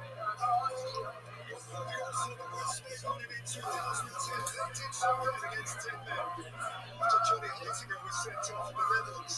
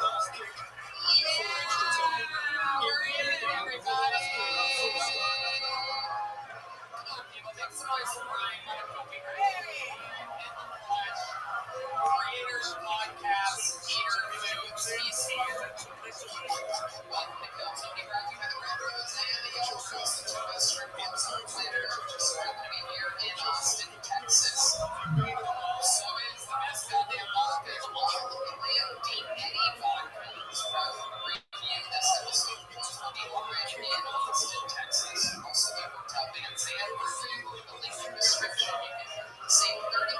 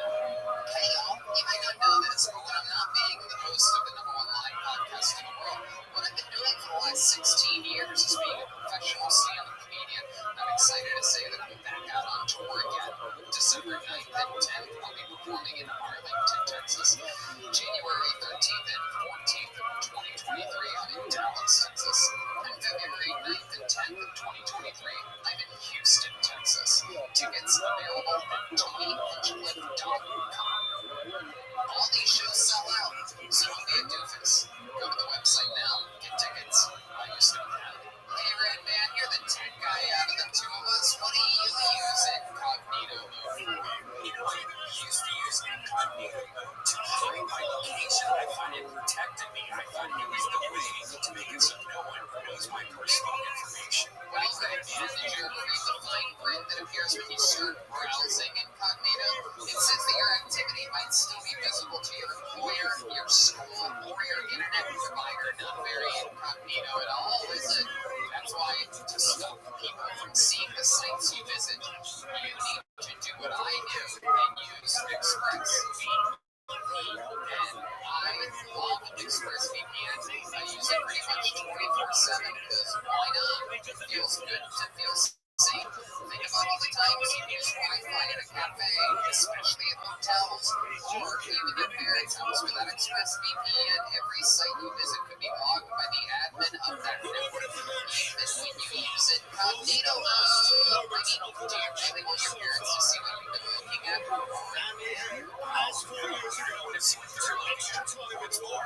Home internet provider AT&T can also see and record your browsing data. In the U.S., they're legally allowed to sell that data to advertisers. ExpressVPN is an app that encrypts all of your network traffic and reroutes it through their secure servers so that your online activity stays private. And what I like most about ExpressVPN is how easy it is to use. The app literally has one big on button. You tap it, you turn it on, and that's it. You just keep it on. You don't have to turn it off. It works on all your devices, phones, computers, even on your router, so your whole family can stay private under one subscription. I love ExpressVPN, and I implore you all, stop letting people invade your online privacy. Protect yourself with the #1 rated VPN at expressvpn.com/Kiltony. Use our link, expressvpn.com/Kiltony, to get 3 extra months for free. That's expressvpn.com/KILLTONY. Because you need to be safe on the internet. expressvpn.com/Tony. Hey, celebrate your holiday season with the greatest underwear that's ever graced the body of man. Sheep underwear. This is a product that I swear to God I wear every single day for the past 2 or 3 years. When I lose them, when they get stuck under the covers in hotels all around the world, I buy more directly from Sheep.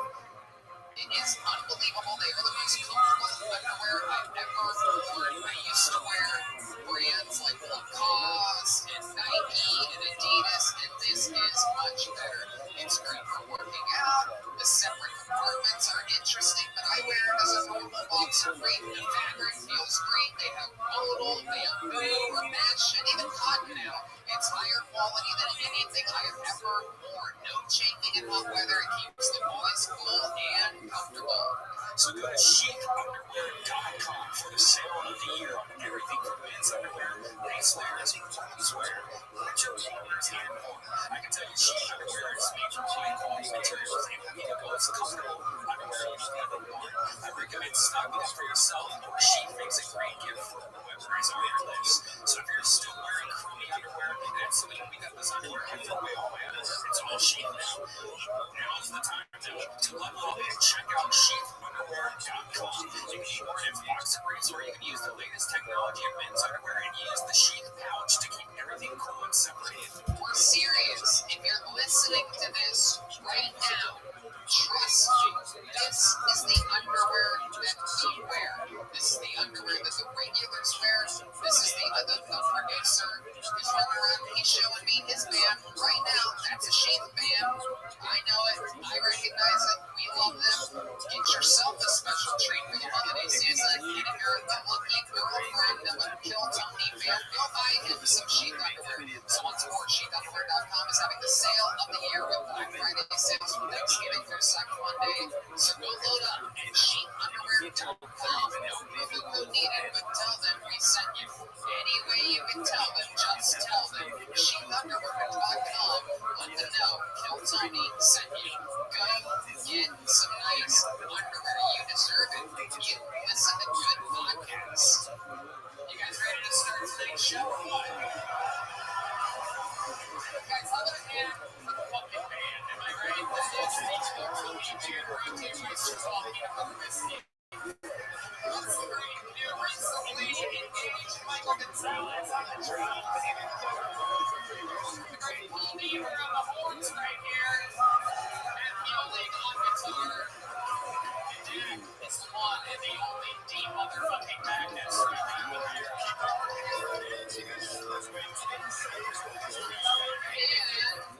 Great Ryan J. Eagles here, right over there, on tonight's episode. Combining in the wings right now, that is the legendary Ryan J. Eagles, fresh in with a flavor episode. You guys are all literally hundreds and hundreds of episodes of the show. It's a fact that we're going to make sure to have this on the end. Alright, let's have some fun. Every single week I have two of the best guests on planet Earth this week. No different. Two of my favorite comedians coming up through the ranks in New York City. Two fucking hilarious dudes. Makes noise for Ryan Long and Chris Vega, everybody. Let's go!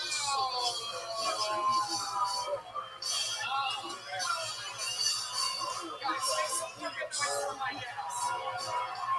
That's the great Ryan Long. This is Chris Vega. This is live in Austin, Texas.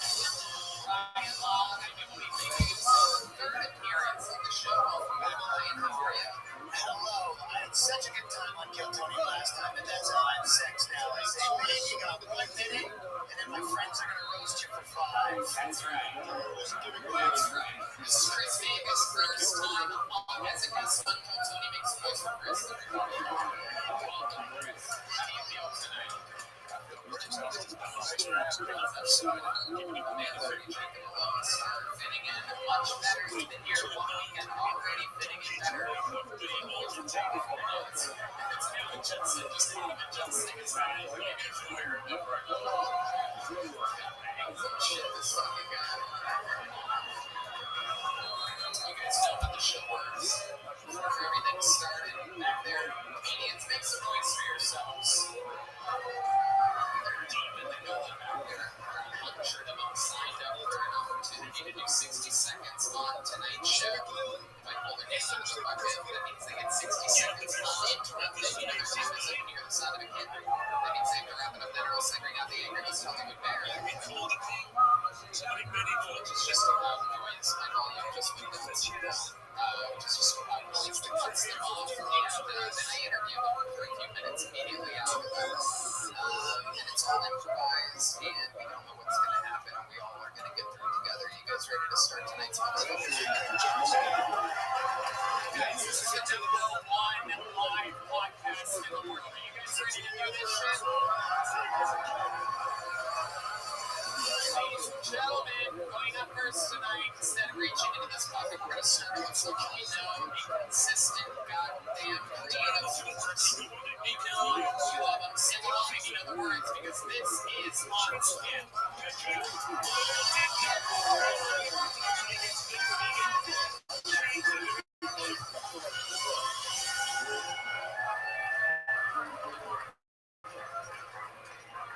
What's up?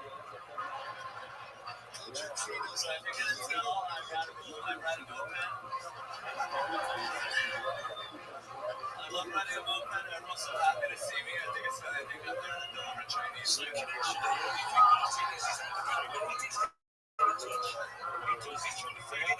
Asian moped, which is the equivalent of a white person's minivan. I get with my whole family all the time. Shit, there's not even 4 Asians now. So speedy right now. But I recently posted something anti-Semitic, and then if the Jews say no, those serious up against Gentiles. I apologize to the Jewish community. I'll give them what they love the most. Thank you. Good skip. Coming in. Powerful. Look at you. Sitting you up, huh? Yeah. Decided to keep your fucking gigantic toe up for a little bit. Yeah, it kind of makes my head even bigger than it already is. Yeah, it definitely does. I love I didn't know that it was a fucking South Korean power ranger. This is very exciting. Is that GoPro on? No. Check out the channel. That would have been a great idea. Yeah, real missed opportunity there.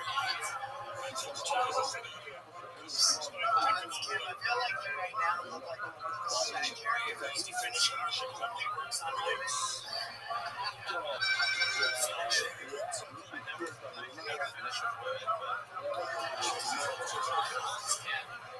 How do you feel, Hans? How's the sweet bit for you? It's been amazing, Tony. I went to New York City with you. I like the Prince of New York.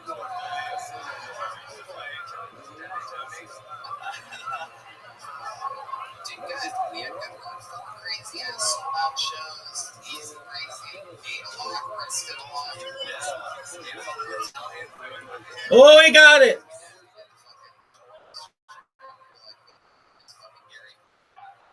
That looks like a score to me.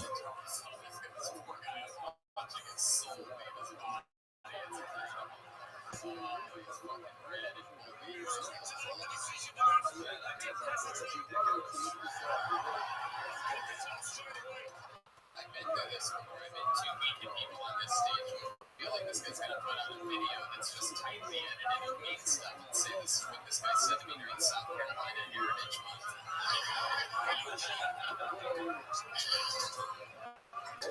Sweet Hans Kim. Yeah, we had a lot of fun in New York at one point. I'll tell you guys this, a little inside information. Hans Kim closed the door in the green room and went pee, and it was so fucking loud. It was incredible. I don't think I've ever heard a pee stream quite as powerful as yours. Are you aware that you have a strong pee stream? Me and Will you and Jess are on the other side? I've heard this mentioned before. Do you think it's because you have a big penis or a big pee? It sounded like your mom, which is also your middle name, so that's where it's from.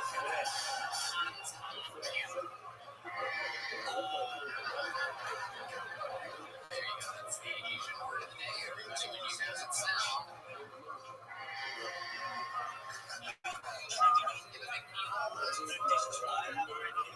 I think it's going to keep the lips clean. What does that mean?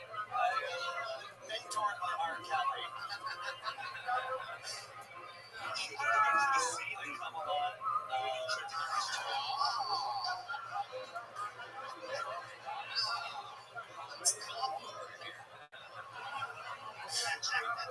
How do you do it? You have a music friend? What else do you do? How do you have so many releases? I've been looking at some high quality Japanese porn recently. You like Japanese porn? Because of the seduction.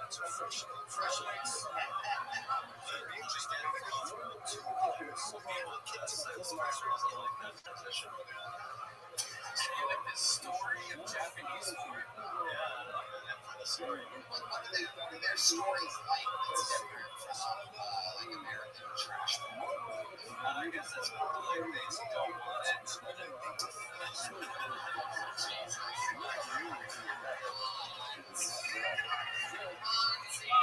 Are you accidentally admitting to watching creepy porn right now?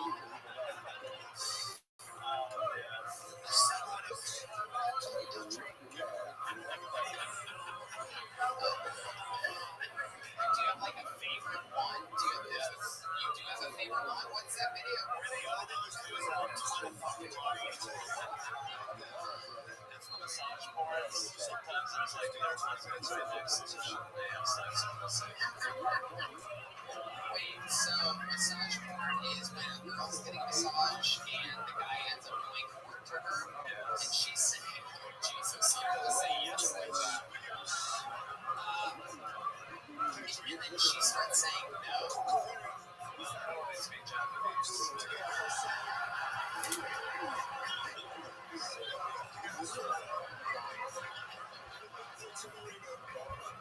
This is Texas. We just assumed that you all speak Japanese. Very interesting.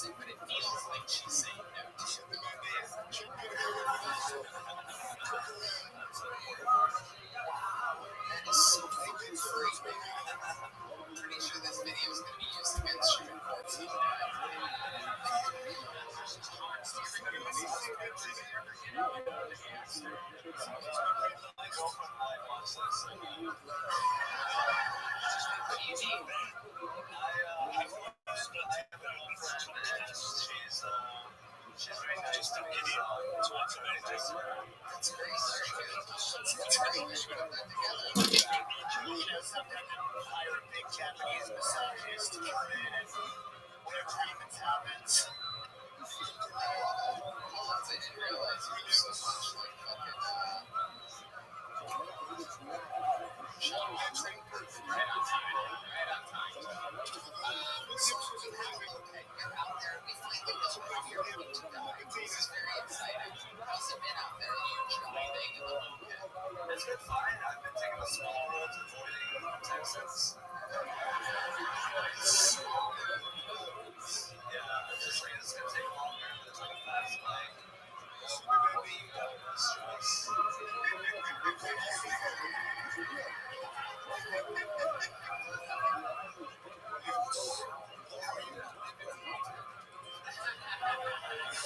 That is true.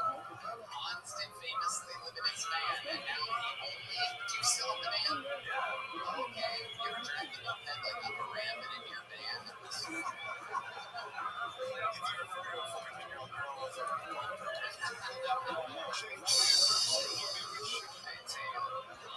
You're a wild boy. I love how you can get the show started every week with a minute of stand-up comedy. We all love you. That is on skin. Thank you guys. That is on skin.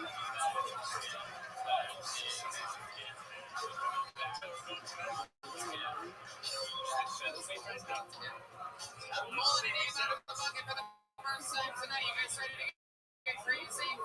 We're gonna meet somebody together. Let's all meet together for the very first time. Someone that goes by the name of Diego Segarra. Diego Segarra.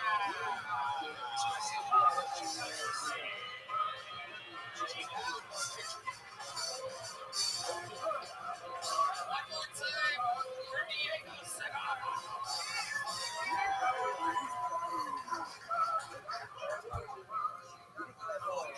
Alright, what all those scary people outside? You know, they sure are bad vibes. It's like Halloween's over, guys. You can chill out now. Shit. That was fucking stupid.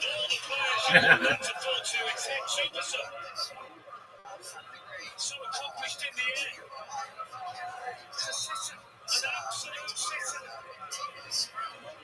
I love the look like this. Every now and there's an adult tonight.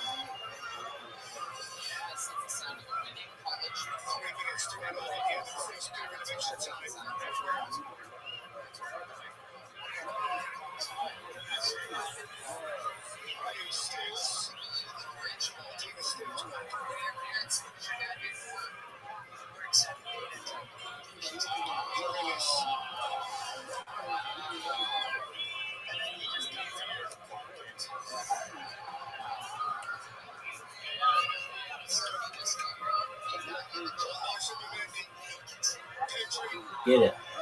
It's lesbian cheesecakes from Rothschild father's shoes when they're size.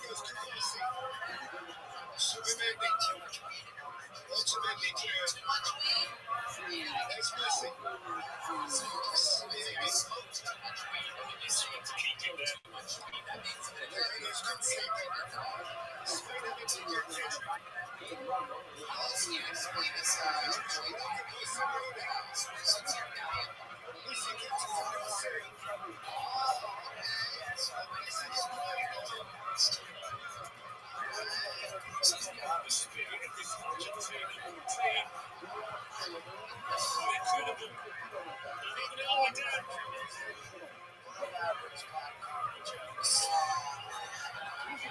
How long have you been doing stand-up comedy?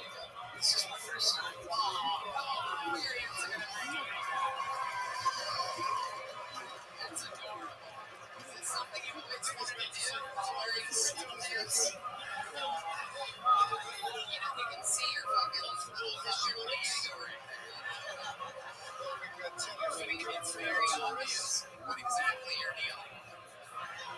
When your dad bought you that outfit before, this is not what we had mine. Why are you wearing on stage what girls wear to sleep? You always dress like this, do you know? And what is the big country music happening?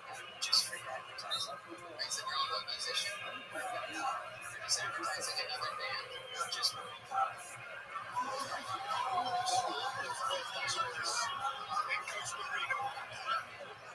Are you saying that you have a big fan? Or are you basically saying on your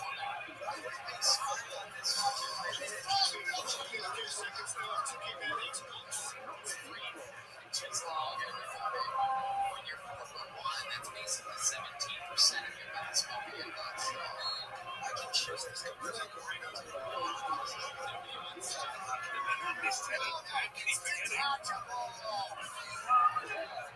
These people from Iowa, they can't handle it. I love it. Do you have a girlfriend, Diego? Yeah, I have a girlfriend. She's here. Oh, really? How big's the cock? She's a sweet punch right now. You guys look together. You bought tickets? Yeah. Just signed up. She signed up too. First time ever here tonight? What's her name? Where's the English? I gotta see if you stay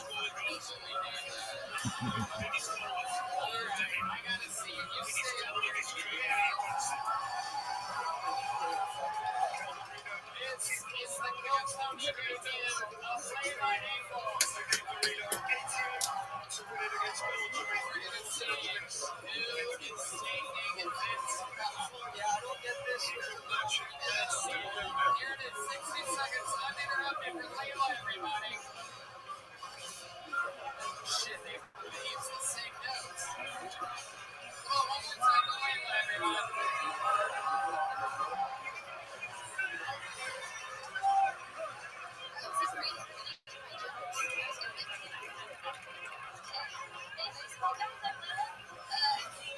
Crazy how much this microphone looks like my iPhone. I gotta put it down there.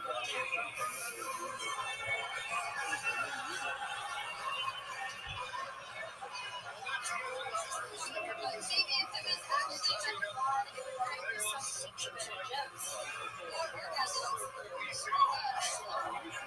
So I got my point out the other day. I just started looking at it.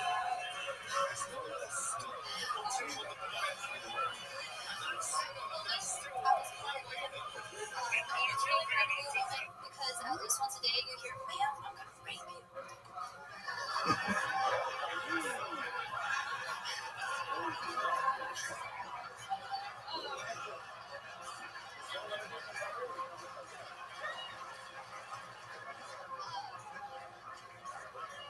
I'm sorry, my last joke was gonna be Diego has a big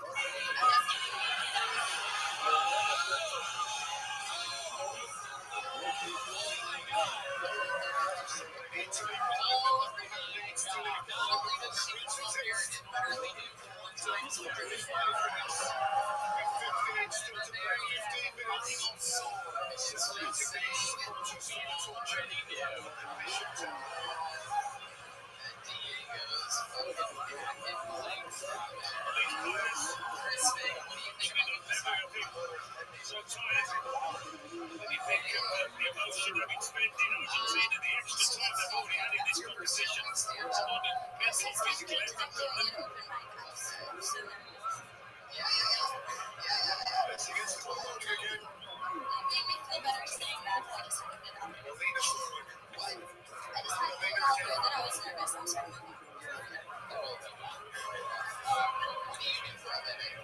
I'm a waitress. I've been a waitress since high school.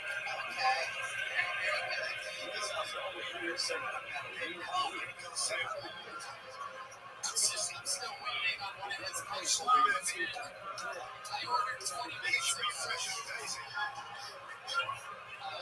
Leila, it is incredible how much funnier you are than your boyfriend. You live in Columbus, Ohio as well, obviously. I do. We live together. He got it. He got it. I saw it. So you guys live together in what kind of house exactly? I never see him. I always am just doing something else. And I regret it for 4 years. Really, no. Nobody fucking watched the World Cup for each song. Is this the first World Cup you've ever watched? Yeah, basically. Just when you thought it wasn't going to happen, they must have felt it, doesn't it? They've given everything.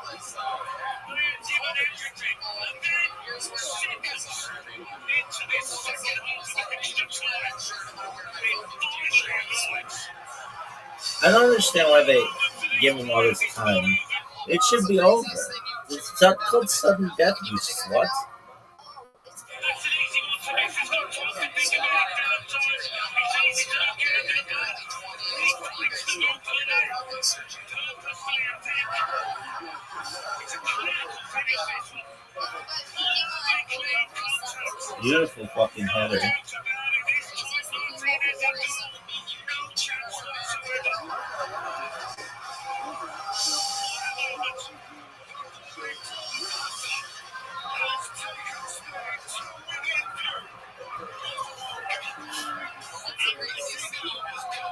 Nah, what I did he did it.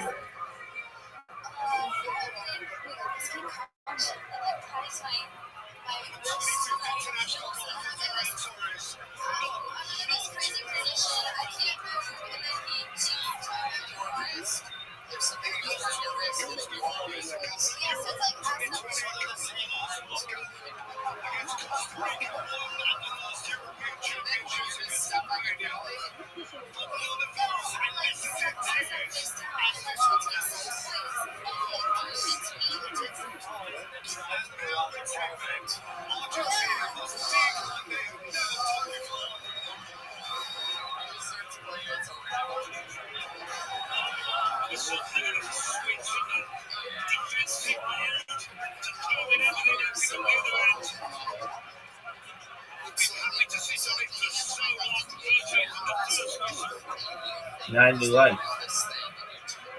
Yeah.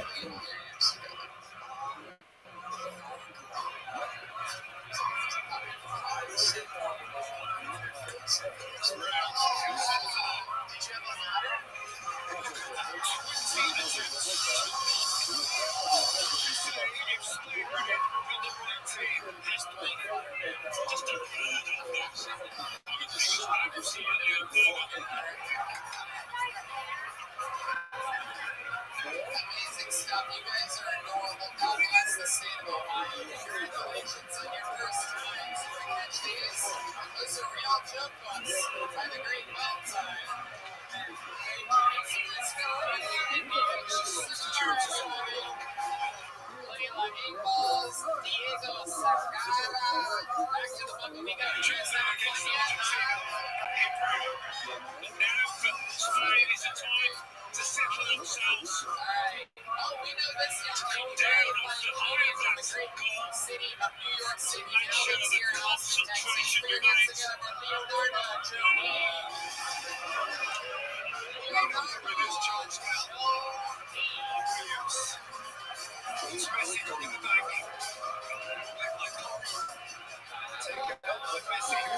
Shoot it.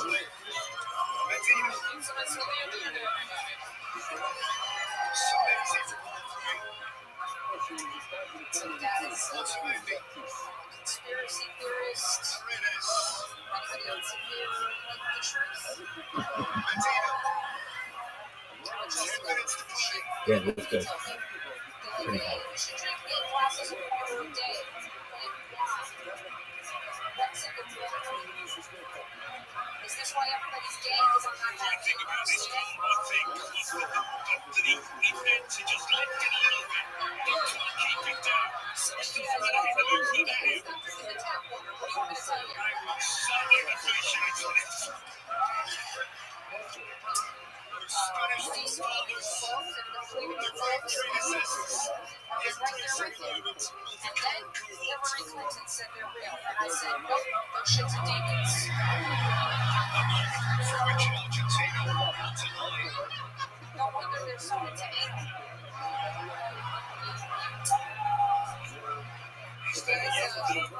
Twist to this game, can Argentina? With something.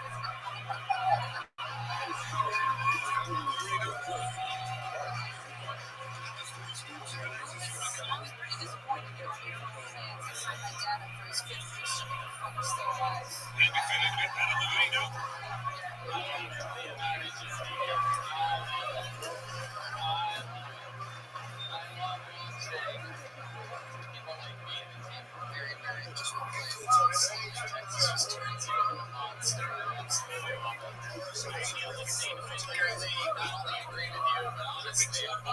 I've been jealous of that fucking Hillary joke about UFOs that she's Damn, because she's the worst human being on planet Earth. If I say it 4 more times, I'm gonna kill myself. So, Leonardo, you're amazing. You did it again. You've been on the show multiple times. Always a fucking destroyer. Sounds great. I got banned on Instagram. Shit, what happened there? She's the best. Made a girl to laugh. Nobody better. I got a trans baby statue in my kids, and I'm like, get out of here, you bitch. Trans Williams. I was babysitting my friend's baby. Nico Williams for that goal. That's amazing. Last time I heard of someone trying that, it was Tiffany Hatchery Spears. Good evidence for the Argentina. Instagram and drinking water and child protective services. No, I got the baby. What else is going on in your world? You're a real genius. Yeah, try it, work it, you know? Yeah.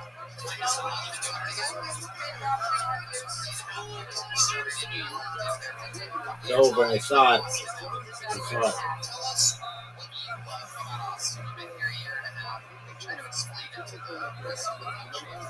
Okay, so I like that I don't have to think about what I'm going to say. Trying to kick my ass after this trans joke. Here, someone's going to ask me out after this show. Comedy is here. Here's someone's going to read the trans person. So much of their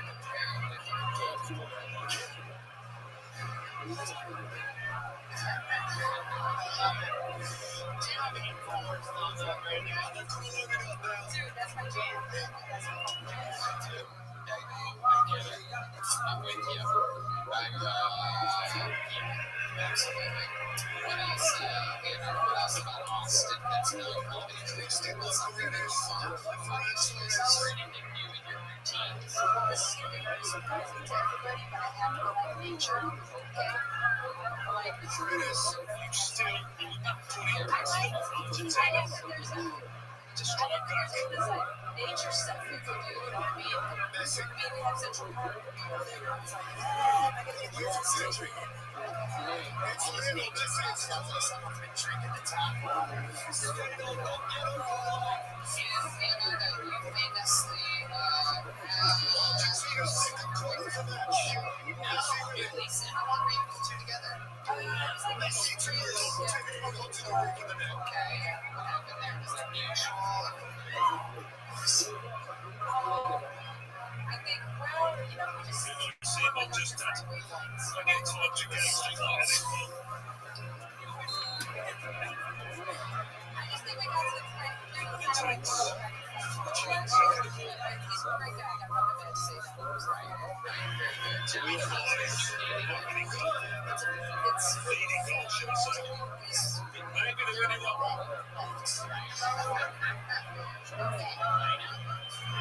I understand. It's out of control. I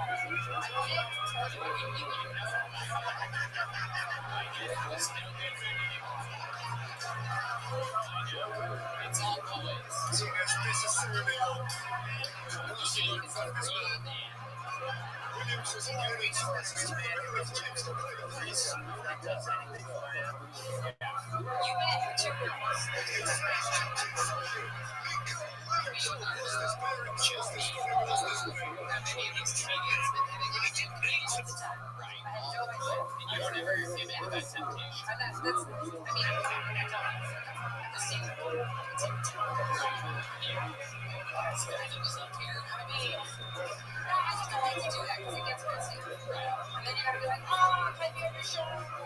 Italian fico to every facility. Here's Messi.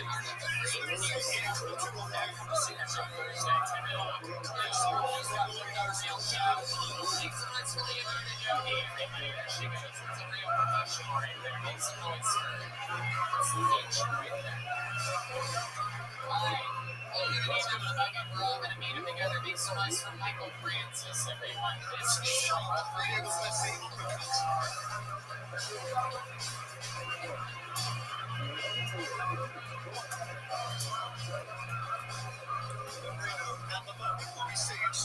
are doing comedians who good on this show? How many of you are doing comedians who good on this show? This is one time for Michael Francis, everybody.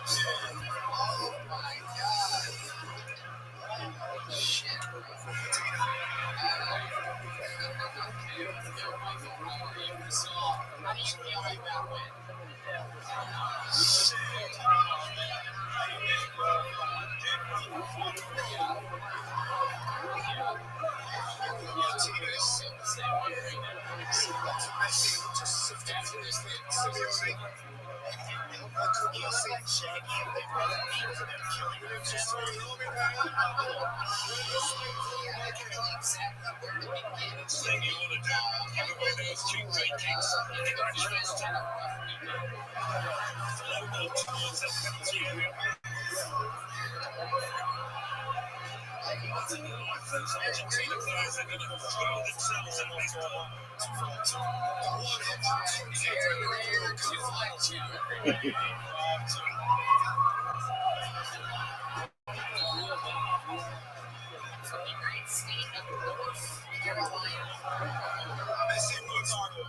Absolutely.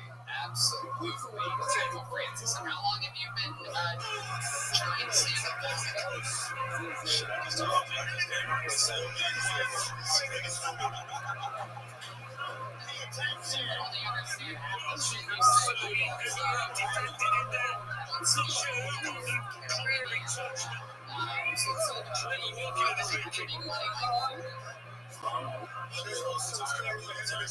Okay, he's a fucking hero. Alright, get that.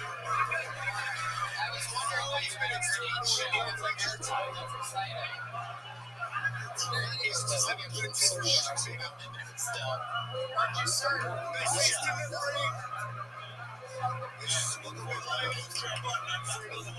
just stayed in North Carolina the whole time? You really served the military? You just buy a camouflage outfit?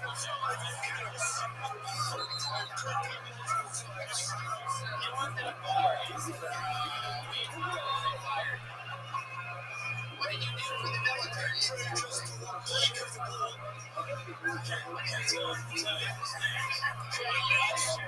Secret?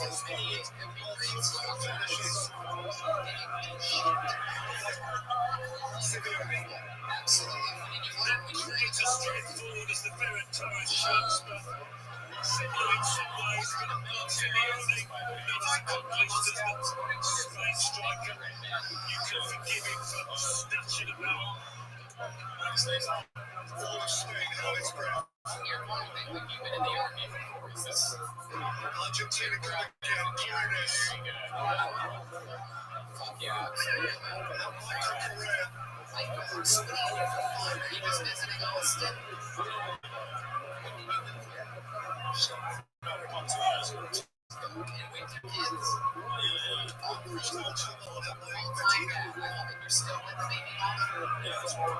That's your wife. What does she do?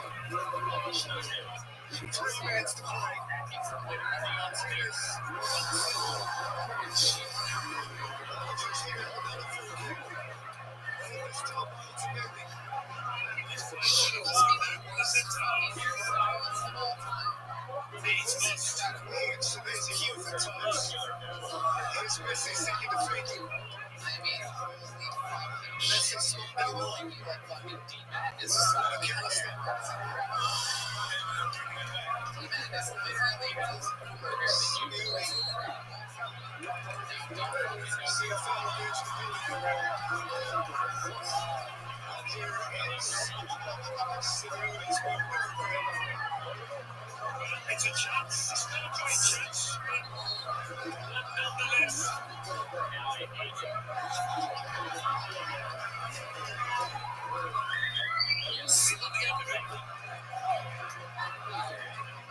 Michael, is there anything interesting about your life whatsoever? Do you have any special skills or talents or anything like that?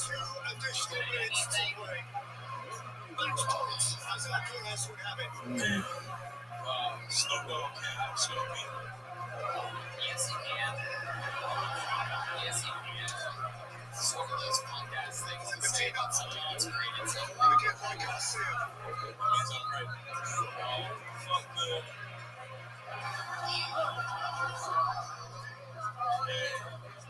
We got 3 fun trophies. Three fun trophies.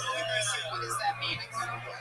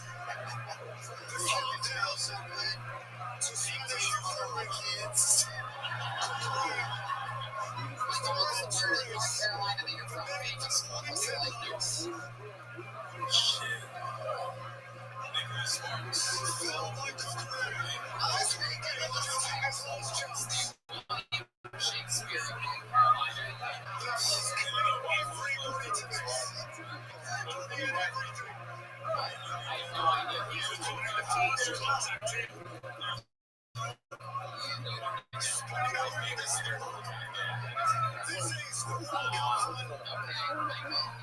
meet you, man. Congratulations. Here's a little something for you.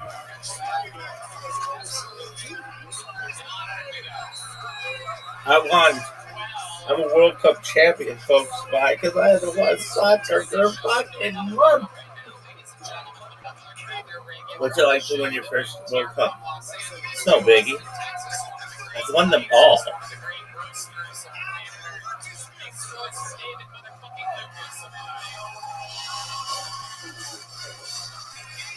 Champion.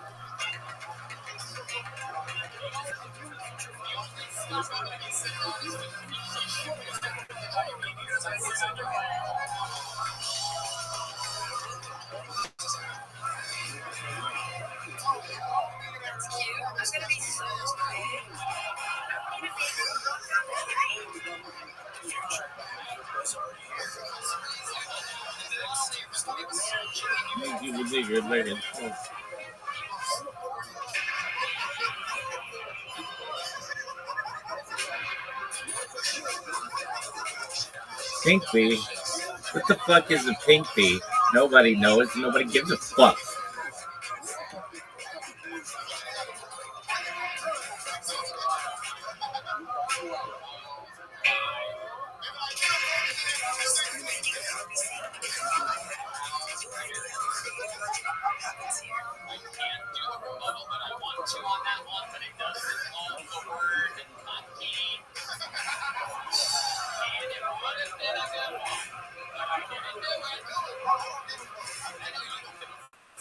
especially from Southern California. One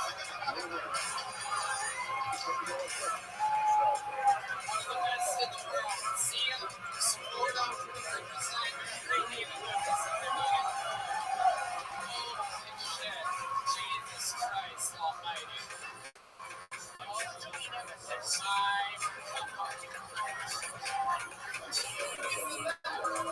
He's literally the best. He's a freak. Back to the bucket we go. You guys ready for these strangers? You know this young lady. Ladies and gentlemen, make some noise for Christina Mariani, everybody.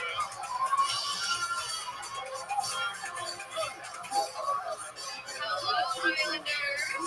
This summer upgrade and plus the latest hit movies, the most talked about series. Plus, watch people early on for $17.99 percent off with a premium annual by visiting great.ca/subscribe.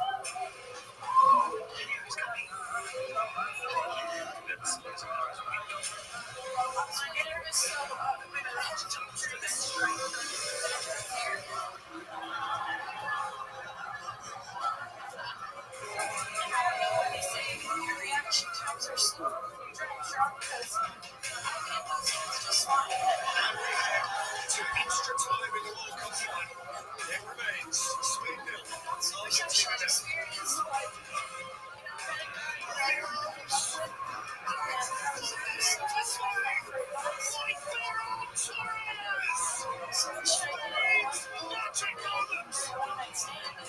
she just looks at me and she's like,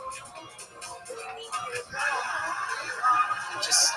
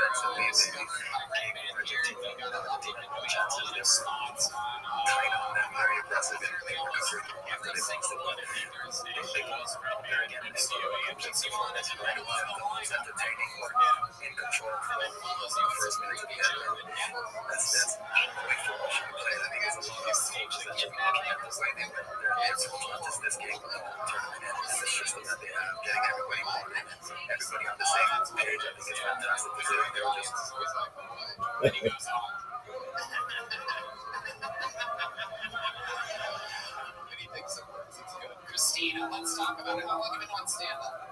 a year and a half. Year and a half. All of it here in Austin. Is this for your born and raised? I was born and raised in California. Stopped in California, Indiana. It's the dance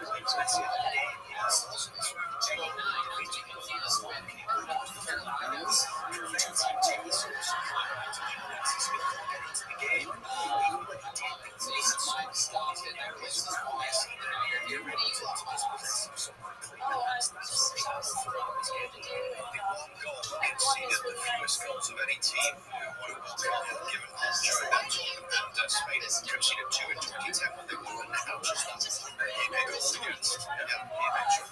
So all the Scotties Argentina are beaten, and that's it for the goal scorers. So we are with the man of the night.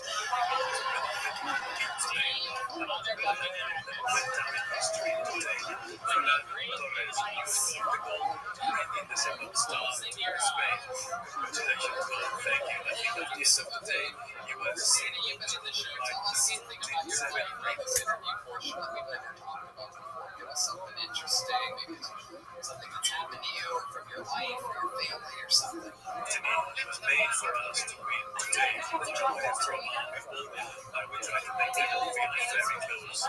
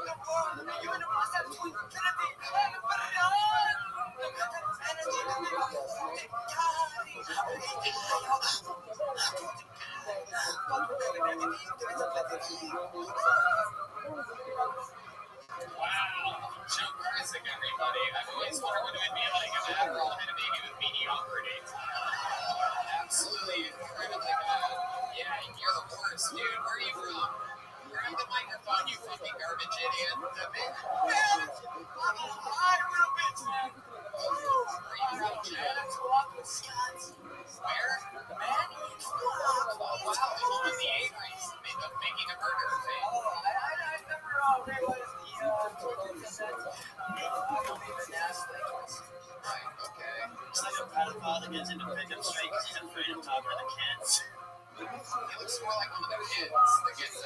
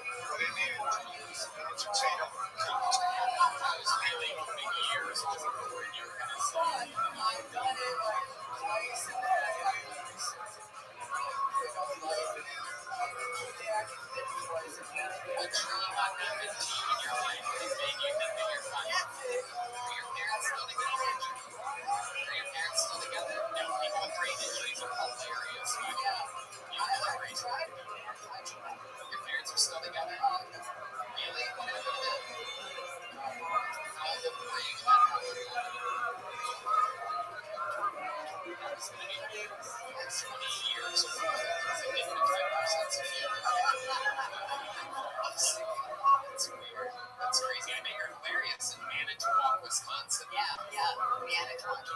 Very good.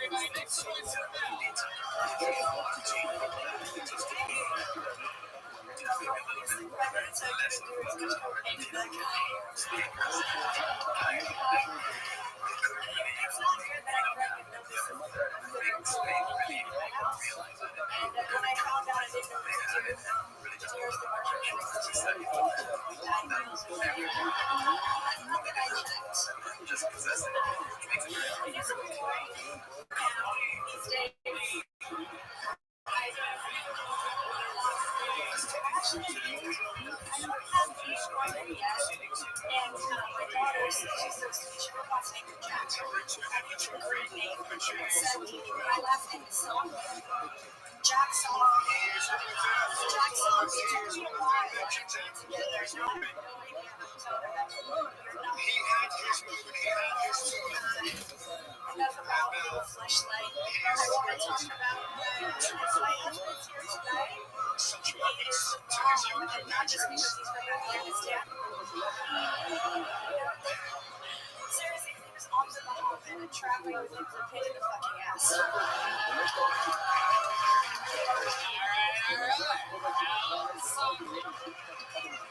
An absolutely adorable performance. Super likable. You took your time. You have common sense. That's incredible. What a wild relief. I can't tell whether you were great or just going up after that last guy. He's amazing. You know how to do it. How'd you get pregnant 3 times if you don't know how to fucking whip a board back in the day? Jesus Christ. Do what Muhammad did to your pussy. I got it. So, you said that the guy that you traveled with is named what? Oh my god. And this is the father of your 3 children. Yes, the first one's with my stepdaughter, but he is the father of all 3 of them. Okay, with a name like that, what is I know. His dad's from Afghanistan and his mom's white, so he's a Afghan. Shit. Incredible. And he's hoping the baby is born on September 11th. Our first date was on September 11th. Wow. Look at that. And he ran this plane into your World Trade Center. Incredible. Absolutely incredible. That's how these guys do it. He's a little building 7 on his birthday. Yeah. A little bit of that falling tower. Mel, where'd you meet this guy? How do you end up with a Muhammad? We met on Bumble here in Austin when I moved here. Are you sure he wasn't on Bumble? That's incredible. And I'm standing on Bumble. And you're like, okay, this sounds dangerous. Did you pat him down before the date? So where was this first date at? He actually took me to Richie here in Austin. Okay, it's a sushi place. It's like the 7th best sushi place in the whole city. Incredible. I love it. And you guys had fun? Did you guys hook up that night? We kissed and I knew he was the one that night. Oh, shit. Now, did you only just kiss because with all the pubes you couldn't find his dick? Or because these people don't just hide in the bush, they have. You know what I'm saying? Those Afghanis. Those Afghanis are wild, man. These fucking people. Did he try to climb right into your cave? Did he try to upset you with Laden? Yeah, hopefully the minute he mess up the pussy, because he's gonna like that for a lot of virgins.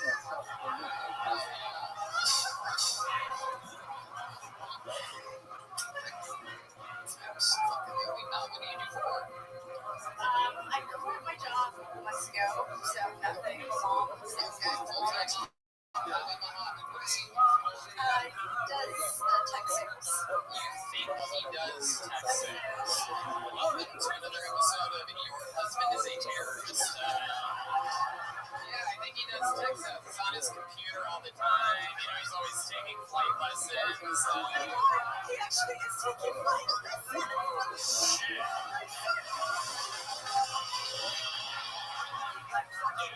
Somebody call the FBI. Instead of killing Tony, we're going to be saving lives here tonight. Oh my god, this guy's taking fucking flight lessons. This is absolutely incredible. He's just out here knocking up our women and taking flight lessons. Absolutely amazing. What's your guys' setup? You live here? Yeah, here in Austin, Texas, right? How long have you lived here? I moved here 5.5 years ago. 5.5 years ago. From where? I'm from Miami, but I lived in DC for a little bit. How'd you end up in DC for a little bit? I was a teacher for a long time, and then I just wanted, as a teacher, you can kind of move around, and I just got tired of Miami and wanted somewhere different. Went to Does DC. this Afghani guy have any special moves in the bench? true. Is there anything wild that he does that you're not used to with American men? Is there some type of like magic carpet ride or something that he does? He does take me home.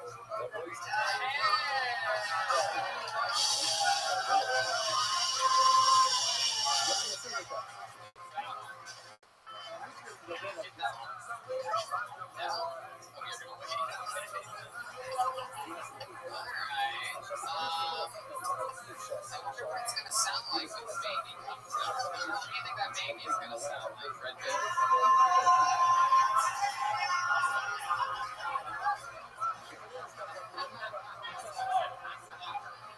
love it. Mel, do you have any special skills or talents or anything like that?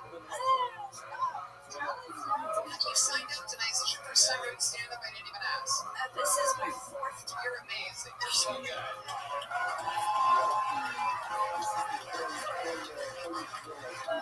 First time I ever did stand-up, I was at Joe Rogan's show. And I Oh, wait, are you the lady that you have?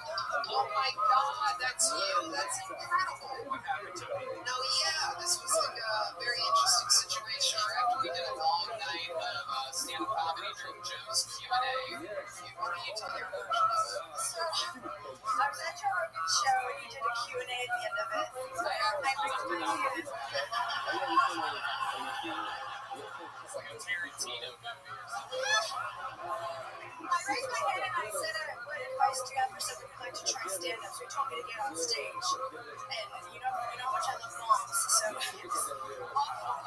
And then 2 weeks later, I wanted to make up for how terrible I did, so I rehearsed and actually wrote material. She loved really hard that first time. She's like, I've always wanted to do stand-up. He's like, come up here. He did the coolest thing. He's literally like, come up here, see what it feels like. And she came up and she fucking hated it. I remember that because I was watching the green room. Oh, yeah, there's a screen up there. And I'm like, what the fuck is going on down there?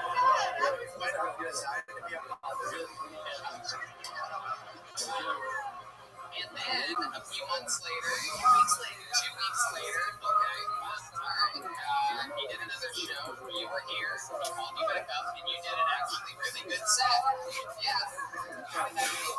It was amazing. I felt so grateful that he remembered me and gave me the opportunity again. And So 2 of the 4 sets are on stage with Joe standing behind you. And where are the other 2 at? this is the fourth. The third one is at a place called Pershing. Oh, Pershing. That sounds about right with the people that you hang out with.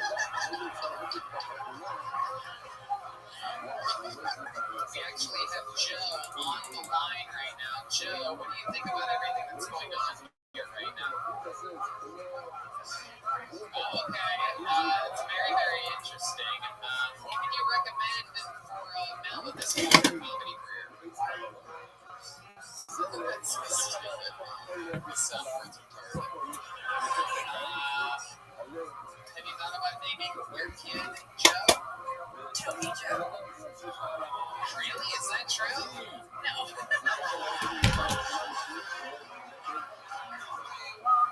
Alright,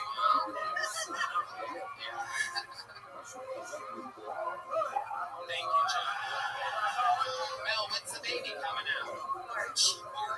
Very good. Absolutely.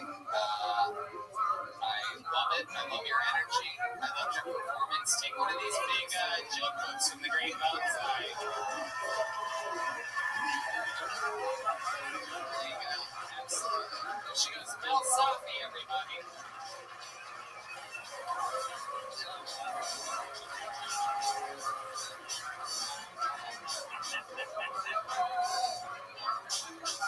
You guys think we should go to this bucket one more time? All right, here we go. I'm reaching deep. I'm mixing it up. I'm trying to figure out how the magic can help us here. Austin Tower. This is going to be good, believe it or not. That's a good sign. Austin Tower. Some big moves coming from the balcony. I get the feeling it's going to be coming from this way, Yoni.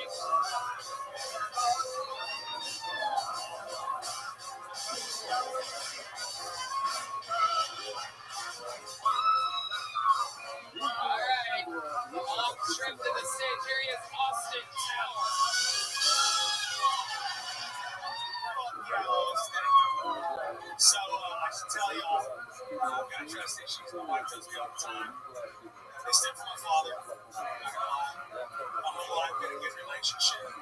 But 2 years ago, he died from Lou Gehrig's disease. And my whole fucking life, I had no idea before I played baseball. Fuck you, it's my dad. So I am married. Like I said, my wife tells me all the time. But we're a blended family.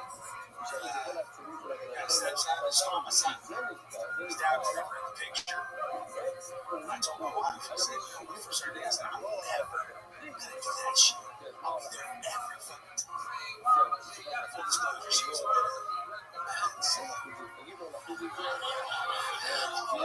it makes the weekend so much easier. It's like that awkward pass off. That's it. Austin Tower makes everybody Austin Tower. This is fucking nuts. Is that your real name? That is my real God-given name. My other name is Houston. Tower. That is incredible. I've never seen a tower that's 4 foot 8 inches in the air. I'm 5'8" on a good day. 5'8" on a good day. Yeah, on a good day. You can be on a trampoline. Most of the time, it's hard to take the height to the top. You have to really time it out. Sorry, I'm excited. 42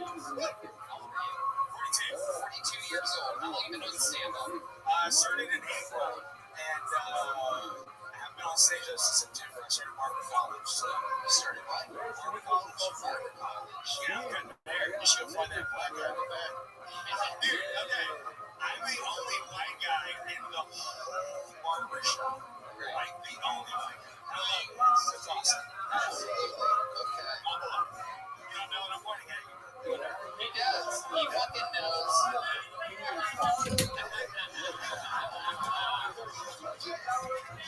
I just learned great. So but you're giving great.